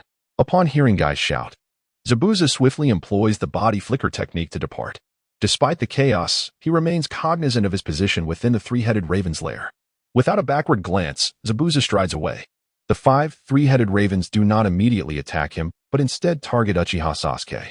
They sense the blood of their fallen companion emanating from the dark-haired, red-eyed youth. Instinctively, they retaliate against Sasuke in vengeance. All 15 raven heads unleash astonishing attributes and ninjutsu, converging upon Uchiha Sasuke. Due to his prior overexertion and the acquisition of the golden prize, he is momentarily caught off guard, and impending attacks loom. Time halts as the responder, Saratobi Asuma, faces a whimsical question. Note, whimsical questions are of lower difficulty. Following the golden query posed to Shikamaru, time resumes. Witnessing the multitude of attacks aimed at the dazed Sasuke, Naruto stands frozen behind him. Shikamaru urgently implores his teacher to respond swiftly. Asuma casually extends a hand toward the previously gathered light orb. The question arises, in the future of the ninja world, there exists a beautiful girl named Mirai. Who is her father? A. Saratobi Asuma to protect the village in the future of children. B. The mightiest Ice Wolf tribe warrior, as Shinda embraced Mirai. C. KL. I merely drew Hatsune Miku. D. Uchiha Shursui, please look after the future of Konoha. Observing option D, Itachi feels a sense of unease. Memories of a long-dormant Danzo resurface, recalling that man. His single eye activates the Sharingan, vibrant and fierce. Danzo tightens the bandage over his eye, fixating intently on Zabuza's image. If a hungry wolf spots a delectable morsel, it becomes restless. Asuma scrutinizes the answers. Well, there are no Ice Wolf clans in the ninja world, nor such peculiar names. It's just me and Shursui. Shursui has long since passed. Thus, the answer is evidently me. Will I have a beautiful daughter in the future? How delightful. I choose A, myself, Saratobi Asuma. The answer is correct. A reward of chakra restoration potion is granted. The chakra restoration potion restores a certain amount of chakra. Note, Kakashi has never received a chakra enhancement potion. The answering phase concludes. Rewards are being distributed. Title rewards are being allocated. Color Killer, Kabuto Yakushi, Tin Man Slayer, Uchiha Sasuke, Broadcast Deity, Momochi Zabuza. Title rewards have been issued. Please check. The 3 individuals visualize their corresponding titles and skills. Color Killer, title skill, Color Suppression. Color Suppression, when revealing the title. Damage to individuals with color in their names is increased by 50%. Note, if your name contains a color character, I shall show no mercy. Tin Man Slayer. Title skill, Killing Intent. Killing Intent can unleash a formidable aura to exert pressure. Note, I have slain 10 individuals. Am I not close to 100? With sufficient killing intent, I could dominate the ninja world. Broadcast Deity, title rewards skill effect, passive. Skill effect. Using skills creates a tremendous visual impact. It does not enhance attack power or destructive capability. Passive. 100% activation, uncontrollable. Note, do you find this useless? Indeed, you are correct. It is rather insignificant. Zabuza gazes at the passive skill of the Broadcast Deity title, his expression turning pale. Is this title merely a fade? But this is not my fault. What is the meaning of this skill? The grand prizes for the quiz are being dispatched. The ultimate prizes are awarded to 2 individuals with identical accuracy and timing. In the first question, who answered the golden query correctly? One responded Uchiha Sasuke. The other responded Karen. In the second question, the most frequent responder, Momochi Zabuza. In the third inquiry, who was the first to be eliminated? Dayu. In the fourth question, who eliminated the most participants? Uchiha Sasuke. Grand prize, soul cleansing talisman, burn fruit dispatched. Answering 1 question earns 100 points. Answering 2 questions earns 500 points. Answering 3 questions earns 2,000 points. Answering 4 questions earns 5,000 points. Points may accumulate. The system point shop is now online. Rewards can be viewed independently. Countless individuals eagerly access the Ninja World shop. An array of products is available. C-level ninjutsu for 100. B-level ninjutsu for 500. A-level ninjutsu for 2,000. S-level ninjutsu for 5,000. Points align perfectly. Additionally, various bloodlines range from 20 000 to 1, 000. As they behold items such as the Sharingan and Rinnegan, they suddenly realize their points are woefully inadequate. Should they accumulate sufficient points, they too could ascend to become renowned figures in the ninja world. The exhilaration within them flushes their faces, their gazes betraying unabashed desire. The second live broadcast's grand prizes have concluded. The second and third live broadcasts have been cancelled. The content for the third live broadcast is currently under selection, revolving around the fourth Great Ninja War. Participants for this event have been determined. All individuals involved in the fourth Great Ninja War. Note, are you prepared? How is the wife you promised to care for? Do you believe your fallen comrades will forgive you? Are you ready to meet those you long to see? Are you prepared to encounter those you despise? In light of the cancellations of the second and third broadcasts, a compensation mechanism has been initiated. All members of the fourth Great Ninja War have been added to the group chat. Otsutsuki Kagaya has joined the chat. Uchiha Madara has joined the chat. Noera Rin has joined the chat. Saratobi Hiruzen has joined the chat. Rashi has joined the chat. Uchiha Obito has joined the chat. Uzumaki Naruto has joined the chat. Uchiha Madara, Black Zetsu. I require an explanation. Black Zetsu, mother. Kisame Hoshigaki, is my wife here? Is our daughter well? Second Mizukichi, how is the Hidden Mist Village faring? Senju Hashirama, Tsunade, you are now the Hokage. Kakashi, is that you, Rin? In mere seconds, thousands of messages flooded the chat, rendering it nearly impossible for anyone to discern the conversation. The group chat had become overwhelmingly large, leading to a mute for all members, with a few individuals unmuted every hour, allowing them to select their chatting partners. Kakashi turned to Obito and asked, how long until your turn? Obito managed a bittersweet smile. 3 months from now. Kakashi was taken aback. I'm scheduled for 2 months. Yamamoto Jiro, is my wife here? How is our daughter? Oharu Kuriko, yes, I'm here. I didn't expect to see you. Yamamoto Jiro, Kuriko, why does it show you as Oharu? Oharu Kuriko, I remarried Oharu Kuro. Yamamoto Jiro, how could you? We had an agreement. Do you remember the? Many members chose to leave the chat, uninterested in the melodrama unfolding. The live broadcast concluded. Minato Namikaze quickly interjected, exchange for retention, retaining Kushina for 1 month. Minato's status as host has been revoked. Exchange successful. Kushina murmured, why wasn't I added to the group chat? Upon hearing this, Minato promptly arranged for Kushina's retention, as Naruto had yet to reunite with her. Naruto, having just finished the broadcast, remained ensnared in Uchiha Sasuke's genjutsu. He had received the group chat invitation and entered it, affording him the opportunity to communicate with Kushina. However, the matter of the host's identity paled in comparison to the significance of their reunion. The second Hokage was frustrated, having failed to answer a single question correctly, thus losing the chance to exchange his host status for rewards. As the broadcast ended and the system's voice faded, the scene shifted, returning everyone to their original locations at the time of joining the live broadcast. Kushina appeared directly in the training grounds where Team 7 had previously trained. Worry etched on her face as she gazed at Naruto, still lost in the depths of the genjutsu. After several minutes, Naruto suddenly opened his eyes, his Sharingan's 3 tomo slowly rotating, almost forming a pattern. Upon seeing the anxious expression of the red-haired woman before him, the emotions he had accumulated in the genjutsu dissipated in an instant. Mother? Naruto felt a twinge of uncertainty. Upon hearing Naruto's words, Kushina was overcome with emotion, tears cascading down her cheeks like a broken dam. Naruto rushed forward and embraced Kushina tightly, his body trembling ever so slightly. Kushina gently patted his back, reassuring him. Little Naruto, it's all right. Mommy is here. You've truly endured so much these years. Hearing her words, Naruto's tears flowed freely, his nose running as well. Kushina felt a mix of pain and joy. She held him close without uttering another word. After a considerable time spent in tears, Naruto suddenly cried out, Sasuke? Sasuke, I have something to say to you.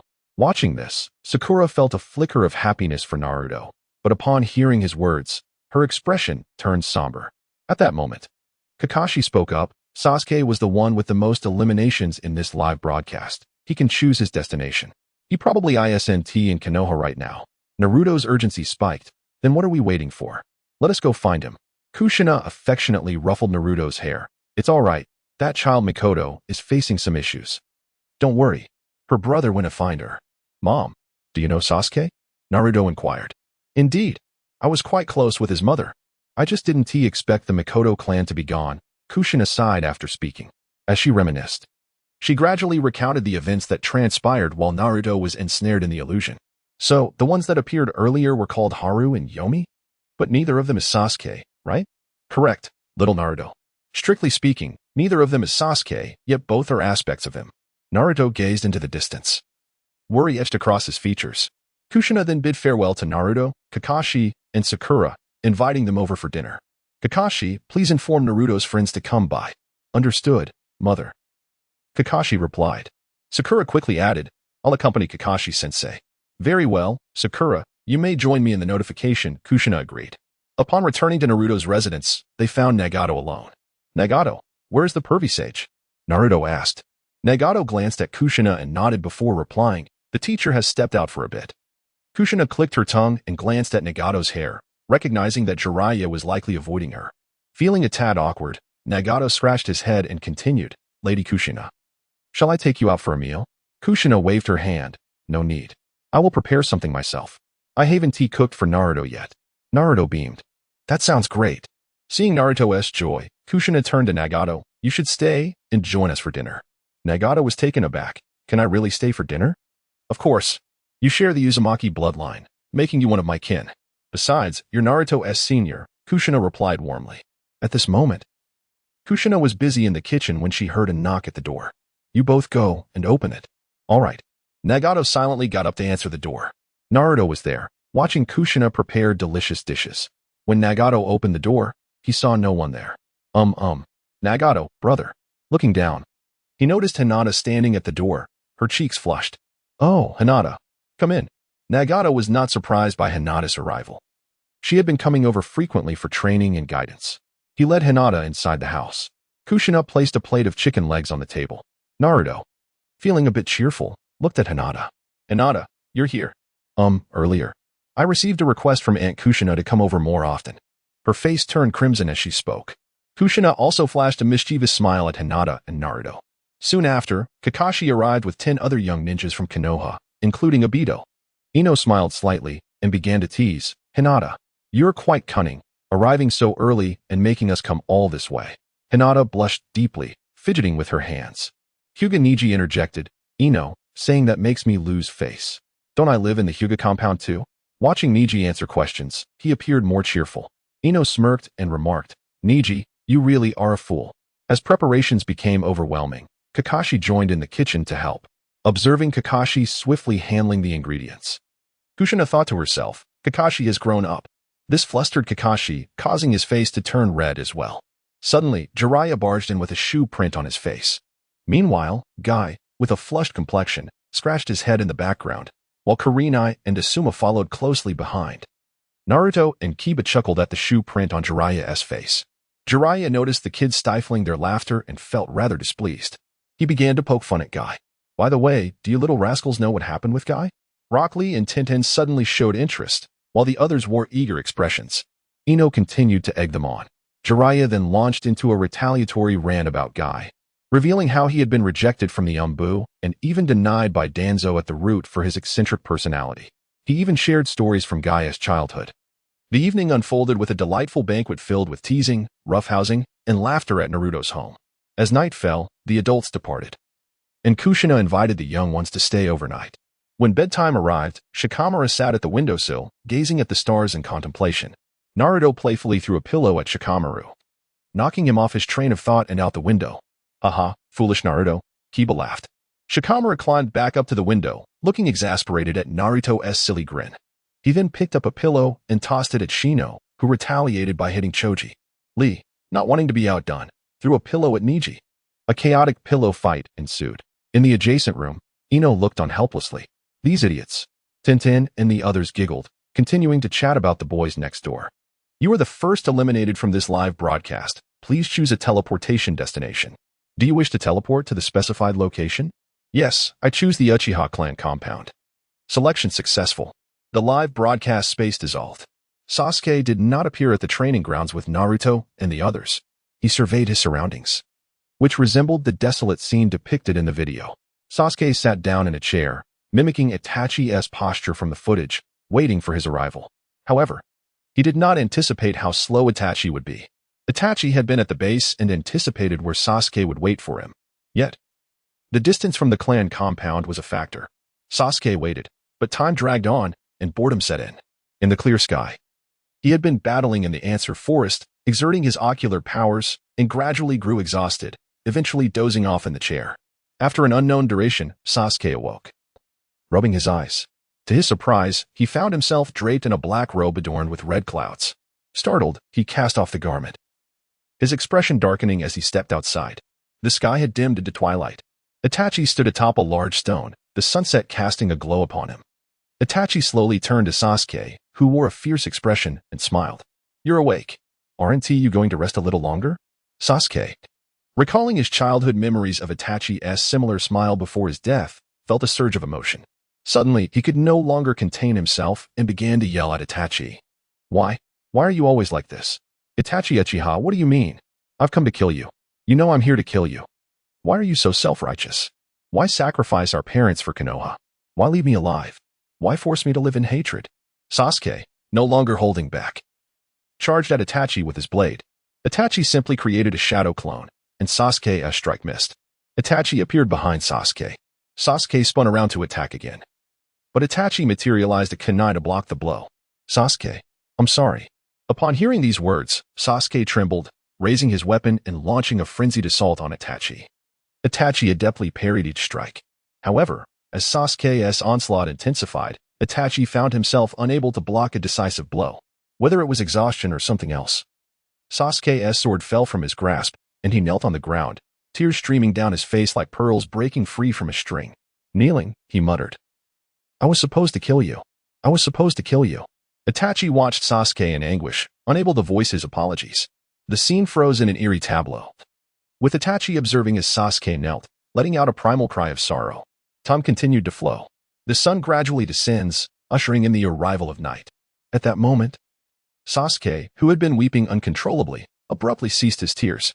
He lifted his gaze to meet Itachi's eyes. "Brother, you must have endured much during these days." Upon hearing these words, Itachi trembled slightly. "Is that you, Sasuke?" "Indeed. As long as there is no sunlight, it is I." With that, Sasuke revealed a charming smile. Itachi found himself momentarily disoriented by this sudden shift. He stood there, momentarily stunned. Sasuke, seemingly oblivious to Itachi's reaction, inquired, "Brother, could you share what it was like to return to the past and see our parents? What did they say?" Itachi, taken aback, then spoke wistfully about the events of yore. Sasuke listened attentively, behaving like a dutiful younger brother. Itachi never anticipated a day would come when he could converse with Sasuke in such a manner. After Itachi recounted the cherished memories of their parents, Sasuke remained silent, without shedding a tear, gazing blankly at the stars scattered across the night sky. The two brothers sat in silence, gazing at the starry sky. Uchiha Itachi observed the celestial expanse before glancing back at Sasuke, only to turn his gaze skyward once more. "Sasuke, let us return to Konoha tomorrow." "All right, but I wish to go back. The other me may not share the same desire. Yet, we must return. If your eyes do not undergo the exchange." "Ni-san, are those father's eyes? In that case, I wish to swap for the left eye. I have no fondness for the destruction of the right eye. We shall exchange them all. It will be better for you. I have already spoken with Lady Tsunade. But, Ni-san, it's fine. Even if the eyes are exchanged, The atmosphere suddenly turned somber. After a lengthy pause, Sasuke finally spoke. "Ni-san, I will communicate with him." "Huh, you can still communicate?" "Indeed. We are essentially one person and can sense each other's emotions. The essence of our thoughts can be conveyed. That might complicate matters for you." "Ni-san, really? This is also a means of aiding myself, is it not?" Uchiha Itachi smiled gently. The two of them sat together in the coolness of the night, admiring the stars above. The following day, the morning sun illuminated Uchiha Sasuke's face. Like a drowsy kitten, Sasuke slowly opened his eyes, only to realize he was resting upon a shoulder. Suddenly startled, he sprang to the side and gazed at the man before him. The man gazed at Sasuke with a hint of fatigue. "Haven't you slept at all last night? You should take a moment to rest. Let us set off for Konoha now." Sasuke, with a complex expression, looked at Uchiha Itachi before him. "Do you believe Konoha will assist me? Will they transplant their eyes for me? That would only bolster the enemy." "They will," Itachi replied. "Are you willing to accept it?" Sasuke donned a cool fade. "Why not accept? There is no reason not to, is there? As long as they dare." A smile graced Itachi's lips. Yet, Uchiha Sasuke regarded this man and unexpectedly uttered, "Let us rest for a moment. Your current condition cannot keep pace with my speed." Itachi suddenly fell silent, taking a long while before responding with a single word. "Fine."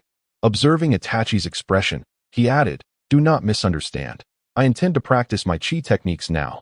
After all, Mr. Jean has declared that I shall not err." "Is it just you?" Itachi inquired. "It should be correct, right?" He watched as Sasuke sat cross-legged under the rising sun.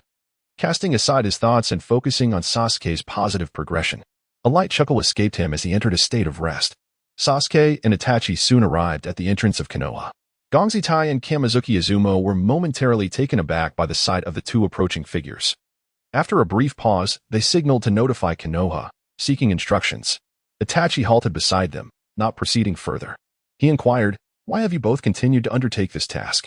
Gongzitai and Kamizuki Izumo exchanged awkward glances, scratching their heads. Kamizuki Izumo replied, "This task is relatively leisurely." Gongzitai added, "The remuneration for this task is so meager that it is almost negligible. Those lacking sufficient strength cannot accept it, so it falls to us."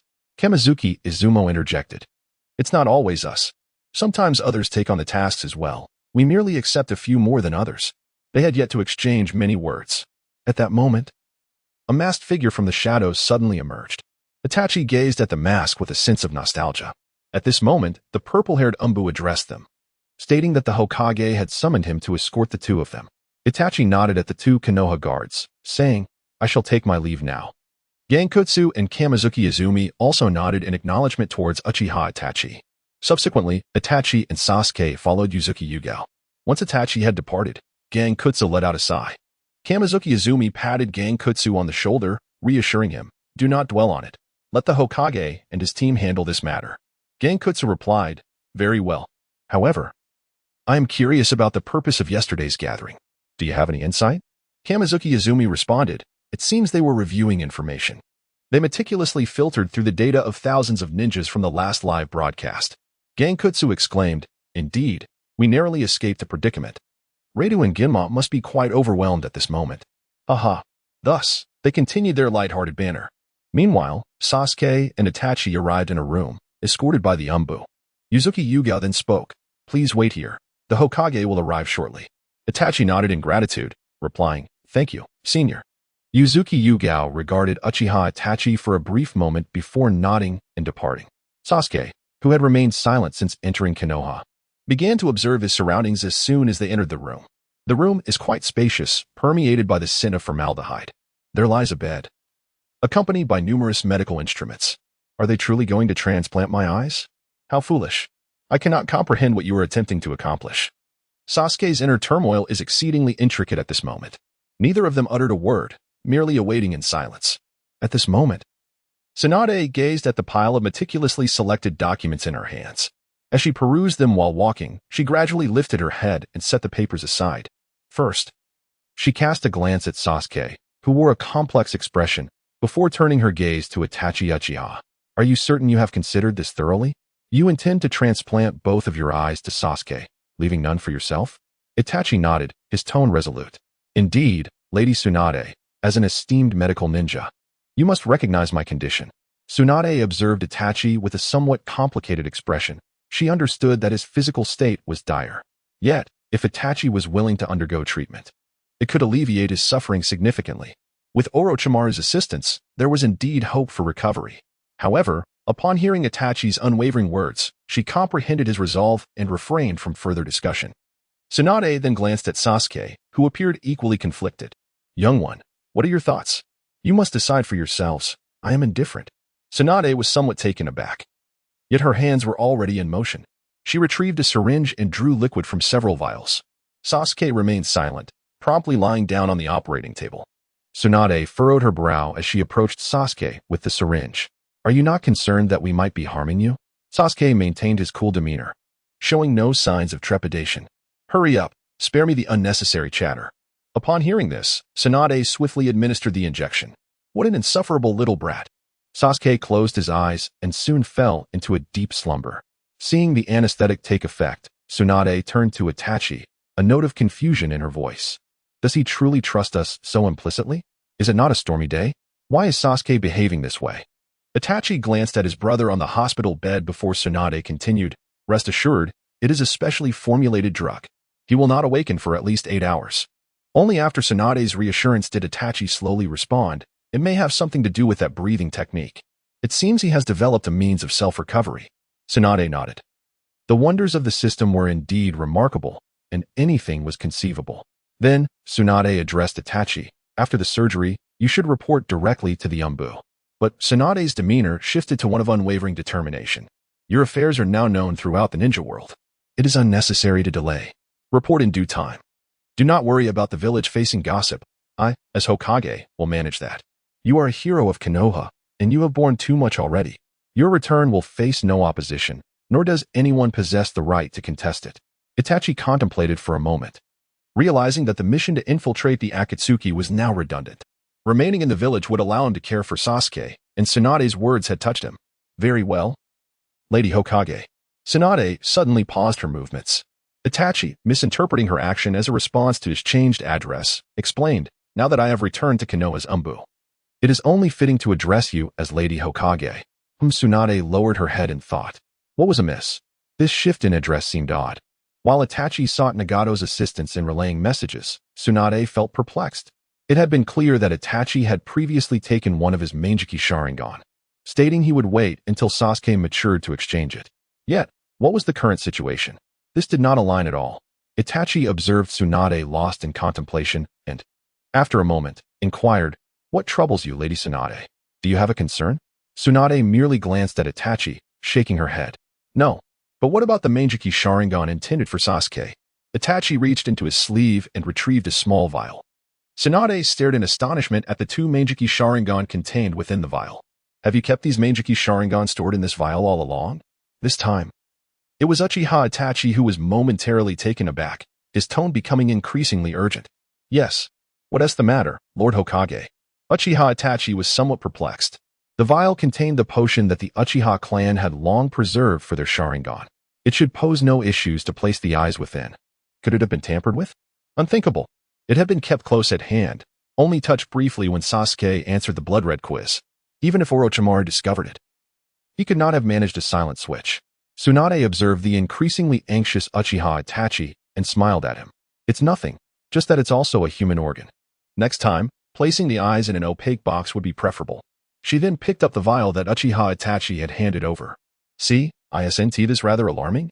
Uchiha Itachi felt as if he had fallen under a genjutsu, a crow flying overhead, trailing a multitude of ellipses. He could not articulate his thoughts and could only offer a forced smile to Tsunade. After a period of performing the eye transplant on Sasuke, Tsunade tidied up the surgical instruments. The transplant had been remarkably successful, yet a pity. The eyes that Sasuke had relinquished had completely lost their ocular power. Uchiha Itachi nonchalantly nodded. "I was already aware. This is the nature of our Uchiha clan's Sharingan.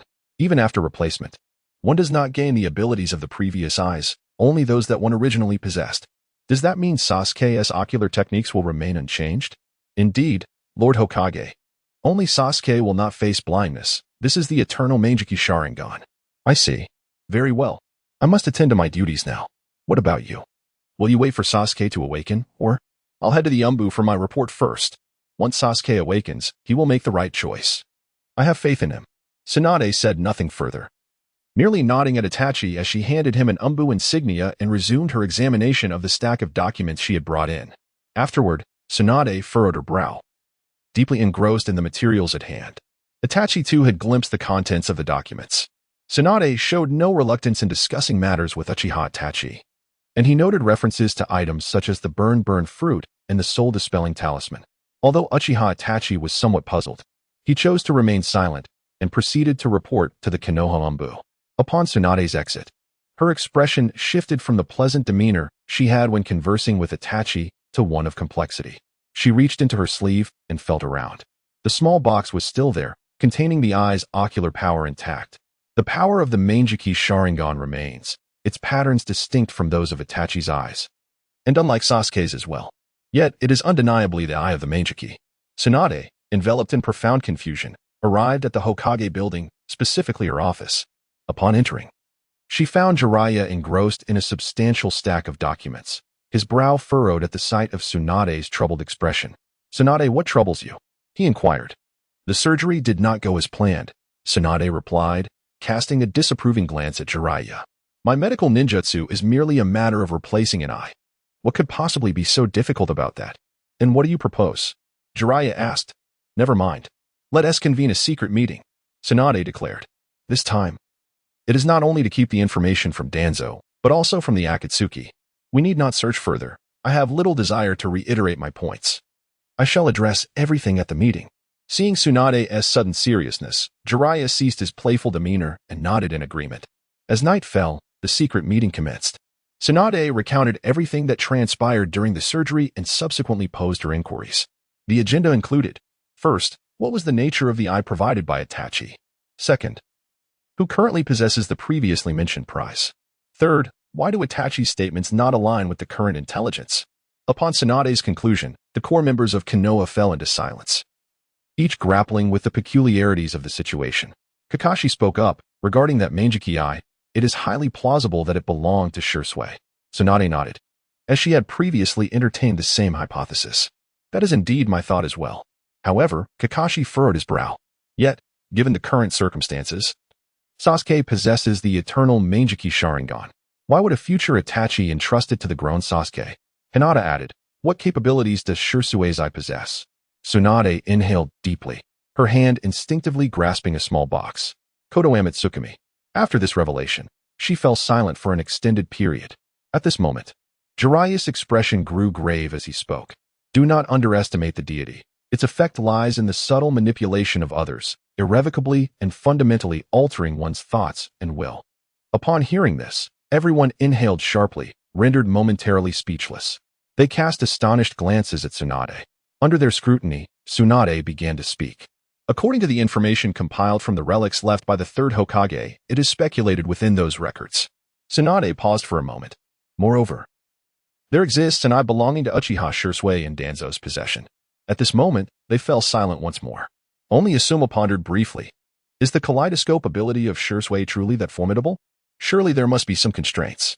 Tsunade nodded, stating, "After performing the surgery in the morning, I conducted some research in the afternoon. It can only be utilized once every 10 years at the very least. To restore the ocular power of this, I will require a minimum of 10 years.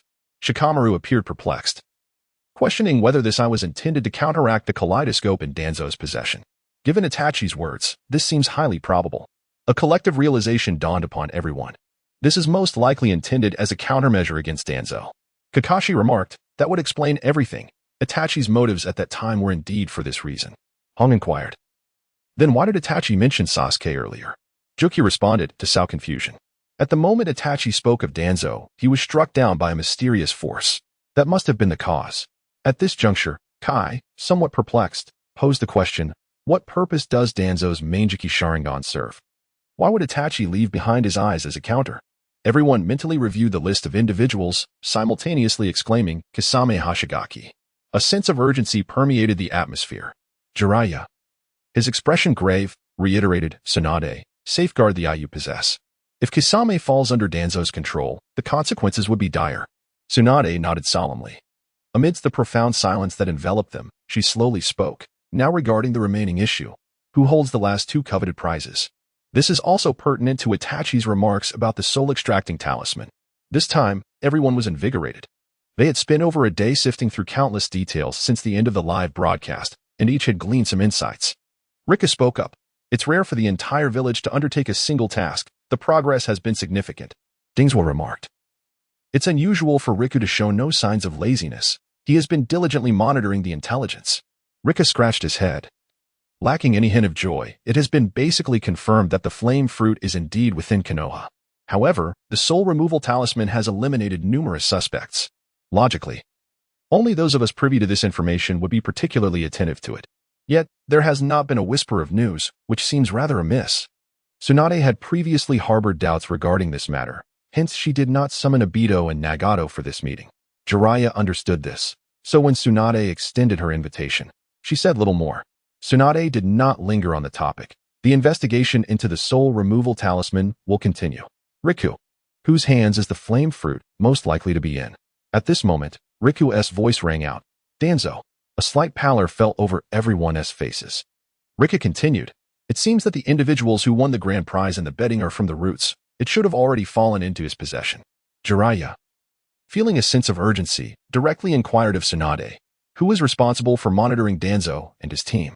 Tsunade gave a reassuring glance to everyone, Itachi Uchiha, with his strength. "It will be no problem." As the secret meeting was underway, an Umbu ninja arrived to report on the situation, bringing their brief assembly to a close. When Itachi entered the Umbu that afternoon, he was promptly appointed as the captain of his squad. The previous guide, the purple-haired Umbu Yuzuki, fortuitously became one of his subordinates. By afternoon, after a brief orientation regarding the current rules of the Umbu, Itachi planned to check on Sasuke's condition. Noticing his team preparing to embark on a mission, Itachi asked, Are you all on a mission? Why was I not informed?" You replied, "Captain, weren't you supposed to visit your brother this afternoon? We didn't notify you." Itachi shot a glance that shifted the atmosphere. "What are the rules of the Umbu?" You straightened her face. "Missions are to be executed under the captain's command. Released." Itachi merely scanned the room. "What mission?" "I shall join." You responded, "Surveillance of the route and its leader, Danzo." Itachi pondered for barely half a second. "Submit the mission report. I will accompany you." You and her team acknowledged with a nod. Understood. Itachi chose not to visit Sasuke and proceeded directly to execute the mission. He felt assured that Sasuke was fine. As ominous clouds began to gather in the sky, on the operating table lay Uchiha Sasuke, his fingers twitching slightly. Suddenly, Sasuke sat up, touched the bandages over his eyes, and released his chakra to sense his surroundings. No one was present. Slowly, he began to unwrap the bandages from his eyes. He could now feel the power of his ocular abilities, receiving feedback from his brain. He understood that as long as his body and chakra could withstand it, he could unleash the techniques of his eternal Mangekyou Sharingan at will. Is this the eternal Mangekyou Sharingan?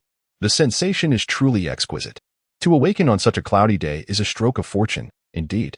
Although there was no one around, Sasuke spoke only half a sentence before falling silent. A characteristic smile lingered on Uchiha Sasuke's lips as he rose and walked slowly from the operating table, the black gleam in his eyes flickering momentarily. With a gentle smile, Sasuke made his way home. Along the path, a few passers-by glanced at him, then turned to observe the gathering clouds before ignoring him entirely. Sasuke continued on, his smile unwavering as he walked the road leading home. The further he walked, the fewer people there were as the impending rain loomed. He pressed onward, reaching the intersection where Naruto had once treated him to barbecue, where he had parted ways with Naruto and Hinata. Sasuke advanced slowly towards his home, the smile on his face gradually fading until it vanished entirely, replaced by a grimace. This is the third question of his blood-colored heart demon theme, he observed. With keen attention, a person walking down the street with an unsettled expression. The inquiry posed was, at that moment, what emotions did Uchiha Sasuke feel most intensely towards Naruto? His inner state was presented as follows. A. Envy and jealousy, emptiness, solitude, and coldness. B. Envy and jealousy, longing. C. Gratitude, emptiness, solitude, and coldness. D. Gratitude, longing. Such was the question, requiring the individual to reflect on their own psychological state at that time. To his surprise, he answered incorrectly. He meticulously recalled his emotional state, and, after careful contemplation, he chose A. Envy and jealousy, emptiness, solitude, and coldness. This was also the answer he resolutely chose. However, the system displayed incorrect response. The correct answer is D. Uchiha Sasuke's emotions have become exceedingly erratic. He vehemently questioned the system, exclaiming, "On what grounds? This is my innermost thought." At that moment, I was merely envious and resentful of that Naruto, the one who transformed into the Leaf's little hero. I was walking alone on the path home, engulfed by an overwhelming sense of emptiness, solitude, and chill. You foolish system, this is my essence. On what basis do you dismiss me? Why do you assert that my gratitude stemmed from that fellow treating me to a meal of grilled meat? Why? Why? Grateful for a meal? My heart was yearning. Yearning for what? I was simply a solitary figure traversing the road, engulfed in loneliness. It is loneliness. What nonsensical gratitude and yearning are you speaking of? Contestants, confront your own hearts. This is the truth of my inner self. I said, you scoundrel. That is not my heart. Contestants, confront your own hearts. How many times must I repeat this? Scoundrel. Wretched fool. My heart at the time was filled with jealousy, with loneliness. The reading of inner thoughts indicated that gratitude outweighed envy and jealousy. The reading showed a yearning to become someone like that, overshadowing emptiness, solitude, and coldness. Upon hearing the system's words, Sasuke roared into the void, "You bastard! Fool! My choice is not erroneous." In light of the contestants' inability to confront their inner self, repeatedly questioning and failing to correct their stance, the blood-red heart demon question, punishment activated. Punishment, soul division, akin to dissociative identity disorder. The soul is divided into two, both being Uchiha Sasuke. Note, what connection do good and evil have with the soul? The agony of soul division, compounded by the fury within, caused his left eye to gradually transform into the kaleidoscope Sharingan. This may be related to the patterns that emerged when the kaleidoscope Sharingan was newly formed. Sasuke walked slowly with a grim expression, brushing his fingers across his left eye. This feeling of anger, how did it come to be? Was it born from the system's unreasonable provocations?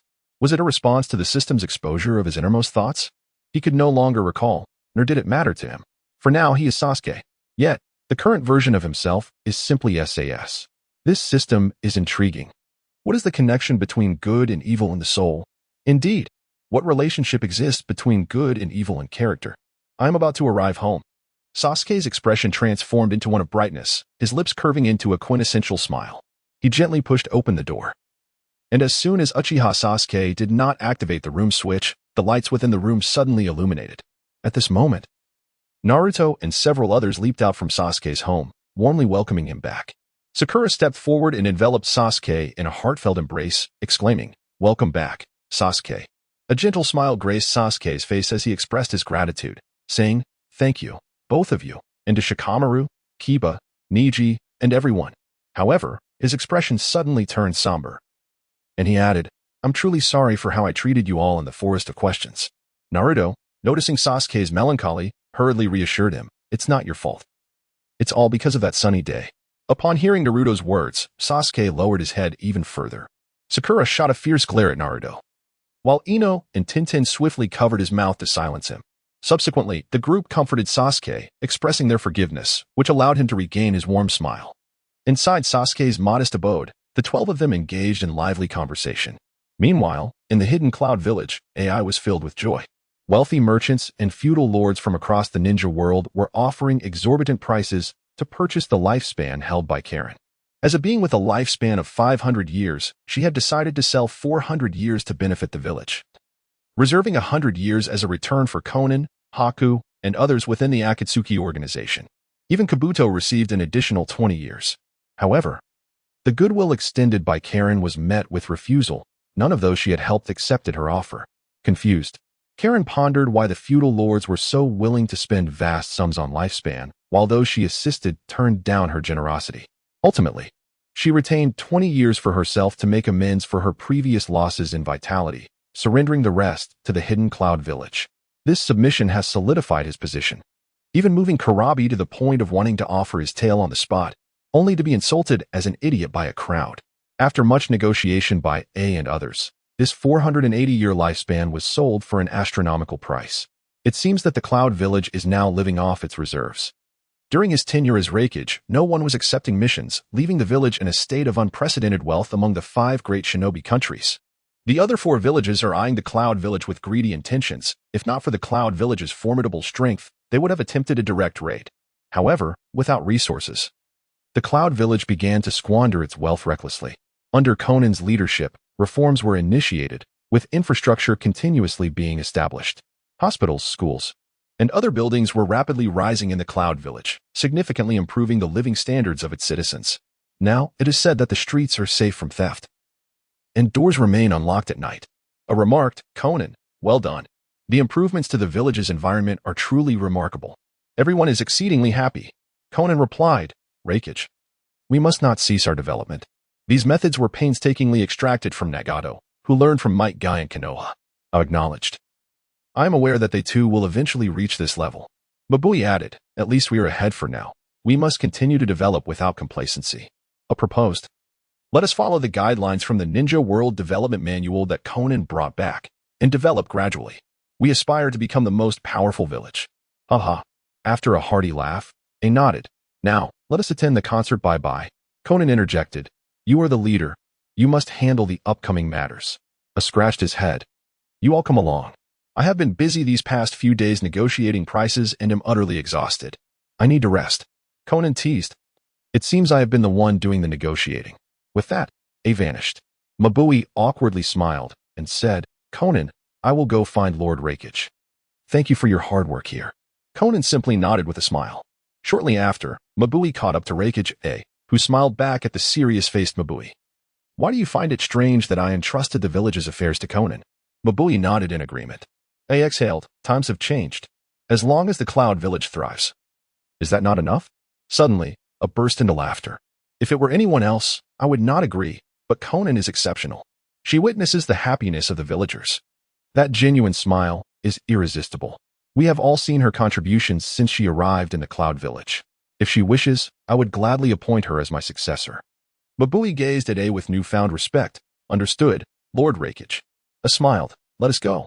Bai's concert is about to begin, and we should check on Karen, lest Bai's antics make her appear less feminine. Mabui's expression turned serious. She hoped Karen wouldn't become. She quickened her pace.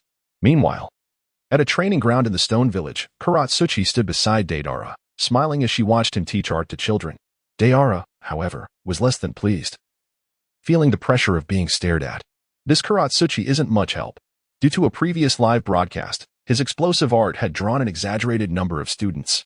Previously, he had to ask Inoki to find people to learn from him, but now, as soon as he opened a class, countless students lined up to enroll. He was contemplating fleeing to Sunagakure to find his brother, Sasori. Suddenly, a brown-haired little girl approached, holding a tiny lump of clay. In a sweet voice, she shouted, Art is still an explosion. The small clay piece made a tiny pop, creating a miniature explosion. She beamed with joy. Deidara-sensei, look. This is my art. Did you see my art? Deidara was about to mock the child, thinking, is this truly called an explosion? You clearly know nothing of art.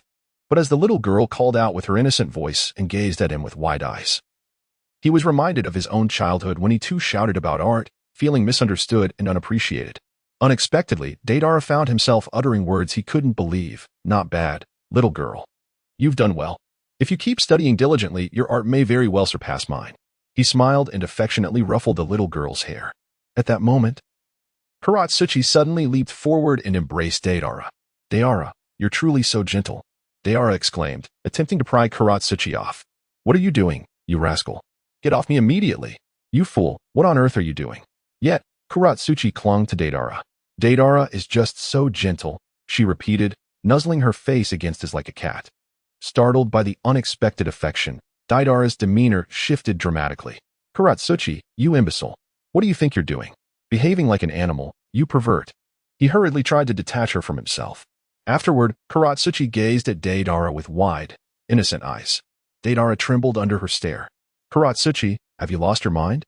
You're not a little girl. Why do you regard me with such an unsettling gaze? Upon hearing this, Karatsuchi felt a surge of indignation. Suddenly, she delivered a fierce kick to Deidara's head. White, he yelped. Karatsuchi, her cheeks flushed, stormed off in a huff. Deidara, bruised and battered, collapsed onto the ground. Nearby, some children stifled their laughter behind their hands. Annoyed, Deidara glared at the drifting figure of Inoki outside. Old man, how do you educate your granddaughter? Inoki merely dug in his nose and floated away, ignoring Deidara entirely. You rascal. Old man, he shouted, then turned to the giggling children. Today's training is concluded. You all may return home to rest. Sunagakure. This time, Gaara returned from answering questions, feeling quite discontented. As the Kazekage, he had personally participated, yet astonishingly, he had achieved nothing. He failed to respond to a single question and was eliminated by that Uchiha Sasuke fellow.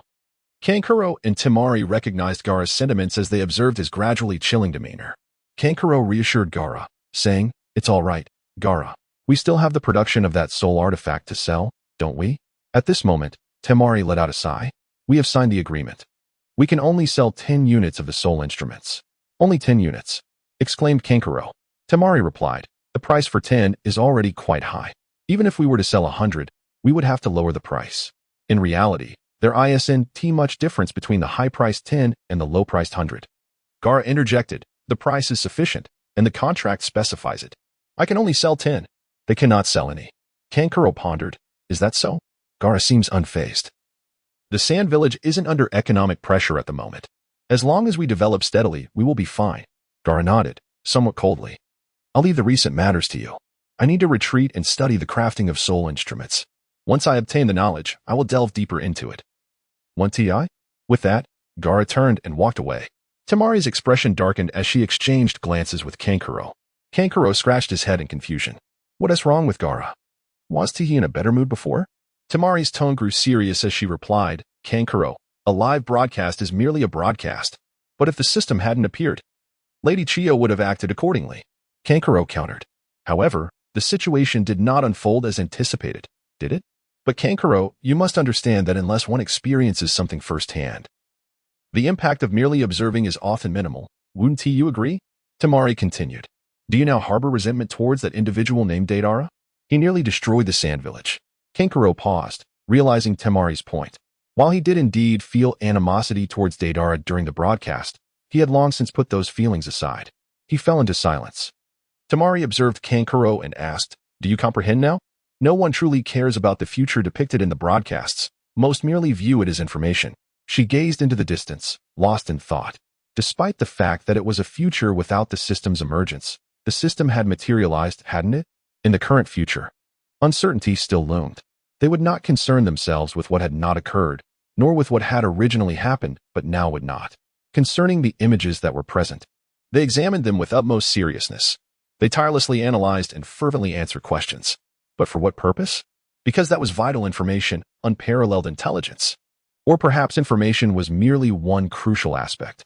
But the most significant part was answering questions, for that could alter one's fate or even extend one's lifespan.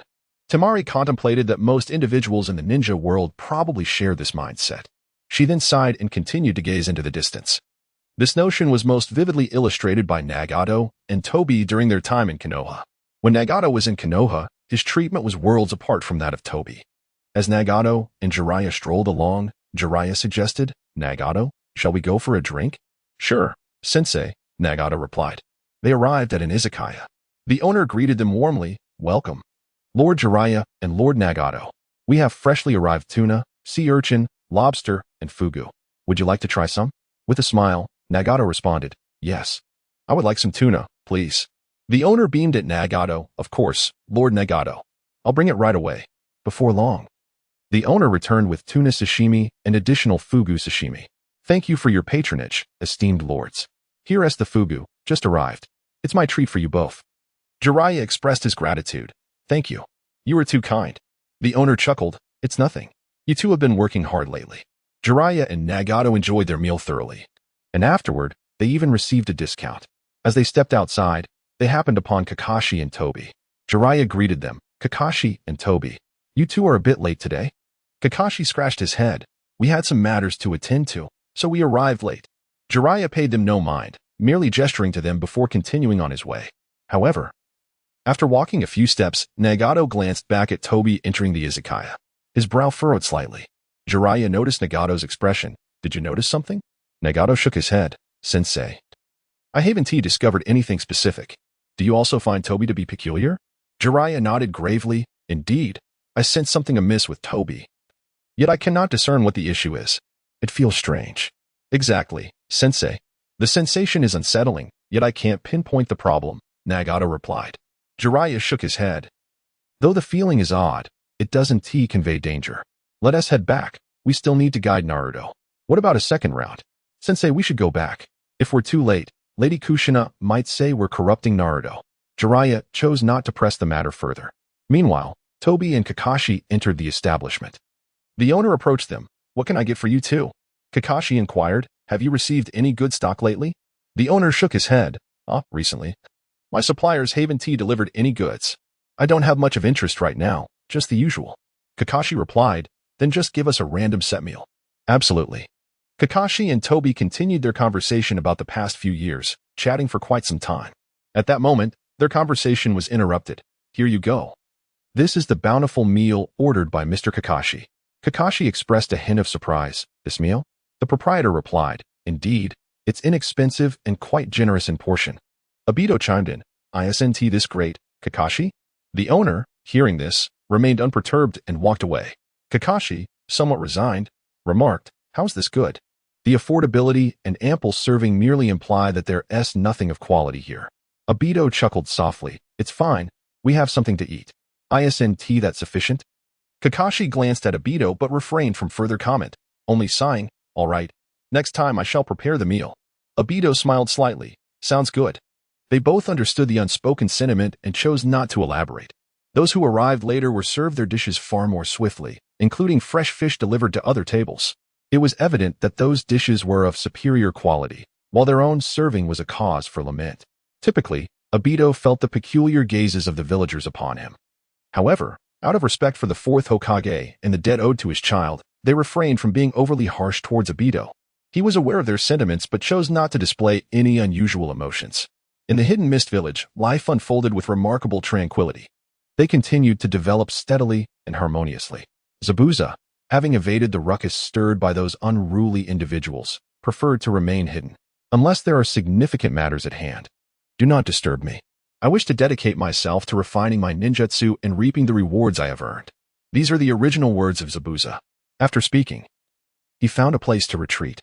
The location of his seclusion remains a top secret of the Mist Village, known only to the Mizukage and the general. However, after Zabuza became a prestigious figure, the number of missions undertaken by the village steadily increased, leading to rapid advancements in their economic development. The major ninja villages in the shinobi world experienced swift growth. As time flowed like an arrow, several months have passed since the last broadcast, during which the ninja world continued its steady progress. Yet today, shocking news emerged. The flame fruit had appeared in the grass ninja village. Several ninja villages purchased intelligence from the information broker, Kurizetsu, and reached a unanimous conclusion. The flame fruit indeed exists in the possession of a certain ninja in the grass ninja village, and for particular reasons.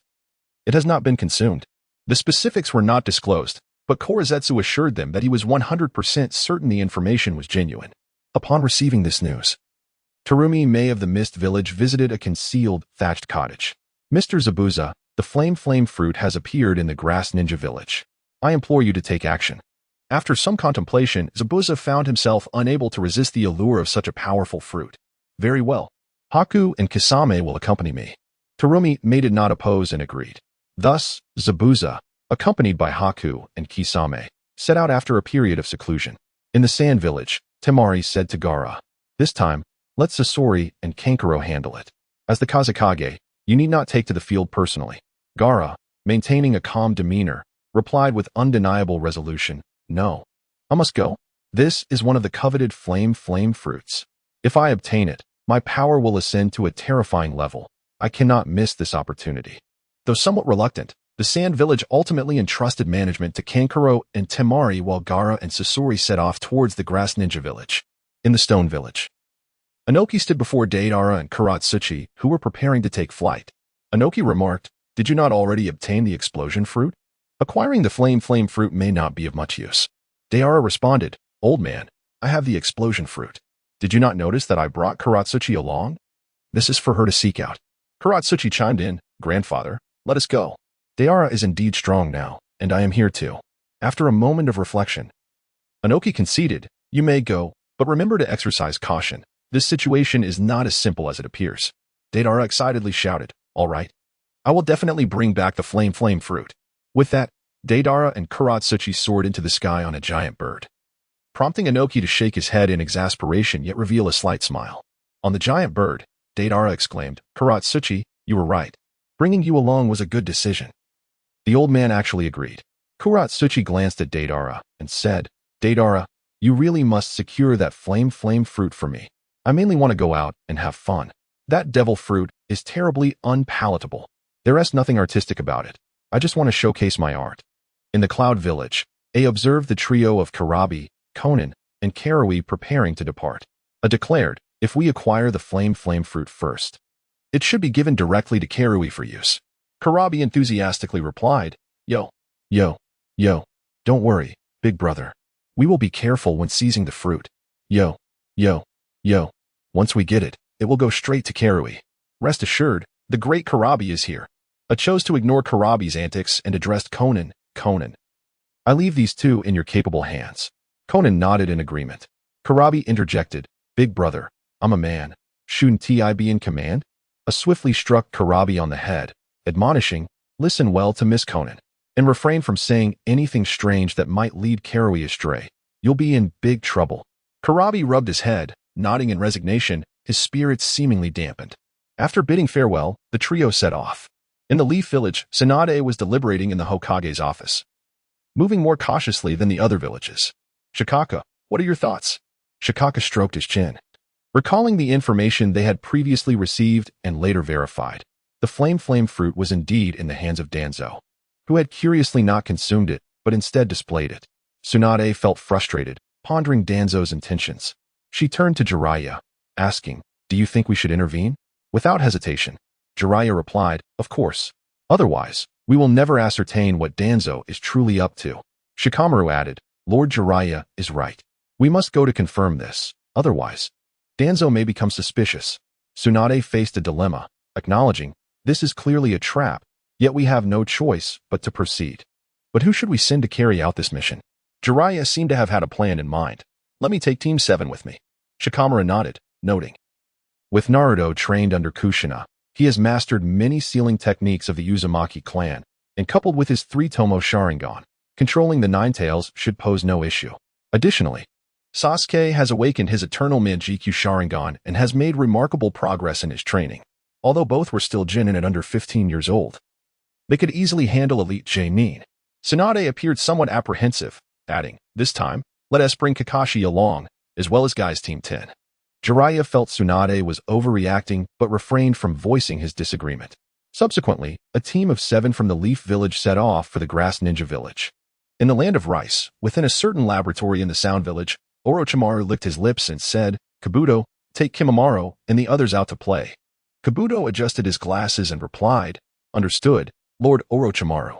Not only these individuals, but countless others, filled with hope, believed themselves to be the rarest of rogue ninjas or warriors, gathering to head towards the Land of Grass. Even those unable to use chakra, such as the warrior Mifune, led a group from the Land of Iron towards the Grass Country. Upon arrival in the Grass Ninja Village, Jiraiya, accompanied by Kakashi and Might Guy leading teams 7 and 10, found the village teeming with people. Naruto, feeling overwhelmed by the crowd, exclaimed, "Pervy Sage, with so many people, where will we stay? We won't end up sleeping on the streets, will we?" Jiraiya, usually in high spirits, seemed unusually somber in light of the large gathering. "Let us move forward. I've made arrangements," he stated. The group of 7 then proceeded to a local inn. Jiraiya exchanged the secret signal with the shopkeeper. Subsequently, they were led to a grand house within the Village of Grass.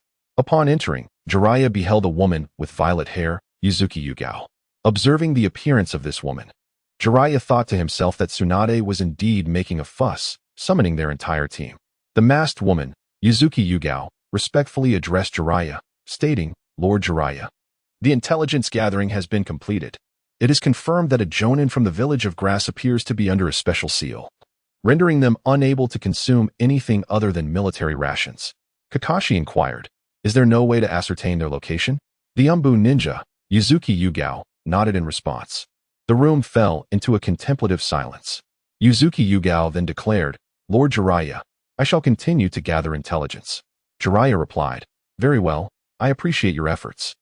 Naruto observed as Yuzuki Yugao vanished in an instant. "Perverted sage. They have all arrived, so why not let them undertake this mission?" Sakura interjected. "The Umbu are not suited for such missions of theft. Moreover, it is not only our Konoha that is involved. Other ninja villages have also dispatched Umbu for reconnaissance and arrangements." Kakashi added, "Sakura is correct. The missions of the Umbu are generally quite specialized, and they are more adept at assassination and intelligence gathering. Ultimately, it falls upon us to execute the task of retrieval." Naruto, somewhat perplexed, shook his head in response. At this moment, the Village of Grass is teeming with people. Among them are merchants who have recognized the business opportunities, commoners in search of mentors, and mediocre ninjas.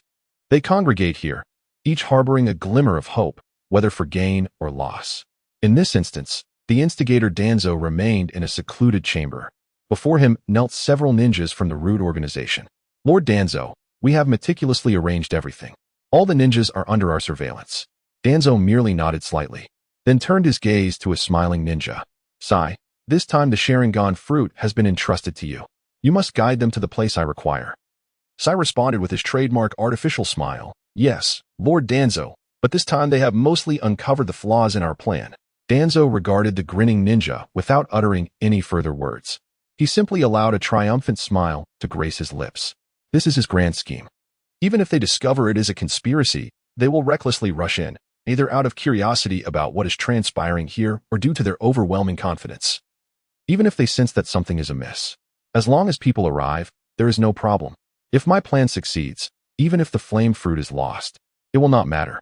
Of course, it would be ideal if the flame fruit remained in my possession for personal consumption. With this thought, Danzo reassured himself. Everything will proceed according to plan. Tomorrow will be your moment to shine. Yes, Sai felt that with the conversation having reached this point, all was well. The next day, the crowd wandered aimlessly, searching for every suspicious individual. Suddenly, amidst a cacophony of explosions, a large white bird soared, carrying a person clutching a package. Launching an attack. Explosions are art. If you do not wish to perish beneath my artistry, then relinquish the flame fruit. Deidara's words were abruptly silenced as Karatsuchi covered his mouth. However, everyone heard his proclamation. Gaara and Sasori exchanged glances but did not immediately strike. Nor did many astute individuals from the larger villages rush to eliminate the package bearer. Yet, the rogue ninjas and some others acted swiftly. Recognizing that even a slim chance was still an opportunity, the masked individual observed as they surged towards him, a smile creeping beneath his mask. Success. Karatsuchi watched the fleeing figure below and then glanced at the now still Deidara. With a slight smile, she remarked, "Brother Deidara, you have noticed as well." Deidara revealed a wicked grin. This individual was cleverly using my art to draw in these fools, but he overlooked one crucial point. He was utilizing Deidara as creations. Deidara unleashed a barrage of explosive attacks upon the figure, intensifying the chaos. Amidst a cloud of smoke, the package bearer found it increasingly challenging to evade. Deidara laughed arrogantly. "Let them witness the power of my explosive fruit." Boom, boom, boom. Suddenly, an even more violent secondary explosion erupted at the site of the initial blast. Taken by surprise, Sai was caught off guard, as were many others nearby. The location of the second explosion revealed no chakra fluctuations. Perceptive ninjas soon realized that the secondary explosion resulted from the debris. Is this the capability of the explosive fruit? Truly terrifying. Sai could not escape Deidara's secondary explosion, leaving him tattered and revealing damage to the package he held. The damage exposed a peculiar fruit within, an orange-red, spherical fruit adorned with spiral patterns. With a green stem shaped like a whirlpool on one end and flames on the other, its surface a collection of small, flame-like spirals. The flame fruit. Someone in the crowd murmured. All eyes were drawn to the fruit, their gazes betraying their desires, and the previously pursuing individuals became even more frenzied. Deidara's explosive fruit demonstrated its might, and the allure of this coveted fruit left everyone questioning how powerful it could be, especially when it could seemingly withstand attacks. Sensing danger, Sai activated his ink technique. Revealing his identity no longer mattered. The mission must be accomplished. He rapidly retreated, clutching the precious fruit, fleeing toward a nearby forest. He found himself somewhat admiring Danzo for discerning all of Deidara's techniques so adeptly, although there was a slight miscalculation regarding Deidara's strength. Everything remained in accordance with Danzo's plan. Countless individuals frantically pursued him. Gaara, Zabuza, Sasori, and Konan followed Sai into the dense woods. Naruto urged Jiraiya, perverted sage. "They have left. We must hurry. That fruit must be genuine." Niji added, "I used my Byakugan. It appears authentic, with no signs of deception." Jiraiya pondered for a moment. "Let us keep up. Guy and Kakashi, stay vigilant." Soon, everyone pressed deeper into the forest. As Jiraiya entered, he quickly sensed something amiss. None of the pursuing root ninjas who had entered the forest were in sight. There should have been at least 800 individuals vying for the flame fruit. Yet here, not a single one was encountered. This was highly unusual. He glanced back, his brow furrowing. A massive genjutsu has enveloped the entire forest, and its subtlety is remarkable. What an impressive ploy. It seems Danzo has been meticulously orchestrating this for months, he thought. Thankfully, he had not brought Tintin or Sakura along, only those with formidable abilities. The forest echoed with screams and explosions. Jiraiya moved swiftly, seeking a way to unravel the genjutsu. At this moment, a few individuals accompanied Danzo as he inquired of the ninja beside him, who had remained with eyes closed. "Has Sai arrived with the target?" "Yes, Lord Danzo. They should be arriving soon." However, Deidara and Karatsuchi have been following closely as well.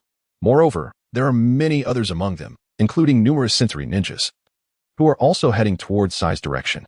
A fleeting glint of malice flickered in Danzo's eyes. Directly have Sai bring the target to our ambush point.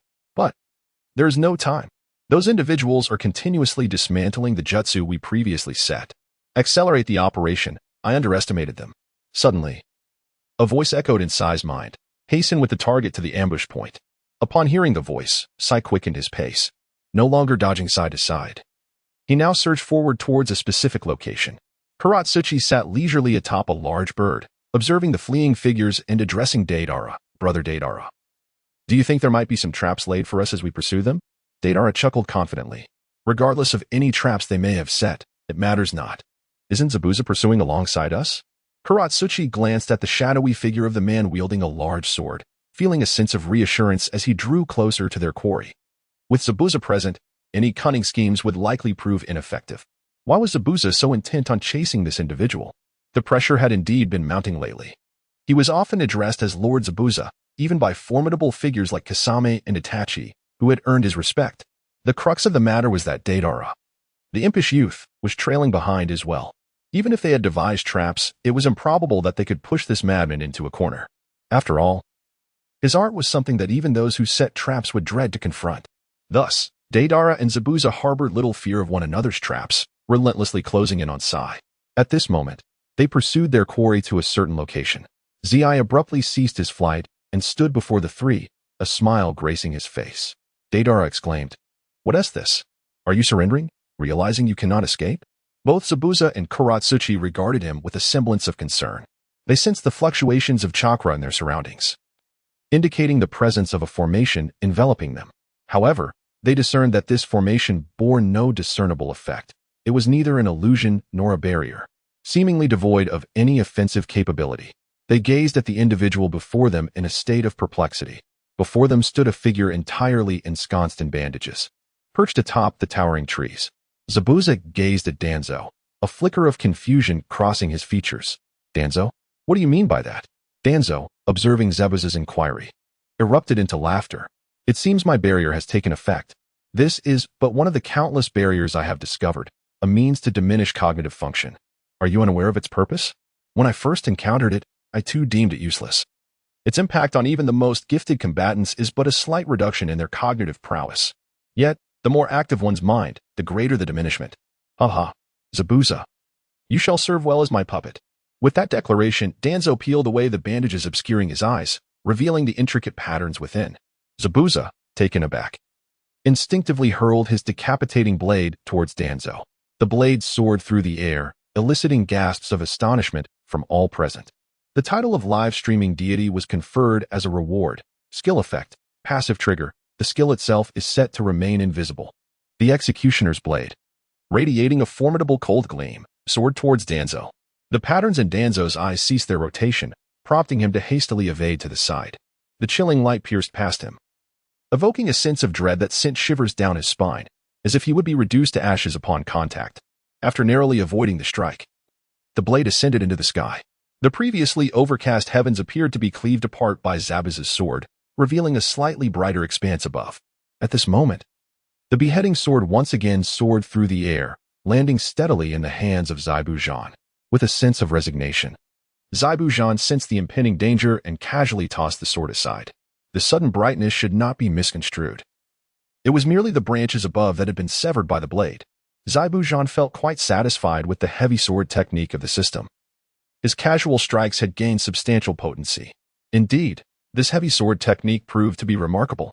Even the simplest actions yielded impressive results. Tuanzong gazed at Zabuza with a serious expression. Was this attack, which had nearly claimed my life, truly executed so nonchalantly? It is evident that one possessing such wisdom cannot possibly exhibit the same level of strength as previously displayed. Zabuza regarded Tuanzong, who appeared lost in thought, with disdain. "Humph, a worthless fool like you dares to wish for me to become your puppet?" Tuanzong felt the weight of Zabuza's intent. He was now hesitant to act recklessly. The intelligence he had received was flawed. All the reports regarding Zabuza's strength were erroneous. Tuanzong cursed silently within his mind. It was too late now. The earlier illusion barrier had been largely dismantled by those individuals. He sensed several chakra signatures advancing toward him. After all the preparation, Tuanzong was not willing to concede without a fight. The patterns in his eyes began to rotate once more. Witnessing Zabuza gripping his sword with both hands, he released a palpable aura of killing intent. The title reward for the live-streaming deity, skill effect, passive trigger. That terrifying killing intent surged toward Tuanzong. He felt his breath catch, and the ocular technique within his eyes momentarily faltered. At this moment, an unexpected turn of events unfolded, as everyone's attention was fixated on Danzo's eyes and Zabuza's blade. Akatsuki executed a swift body flicker technique and appeared beside Sai. With a quicklime jutsu, she seized the fruit from Sai's grasp. Taking advantage of their distraction by Zabuza's murderous intent, Akatsuki acted decisively, achieving remarkable success. Her speed rendered Sai powerless, causing him to drop the fruit from his hands. Danzo's expression darkened, resembling soot as he glared at Akatsuki. The opportunity to control Zabuza now seemed bleak. He anticipated Zabuza's terrifying aura, a menacing presence forged from the slaughter of countless lives. To add insult to injury, the woman named Akatsuki had just snatched the burn fruit from him. He contemplated damage control in a frantic mental filter. Akatsuki, clutching the burn fruit, executed another body flicker technique and appeared directly before Deidara. "Brother Deidara, look," she exclaimed, shaking the fruit in her hand, a triumphant smile adorning her face. "I have successfully obtained the burn fruit. What do you think?" Deidara observed Akatsuki's radiant smile, dismissing her achievement as mere luck, taking advantage of their momentary distraction. "Humph," she replied, stepping closer to Deidara. An uneasy sensation washed over him as she approached. Hey. Akatsuki, you can't kick me just because I didn't compliment you." Akatsuki stood before him, lifting the burn fruit. "Here, brother Deidara." Deidara was momentarily stunned, gazing at the girl who had just handed him this coveted fruit, her smile radiating warmth. Something stirred within him, yet he stubbornly retorted, "This is your own." Suddenly, a red beam shot toward Akatsuki, and a fleeting blue light snatched the fruit from her grasp. Deidara reached out in confusion. But the girl who had smiled so sweetly was now gently ascending, like a red butterfly drifting down into the damp, cold forest. The weather, which had just turned to summer, felt as if it had plunged into the depths of winter. Her simple act of offering the burn fruit became an indelible image etched in Deidara's memory. Deidara stood in a daze, tears welling in his eyes. She was merely 5 centimeters away, yet it felt infinitely distant. A profound sense of loss enveloped him. The already overcast sky began to weep, rain cascading down in rhythmic droplets, echoing the turmoil within his heart.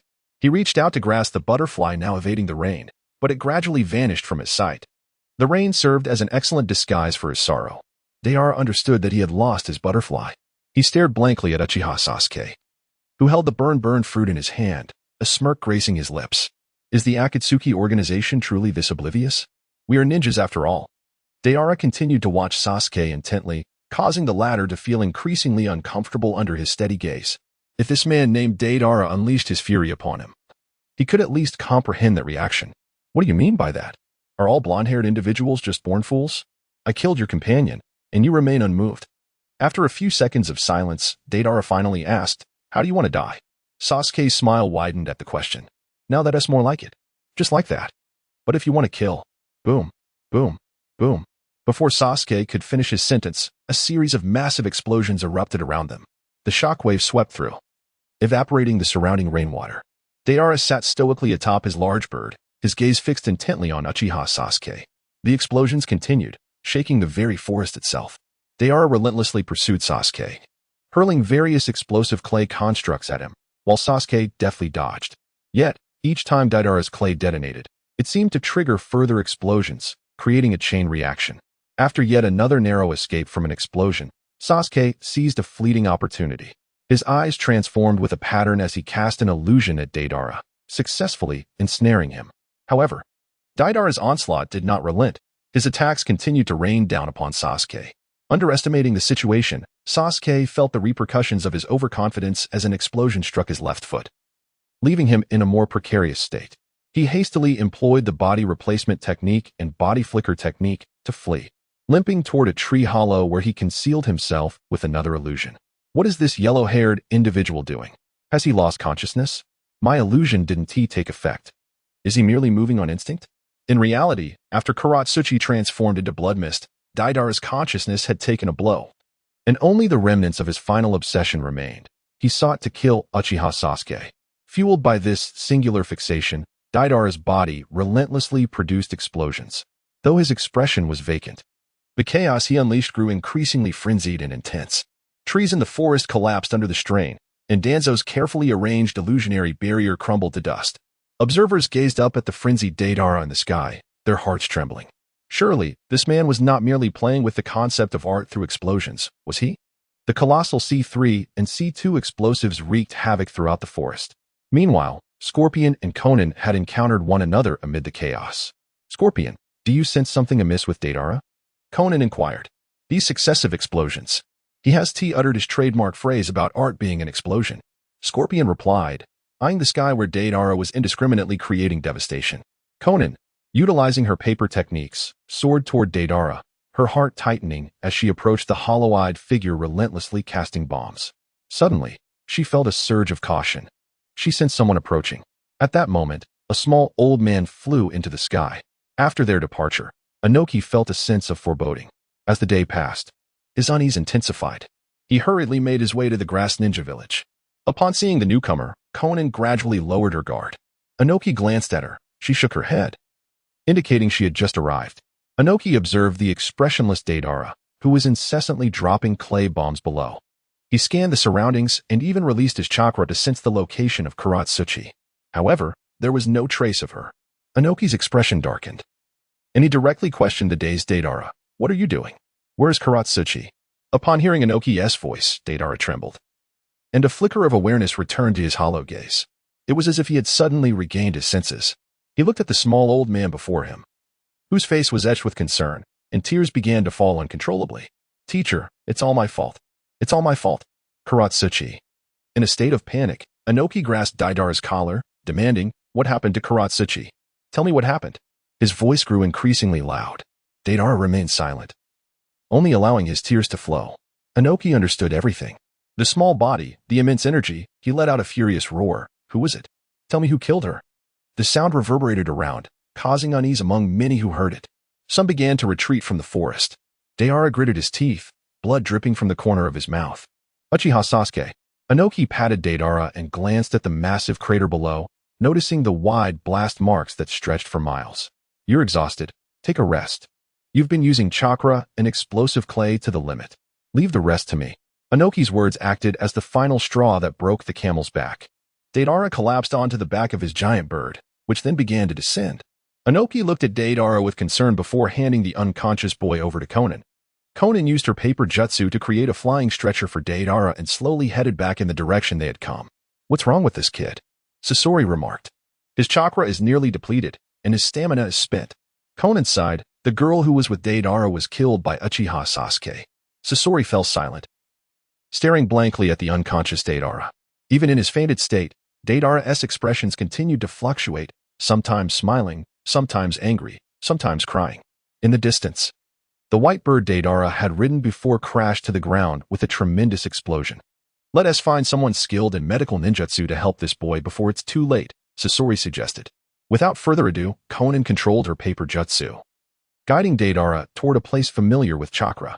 When they arrived at a gathering of people, they found Gaara, Killer Bee, and Kisame from other major ninja villages surrounding Konoha, engaged in discussion. Conan interjected, excuse me. She surveyed the crowd. Are there any medical ninjas here? This one is suffering from chakra and stamina depletion. Karen stepped forward. Sister Conan, I'll help. I'll help. Conan responded with a hint of exasperation. Your bloodline may not be useful right now. He is unconscious. At that moment, Kabuto adjusted his glasses and remarked, Miss Conan, may I take a look? I happen to possess the results of Lord Orochimaru's research on life techniques. Conan gazed at Kabuto and replied, sure. Go ahead and check. Kabuto summoned medical ninjutsu standard chakra in both hands, akin to a scanning device, and assessed Deidara's condition. He inhaled sharply. The situation was dire, chakra and stamina completely depleted, along with significant mental distress. It appeared he had suffered a grave blow, despite the grim diagnosis. Kabuto's expression remained unchanged, still adorned with his characteristic light smile. Fortunately, he had the life-giving water developed by Lord Orochimaru. He then produced a pale green potion and gently positioned it by Deidara's lips, pouring it in. Utilizing his green chakra, Kabuto examined Deidara's body, assuring himself that all was well. He just needed to rest, and he would recover in no time. Kabuto adjusted his glasses again and prepared to return to Kimamaro's side. At that moment, a voice emerged from behind. Do, regardless of the circumstances, thank you for rescuing this little rascal. Do turned in surprise to see Scorpion. You're not angry with me? Scorpion merely smiled. This is the path you chose. The decision was yours. Do shook off his astonishment and glanced at the individuals clad in black with red clouds, recognizing the flicker of gratitude in their eyes. He then approached Kimimaro and adjusted his glasses. Kimimaro, what do you think about becoming a doctor? Kimimaro glanced at Do with an impassive expression before turning his gaze toward the group from Konoha. His voice devoid of emotion, he replied, I personally find it quite admirable. Do nodded silently. No one could discern what thoughts occupied his mind. Conan observed the crowd encircling Konoha. Karen, what is your group doing surrounding Konoha? Karen began to explain to Conan. The reason was straightforward. In the nearly year-long period since the system's arrival, there had been no killings or deaths among the 5 great ninja villages. However, suddenly, Uchiha Sasuke from Konoha broke this long-standing tranquility. Everyone surrounded Konoha, demanding an explanation. After understanding the situation, Conan looked at her somewhat awkward teacher, Jiraiya, who was scratching his head amidst the crowd. Teacher Jiraiya, we do need an explanation for this. You know what that Uchiha lunatic has done? Jiraiya chuckled, scratching his head in embarrassment, uncertain of how to respond. Just then, a figure wearing a Konoha Umbu mask emerged. But the red-clouded black robe was unmistakable. Kisame Hoshigaki looked at Itachi and remarked, Itachi, is it really necessary to wear a mask while donning the Akatsuki uniform? Itachi's cold voice replied, I am currently a member of the Konoha Umbu. As for this attire, Lord Hokage deemed it comfortable and did not instruct me to change. The other ninja from different villages looked on in disbelief. Previously, the individuals who had visited their villages had not changed their clothes, leading them to believe it was an order from someone named Nagato. It seemed, instead, that these individuals simply thought it looked cool. What was Princess Tsunade thinking? Was it truly appropriate for Umbu to dress this way? Jiraiya, however, understood Tsunade's perspective. When the future Uchiha had arrived, he was also in the Akatsuki uniform, and Tsunade wanted to avoid unnecessary conflicts. After Itachi provided clarification, he assured them, this matter will be addressed. The leader is also in Konoha, and everything will be resolved. Noticing their slightly more relaxed demeanor, Itachi pressed on, as for my foolish brother, you are all aware of his current situation. I will take care of him. At this moment, Uchiha Sasuke sat within the hollow of a tree, channeling his chakra. He gently released a trace of natural energy, seamlessly blending his presence with the surrounding forest. Here, he tended to his wounds. From his ninja tool pouch, he retrieved some herbs that seemed to have been provided by Sakura before his departure, an effective healing remedy indeed. With deft precision, Sasuke swiftly treated the injuries inflicted by Deidara. Afterward, he took out the stolen flame fruit, biting into it with determination. A flavor that caused a momentary freeze of his gentle smile assaulted his taste buds. Suppressing the wave of nausea, he finished the entire fruit, only to succumb to a brief bout of dry heaving. Once he assessed his body, he transformed his hand into flames. The arc of Sasuke's light laughter now seemed more pronounced than ever before. After merely savoring the sensation for a moment, he addressed a corner of the hollow. You've been watching for quite some time. Perhaps it is time to reveal yourself? However, the expression of Uchiha Sasuke, who had been smiling lightly, shifted to one of concern as he beheld the figure that emerged. It was none other than Danzo. Sasuke had sensed a presence following him for a while, uncertain of its identity, but the lack of malevolence had put him at ease.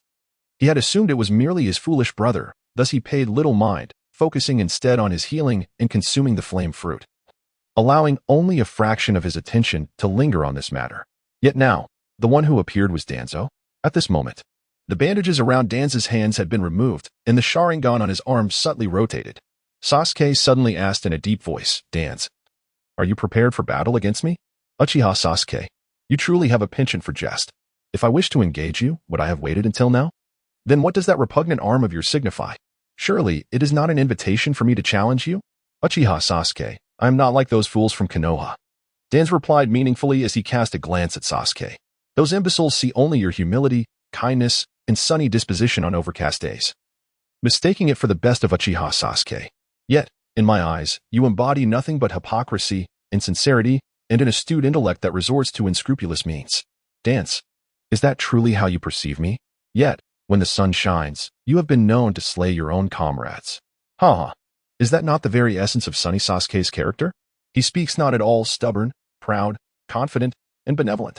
Benevolent? Danzo, are you jesting? I am not jesting. That individual, Sunny, knows that the lives he extinguished in the answering forest were not truly extinguished.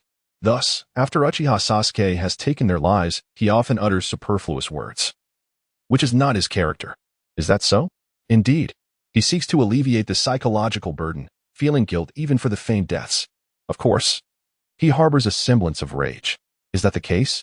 I never expected you to understand that individual better than I. So, Dans, what is it that you truly desire? I hope you will join me. Join Root? Are you jesting with me? Join Root? Do you believe I would return to Konoha now? I have no interest in managing a small village. Beyond this world, countless realms await. Do they not? Do you truly revel in remaining within this diminutive shinobi world? You know well that the shinobi world is merely a fragment of the myriad realms. Dan's tone grew increasingly fervent. A man's ambitions should reach for the stars and the seas. With that, he extended his arm, devoid of 10 crimson eyes, towards Sasuke. Come, Uchiha Sasuke. Let us commence our journey from the shinobi world together. Let us stand atop the pinnacle of the multiverse. Listening to Dan's words, Sasuke contemplated. To be intoxicated in the embrace of beauty, yet awakened to wield the power of death, only one who truly understands me is Dans. A true man ought to be thus. A surge of emotions suddenly enveloped Sasuke's heart. With his thoughts lingering in this realm, he nodded affirmatively. Very well. I shall heed your guidance. Together, we shall achieve our aspirations. Danzo too wore a smile. For now, focus on healing your wounds and familiarize yourself with the powers of the flame fruit. I shall step out to manage the ensuing aftermath. Sasuke grasped Danzo's hand, a smile adorning his face. All right. Danzo turned to depart, the curve of his smile gradually widening to an unsettling degree. Although he would not partake of the flame fruit himself, the one who had consumed it was a confidant of mine, was he not? A person who shares my ambition of reaching the stars and the vast oceans. Most importantly, he possesses the remarkable quality of thriving in countless worlds. And above all, I am his steadfast confidant, one he would never betray. Immersed in the promise of a splendid future and the visions of the stars and oceans in his mind. He failed to notice the ocular power Danzo had been subtly unleashing. If Sasuke were to scrutinize closely, he would perceive that Danzo's eyes bore a resemblance to a contrived artificial lens. This is the scheme of Danzo. Upon realizing the futility of controlling the one known as Zabuza, he redirected his focus towards a certain individual possessing the legendary Eternal Mangeki Sharingan, who now even wields the powers of the Mera Maranomi. In an effort to avoid detection by this boy endowed with the Eternal Mangeki, Danzo unwrapped his bandages, revealing his Sharingan. Gradually, through their conversation, he heightened the boy's curiosity while simultaneously lowering his defenses. The truthfulness of his words was of little consequence to Danzo. What mattered was the ability to stir the boy's heart, rendering everything else insignificant. Nevertheless, it should be noted that 9/10 of Danzo's assertions were genuine, save for one statement, that the boy was inherently kind-hearted. Though this statement may be fabricated, its impact is remarkable. As for whether the character Qing Tianzhu is inherently good, even he himself remains uncertain. What he comprehends is that it can profoundly resonate with his heart. Thus, Tuanzang gradually employs verbal persuasion and subtle physical manipulation. At the moment when he articulates that a man's aspirations are akin to the stars and the vast seas, his ocular prowess begins to emanate. Until this technique is entirely unleashed, Tuanzang emerges from the tree hollow, whereupon several figures, donning masks that bear only slight resemblance to Itachi's, suddenly materialize. In a buoyant mood, Tuanzang offers them a smile. At that moment, a stoic ninja with vacant eyes stood before them. Lord Danzo, what shall we do next? Danzo surveyed the individual, with short brown hair, a forehead protector styled like a mask adorning his face. He was clad in a voluminous black combat uniform, complemented by a green vest. No, it was incorrect to refer to him as armor. He should now be called Yamato. From now on, there would be no code names. Only names. Ignoring the astonished gazes of his subordinates, Danzo continued, proceed according to the original plan. Yes, understood. After this incident, everyone returned to the village, while Konoha remained behind to search for Sasuke. Days passed in pursuit, yet no trace of Uchiha Sasuke was found. Uzumaki Naruto returned, filled with reluctance. He felt a deep unease. Initially, 7 had set out, but now only 6 were returning. Although Naruto yearned to continue the search, he could only return with a heavy heart. In this matter, Sasuke is indeed at fault. He ought not to persist in his grievances and must first accompany his teachers back to Konoha. This may be the most significant event in the ninja world. Danzo of Konoha has led his route and the Uchiha Sasuke to defect from the village. Konoha once again finds itself at the epicenter of turmoil in the ninja realm. This marks the first instance of a large-scale betrayal in the ninja world, particularly among the high-ranking officials, as a significant number of elite members defected. Konoha has once again been branded with the mark of disgrace. Tsunade has initiated a bounty, offering substantial rewards for information on the traitors. Yet, their whereabouts remain a mystery. Although Danzo and Uchiha Sasuke have deserted, the village's economy must continue to progress. Time flows steadily onward. Despite the recent disquieting events, the ninja world continues to develop along a rapid and correct path. Days pass in this manner, until one afternoon, the long-awaited announcement reverberates through the ears of all. The Multiverse live streaming system has arrived. The content of this live broadcast is the Fourth Great Ninja War, with all participants included. This event features a multitude of individuals from the Pure Land, and for the first time, the live streaming space is officially opened. All participants can engage in the chat room, sharing thoughts, reflections, and more. A new rule has been added, the points betting mode. In this mode, viewers who do not participate in the live QA can still select options, earning 100 points for each correct answer. They may also wager an equal amount of points on their chosen answers, with correct responses yielding 5 times the bet. For instance, a stake of 100 points results in 250 points, while incorrect answers lead to a deduction of the wagered points. Points can be exchanged in the points mall. Accessible for self-viewing. This time, all participants can buzz in to answer. Those who answer correctly will receive rewards, while incorrect answers will incur random penalties. The chat group has been successfully initiated. Please exercise caution in your speech. The live video QA has fully loaded. The first session of the third live broadcast commences. Before everyone's eyes appears a familiar yet strange screen. Due to the Multiverse live streaming system's announcement, the chat group has been successfully initiated. Please exercise caution in your speech. An unusual silence envelopes the live room, with not a single person daring to speak. The timidity stems from the caution advised, as well as their previous habits. In earlier sessions, they were accustomed to isolated chats, having muted the group conversation, resulting in a lack of communication. The video begins to play. A desolate valley unfolds, which also serves as the secret base of the Akatsuki organization. At the heart of the valley lies a massive beast bone, and at this moment, the masked man strides slowly towards his base.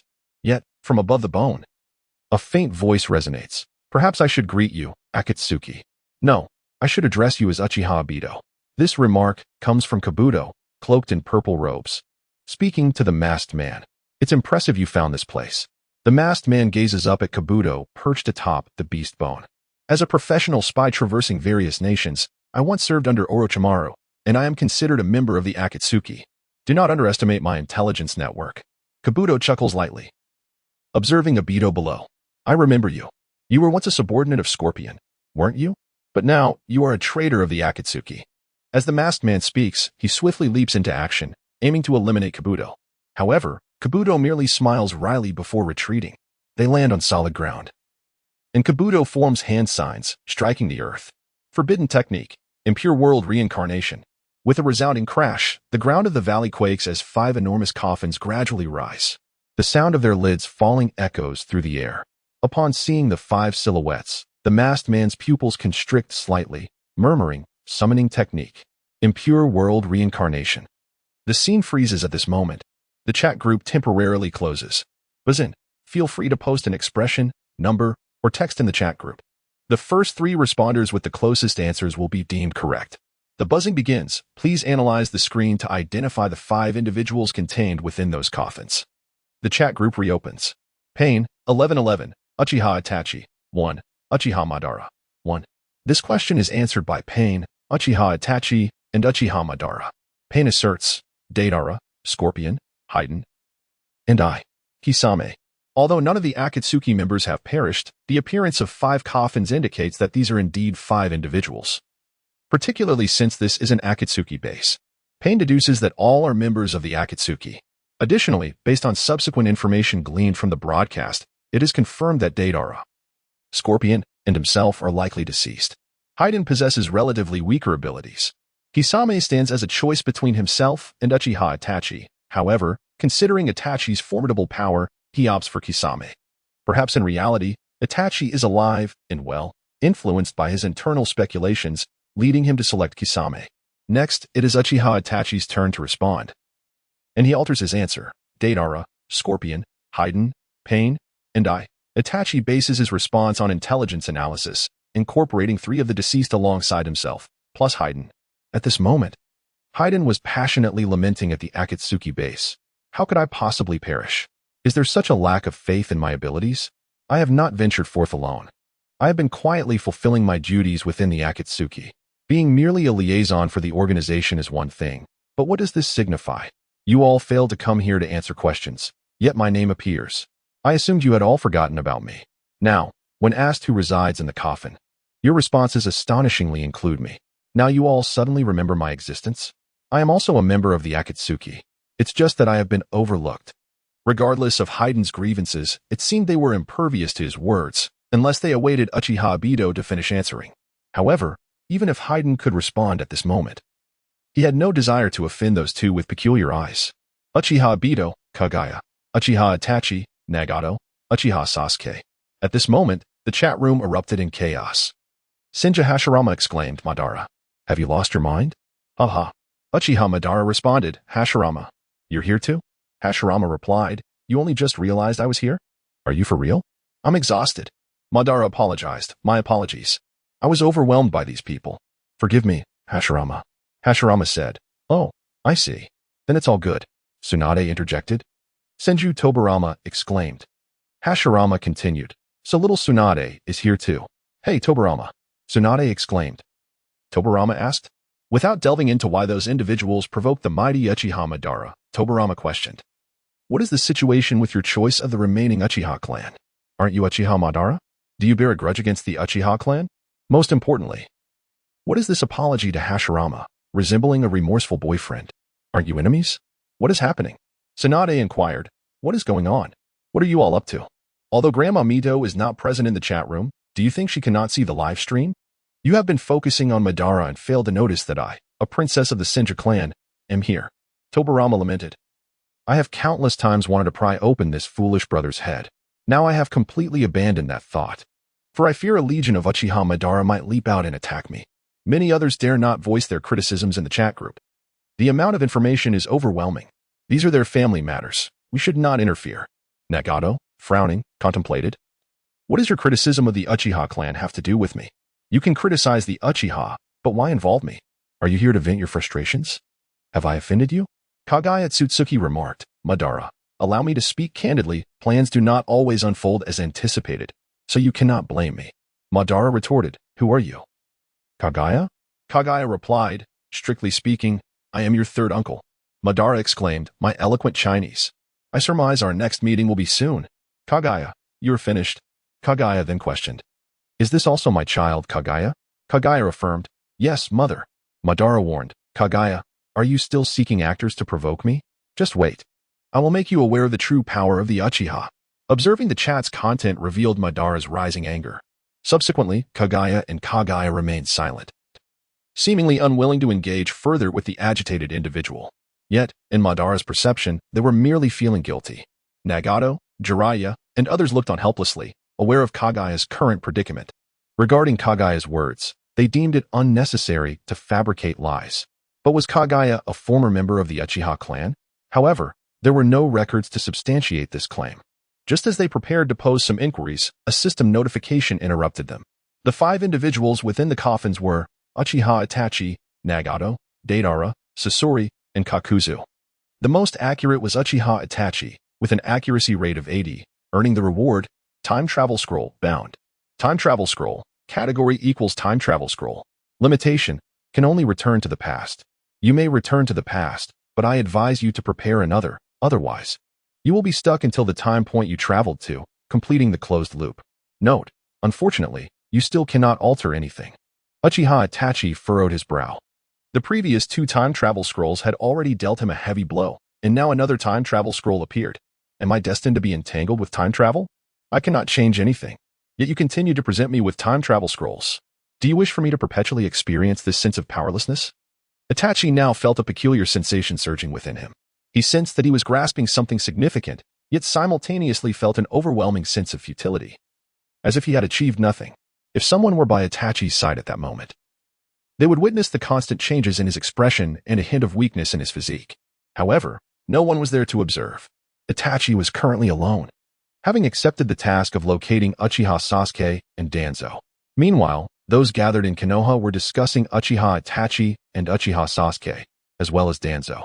Some observed Itachi receiving this time travel scroll and appeared to grasp something significant. Their gazes became unnaturally tense. The masked man felt several eyes upon him and shrugged helplessly. He understood what they were contemplating. Yet, he said nothing further, merely focusing on the light screen. Especially Nagato and Jiraiya, as well as many from Konoha, stared at him without a ripple in their eyes. Tsunade felt somewhat out of sync. Her grandfather's matters had already given her a headache. Now this Uchiha Obito could possibly be Uchiha Itachi? Didn't he already know about their discussions regarding Uchiha Itachi? Why then does this newly emerged Uchiha Itachi choose to conceal himself? This situation is utterly unreasonable. The Uchiha Itachi who transcended should have been the last to arrive. Does this imply that Uchiha Obito is indeed Uchiha Itachi? Such concealment is inconceivable. However, there is absolutely no chance of survival for Uchiha Itachi. Tsunade gently touched the small box in her arms. The data, along with the research findings, were unequivocal. These are the eyes of Uchiha Shisui. The last remnants of the Uchiha clan could not possibly possess Shisui's eyes. The pattern of this eye unequivocally belongs to Uchiha Shisui. There can be no other possibility. Kakashi gazed at the masked man beside him and then surveyed everyone present. To all assembled, I assure you, he is Uchiha Obito. Everyone's attention was captured by Kakashi's declaration. As he noted the collective gaze directed at him, Kakashi continued, "How am I to explain this?" He then turned once more to Obito. "Perhaps, Obito, you might consider removing your mask. Otherwise, my explanation may take quite some time." The masked Obito, feeling somewhat helpless, slowly raised his left hand towards the mask on his face. The mask was gradually removed, revealing Uchiha Obito's face for the first time. He possessed only a right eye, while the left was closed. The right side of his face bore deep, horrific scars reminiscent of writhing worms. With a sense of resignation, Obito replaced the mask. "I find this appearance unappealing. It constantly reminds me of the past. I prefer to keep it on." Nagato sensed Uchiha Obito's chakra. There was no change, nor any trace of chakra usage. The technique of concealing one's chakra could potentially suppress it, yet he did not. The chakra remained present, devoid of any transformation techniques. However, the art of silence cannot alter an individual's chakra. This individual is Uchiha Obito. Indeed, once again, everyone found themselves enveloped in confusion. A few of them cast bewildered glances at Obito before turning their attention back to the luminous screen. The footage continued to unfold as Kabuto Yakushi, having demonstrated the technique of impure world reincarnation, stepped forth from the coffin. With a smile directed at the masked man, he proclaimed, "This is a forbidden technique utilized solely by the second Hokage and the illustrious Orochimaru. Presently, including myself, there are only 3 individuals in the entire ninja world who possess this skill." Kabuto's countenance radiated confidence, and he added, "At this moment, I have surpassed both of them. This is merely a performance for your benefit." As Kabuto's words echoed within the video, the previously chaotic chat group was momentarily quiet, until Senju Tobirama discreetly typed a message. "This ninjutsu belongs to me. Kabuto Yakushi, this ninjutsu is mine." As I prepared potions alongside Orochimaru, a smirk tugged at the corner of Kabuto's mouth. "Kabuto Yakushi, Lord Orochimaru taught me this technique. Perhaps you should consult Lord Orochimaru?" At this moment, Orochimaru, who had initially chosen to ignore the situation in the laboratory, quietly sent a message. "Orochimaru, Kabuto, pay no heed to him. Focus instead. Let us simply enjoy the live broadcast." Kabuto, "Understood, Lord Orochimaru." Senju Tobirama, "This ninjutsu is my invention. You ought to show me the respect and gratitude I deserve." However, after Senju Tobirama sent this message, no one responded. He was now quite furious. What is the matter with these juniors? Ever since this system emerged, I have felt persistently targeted. Previously, when I hosted an event, I gained nothing at all. I have devised countless ninjutsu, yet not a single one of these juniors exhibits any respect towards me. They dare to ignore me. Senju Tobirama, "Monkey, I appointed you as Hokage. Is this how you have led Konoha? Utterly useless." Sarutobi Hiruzen, observing in silence, felt quite aggrieved. Sarutobi Hiruzen, "I apologize, sensei. It is my fault. I have failed in my guidance." Senju Tobirama, "Had I known then, I would have chosen Danzo as Hokage." Upon the utterance of those words, the previously indifferent crowd erupted in fervor. Noki proclaimed, "Senju Tobirama, I stand by my conviction. It is indeed the right choice to select Danzo." "What nonsense regarding that monkey. I share your sentiment." A exclaimed, Danzo is indeed an admirable candidate. Indeed. I too believe we should choose the one named Danzo, chimed in Noichi. As the multitude in the chat group began to surface, voicing their support for Danzo's ascendancy to Hokage. Sarutobi Hiruzen felt the hue of his spirit darkening. Meanwhile, Senju Tobirama found himself perplexed. Could it be that Sarutobi had performed so poorly over the years, while Danzo possessed such remarkable capabilities? Had he misjudged the situation from the outset? Tsunade interjected, Gramps, Danzo has defected from Konoha with Root. Sarutobi Hiruzen gasped. This cannot be true. It simply cannot be. What on earth has transpired? Why would Danzo betray us? He continued, incredulous. Danzo's defection from Konoha is utterly unacceptable. In the chat room, the third Hokage expressed his disbelief regarding Danzo's betrayal, struggling to fathom any rationale for such an act. Thus, he confronted Tsunade with a barrage of questions. Tsunade, at a loss for words, had no explanation to offer, for she too was unaware of the reasons behind the betrayal. Hence, she refrained from responding to the third's inquiries. Senju Tobirama, observing the flurry of messages from Sarutobi, coupled with the prior remarks from the various Kage of other villages, felt as though he were being slapped in the face repeatedly. And this apprentice monkey of his seemed to be alternating blows from either side. Uchiha Madara interjected, your disciples are impressive. Madara too delivered a figurative slap to Tobirama. However, upon seeing Madara's proclamation, an eerie silence enveloped the gathering. This is quite reminiscent of Konoha. The scene did not pause even as they engaged in conversation within the chat group. Oh, a performance for me? In the valley. The masked man gazed at Yakushi Kabuto before narrowing his eyes. Indeed, rest assured, I have not come here to engage in battle, Kabuto remarked with his customary smile. Then what is your true purpose for being here? The masked man inquired slowly. Upon hearing these words, Kabuto grinned widely. I wish to ally with you to initiate the fourth great ninja war. Ally with me. The masked man tilted his head, scrutinizing Kabuto. What benefits would I gain from partnering with you? You are about to go to war, are you not? This means I can provide you with substantial combat power. Kabuto adjusted his glasses once more. My strength is not limited to Nagato and Itachi. I possess many other formidable forces at my disposal. The masked man narrowed his eyes slightly, his expression indifferent. What reward do you seek? Uchiha Sasuke. Kabuto's eyes flickered momentarily. The masked man's voice suddenly deepened. What exactly are you plotting? Kabuto spread his hands, revealing a standard, confident smile. I am interested in the purest truths of ninjutsu and the various bloodline limits. My research requires Sasuke. A hint of mania laced his voice. I need Uchiha clan members, who are not only essential but also highly sensitive to my research. At this moment, the scene came to a halt. The system's voice gradually echoed. Why did Yakushi Kabuto choose to participate in the fourth great ninja war? The following options are not reasons. A. The ninja war is an excellent stage. Kabuto has always been a minor character, looked down upon. However, having acquired Orochimaru's power, even surpassing it, he is unwilling to remain a derided minor character. And the war provides a splendid stage. B. To weaken Obito's strength using the Ninja Alliance, embracing Orochimaru's scientific spirit, he is curious about any unresolved mysteries. Thus, Kabuto aims to uncover the truth behind the Sage of Six Paths, so one Sasuke is simply insufficient for his needs. Therefore, Obito, also of Uchiha blood and extraordinarily powerful, becomes his primary target. C. Unable to remain neutral. He chooses an enemy's enemy. Kabuto has offended the Ninja Alliance. D. To obtain Uchiha Sasuke's body, perhaps seeking revenge for Orochimaru or aiming to utilize Sasuke for his own research. The guessing mode is now activated, and those with points can place bets.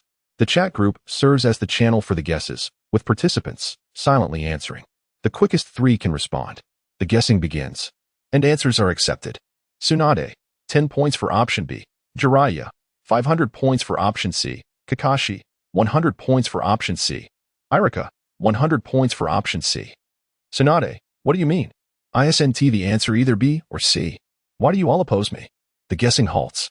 Respondents, Yakushi Kabuto, Orochimaru. Uchiha Obito. Yakushi Kabuto. I choose C. Unable to remain neutral, I choose an enemy's enemy.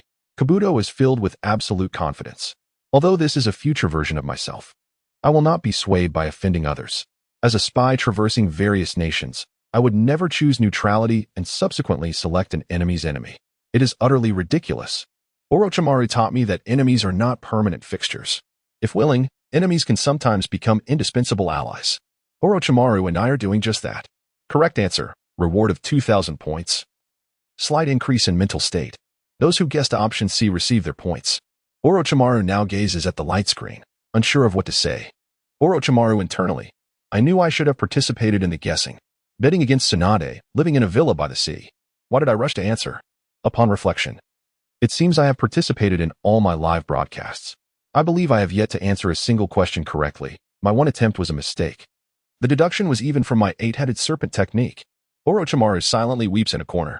The scene continues to play. Kabuto gazes at the masked man.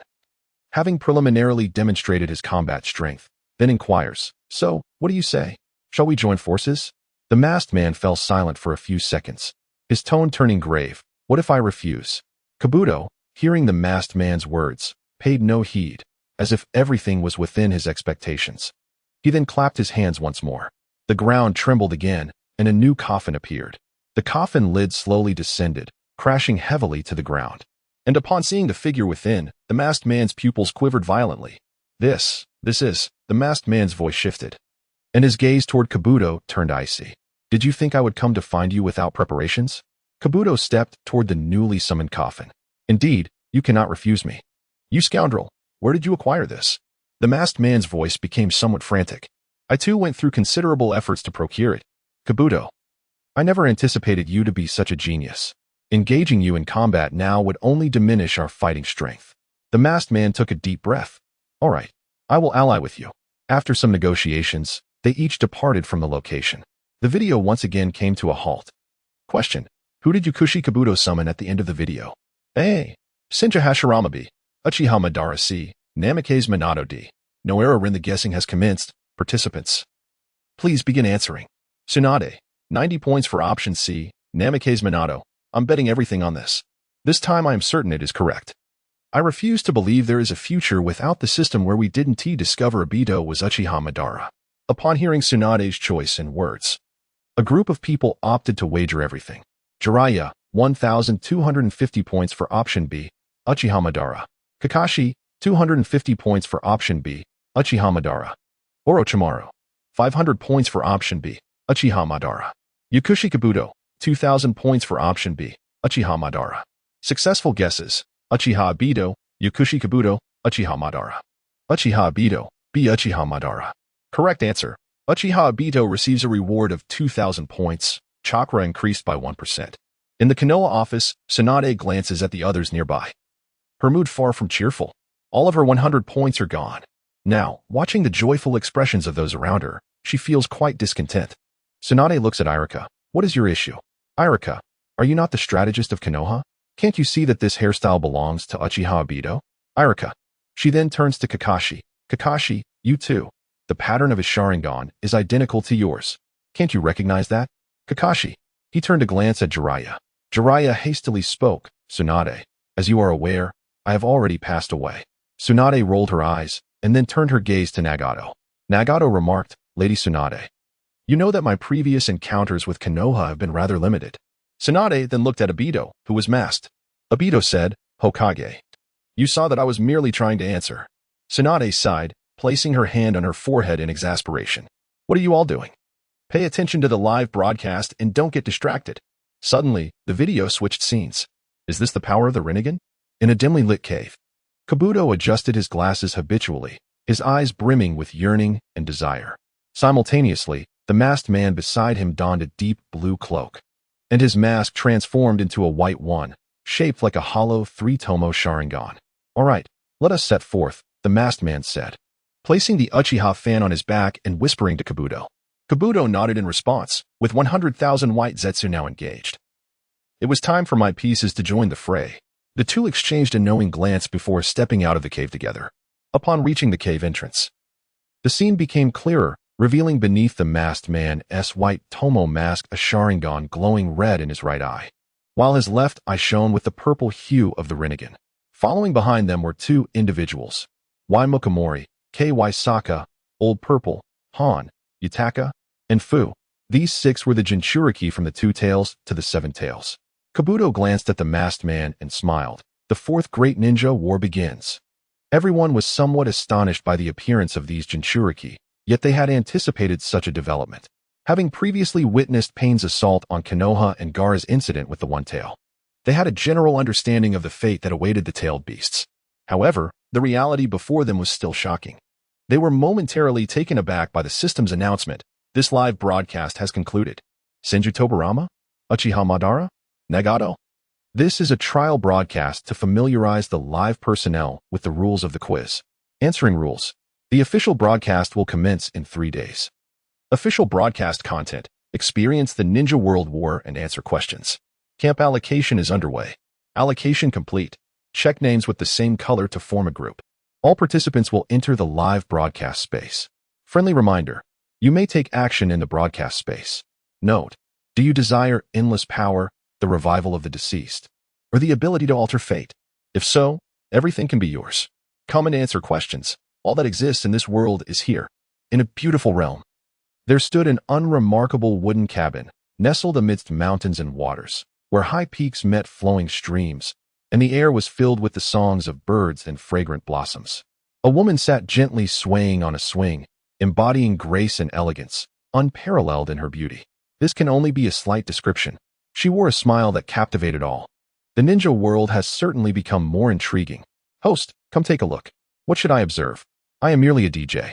For the first live broadcast, I was responsible for grouping and controlling the lighting for the quiz. The second time, I handled video playback. Apart from that, I could do nothing else. What more could I possibly do? My authority is far inferior to that of the other hosts. After venting a few grievances, the host silently approached the screen. After staring at the screen for a long while, the host finally spoke. What is going on? Why does that Obito speak with such a tone reminiscent of Itachi? Why has Danzo suddenly regained his senses? And has he defected? Is that Sasuke your punishment? The woman smiled slightly, enchanting beyond compare. No matter how many times the host looked, they remained somewhat dazed. Indeed, it is the effect of the punishment talisman. But why is Itachi always associated with time-related rewards? He is simply fortunate. Aren't you afraid of a temporal rupture? You must understand the butterfly effect. But isn't time perpetually on its own course? What has changed has already changed. What has changed cannot be changed, can it? That is true. Hurry, continue. I want to see what is happening in the ninja world now. The trial broadcast has concluded. It cannot be viewed for the time being. Unless the Multiverse live broadcast system descends once more, we cannot proceed. I see. Host, you will be watching, right? The host cast a glance at the enchanting woman, falling into a moment of silence. The Multiverse live broadcast system enticed. Do you wish to know the identity of the masked man? Why is your knowledge of Danzo different from the hostess? Also, even without curiosity, why not observe their immersive participation in my Multiverse broadcast? Furthermore, there are your favorites, the eternal elementary student, the man who aspires to be the king of pirates, and the chaotic battles of supernatural abilities. Host, as a beauty. You talk too much. Gazing at this peerless and independent woman, there was a look of sorrow in her eyes. The Multiverse live streaming system vanished as abruptly as it had appeared, with a brief reminder that they could act within the streaming space. The ninja world swiftly transitioned into a state of preparedness. Kakashi and Obito collaborated to procure various supplies for their impending endeavors, followed by gathering ingredients for a meal. A rare occasion since they had not shopped together in quite some time. The villagers' demeanor made them uneasy about dining out. They could sense the villagers greeting them with smiles. Yet as ninjas, they instinctively perceived an underlying hostility, profound animosity. After toiling together for half a day, Kakashi and Obito succeeded in preparing a delectable feast. Obito exclaimed, Kakashi, I didn't realize you possess such culinary skills. Kakashi responded with a faint smile. It's nothing. I've merely grown accustomed to being on my own. At that moment, the masked man abruptly halted his movements, only to resume a seemingly relaxed demeanor. Isn't it fortunate that I'm here now? Haha, Kakashi, what are you up to? His gaze shifted from the delectable food to Kakashi, and he was immediately taken aback. Kakashi's expression was grave, with a kunai pressed firmly against the masked man's throat. The masked man fell silent, as if time itself had come to a standstill. They stared at each other, the tension palpable, with Kakashi maintaining his grip on the kunai. The atmosphere grew increasingly strange as moments passed by. Finally, the masked man broke the silence. What's the matter? You assured me just moments ago. Have you changed your mind? Kakashi continued to gaze at Obito. Who exactly are you? I'm Obito. Kakashi, what has happened to you? It had been precisely 4 months since the conclusion of the last live stream, and I had secured a second opportunity to engage in the chat group. The masked man remained silent, the earlier lightness in his demeanor evaporating, replaced by a piercing coldness in his eyes. Observing his silence, Kakashi pressed on. The last time I was granted a chance in the chat group, you instructed me to reach out to my father. You would contact Rin, and I assumed you wished to be the first to connect with her. Yet, you never reached out to Rin, claiming you were not mentally prepared. At this moment, Kakashi brought the kunai closer. Today, I reached out to Rin, intending to clarify matters on your behalf and speak favorably for you. However, as Kakashi spoke, he tightened his grip on the kunai, as if poised to slice the throat of the masked man. Rin informed me that she had previously maintained a singular line of communication with Obito. Furthermore, during the trial broadcast, Obito was rewarded. His chakra increased. Yet yours showed no sign of change. Kakashi's tone darkened. Moreover, Rin revealed that Obito had already reached the Pure Land following the second live broadcast. It was you. You killed Obito. The masked man, who had remained silent until now, shifted his tone to one of mockery. Kakashi, you are truly amusing. Even if he is dead. What of it? He is but a sinner of Konoha. He then began to speak in a low voice. Everything I do is for Konoha. Kakashi, you admit it. You are not Uchiha Obito. Now, shall you disclose your true identity? The masked man replied. Kakashi, what do you think? Who am I? Kakashi said nothing, merely pressing the kunai against the masked man's neck, drawing it even closer, enough to glimpse a trickle of crimson blood. At this moment, the masked man suddenly let out a light chuckle, his tone laced with disdain. Kakashi, do you truly believe that you alone can confine me? How amusing. I was well prepared. As he spoke, he observed the sudden appearance of Jiraiya, Tsunade, and Nagato beside him. He swallowed his words, adjusting his rhetoric. Now, perhaps you can reveal your identity? After Tsunade finished speaking, she clenched her fists and stretched her limbs. The masked man emitted a faint, exasperated laugh as he glanced at the force surrounding him. Kakashi had already removed his mask, and it seemed his Manjiki Sharingan would no longer serve him. With Tsunade, a vigorous Nagato, and a Jiraiya adept in various would release techniques, the masked man, realizing his escape was futile, jovially suggested, how about you guess who I am? Observing the expressionless faces of the group, he suddenly felt a twinge of embarrassment, as if he were playing a lute before cattle. He then retracted his playful tone, his demeanor shifting to seriousness. Hokage-sama, it is I? Itachi Uchiha. The group paused momentarily, their intensity escalating. The ground beneath Tsunade began to crack slowly. Jiraiya clasped his hands together, while Nagato and Kakashi fixed their gaze intently upon the masked man.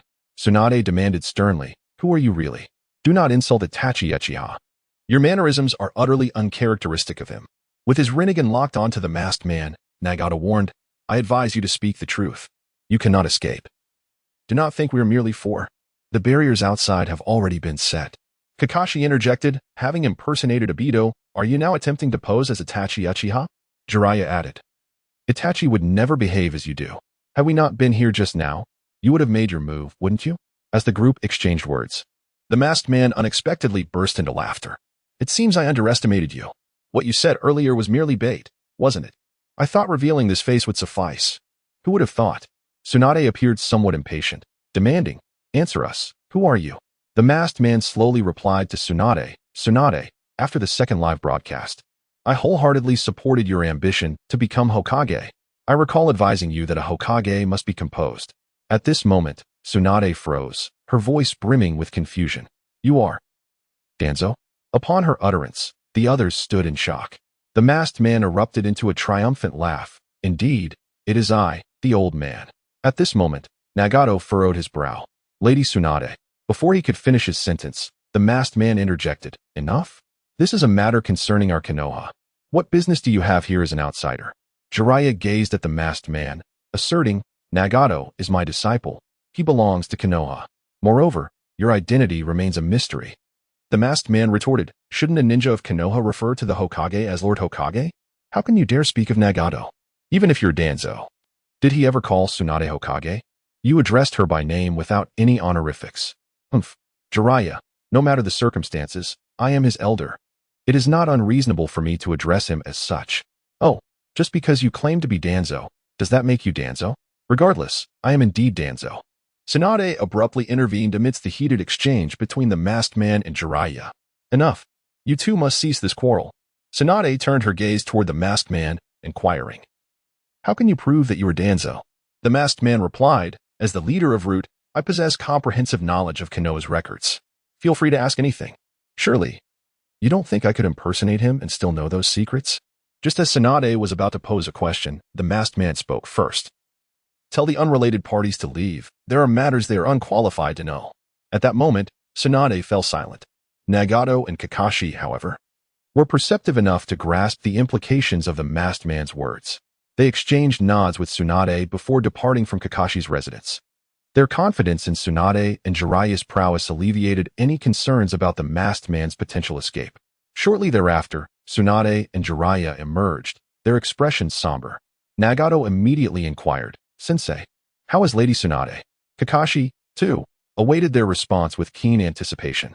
Tsunade remained silent, merely signaling as she dispelled the surrounding barriers. Jiraiya let out a sigh, stating, "Preliminary assessment suggests no issues. He is likely Danzo." Kakashi pressed on, "But why has he taken over Obito's body?" Jiraiya glanced at Kakashi, responding, "I do not know." His reply was that revealing it would lead to a fate akin to that of Itachi Uchiha. At this moment, silence enveloped the room, and everyone's brows were slightly furrowed. In these 3 days, the ninja world has entered a state of preparedness for battle. All stores have been completely depleted of ninja tools, explosive tags, military rations, and sealing scrolls. The Hidden Mist Village. The origin of it all. As Kaguya asks Ao, "How is the preparation of the combat supplies coming along?" Ao replies, "There are no issues. We were among the first to prepare." Kaguya, upon hearing this, feels a surge of anger. That damn Black Zetsu. How dare he sell our information? To recount the events from the beginning, after the initial trial broadcast concluded, Kaguya summoned all the ninjas of the Mist Village. She inquired of Zabuza regarding the imminent live broadcast of the ninja world and his thoughts on the potential for unfettered action during the event. Questioning whether further supplies were necessary, Zabuza, with a grave expression, responded, "Is that even a question? The more, the better." Following this, the entire Mist Village entered a state of heightened preparedness. Listening to the swirling rumors within the ninja world, Zabuza felt a sense of helplessness. Am I not perpetually solemn? Why must they ask me everything? The more supplies, the better. What are they doing? I casually remarked, "Are we truly planning to initiate the Fourth Great Ninja War?" Subsequently, Black Zetsu picked up on Zabuza's modified words. This live broadcast posed great danger, necessitating ample supplies for any unforeseen circumstances. Thus, every ninja village began to earnestly prepare for the broadcast. In the Sand Village, Kankuro observed as Scorpion assembled puppet after puppet. Unable to restrain himself, he asked, "Scorpion, don't you think you have a bit too many puppets?" "Perhaps." Scorpion, with an expressionless gaze, glanced at Kankuro and replied, "Too many? I haven't even reached 1,000. Kankuro swallowed hard, feeling somewhat disheartened. Scorpion, your puppets are becoming increasingly exquisite. Could you make a few for me as well?" Scorpion remained as indifferent as ever. "Haven't I already taught you the methods of creation? Can't you produce a few on your own?" Kankuro awkwardly scratched his head. "Well, Scorpion, I understand the methods in theory, and I often observe your craftsmanship, but my hands." Scorpion shot a glance at Kankuro and then pointed towards a corner. "Those over there are my less satisfactory creations. Take them back and refine them. The quantity should suffice for your needs." Kankuro excitedly scurried to collect the rejected works, which he had previously deemed as masterpieces. Ever since Scorpion acquired knowledge on the crafting and application of soul tools, his skills in puppet making had undergone a terrifying enhancement, resulting in creations that Kankuro could scarcely comprehend. Even the pieces Scorpion deemed unsatisfactory were formidable enough to intimidate any current puppet master. Beaming with joy, Kankuro exclaimed, "Scorpion, I shall return and refine these." Scorpion merely nodded. Observing Kankuro's exuberance, Scorpion found his enthusiasm somewhat perplexing. Before long, Chio arrived to see Scorpion. With a smile, she inquired, "Scorpion, have you prepared the items I requested?" Scorpion nodded and handed her a scroll. "I have upgraded the 220 puppets I previously crafted, along with a few experimental ones." Chio smiled brightly. "That is ample. This time, our Sand Village will have its own puppet division for the live broadcast." However, as her gaze swept across Scorpion's workshop, her smile gradually faded. "Scorpion, what about those creations you were dissatisfied with?" Scorpion glanced over. "Those worthless pieces? Kankuro just took them. Do not worry, even if stolen. I doubt other ninja villages will devise effective countermeasures." Upon hearing this, Chio's expression twitched, and she awkwardly smiled at Scorpion. That is good. That is good." Scorpion, observing the elderly woman, found her smile rather unappealing but thought it natural for someone of her age to display wrinkles. In the Cloud Village, a more composed atmosphere prevailed. They did not procure extensive supplies, but merely acquired some military rations. As for shurikens and kunai, they were of little concern. What about explosive tags? Preparation? What is that? The ninjas participating in the broadcast were engrossed in counting explosive tags. AI, observing Conan directing the operation and the villagers cheerfully counting tags, felt a twinge of discomfort.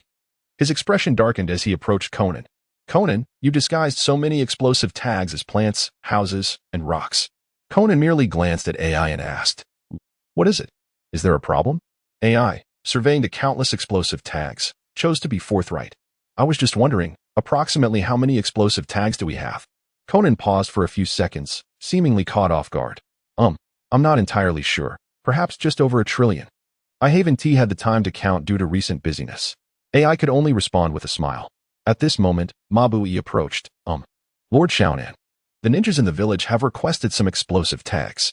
Xiaonan pondered, considering that there were only about 20,000 ninjas in Cloud Ninja Village. "Let's allocate 1 million explosive tags to each," she suggested, believing that would suffice. Mabui replied, "With 317 participants this time. Giving each one 1 million might be excessive. In fact, 100,000 would be sufficient." Xiaonan, somewhat astonished, retorted, "How could 100,000 be enough? We should prepare a bit more to better handle any unexpected troubles." She then corrected Mabuyi's statement, clarifying that it wasn't just for those participating in this battle, but for all ninjas, 1 million for each, with an additional 1 million for those engaged in the conflict. Their dialogue was not whispered. All ninjas heard Xiaonan's words. "Sister Xiaonan, you're amazing. Sister Xiaonan, you're amazing." Their cheers echoed loudly, harmonious and fervent. Xiaonan smiled faintly, bemused by their excitement over a mere few 100 billion explosive tags. Having grown accustomed to such quantities, she felt little, but the other ninjas were thrilled. 1 million explosive tags. How many missions would they need to undertake? They pondered, but ultimately decided not to calculate. After all, Sister Xiaonan, you're amazing. EI observed the crowd cheering and felt he could step down. He turned to see Xiaonan smile as she looked at the enthusiastic crowd, and he felt reassured about his decision. After this live broadcast, he planned to discuss matters with them. Perhaps he would consider having Karen succeed him. Watching Mabu-E and Xiaonan engage in discussion, he couldn't shake the feeling that Cloud Ninja Village was experiencing a shift in its dynamics. Nevertheless, Cloud Ninja Village remained unconcerned. Meanwhile, in Rock Ninja Village, Deidara sat in his office, managing various affairs of the village. Inoki floated gently using the light and heavy rock technique. "Deidara, take a break. Let me handle this." Deidara, without lifting his head, replied softly, "No need. I must diligently assist my teacher with these matters." Inoki and Lo exchanged glances, observing Deidara's serious demeanor without a trace of joy. Despite his earnestness in managing the affairs of Rock Ninja Village, they realized he was evading everything external, burdened by guilt towards them. Inoki approached Deidara, intending to suggest a break, but noticed ninja techniques and supplies Deidara had privately acquired in the corner of the desk. Curiously, he inquired, "Deidara, are you studying Earth release techniques lately? And why are you collecting so much clay and storage scrolls?" Deidara kept his head down, focusing on paperwork. "Oh, with the upcoming live broadcast, I need to gather more to prepare for any complications." A sense of foreboding rose within Inoki as he took a deep breath. "Deidara, the rewards for this live broadcast will surely be substantial, especially concerning Kuratsuchi." Upon hearing Kuratsuchi's name, Deidara looked up at Inoki, his eyes tinged with red. "I know, sensei. I'm not an idiot. I simply want to be thoroughly prepared." Inoki, seeing Deidara's resolute expression, felt he had overthought the situation. "All right then. Everything will be fine." Deidara nodded and returned to his documents. Inoki felt a pang in his heart. He preferred the rebellious Deidara who constantly proclaimed his art over the obedient one before him now. Yet, he had logistics and resource distribution to manage, and time was limited. 3 days had passed since the last trial broadcast. Ninjas across the realm were preparing with renewed confidence, believing they were adequately equipped to face the impending crises. At dawn, all ninjas gathered, dressed uniformly in battle attire, laden with well-stocked ninja packs, readying themselves for the live broadcast. The World Live Broadcast System descended, announcing, "This live broadcast will immerse participants in their own roles. Voiceovers are prepared and scenes are set. Your bodies will be temporarily controlled by me, but remember, you can resist. Note, The content of the questions adheres to the original script trajectory. Be mindful of the consequences should you resist. Beware of losing your home after the broadcast ends. Suddenly, the assembled coalition of over 80,000, along with 100,000 white Zetsu, and some from the Pure Land, witnessed a dazzling shift in their surroundings. Some youngsters had grown taller, and Akatsuki recognized this as a base location. The ninja community surveyed their surroundings, and the question and answer segment commenced, with role-playing activated. Ninja World War, Round 1. An appetizer before the battle appetizer, Question 1. Following trial broadcast rules. The first to buzz in answers first. If incorrect, the second may respond. The question posed: who is the leader of the Ninja Alliance during this mobilization? A. Gaara. B. Inoki. C. Tsunade. D. Meitarumi. Ei felt a sense of humiliation. As the distinguished Raikage, he found himself overshadowed by the elderly and the young. At this moment, he directly exploded in the chat group. AI. This little brat Gaara is already among the options. Am I really denied the right to be chosen? It's absurd, utterly ridiculous. Killer B. Bro, don't be disheartened. It is well known that the current Raikage is Miss Conan. AI. Nagato. Conan. Killer B. Stop messing around. Do you even know what you're talking about? Killer B. It's what my brother said. Miss Conan is the Raikage, and Karen is the next candidate. AI. What I meant was, we will discuss this matter after this live stream concludes. Karen. Can I refuse? A wave of astonishment swept through the group at Karen's intention to decline. However, unbeknownst to them, Killer B was having a wild brainstorm, claiming he wanted to learn from the Raikage to pass down the name of the Eight Tails. Even though Killer B had good intentions, believing Karen could be the perfect Jinchuriki without any mishaps, he failed to consider that if Karen were to inherit the name, it would be Karen. Upon seeing the chat, Karen was filled with a strong sense of rejection. Conan. It's all right, Karen. I will change this rule when we return. Third Raikage. AI. I do not know how things are in the Cloud Village now, but this is our tradition. A title only the strongest in our village can inherit. I do not agree. The fourth Raikage pondered over his father's message in the chat group. Fourth Raikage. AI. Dad, well, times have changed. After contemplating his son's message, AI paused, eventually responding. Third Raikage. AI. Whatever. I'm just a dead man with nothing more to say. Indeed, this is no longer our era. Inoki, lost in thought, briefly envisioned Deidara's figure. Then sighed deeply. Gaara merely glanced at Inoki, who remained suspended in midair, his eyes flickering. The ninjas of the Cloud Village were thrilled. As the astute Cloud ninjas began employing mathematics in their minds, calculating numbers. Meanwhile, the ninjas from other villages in the Shinobi World Army observed the jubilant expressions on the faces of the Cloud ninjas with a hint of confusion. The demeanor of the Cloud ninjas made them feel somewhat uncomfortable, as if they were lacking something. By this point, the ninjas from the Cloud Village had also begun to engage in their operations within the chat group. Mabui, Sister Conan is truly working hard. Cloud Elite Jonin, what a wise decision. Cloud Umbu, Third Lord AI, magnificent. At this moment, countless Cloud Shinobi were sending a flurry of messages in the chat group, discussing how much things had changed for them. Other ninja in the Shinobi world realized what they were lacking, their gazes filled with envy. Is it true that Cloud Shinobi are now affluent? With a few hundred million in assets, is the disparity truly that substantial? It seems outrageous that they have reached such heights. Envy and jealousy distorted their expressions, especially for Kakuzu, who could no longer tolerate the situation. He directly posted a message in the chat, demanding silence from the Cloud Shinobi. Kakuzu, please be quiet. We are about to start the quiz. Conan, sorry, Kakuzu. Kakuzu, no worries, Conan. You may continue. The ninja of the Shinobi world looked at the centenarian with incredulity. However, Conan also felt that this was inappropriate and could only send a message to steer them back on track. Conan, let us begin the quiz. Suddenly, they snapped back to attention, agreeing to focus on the quiz. These damn Cloud ninjas are hindering our ability to answer questions. My mood has soured, and I feel quite distressed. Xiaonan, 20 points, choose C.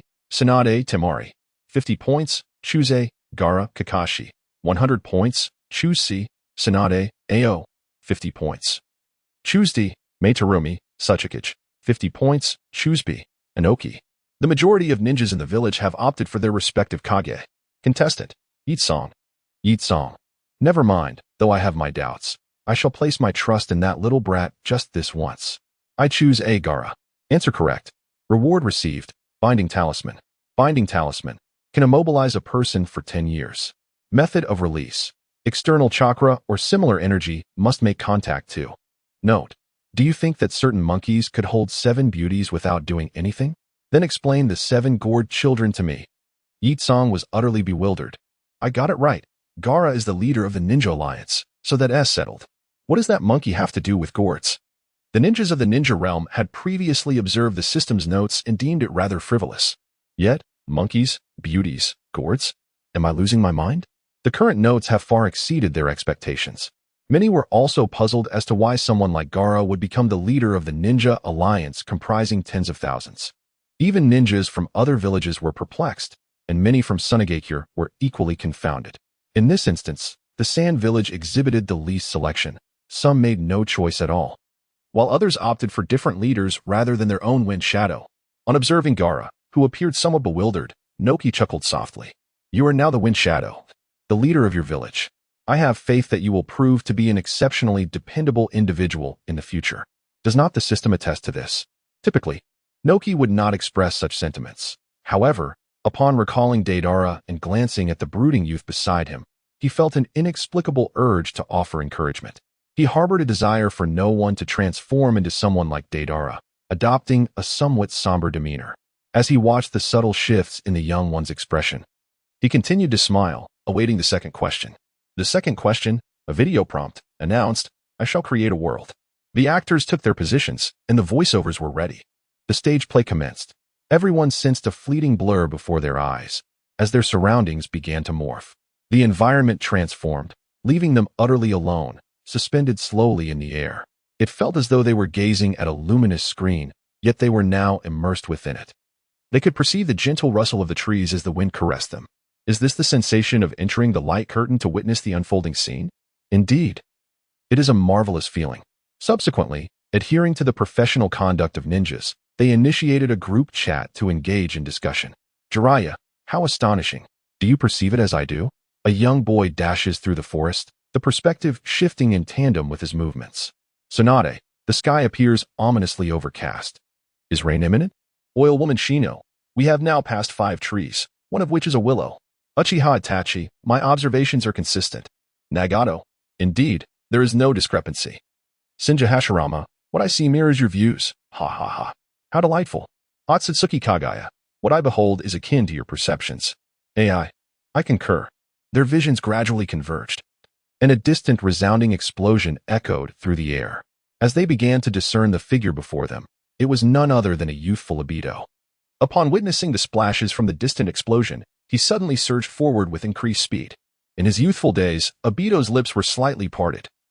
His expression is somber as the overcast sky. Wait for me. You must wait for me. At this moment, Obito's heart was engulfed in turmoil, fervently praying, Kakashi, if you dare to harm Rin once more on this stage, I shall surely take your life. As Obito rushed forward, a sharp pain pierced through his left eye, which, despite being devoid of vision, still conveyed an image. In that haunting vision, Rin was impaled by Kakashi's Chidori. The scene was simultaneously broadcast to the eyes of all who were witnessing this theatrical performance. Obito desperately sought to break free from the system's grip.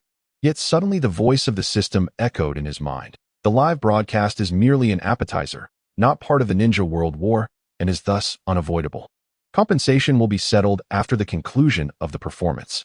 At this moment, Obito found himself engulfed in despair, experiencing a sensation akin to death once more. It was inconceivable. He admonished himself to cease such thoughts. The battle was imminent. With a fierce slap to his own head, Uchiha Obito propelled himself forward with renewed vigor. However, tears began to swirl in his eyes. Soon it would be upon him. The sounds of combat grew closer. Uchiha Obito seemed to hear the cries of 1,000 birds, quickening his pace. He finally arrived at the battlefield.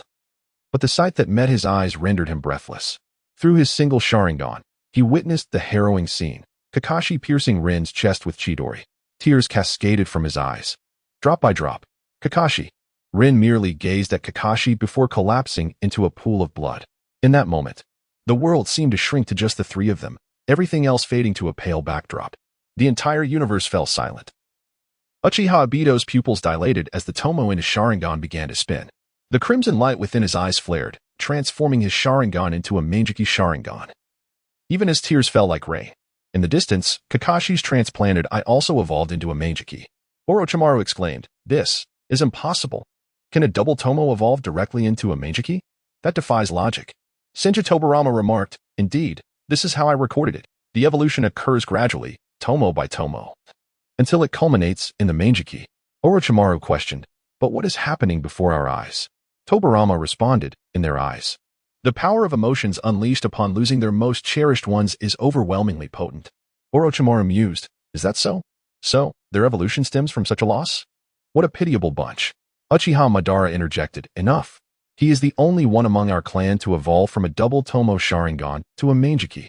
This is power. And as for you, Orochimaru, I will ensure your demise. No one will save you." Orochimaru retorted, "Ha! Were it not for my disinterest in your eyes, I would have summoned Kabuto to dig up your grave." Kabuto gasped in shock. Jiraiya quipped, "Orochimaru, you're telling me you've lost interest in the Uchiha clan's eyes?" Orochimaru affirmed, "Indeed. My interests have broadened. I once wished to become the wind to turn the windmill. But now I've come to appreciate the patience of waiting for the wind." Jiraiya laughed heartily, "Ha! I find myself rather fond of this new side of you, Orochimaru." Tsunade added, "I wish you both happiness." Jiraiya interjected, "Tsunade, let me explain." Suddenly, a roar interrupted their banner. At this moment, Uchiha Obito was ensnared by the tendrils of White Zetsu. Where exactly is this place? The next instant, dozens of wooden spikes erupted from his right side. Who is that? Could it be a reinforcement from Konoha? The ninja from the mist who previously pursued Kakashi and Rin had also spotted Uchiha Obito, regardless of their identity. There was only one against dozens. Suddenly, time stood still. What jutsu would Uchiha Obito, in a rage, employ to eliminate these ninjas? A. Meijiki, Kamui B. Would release, Hell's Chaos C. Fire release, Storm Dance D. Meijiki, Illusion. The guessing game commenced. Orochimaru asked, "Tsunade, what is your take?" Tsunade replied, "It must be the Meijiki. Fire release would be insufficient to eliminate so many ninjas. Wood release is the least likely. I doubt he can wield it well. Just look at Yamato." Before Tsunade could finish, Orochimaru interjected, "I'll place 5,750 points on B." Jiraiya added, "I'll wager 12,500 points on B." Inoki declared, "I'll put 750 points on B."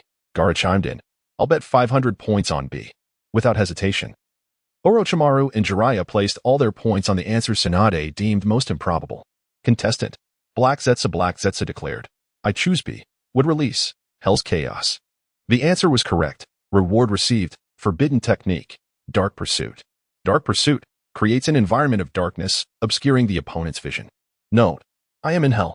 Let me show you the fury of Obito, 298. Wail in despair within this abyss. As the system's voice faded, the flow of time resumed across the world.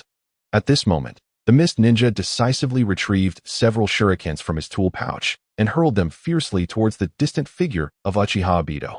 The shurikens swiftly assailed, eerily piercing through Uchiha Obito's body before striking the tree behind him. "I do not acknowledge this," he murmured, his head bowed throughout. This is something I cannot accept." Obito roared, vehemently stomping his feet against the ground.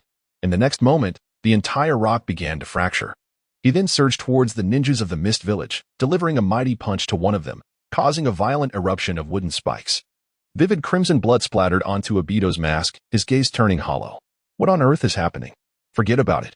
We must retrieve that woman's corpse. The already damp and chilly air suddenly plunged to a lower temperature. Obito activated Kamui and appeared before the ninja, who had spoken of recovering the body, slamming his head mercilessly against the rock. The ninja, who had clearly met his demise, was now merely a cold corpse. Yet Obito continued to swing his fist relentlessly. He surveyed the surrounding ninjas. Would release, Hell's Chaos? The wooden spikes of the wood release spread gradually, annihilating all living Mist ninjas within their reach. As he observed the blood-soaked surroundings, a rain of crimson fell. The previously cool moonlight now turned a ghastly red, creating a scene reminiscent of hell itself, sending chills down the spines of many viewers. Countless onlookers stood in stunned silence, perhaps astonished by Uchiha Obito's unleashed wood release, or perhaps taken aback by his current demeanor, as lifeless as ash. All fell quiet. They were at a loss for words, unsure how to comment or comfort the boy whose spirit was akin to a dying ember. I am in hell. At that moment, tears in Obito's eyes transformed into a blood-red hue, and amidst the pool of blood, he realized he was indeed in hell. Memories of Uchiha Madara's words flooded his mind. The scene froze once more. The dual question mode activated. The first question, Uchiha Obito, why did you not simply step over the unconscious Kakashi? Instead, you opted for intangibility. A. I forgot I activated intangibility. I wasn't paying attention. I intended to step over him.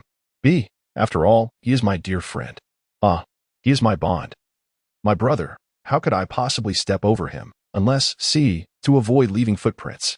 I need to conceal my identity. Chaos in the ninja world must ensue. D. Just to test the sensation of passing through Kakashi's body. I lack a license.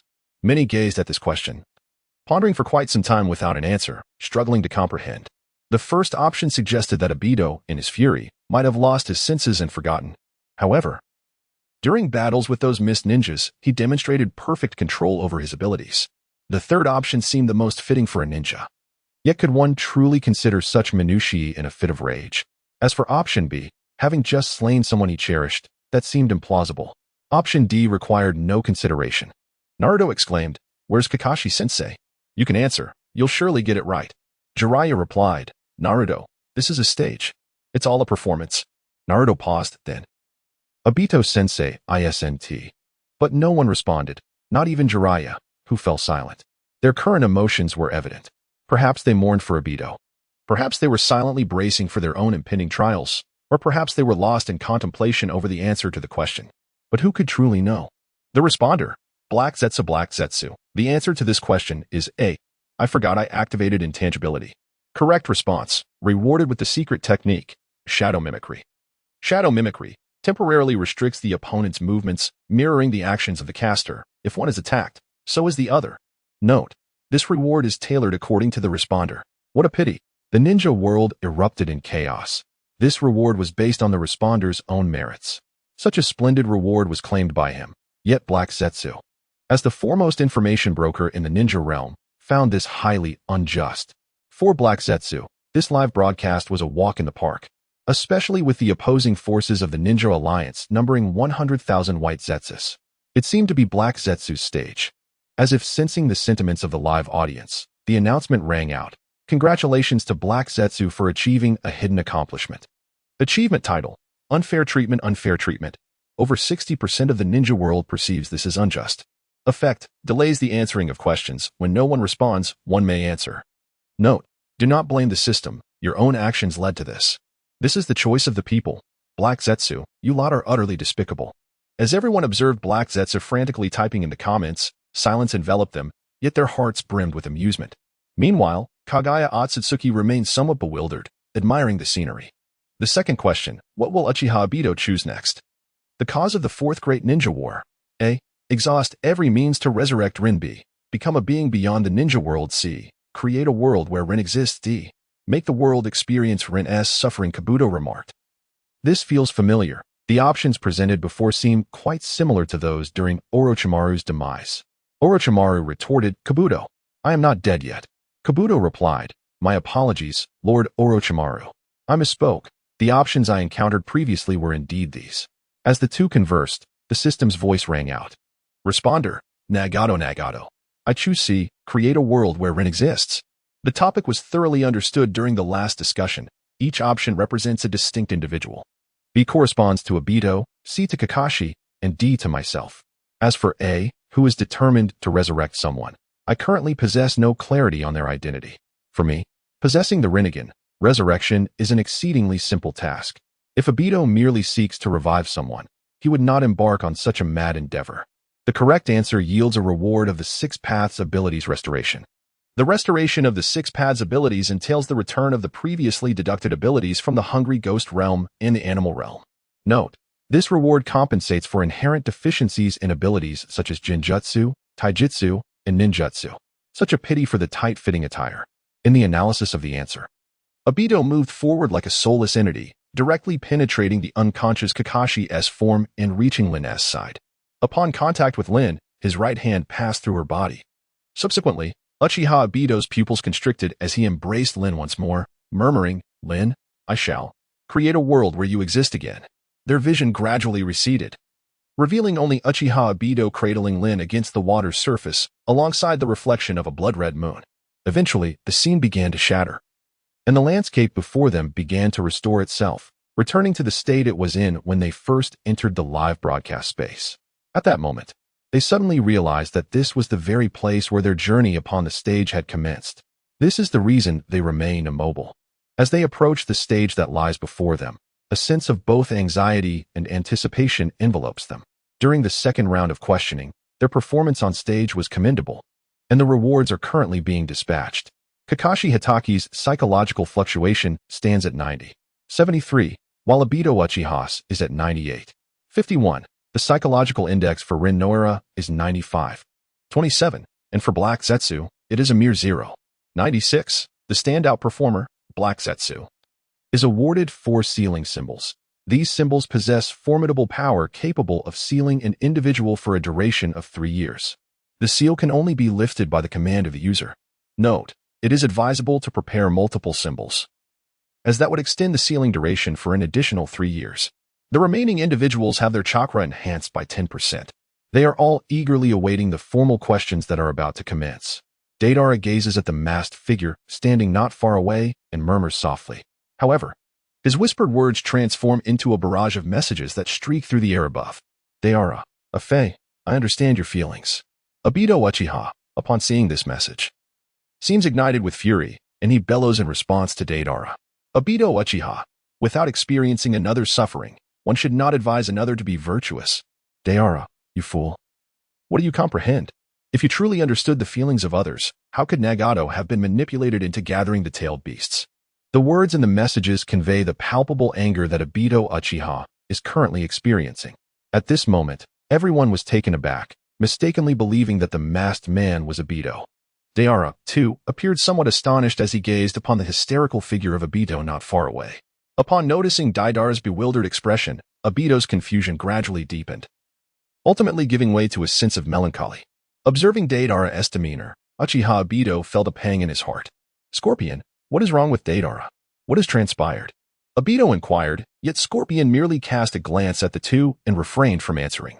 He began to contemplate, further solidifying his suspicions that once everyone embraced immortality, such suffering would cease to exist.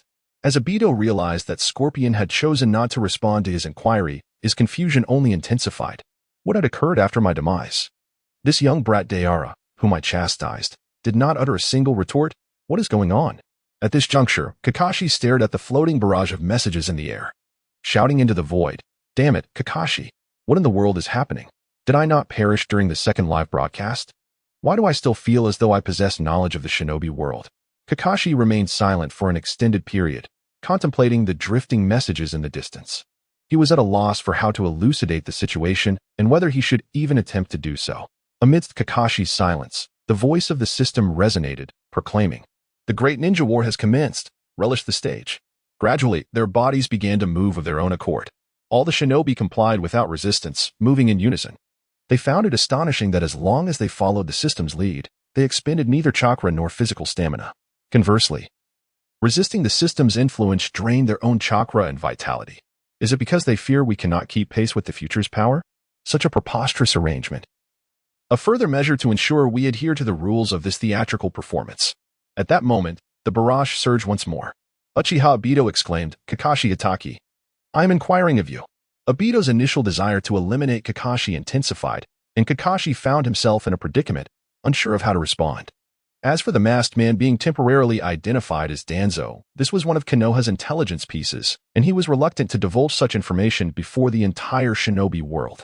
Thus, he replied with what he believed would be comprehensible to Obito. It was that individual named Kuratsuchi who was slain. Obito indeed grasped this information. However, Kakashi was not Obito. The barrage emitted by Obito conveyed palpable anger, a sentiment they had just witnessed in the earlier scene, leaving them still reeling from the shock of the theatrical performance. Consequently, they sensed the fury behind Obito's messages. Kakashi, however, did not anticipate that what might have been a serious statement could be perceived as indifferent by the barrage viewers. Coupled with Kakashi's usual nonchalant tone, they instinctively interpreted his demeanor as one of detachment.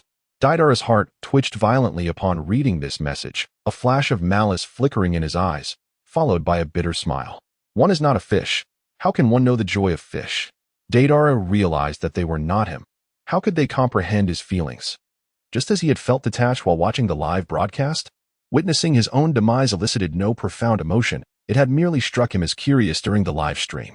Only while observing might there be some psychological fluctuations, but in the end, those were merely cold pieces of information, experienced only as data. As for Akatsuki, no. Obito, he had lived through it, which is why he exhibited such hysteria. Yet he was merely a deceiver. Thus, the leader could comfortably reside in Konoha, and Sasori could serve as a senior advisor in Sunagakure. Nagato had not obliterated Konoha, nor had Sasori taken action against Sunagakure.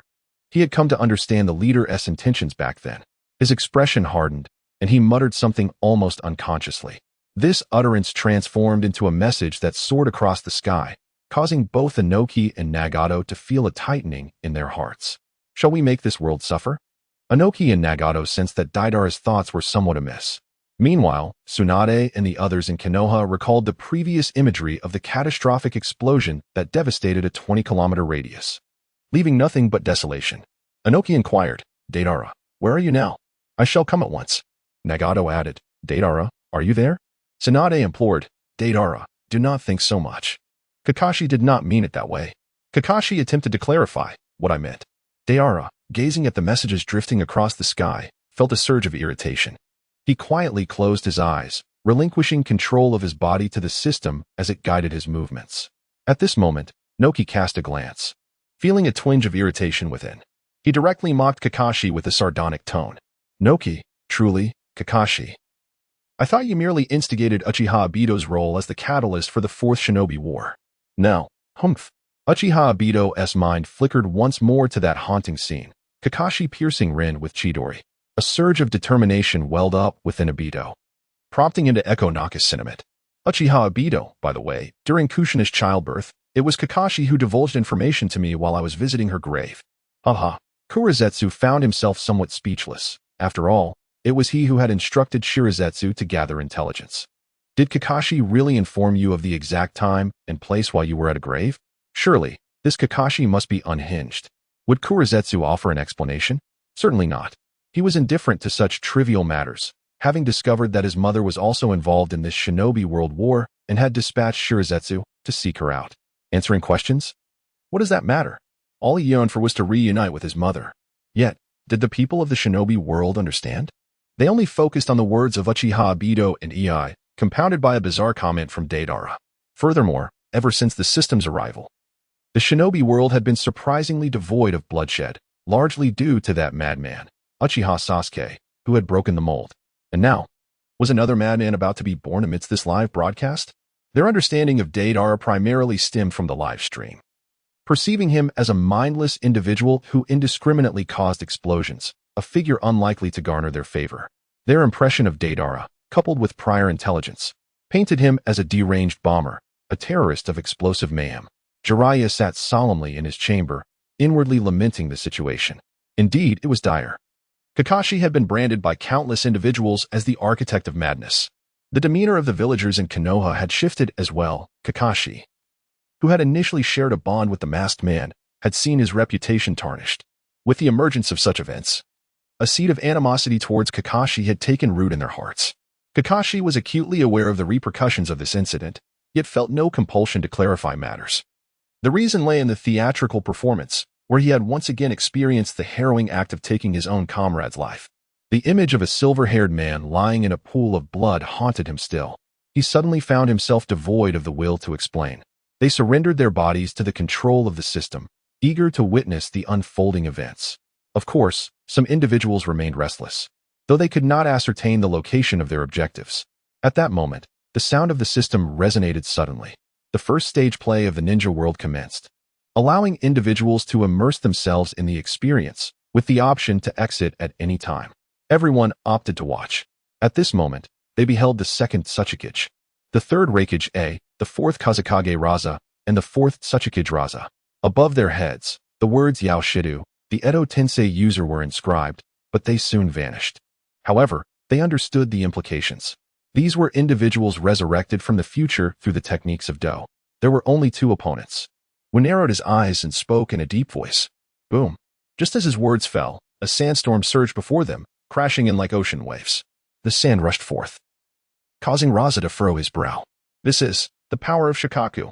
Could it be that he has directly employed the technique of the false sleep? Raza slammed his hand against the ground, activating his bloodline limit, summoning a similar wave of sand that collided with the oncoming tide. Upon seeing Gaara appear, Raza was visibly astonished, even expressing disbelief. What? It's not Shikaku. It's Gaara. Gaara waved his hand, manipulating the sand before Raza to ensnare their feet. Only the second Suchikage sensed the danger in advance and evaded. Wu glanced at Inoki, exclaiming, "So it's Inoki." It's been quite a while. The two exchanged a knowing look. Dust release, outer world stripping technique. They shouted in unison, fiercely countering with their own dust release. They exclaimed in awe. A father and son reunited, initiating a sandstorm burial. A master and disciple meeting, commencing with the outer world stripping. Kisame Hashigaki couldn't help but squint, chuckling. This feels as though we've traversed through time. Following this, the conversation between Gaara and Raza unfolded, with Raza expressing great surprise at Gaara's ascension to Kazekage. Inoki chimed in, not only Kazekage, he is now the captain and commander of the allied shinobi forces. Kisame expressed admiration for this eyebrow-less individual. Given this perspective, perhaps the Edo Tensei is indeed a jutsu of considerable value. Raza's tone grew louder as he proclaimed, "Gaara, allow me to test your current strength. Strive to surpass me." Raza directed his sand towards Gaara, who immediately retaliated with his own sand control. Their movements abruptly ceased at that moment.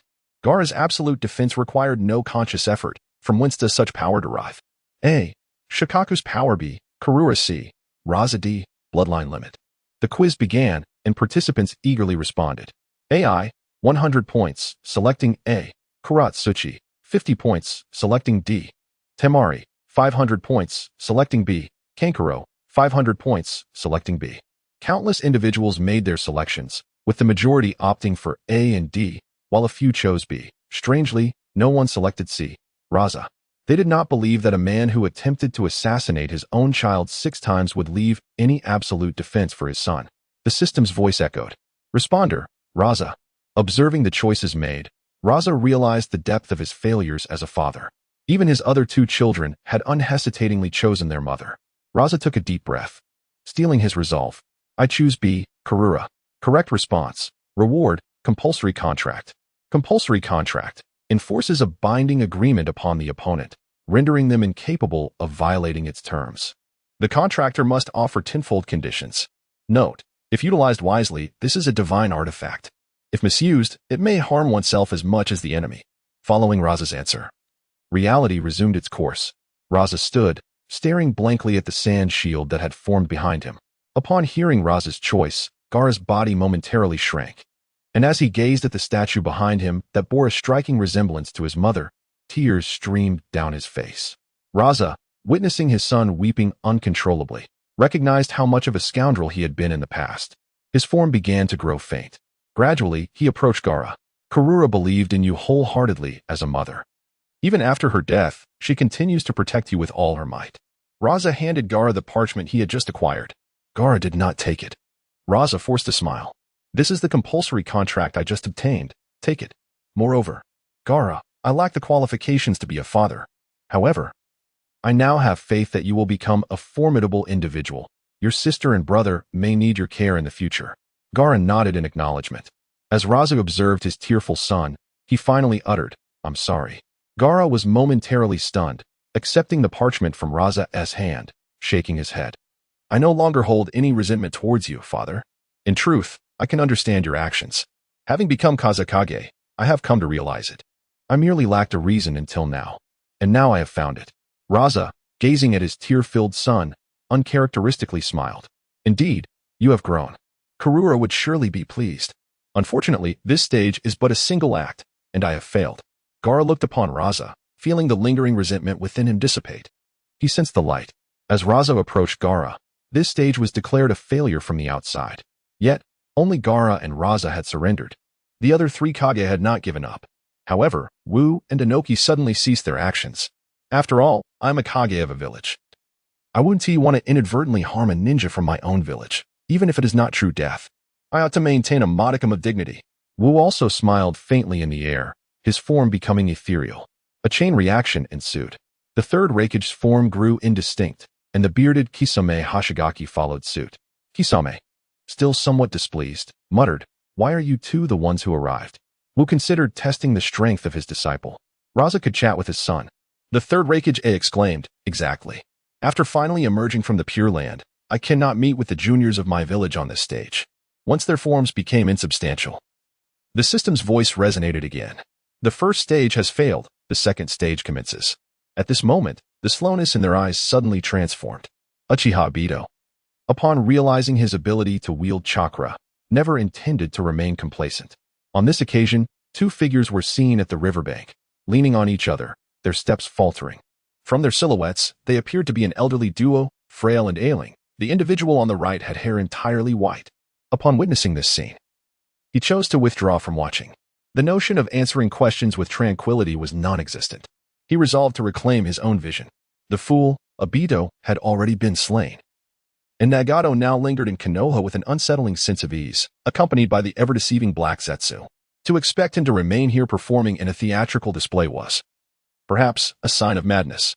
First and foremost, he sought to regain his eyes, resurrect himself. These individuals had become obsolete. Thus he would revive himself and return to the shinobi world to execute his own plan. Uchiha Sasuke also beheld Uchiha Itachi in the scene. Observing the two frail figures in their immediate surroundings under the bright sun, he too opted to exit the live stream, racing towards the stage. However, his departure was marked by a comment that appeared as a barrage of messages in the sky above the stage. Deidara similarly chose to leave the broadcast, heading in the direction of the elderly duo. He was aware that this location was not far from the Akatsuki's base. With a heart filled with resentment, he directed his large bird towards that area. Yet, as he flew, the bird gradually transformed into a butterfly of black and white hues. Each night, he dreamt of that butterfly, dancing with the same grace as before. Deidara harbored hatred for Sasuke, but more so, he loathed himself. He regretted ever contemplating a venture outside, especially bringing Karatsuchi along. He despised his own inadequacy that allowed her to vanish from his sight. He resented having had a singular opportunity, which he squandered on his student merely for convenience. He lamented not cherishing her presence, which had always been before him. After concluding the stage performance, Naka's expression shifted, prompting him to exit the live stream and head towards that direction as well. Besides them, Kakashi, Sakura, Tsunade, Orochimaru, and others also hastened towards the same place. Regrettably, Uchiha Itachi and Naruto were oblivious to this. Otherwise, they could have left the stage to seek out Uchiha Sasuke nearby. Nagato, Killer Bee, Naruto, and Uchiha Itachi refrained from disrupting the narrative. They engaged in conversation, reflecting on Naruto's transformation, yet Kabuto still exerted control over them, leaving them in discomfort. Subsequently, Uchiha Itachi and Nagato showcased their formidable strength. At this moment, the barrage of comments overflowed with sentiments, each one leaping forth in succession. The consensus among the comments could be summarized as follows: the old, the weak, the sick, and the disabled duo, enduring the gravest ailments, engaging in the fiercest battles, and unleashing the most leniency. How can one wield formidable ninjutsu while incessantly cautioning their opponent to tread carefully? The stage play took on an uncanny twist as Naruto suddenly appeared to be in agony. A raven flew forth from his mouth. A query arose. Just as the system emitted a sound, a figure clad in black burst forth from the side, swiftly seizing the raven in hand. Its mouth uttering a defiant tone. "I shall accept the power of this kaleidoscope, the divine." Everyone stood in stunned silence, gazing at Sasuke with a blend of disbelief and exasperation directed at the unruly youth in black. Due to interference, this question has been rendered null. The system's voice echoed softly. At that moment, Sasuke suddenly realized, this is the stage, and this kaleidoscope Sharingan. At that moment, his expression darkened abruptly, and with a single hand, he crushed the raven to oblivion. Subsequently, the raven transformed into specks of starlight, dissipating into the air. At this moment, Naruto had undergone a transformation. Enveloped in a radiant golden aura, he appeared slightly shorter. Nevertheless, he remained ensconced in the shimmering gold. This was Naruto, who, after acquiring the bloodline of the Sharingan and receiving guidance from Kushina of the Uzumaki clan, had begun to master the formidable powers of the Nine Tails. The Nine Tails mused to itself, how could I, a being of such profound wisdom, be swayed by this Navi child, whom I have watched grow since his infancy? How could I possibly concede that this boy possesses exceptional talent? If it were not for the fact that this live broadcast was occurring, with Uchiha Madara also present, And the overwhelming seals from the Sharingan and the Uzumaki clan binding me so tightly, I would never acquiesce. I am merely being coerced. It must be so. Thus, the Nine Tails consoled itself. Naruto gazed at Sasuke and said, Sasuke, let us return to the village now. Your troubles will soon be resolved. At this moment, they all exited the stage performance. Nagato, once adorned with a mane of silvery hair, now boasted a cascade of fiery red locks. Itachi Uchiha, aside from donning a robe of black adorned with red clouds, exhibited little change. Similarly, Killer Bee remained largely unchanged, save for the gradual retraction of the crimson chakra enveloping his form. The blade in his hand, the Samahata, also dissipated into light, vanishing from sight. He commenced to rap, Yo, yo, yo. My sword has transformed into a specter. Naruto calls out for his comrades. Yet these fools are all sinners. Bakayaru Kuroyaru. Presently, Kisame Hoshigaki cast an uncomfortable glance at the sword in his possession. Alone in the village hidden in the mist, he felt a twinge of helplessness, as this time he found himself excluded from the ongoing ninja world war. Otherwise, he would have sought out Killer Bee for a duel long ago. Sasuke, upon hearing Killer Bee's lyrical insults directed at him, unleashed a crimson beam from his right eye. Although the speed of the beam was astonishing, Killer Bee was no slouch either. He deftly utilized his swiftness to deliver a fierce kick to Sasuke, who had just activated his ocular technique. His foot enveloped in the chakra of the Eight Tails. Sasuke maintained unwavering confidence in his Sharingan, believing in his prowess. However, he failed to consider that he faced the perfect Jinchuriki of the Eight Tails. Naruto, filled with concern, remarked, Killer Bee, aren't you being a bit too rough? To which Killer Bee responded, Am I? Naruto observed as Sasuke was sent crashing through two massive trees and nodded in agreement. Killer Bee asserted, I was already being quite gentle. Nagato watched as Sasuke struggled to rise, gazing at Killer Bee with a look of astonishment. He turned to Itachi and remarked, Itachi, is this brainless fellow truly your brother? Hearing this, Sasuke hurled a wind-infused shuriken at Nagato, who effortlessly raised an arm, conjuring a cannon that sent the shuriken flying away. Sasuke laughed, You've fallen for my trick. Destruction. A crimson beam followed swiftly after the shuriken's deflection. Yet, Nagato merely raised his arm once more, invoking the hungry ghost path. As the red beam made contact with his arm, it was immediately absorbed. Nagato then mused, Itachi, your brother may be a bit insane, but his strength is undeniable. After absorbing the red light, the hungry ghost path found itself temporarily incapacitated. Sasuke, witnessing yet another taunt directed at him, contemplated retaliating. However, at that moment, Naruto appeared at his side, opting not to employ any jutsu, but instead unleashed a straightforward punch. Sasuke evaded this attack, bending backwards and executing a spinning motion. His right foot aimed squarely at Naruto's face. Naruto raised his arms in defense, yet Sasuke created distance and unleashed a great fireball technique. As Naruto found himself engulfed in flames, Sasuke broke into a triumphant grin. Not only the three present, but even those watching the live broadcast began to feel a sense of bewilderment. Surely, Sasuke cannot genuinely believe that his great fireball technique has vanquished Naruto. How can he laugh so heartily? As the smoke gradually dissipates, Naruto remains unscathed, enveloped in the golden cloak of the tailed beast. Sasuke retorts, TCH, Naruto, do you think I'm laughing for any particular reason?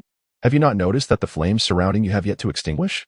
At this moment, Sasuke raised his hand, which he had previously opened, and clenched it towards Naruto. The technique, Fire Prison 8 Directions Kill, caused the few remaining flickers of flames around them to suddenly leap to life, transforming into a fiery prison that swiftly constricted. Naruto, wielding the Rasengan in his hand, dispersed the surrounding flames with a powerful thrust. Sasuke observed the flames being scattered with little surprise. Instead, he formed a peculiar hand seal that left onlookers puzzled. Many began to exclaim in excitement, Burning Fruit. This was the coveted ability that could elevate one to a prominent status within the ninja world. Sasuke, unyielding, unleashed a barrage of fire bullets directed at Naruto. With no alternative, Naruto evaded left and right, relying on his remarkable agility. He yearned to teach Sasuke a lesson, hoping to instill some reflection in him, yet the overwhelming firepower had pushed him too far back. A triumphant smile spread across Sasuke's face. Now do you understand my prowess? Just then, a white butterfly began to flutter slowly towards Sasuke. Growing impatient, he waved his hand dismissively. Suddenly, Itachi Uchiha shouted, Sasuke, be careful. At that moment, a sense of foreboding gripped Sasuke's heart. There was something amiss with the butterfly. A gracefully dancing butterfly emanated a blinding white light, followed by a tremendous explosion. Nagato furrowed his brow at Itachi's warning. Itachi, feeling somewhat awkward, admitted, "Nagato, I may have been a bit anxious." The explosion was quite intense. Observing the aftermath of the explosion, the oppressive heat waves rolled forth, accompanied by debris and trees scattered in every direction. At this moment, in the sky, there appeared a butterfly, comparable to the one seen earlier, yet magnified several hundred times in size. Deidara stood atop this colossal butterfly, gazing at the billowing smoke in the distance. Nagato observed Deidara, clad in his black and red cloud attire, as he addressed Itachi, saying, "Itachi, this matter is between us. Kindly refrain from intervening." It was not only Deidara who had arrived. He sensed a multitude of chakra signatures approaching this way. Itachi also took a moment to perceive the situation, nodding in acknowledgement. His eyes not lingering on the dissipating smoke, but rather on Deidara, once the exuberant individual who would exclaim art at the slightest explosion. Now, however, he bore a stoic expression, as if detached from the chaos surrounding him. Itachi recalled how this individual used to greet them with a smile, warmth radiating from his demeanor. Yet now, Deidara's smile seemed increasingly nebulous, reminiscent of a distant memory that felt unreal.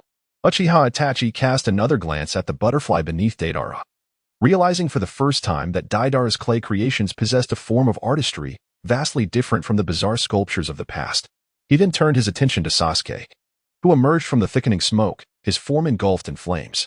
Itachi felt a pang of discomfort, although this Sasuke, appearing under the clear sky, did not evoke the same eerie sensation as the one from the overcast day. He nonetheless exhibited an air of wildness and arrogance, starkly contrasting with the cunning nature of his counterpart from the gloom.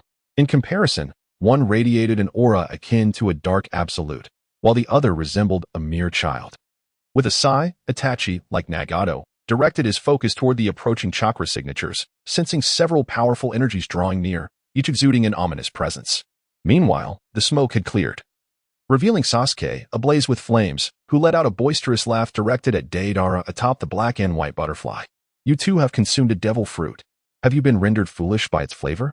Sasuke observed Deidara, dismissing him with a disdainful glance, even as dozens of butterflies fluttered toward him, severing his escape routes. Despite the predicament, he maintained his contempt for Deidara. "Have you truly lost your wits? I am a wielder of natural powers, no matter how many times you try." The outcome remains unchanged. Deidara merely regarded Sasuke with a distasteful expression, though it was not truly repulsive. He simply found discomfort in the sight of Sasuke's face. He chose not to engage further with Sasuke's incessant mutterings.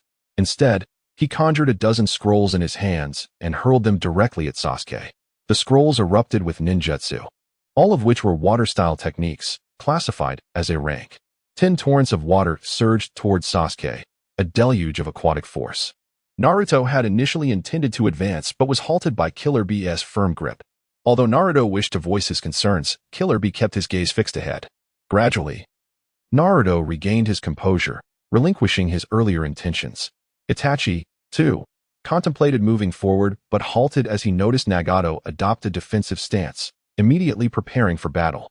The formidable and perilous chakra signatures had arrived. Deidara placed his hands before his chest, with his index and middle fingers raised, his voice cold and resolute. Explosion. A violent detonation erupted around Sasuke, unleashing a torrent of force that swept toward him. The thunderous roar of the explosion resonated through the air, a consequence of the earlier summoned water-style techniques. The smoke and dust this time can be virtually disregarded. Soon, Sasuke appeared before them, and they all surmised that this Sasuke had won numerous accolades and possessed the eternal kaleidoscope Sharingan. Remarkably, he had yet to employ the ocular technique of his left eye. Deidara did not anticipate that such an extent would be sufficient to vanquish Sasuke. He merely desired to inflict discomfort upon him. Sasuke's attire was now extensively tattered, with blood streaming from his head and feet. Nevertheless, a faint luminescence of purple radiated around Sasuke's body, serving as a protective aura. This is the Susanoo he has developed now. Although he is still quite inexperienced, it has been activated. Yet, was he unable to defend against it? Sasuke did not anticipate that the powers of his Manjiki Sharingan would fail to protect him from those elegantly dancing butterflies. He now fixates intently on the indifferent figure hovering above the black and white butterflies, a surge of anger swelling within him. Ever since his arrival here, nothing has gone smoothly. He has gained nothing. One careless moment led him to be thoroughly beaten by that cloud ninja. Subsequently, he faced humiliation from the red-haired individual. In the end, he couldn't even defeat Naruto, and now he finds himself gravely injured by someone he considers beneath him. Uchiha Sasuke casts a dark glare at everyone present. He feels an overwhelming sense of frustration, and he truly wants to exclaim, "Who are all of you? Is it not said that tailed beasts are difficult to control? What is the situation now? Astonishingly, I can perfectly control these two. And what of these three? They possess tailed beasts, but I am no match for them. Uchiha Itachi. Let it be. I have experienced firsthand the overwhelming presence of that colossal red Susanoo along with those divine tools. I am simply not his equal. Nagato. This too can be dismissed. With just one hand, he took away my ocular techniques, and I recall he even utilized the power of his Deva path. I am not his equal. As for the final individual, Deidara, Sasuke cast a fleeting glance at him, observing the black and white butterflies gradually ascending around him. Deidara stands atop that enormous butterfly, with hundreds of butterflies gracefully swirling about him. Some of the butterflies even bear scrolls.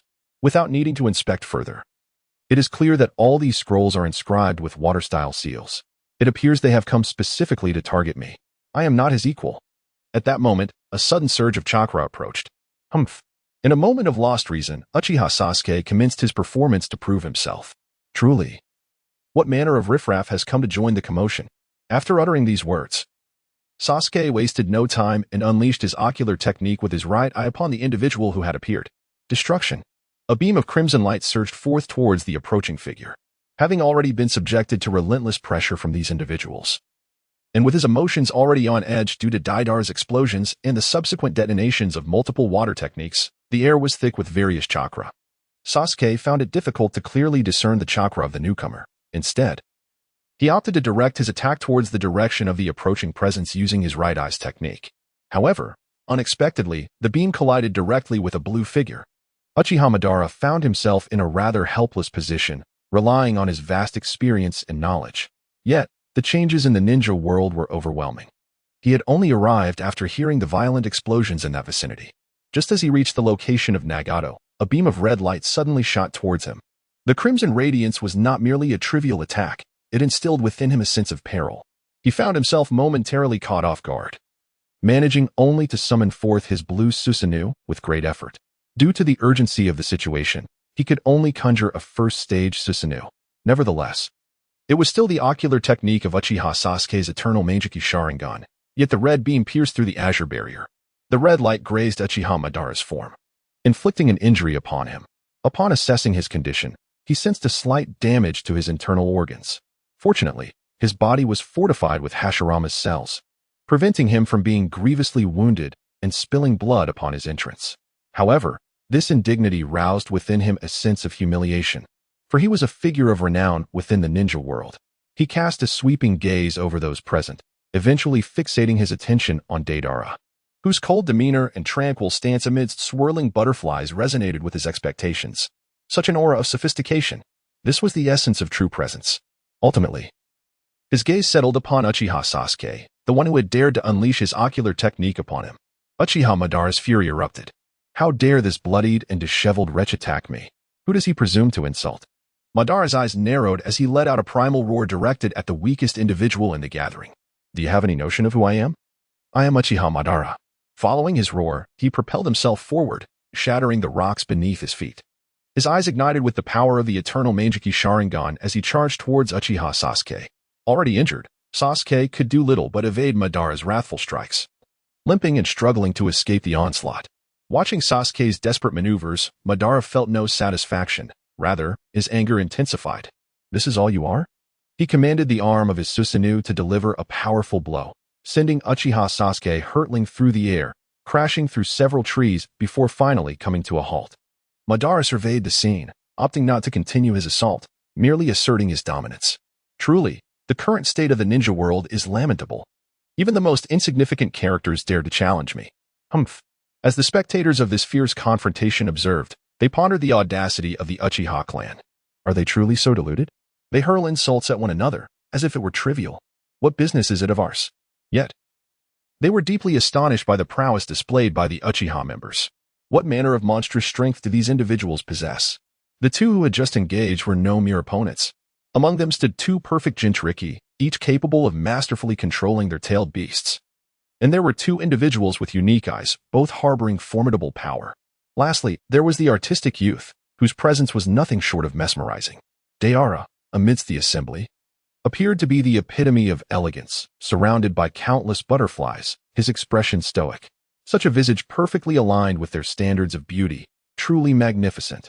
Particularly, one infatuated Mizukage gazed at him with starry eyes, acutely aware that her chances with the one known as Haku had dwindled to nothing. Haku's demeanor was one of respect, and any closeness they shared was akin to a sisterly bond. It was ostensibly her own Mizukage guard, yet they often gravitated towards Abusa, leaving her with little recourse to voice her discontent. Disheartened by the male population, Mei Terumi found herself captivated by this golden-haired youth, feeling the stirrings of infatuation once more. Naruto glanced at the flung Sasuke, initially intent on lending a hand.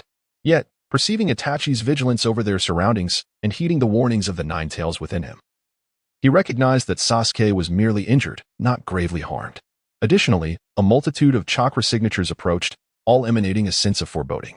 Killer Bee, too, sensed the shift and began to heighten his awareness. Deidara, perhaps the most composed among them, observed the unconscious Sasuke, refraining from intervening as he awaited the opportune moment. Uchiha Madara, attuned to the familiar chakra drawing nearer, cast a glance at Nagato, who stood beside Uchiha Itachi, his mind racing with strategies to reclaim his eyes. A forceful approach seemed futile. The two Jinchuriki and Itachi would undoubtedly assist, and the familiar chakra was closing in rapidly. Time was of the essence. All of this turmoil stemmed from that infernal Uchiha Sasuke, who had dared to strike against him. At this moment, these individuals stood silently, their expressions betraying a sense of bewilderment. Yet, they were no ordinary fools. Each one of them, if removed from the group, could wreak havoc on a village or obliterate a stronghold. They had no intention of engaging in direct combat here, allowing the hapless newcomers to reap the benefits of their conflict. Instead, they lingered, sensing that their adversaries were drawing near. A gust of wind swept through, and a kunai suddenly appeared on the ground. At that moment, a figure emerged beside the kunai, the Hokage cloak billowing gracefully in the wind. It was Minato Namikaze. Naruto, filled with joy, dashed towards his father exclaiming, "Dad, it's been so long." Minato glanced at Naruto and replied, "Has it been around half a year?" Little Naruto has grown a bit. He then surveyed the surroundings, noticing the remnants of the explosion and the charred marks left by the Hokage's flames. "Am I too late? What has transpired here?" Naruto looked in Sasuke's direction and replied, "It's Sasuke. It's fine. It's better that he is unconscious right now. Just wait. I will bring him back." At this moment, the second Hokage utilized the Flying Thunder God technique to arrive at the scene.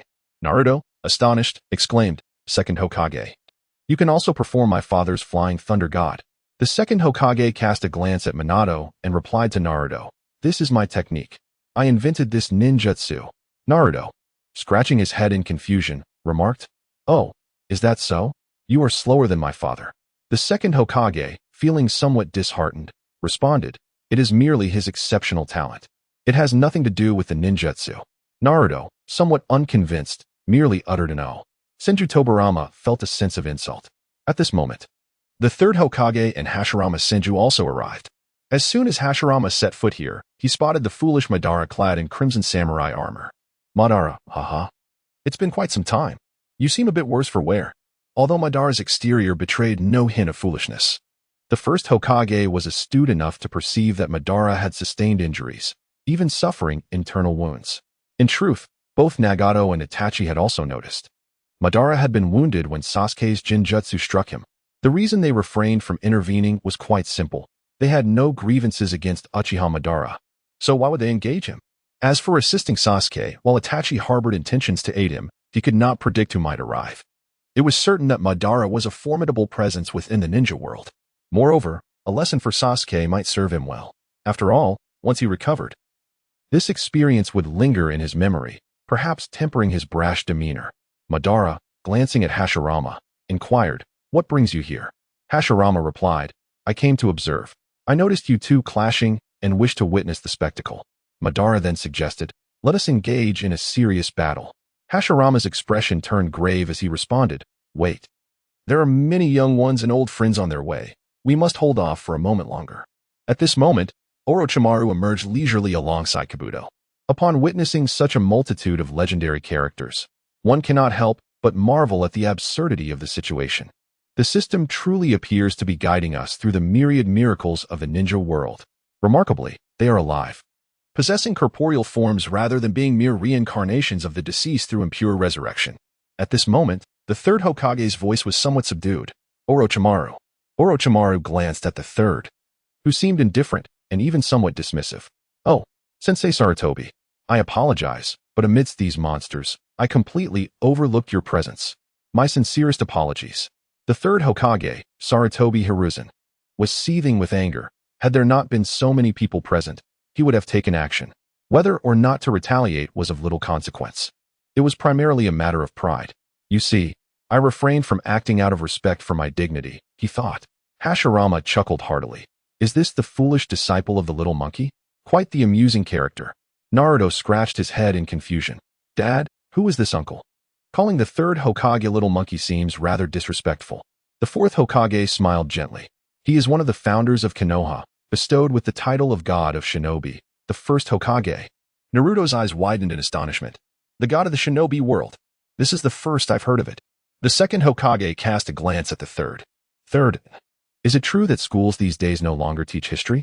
Are they unaware that history holds the wisdom of our ancestors?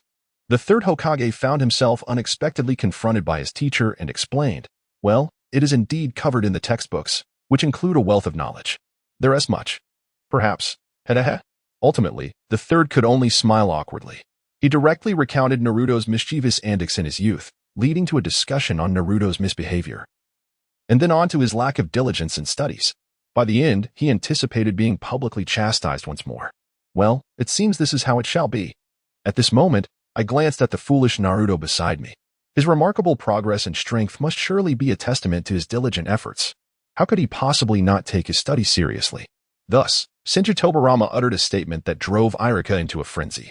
The current teachers at the academy are truly negligent. In their quest to prepare for the ninja exams, they even resort to cutting corners. How absurd. Irika furiously typed in the comments, I have taught them. I have taught them.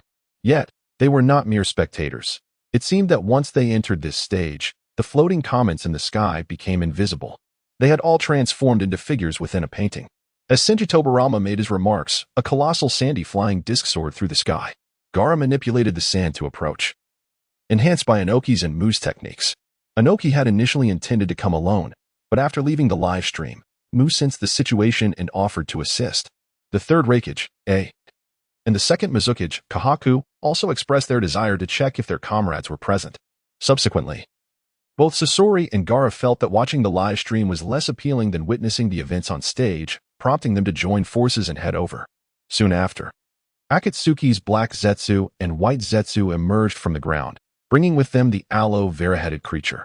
Nagato was momentarily taken aback, asking, Black Zetsu, why are you here? Weren't you supposed to be searching for? Black Zetsu appeared somewhat disheartened. I've searched everywhere. This live stream space isn't a complete continent. It seems the system has merely manifested the areas where we are to engage in battle. He surveyed the growing crowd around him. I instructed 100,000 white Zetsu to search, but they found nothing. They won't appear until their time comes. However, now, Nagato remained silent. Lost in thought, the stage seemed devoid of any significant action. Shortly thereafter, Tsunade, the fourth Raikage, Kakashi, and Tsunade made their appearances. Senju Hashirama addressed Tsunade, saying, Little Tsunade, you've grown. To which Tsunade replied, Granduncle, you've come too. Hashirama responded, not as cute as before. Orochimaru licked his lips, remarking, 50 years old, still a charming old lady? Hashirama was taken aback. You're 50 now? Older than me. A ripple in the void signaled the arrival of Uchiha Obito. Sasori leisurely made his entrance, seated atop a puppet. Shortly after, Kakuzu arrived with a nonchalant demeanor. The ground trembled as the semi-divine Hanzo appeared, accompanied by his summoning beast. The leader of the Iron Country, Mifune, also emerged, brandishing a sword amidst the crowd. Then, a fellow clad in tight-fitting attire approached, walking on his hands. Upon witnessing the multitude, he leaped up, bewildered, and inquired, What's going on? Aren't you all here to watch the stage, or are you here to train? Countless esteemed figures cast their gazes upon Guy, who felt somewhat embarrassed. He scratched his head, surveyed the surroundings, and then fell silent. He sensed that each individual present possessed an overwhelming chakra, exuding an aura that was undeniably formidable. At this moment, Uchiha Madara, despite his grave expression, was observing those around him. An astonishing aura emanated from everyone present. This was no assembly of feeble individuals.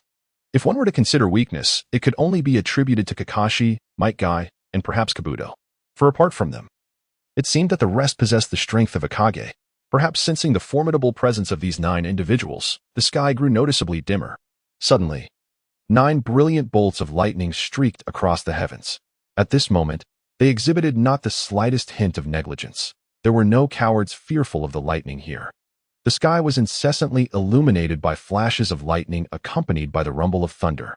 The individuals present all bore solemn expressions as they gazed upward. Gradually, the rain began to descend from the heavens, as if poised to take action at any moment. Yet, curiously, none of the 9 chose to engage. At that moment, 9 voices shattered the eerie atmosphere that enveloped them. What was happening? Upon opening his eyes, Gio beheld a multitude of formidable figures. How intriguing! Everyone turned in the direction of the sound to encounter 9 youthful faces, stained with blood yet adorned with gentle smiles, creating a striking sense of dissonance. At this moment, Sasuke, who had undergone the transformation of 9 souls, took note of their gazes and felt the extent of his injuries. 3 ribs were fractured, his lower leg was broken, and there was slight damage to his internal organs. He could already envision his current state, undoubtedly a pitiful sight, yet he still wore that unsettling smile. How intriguing! Are you 9 here to take me down? Am I truly still alive? No one paid heed to this madman. They regarded Uchiha Sasuke as a disgrace to the ninja world, a veritable embodiment of lunacy. It seemed I had misjudged the situation, the wounds on my body, along with the residual chakra. Observing the expressions of those around him and surveying his surroundings, he discerned the truth. So it was. First, he had been dealt with by the 8 tails, then there was Deidara's explosion, and subsequently, this was Susanoo? This chakra could not belong to Itachi. It must be from Uchiha Madara. After articulating these thoughts, they initially deemed this young man insignificant, only to realize he was, in fact, a formidable opponent. The level of danger posed by Sasuke during the rain is utterly incomparable to that of a sunny day. They are not merely 9 tiers apart. At this moment, Sasuke paid no heed to anything else. The purple light enveloping him began to glow steadily, quite unexpectedly. They sensed that his injuries were healing at a visibly rapid pace. Before long, his wounds were completely mended. However, upon finishing his healing, he realized that the natural energy he had cultivated within his body had been entirely depleted. Yet, he dismissed this concern. Dragging an injured body amidst this throng would mean certain demise. Deidara observed just how captivating Uchiha Sasuke appeared, even amidst the tempest of thunder and rain. In fact, as Sasuke uttered his 9th sentence, the kitchen knives beside Deidara began to glide slowly toward Sasuke.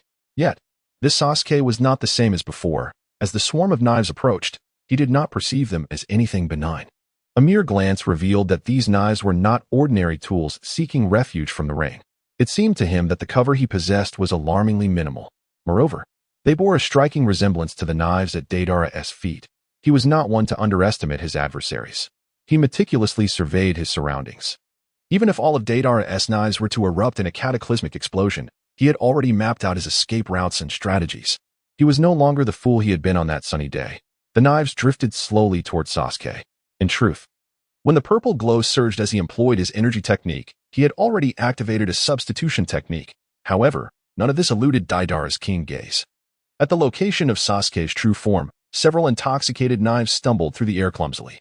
These kitchen knives, none of which are devoid of scrolls, reflect Deidara's unyielding demeanor. Unchanged from before.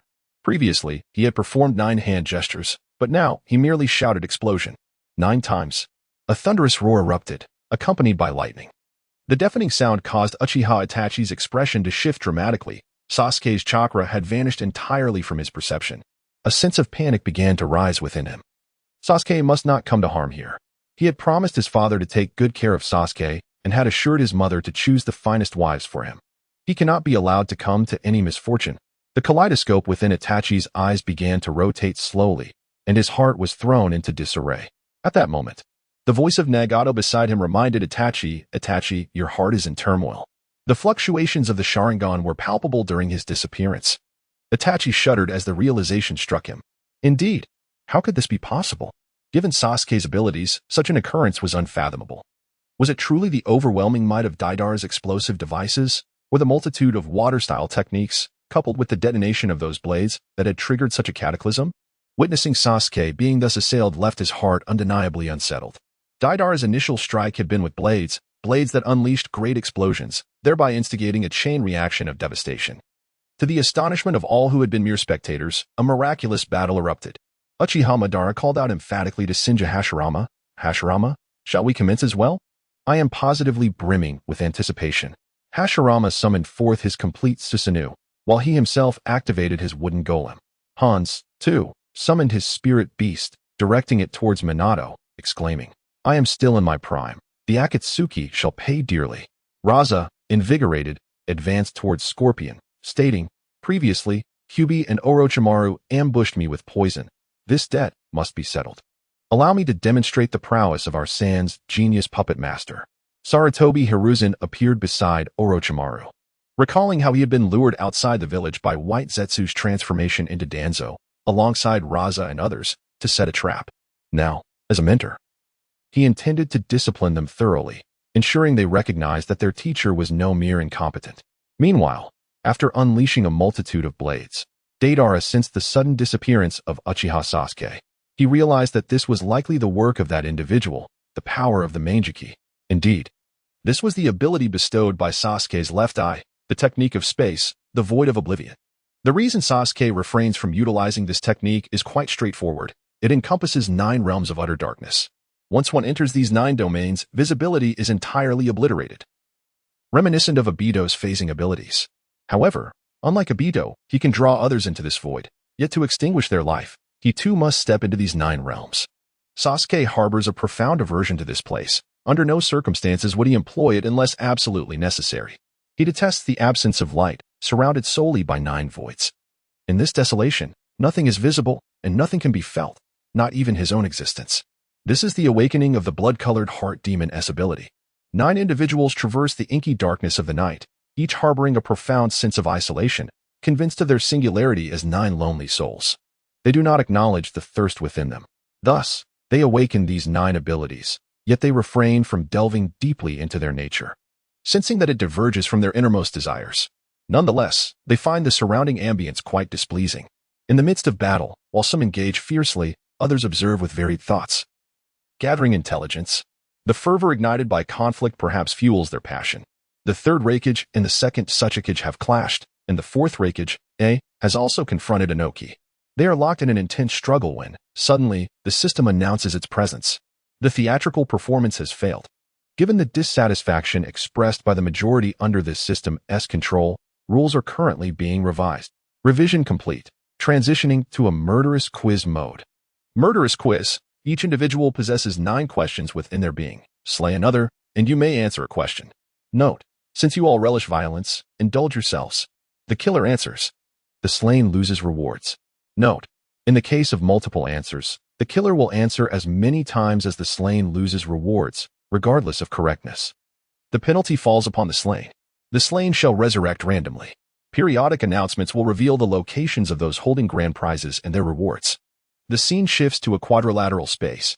The quadrilateral spaces consist of Quiz Forest, Quiz Desert, Quiz Ocean, and Quiz Icefield. The expanse is vast, necessitating personnel reinforcements. All ninjas from the entire shinobi world are joining, alongside all warriors from the Pure Land. The space is immense, prompting the activation of the map feature. Note: the map reveals terrain but does not disclose personnel. After 9 deaths, one may opt to exit. Exiting incurs a random penalty of 9. After 3 deaths, one may exit without penalty. Should you wish to abstain from the game, consider offering yourself to a beast, permitting it to consume you. Those who commit suicide will face double penalties, and such acts do not count toward death totals. Note: numerous beasts have a penchant for hoarding food. Dying of starvation, falling, or other nonviolent causes counts as suicide. This live broadcast features the murderous quiz. Most questions are depicted in white, which do not participate in the broadcast. Above the white, time pauses for the broadcast to commence, while betting remains valid. As the transmission initiates, all in the shinobi world are enveloped in a dazzling spectacle. They soon perceive a shift in their surroundings. Some find themselves in the desert, gazing at 3 wooden camels laden with supplies. Those transported to the ocean discover themselves aboard a small vessel, also filled with provisions. The individuals sent to the ice field realize their attire has transformed into fur coats, accompanied by large sleds brimming with resources. Only those sent to the familiar forest find themselves devoid of any supplies. Once all have been transported, the murderous quiz mode officially commences. As the system's voice fades, a brief pause ensues before announcing the first grand prize holder. The third Hokage, Hiruzen Sarutobi, possesses a restoration talisman. Restoration talisman, comparable to a restoration pill. It bears no effect on the body but significantly benefits the soul and character. Note, it's truly a conundrum when it's in the hands of one's superior. Upon witnessing this, Itachi Uchiha stands momentarily frozen in place. Is this system intentional? Why this particular reward? Why does it manifest upon the third Hokage? Itachi's mind is a tempest of confusion. Upon glancing at the map, he wonders why it is so close to him. What is he to do? Many have observed this reward as well, yet few have acted, believing it to be intended solely for that madman, Uchiha Sasuke. However, several well-meaning individuals are curious to see if Uchiha Itachi will choose to eliminate the third Hokage. For instance, Orochimaru, located in the Qa Desert, realizes that although he is in a desert region, he is not far from the icy plains of the third Hokage. Orochimaru licked his lips and began to slowly make his way toward the icy expanse where the third Hokage resides. Most people paid little heed to this grand prize. To them, it was a triviality, a mere bone in the hands of a renowned ninja art scholar, hardly piquing their interest. Nevertheless, the astute minds such as Jiraiya and Uchiha Madara felt a different resonance. They perceived that this sudden alteration in the questioning format was, in essence, a form of punishment. Uchiha Itachi and Sarutobi Hiruzen are both individuals known for disrupting the theatrical stage of events. This conveys a message, since you refuse to accept my arrangements. You shall proceed in your own manner. The alteration of the rules appears to be nothing short of a punishment. Not only is Uchiha Itachi burdened by this, but Naruto too grapples with his own inner turmoil. Though Naruto's demeanor is less tortured than Itachi's, he finds himself in a state of frantic agitation. Scratching his head and exclaiming, "What should I do?" Caught between the presence of the third Hokage and Sasuke, his concerns seem unnecessary. He navigates a vast ocean of inquiries. As his vessel drifts with the current, should he scrutinize the map, he would realize just how distant he is from the third Hokage. A journey that would ordinarily require at least 12 hours at a standard pace. Meanwhile, Uchiha Itachi remains ensnared in his own internal conflict, guiding his sleigh towards the third Hokage's direction. This sleigh, remarkable in its nature, moves of its own accord with the slightest thought. Yet Itachi is devoid of any sentiment regarding this choice. He is not prepared to eliminate the third Hokage, Sarutobi Hiruzen. His intention is merely to observe. Itachi finds himself uncertain of the decision he might ultimately make. Sarutobi Hiruzen has summoned the mighty Gamabunta to deal with a handful of rogue ninjas whose skills do not match their ambitions. He remains stationary, awaiting the arrival of those who would test his mettle. As some ill-fated individuals approach, he swiftly deals with them. However, most merely glance at him before seeking others. Following the defeat of several unwary rogue ninjas, Hiruzen engages in answering a series of questions pertaining to ninjutsu and well-known facts about the ninja world. His inaction stems from a simple reason. He waits for someone significant to arrive. Itachi slowly approaches Hiruzen, who senses his presence and looks up. Itachi has arrived. Please, take a seat. The third Hokage gestures towards his sleigh. Itachi sits down, casting a glance at Hiruzen, hesitating to speak. Hiruzen produces his pipe from his supplies, taking a few puffs before cheerfully inquiring, "So, Itachi, what provisions do you have?" After a moment's pause, Itachi inspects the contents of his sleigh. "A few snacks, including some of my favorite dango," he replies. Hiruzen beams. "Is it the sweet kind from Konoha? I remember it being quite delightful." Upon hearing this, Itachi retrieves some dango from his supplies and offers it to Hiruzen, who declines with a shake of his head. "I prefer to enjoy my smoke." Itachi, undeterred, pops a dango into his mouth, a smile gracing his face as Hiruzen observes him with a gentle expression, taking a drag from his pipe. Hiruzen reflects on the system that provides such comforting provisions, still warm and to his liking. As Hiruzen brings up the system, Itachi momentarily freezes, glancing at Hiruzen and addressing him, "Hokage-sama." Interrupting him, Hiruzen gazes out over the vast expanse of ice. "Itachi, I shall not place you in a difficult position. It is merely a punishment. I too made numerous mistakes during my first participation, often facing deductions. However, Hiruzen's tone shifts, not now. If you were to act, It would indeed place you in a precarious situation. Let us wait. I believe he will arrive soon. A figure materializes in Itachi's mind, leading him into silence as he sits, awaiting the arrival of the individual Hiruzen spoke of. A few passing ninjas catch sight of the two and promptly turn away. Not long after, another individual approaches, moving closer instead of departing. Ah, teacher and Itachi. You two seem to be enjoying a pleasant conversation. Itachi turns to the speaker, Orochimaru-senpai. Hiruzen merely glances at him. Orochimaru, you two have come. Without exchanging pleasantries, Orochimaru sits beside them, unceremoniously grabbing some dango from Itachi's supplies and devouring them in quick succession. After savoring several pieces, he wipes his lips and takes a sip of water, gazing at the dango with narrowed eyes.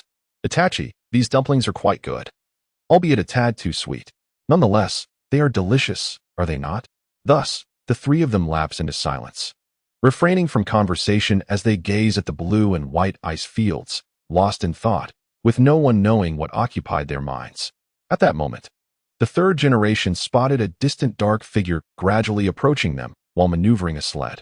Taking a puff from his pipe, he murmured to himself, "Here it comes. Moving rather swiftly, isn't it?" At this moment, Itachi's body exhibited a faint tremor. Orochimaru's gaze transformed, radiating an interest in the unfolding events. He was particularly intrigued by the essence of humanity, a subject that had recently captured his fascination. A shadow loomed closer in the distance until, ultimately, they beheld the visage of Uchiha Fugaku, the former leader of the Uchiha clan. Fugaku regarded Orochimaru and Itachi with a demeanor devoid of surprise. Instead, observing the third Hokage with intrigue, "It seems our esteemed Hokage has anticipated my arrival." The third Hokage remained silent, engrossed in his pipe. Itachi, grappling with an array of emotions, spoke with a quaver in his voice. "Father." "Sir." Fugaku offered a gentle smile to Itachi. "Itachi, you have endured quite a lot these days. Sasuke, this child indeed brings a fair share of trouble." At this juncture, the third Hokage slowly interjected. "Fugaku." Uchiha Fugaku replied, "I understand what the Hokage intends to convey. I am aware of the situation. It is of little consequence. After all, it is all in the past." The third Hokage nodded in agreement, expressing, "I still owe you an apology, regardless of circumstances." Sarutobi Hiruzen paused, letting out a sigh. "Let us proceed. I, too, wish to discern the nature of my own predicament." Uchiha Fugaku glanced at Orochimaru, who chuckled, "No need to look at me. I merely seek to conduct some research. I have had thoughts regarding these matters and wish to validate my hypotheses." Fugaku nodded, dismissing any pretense, for the sake of his son. He could not allow any harm to befall him. Moreover, this situation undoubtedly placed Itachi in a challenging position. Naturally, Fugaku harbored lingering resentment towards the third Hokage, Sarutobi Hiruzen, believing this could provide a resolution for the Uchiha clan in their Pure Land. Observing the third Hokage, Fugaku noted that he appeared ready to embrace death. As his Sharingan activated, the third Hokage succumbed to Jinjutsu, swiftly drawing a kunai as blood stained the icy ground beneath them. Itachi, stirred by the unfolding events, inquired, "Orochimaru-sensei, do you believe the third Hokage would choose to resurrect and continue?" Orochimaru shook his head. "No, he will seek Danzo." Itachi, acknowledging Orochimaru's certainty, nodded slightly. Following the third Hokage's demise, the live broadcast entered a state of suspension. The first grand prize question commenced. With Sarutobi Hiruzen's death, the ninjutsu water release, water dragon bullet technique was deducted. The first grand prize question recipient was Uchiha Fugaku. In the distance, Jiraiya observed the emerging prompts with little astonishment, as did Tsunade. Senju Tobirama's expression soured, and he eventually sighed deeply. Meanwhile, within the questioning space, the Uchiha clan felt a sense of vindication. This was their leader. If not for the traitor, Itachi Uchiha, the Uchiha clan would have long ascended to the position of village leaders. Sarutobi Hiruzen chose to linger in the questioning space, resurrecting randomly. The question posed to Senju Hashirama was, "What is Uchiha Madara's weakness?" Uchiha Madara's expression darkened, resembling a lump of coal. In contrast, Senju Hashirama burst into laughter at the question. This was Fugaku's first attempt at answering, and he felt somewhat exasperated by the absurdity of the inquiry. Why was Sarutobi Hiruzen's question of this nature? Clearly, he was not a serious individual. Uchiha Fugaku pondered the question, ruling out option C. As a member of the Uchiha clan, he possessed knowledge of Susanu's capabilities. As for option D, was it truly about 3 inches below the abdomen? The esteemed elder of the Uchiha clan, despite lacking descendants, does not imply any inherent flaw. However, viewed through the lens of Hashirama, could it truly be option D? At this thought, Uchiha Fugaku shuddered involuntarily. Yet, this moment is being broadcast live. While Fugaku's shiver may be inconsequential, the entirety of the ninja world, including those from the Pure Land, is observing closely. All the spectators cast their gazes upon Fugaku, then shifted their attention to the question, ultimately fixating on the answer D. Madara's desire to eliminate the spectators intensified. However, upon seeing Tsunade's barrage of comments, his urge to strike grew even stronger.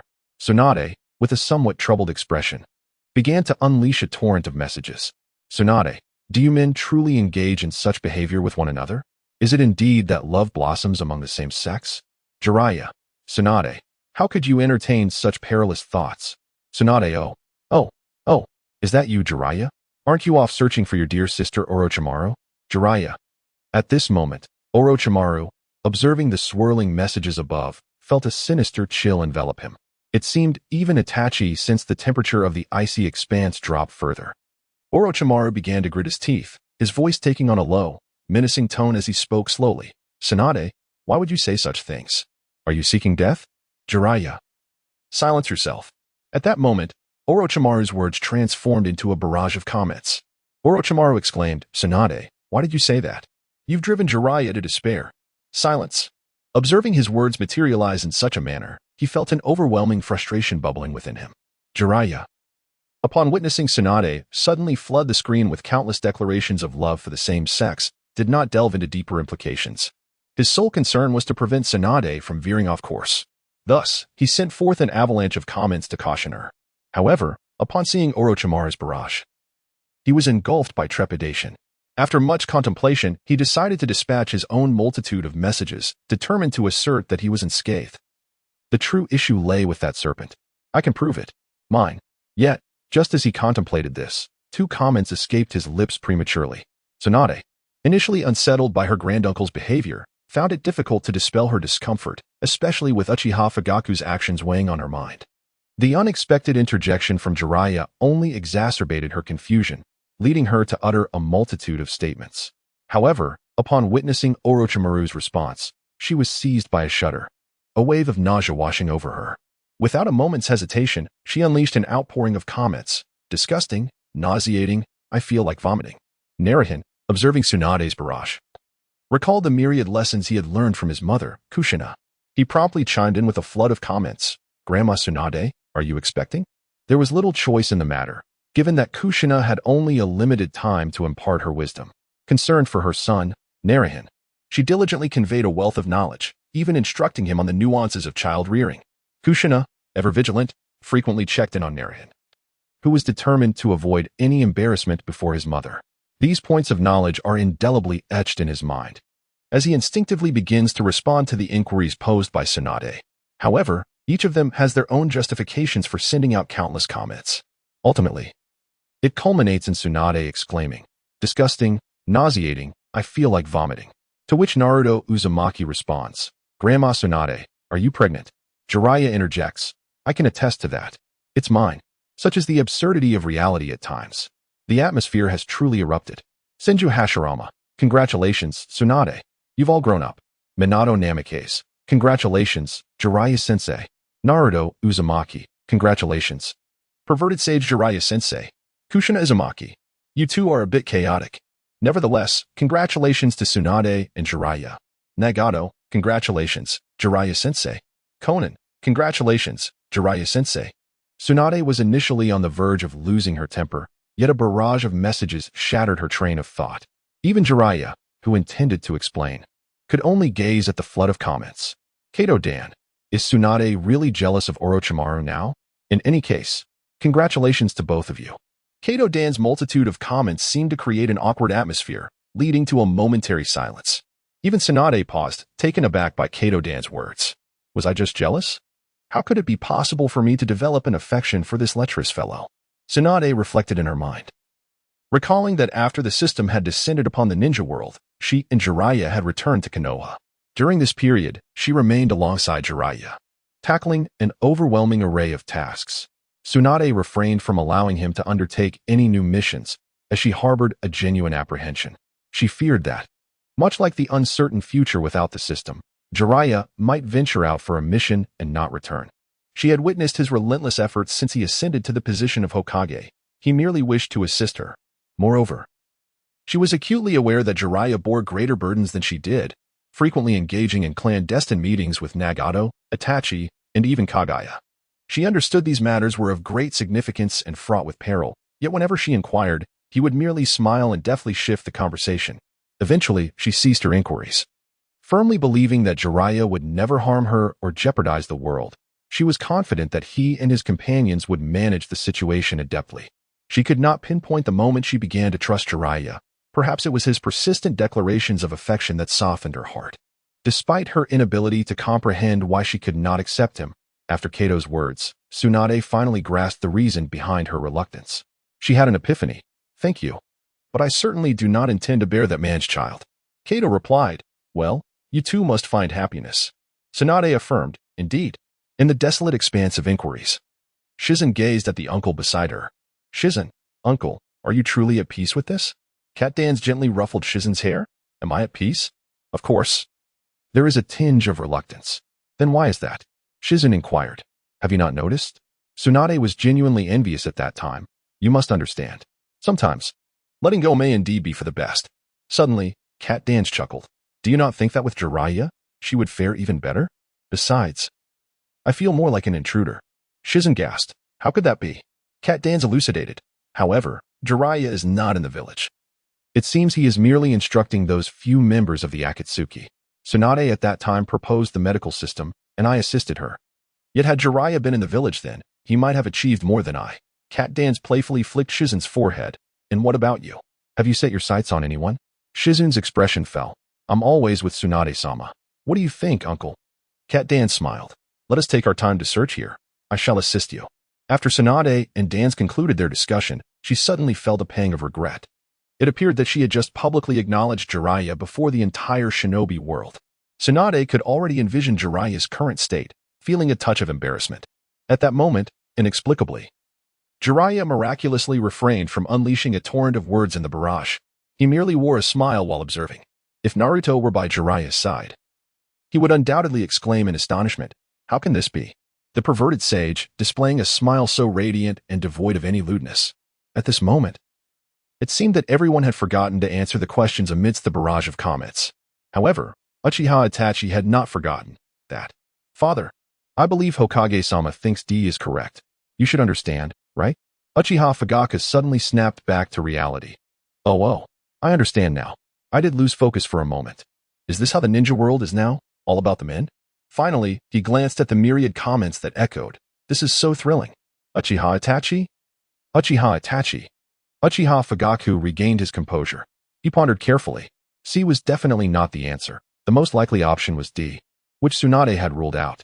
Therefore, it must be A or B, and according to the Uchiha clan's inherent traits, he knew it was merely a joke. Would the Uchiha clan be demoralized? How could that be? Just look at Sasuke. Even if he gets beaten up, he could always endure more.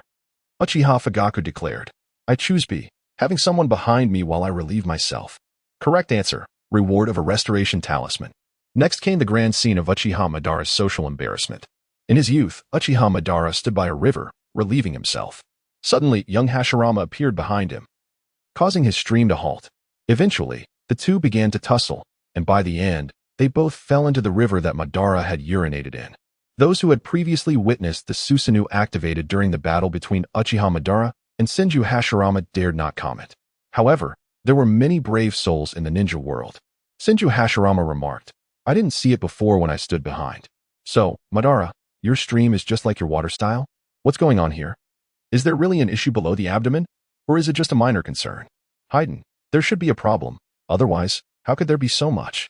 "White Setsu, may I ask, Madara, what does it feel like to relieve oneself?" Kagaya Otsutsuki, utterly shameless. Black Zetsu, mother is right. He is indeed without shame. Uchiha Sasuke, using urine to bathe? What a disgrace to the Uchiha clan. Fourth Raikage A, is this a preference of the founders of Konoha? Inoki, I never would have imagined. Although not many were commenting, each word felt like a blow to Madara's heart. He resolved to eliminate everyone who appeared in the comments, especially that Uchiha Sasuke and the deceitful Black Zetsu. Madara's expression darkened. filled with a desire for vengeance. Uchiha Fugaku produced a talisman in his hand and without hesitation handed it to Itachi. Itachi, not refusing, accepted it. He glanced at Orochimaru. Orochimaru-senpai. You don't seem as upset as before. Orochimaru replied, I am not sure why. Seeing Tsunade accept Jiraiya makes me happy. Itachi smiled. Orochimaru-senpai, your heart is truly warm. Orochimaru paused before responding. Is that so? Orochimaru-senpai, would you like to join me in searching for Sasuke? No, I have validated most of what I wanted to. If you go to find Sasuke, I will not join. I am heading to find Nagato. Orochimaru slowly rose. By the way, do not forget about what we discussed earlier. Itachi nodded gravely. Understood. Not long after Orochimaru took a few steps, the sound of the system echoed. Second prize bearer, Demigod Hanzo. Reward, summoning Beast Unicorn. The screen began to play. The creature resembled a white horse, with spiraled horns on its forehead and wings that allowed it to soar through the skies. Noble, proud, and pure. The unicorn stated, the video only displays appearance. Abilities can be viewed by those who acquire it. Note, the unicorn's abilities exceed that of this demigod. Understood. As they gazed at the majestic creature and considered the system's explanation, Jiraiya remarked, indeed, a truly noble being. Tsunade had just mentioned it in the comments. Thus, the votes began to roll in. Naruto thought, how beautiful. It rivals Hinata's lovely eyes. Nagato contemplated, demigod Hanzo. Minato mused, Kushina will surely adore this magnificent creature. Their minds echoed two words, I want. Subsequently, they moved toward the location marked on the map. Hanzo was ready for the challenge from strong opponents. If he knew he had been chosen as a gift for the Chishi festival by most, he might have been infuriated. The system, seemingly seeking more excitement, soon announced another grand prize. Third prize bearer, fourth Reikage A, reward, body refinement technique. Body refinement technique, a method to temper the body by gathering energy from nature to refine the flesh, enabling one to possess strength capable of moving mountains and filling seas, and plucking stars from the sky. Note, are you prepared? Time, perseverance, and rare materials? The summoning beast unicorn did not incite much contention. Yet the body refinement technique truly drove them into a frenzy. Moving mountains and filling seas. Plucking stars. What immense power. If one could succeed, the required time and perseverance would surely be worth it. As for rare materials, perhaps it referred to things like 1,000-year ginseng? Surely, wealth would suffice. Comparatively, the cost for such power seemed trivial. Guy stated, this is an excellent opportunity. I shall challenge the fourth Reikage. Madara also began moving toward A, thinking, I shall take you as my next target. The fourth Reikage A remained still, waiting for the challengers to approach. He was eager for a good battle. The secondary marked rewards included, second Tsuchikage Mu and third Tsuchikage Inoki. Reward, Sky Dance Technique. Sky Dance Technique, a ninjutsu that allows free flight in the air. Note, consumes chakra to fly freely. They all acknowledged that the Sky Dance Technique from the second and third Tsuchikage was quite impressive, enabling flight. Moreover, A's body refinement technique was also a delightful reward. The best of all, without a doubt, was the unicorn. This was a summoning beast rated by the system as more powerful than a demigod. Countless strong individuals began sharpening their blades, ready to challenge. Demigod Hanzo, now restored to his youth, was in peak condition. After being marked, he remained still, waiting for challengers. Many ninjas had already gathered around. Hanzo merely glanced at them. Knowing they were only there to spectate, he sat calmly on a branch, biding his time for the unwary ninjas to approach. Before long, Jiraiya and Minato arrived at the answering forest. Upon meeting, they looked at the poised Hanzo. Minato smiled at Jiraiya. Sensei, would you like me to take the lead? Minato, you and Kushina have been married for ages. Why bother? I could also pass it on to Naruto. That wouldn't be appropriate. You know my current situation. I'm in a hurry. Suddenly, another figure appeared, Naruto, cloaked in the chakra of the Nine Tails. He interrupted Minato's words, saying, Father, Sensei, I believe you should yield to your junior. Jiraiya retorted, You are my disciple. You must show respect. I think this honor should belong to me. Naruto was immediately incensed. How can you say that? I haven't even given Hinata a worthy gift yet. I'm still young. There will be plenty of opportunities in the future. I am different. But. Minato reassured him, it's all right. If need be, we can just seize it. Nagato drifted down from above, adding, Nagato, why are you joining in on the commotion? Surely you have no one to gift? Sensei, how can you say that? Isn't Konan about to become the Reikage? I plan to give her a gift. Jiraiya's expression turned serious. All three of you are my disciples. This is not how it should be. I am your teacher. Naruto replied, I can't simply follow everything you say, sensei. Minato questioned, who taught you that? My mother. She said sometimes you shouldn't take everything Jiraiya-sensei says to heart, as he can be rather frivolous. Jiraiya exclaimed, Minato, is this little rascal too rebellious for his own good? You should discipline him properly. Nagato interjected, Sensei, you are deflecting. I actually support Naruto's notion. He and Hinata are quite a match. Minato pondered for a moment. I believe the gift should go to the teacher, after all. He is not getting any younger. They began to argue passionately, debating who would be most deserving of the reward. Hans observed quietly, regretting his decision to stay. Do these four individuals not consider my presence at all? Am I not here? Does Hans, the demigod, have no regard for his dignity? Were it not for the fact that I cannot contend with all of you, I would not be sitting quietly, listening to your idle chatter. Please, make your decision swiftly. When the time comes for me to face you one by one, I may possess the will to fight. Four of you. Damn it, I have miscalculated. I assumed that the rewards of this summoning technique would only attract certain female ninjas. Yet, I had not anticipated the presence of so many formidable adversaries. All here to challenge me merely for the sake of a gift? For those who have been watching the live broadcast from the Pure Land, they understand that I am not their match. However, this situation is quite humiliating for me. Hans observed them, and as they reached a consensus, he spoke up. Jiraiya, at your age, you should refrain from such trivial matters. Let that brat with the nine tails come forth. I too wish to witness the capabilities of the younger generation. Jiraiya glanced at Naruto, who was brimming with eagerness, and with a resigned sigh, he nodded in agreement. Hans commended himself for his cunning. If he remained silent any longer, they might all converge upon him. Moreover, selecting the weakest opponent could be justified as nurturing the youth. The other three would likely overwhelm him. But he felt confident against this one. Although he was a Jinchuriki of the Nine Tails, he likely had not yet achieved perfect control. He recalled that Nagato had also joined. Having witnessed Naruto's lack of offensive capability previously, it seemed he had no means to defend himself against Nagato's earlier assault. With Jiraiya now in Sage mode and wielding wood release, he need not even consider the Golden Flash. He feared he might not even graze its hem. Naruto beamed at Hans, expressing his gratitude. Thank you, old man. Now, I shall make my move. Hans, unwilling to lose face, prepared for battle, come forth. But as Hans's voice faded, Naruto unleashed the Shadow Clone technique. Hans was momentarily taken aback by the multitude of clones, yet Naruto charged forward. Adamantine ceiling. Great ball spiraling multi-strike. The second grand prize question commenced. Hans the Salamander met his demise, losing to the sword technique, Flash. The Flash technique, wielding a scythe coated in deadly poison. It pierces the opponent at high speed. This is a decisive move. The first grand prize question opportunity was awarded to Uzumaki Naruto. In the span of a fleeting moment, Hans the Salamander was defeated. At this moment, Hanzo remained in shock and subsequently sent a barrage message. Young people lack martial integrity, he exclaimed. What could he do?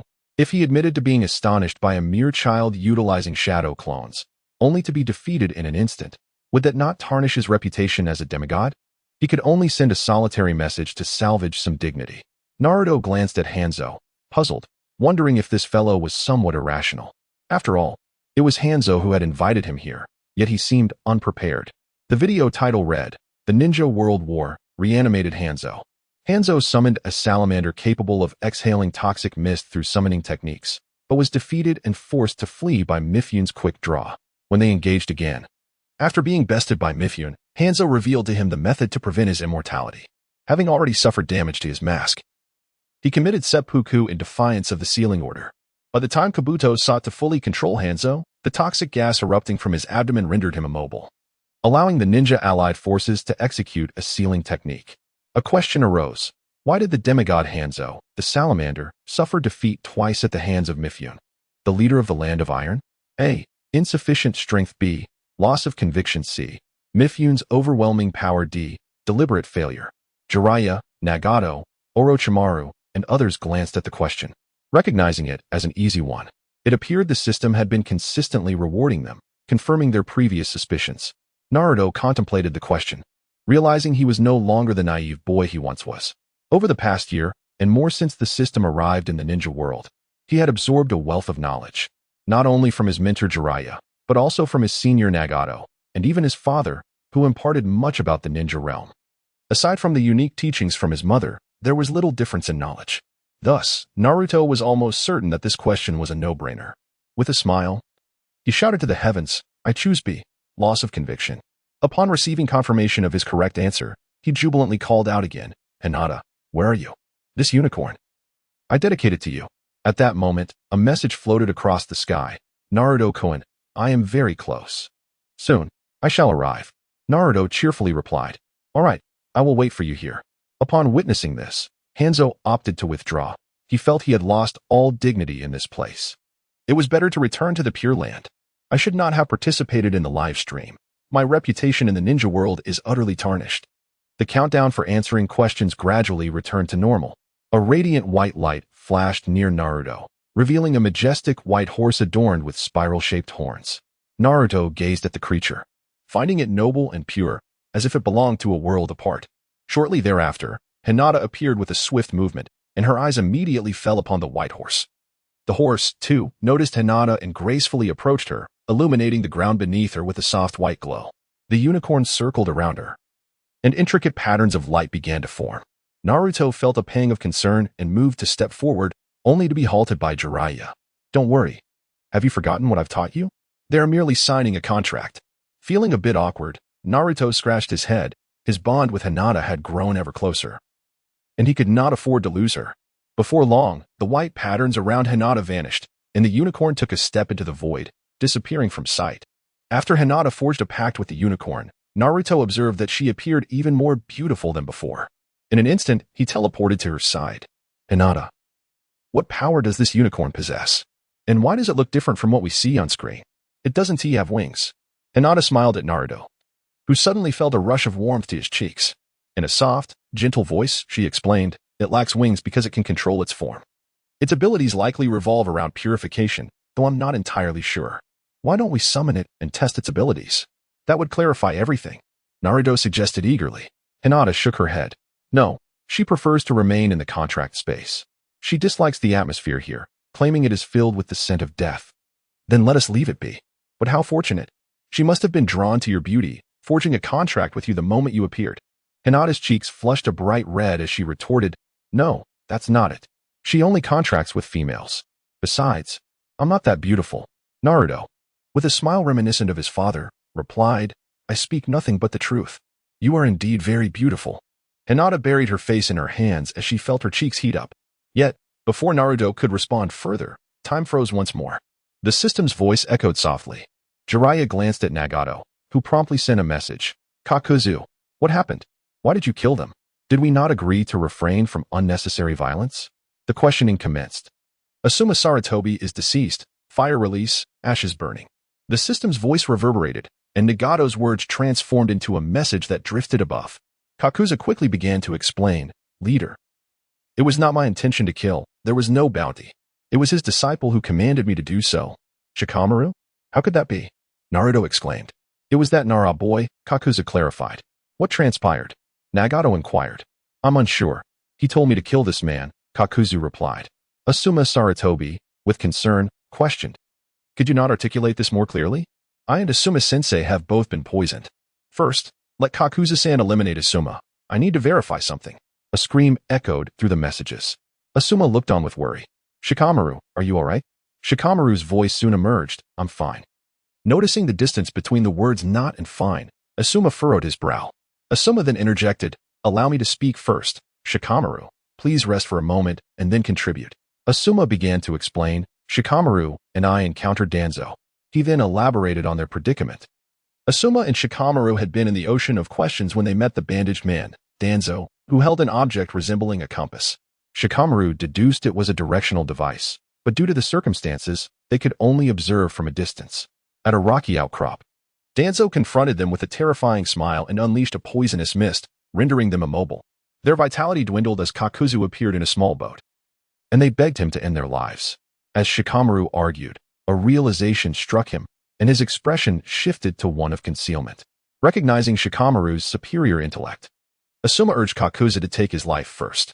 Exchanging glances, Shikamaru said, "Asuma-sensei, I'm sorry. It seems I must have you go first. I have something I need to verify." Asuma smiled at Shikamaru. "Very well." Thus, Kakuzu ended Asuma's life, and the questioning session commenced. After hearing Asuma's account, Shikamaru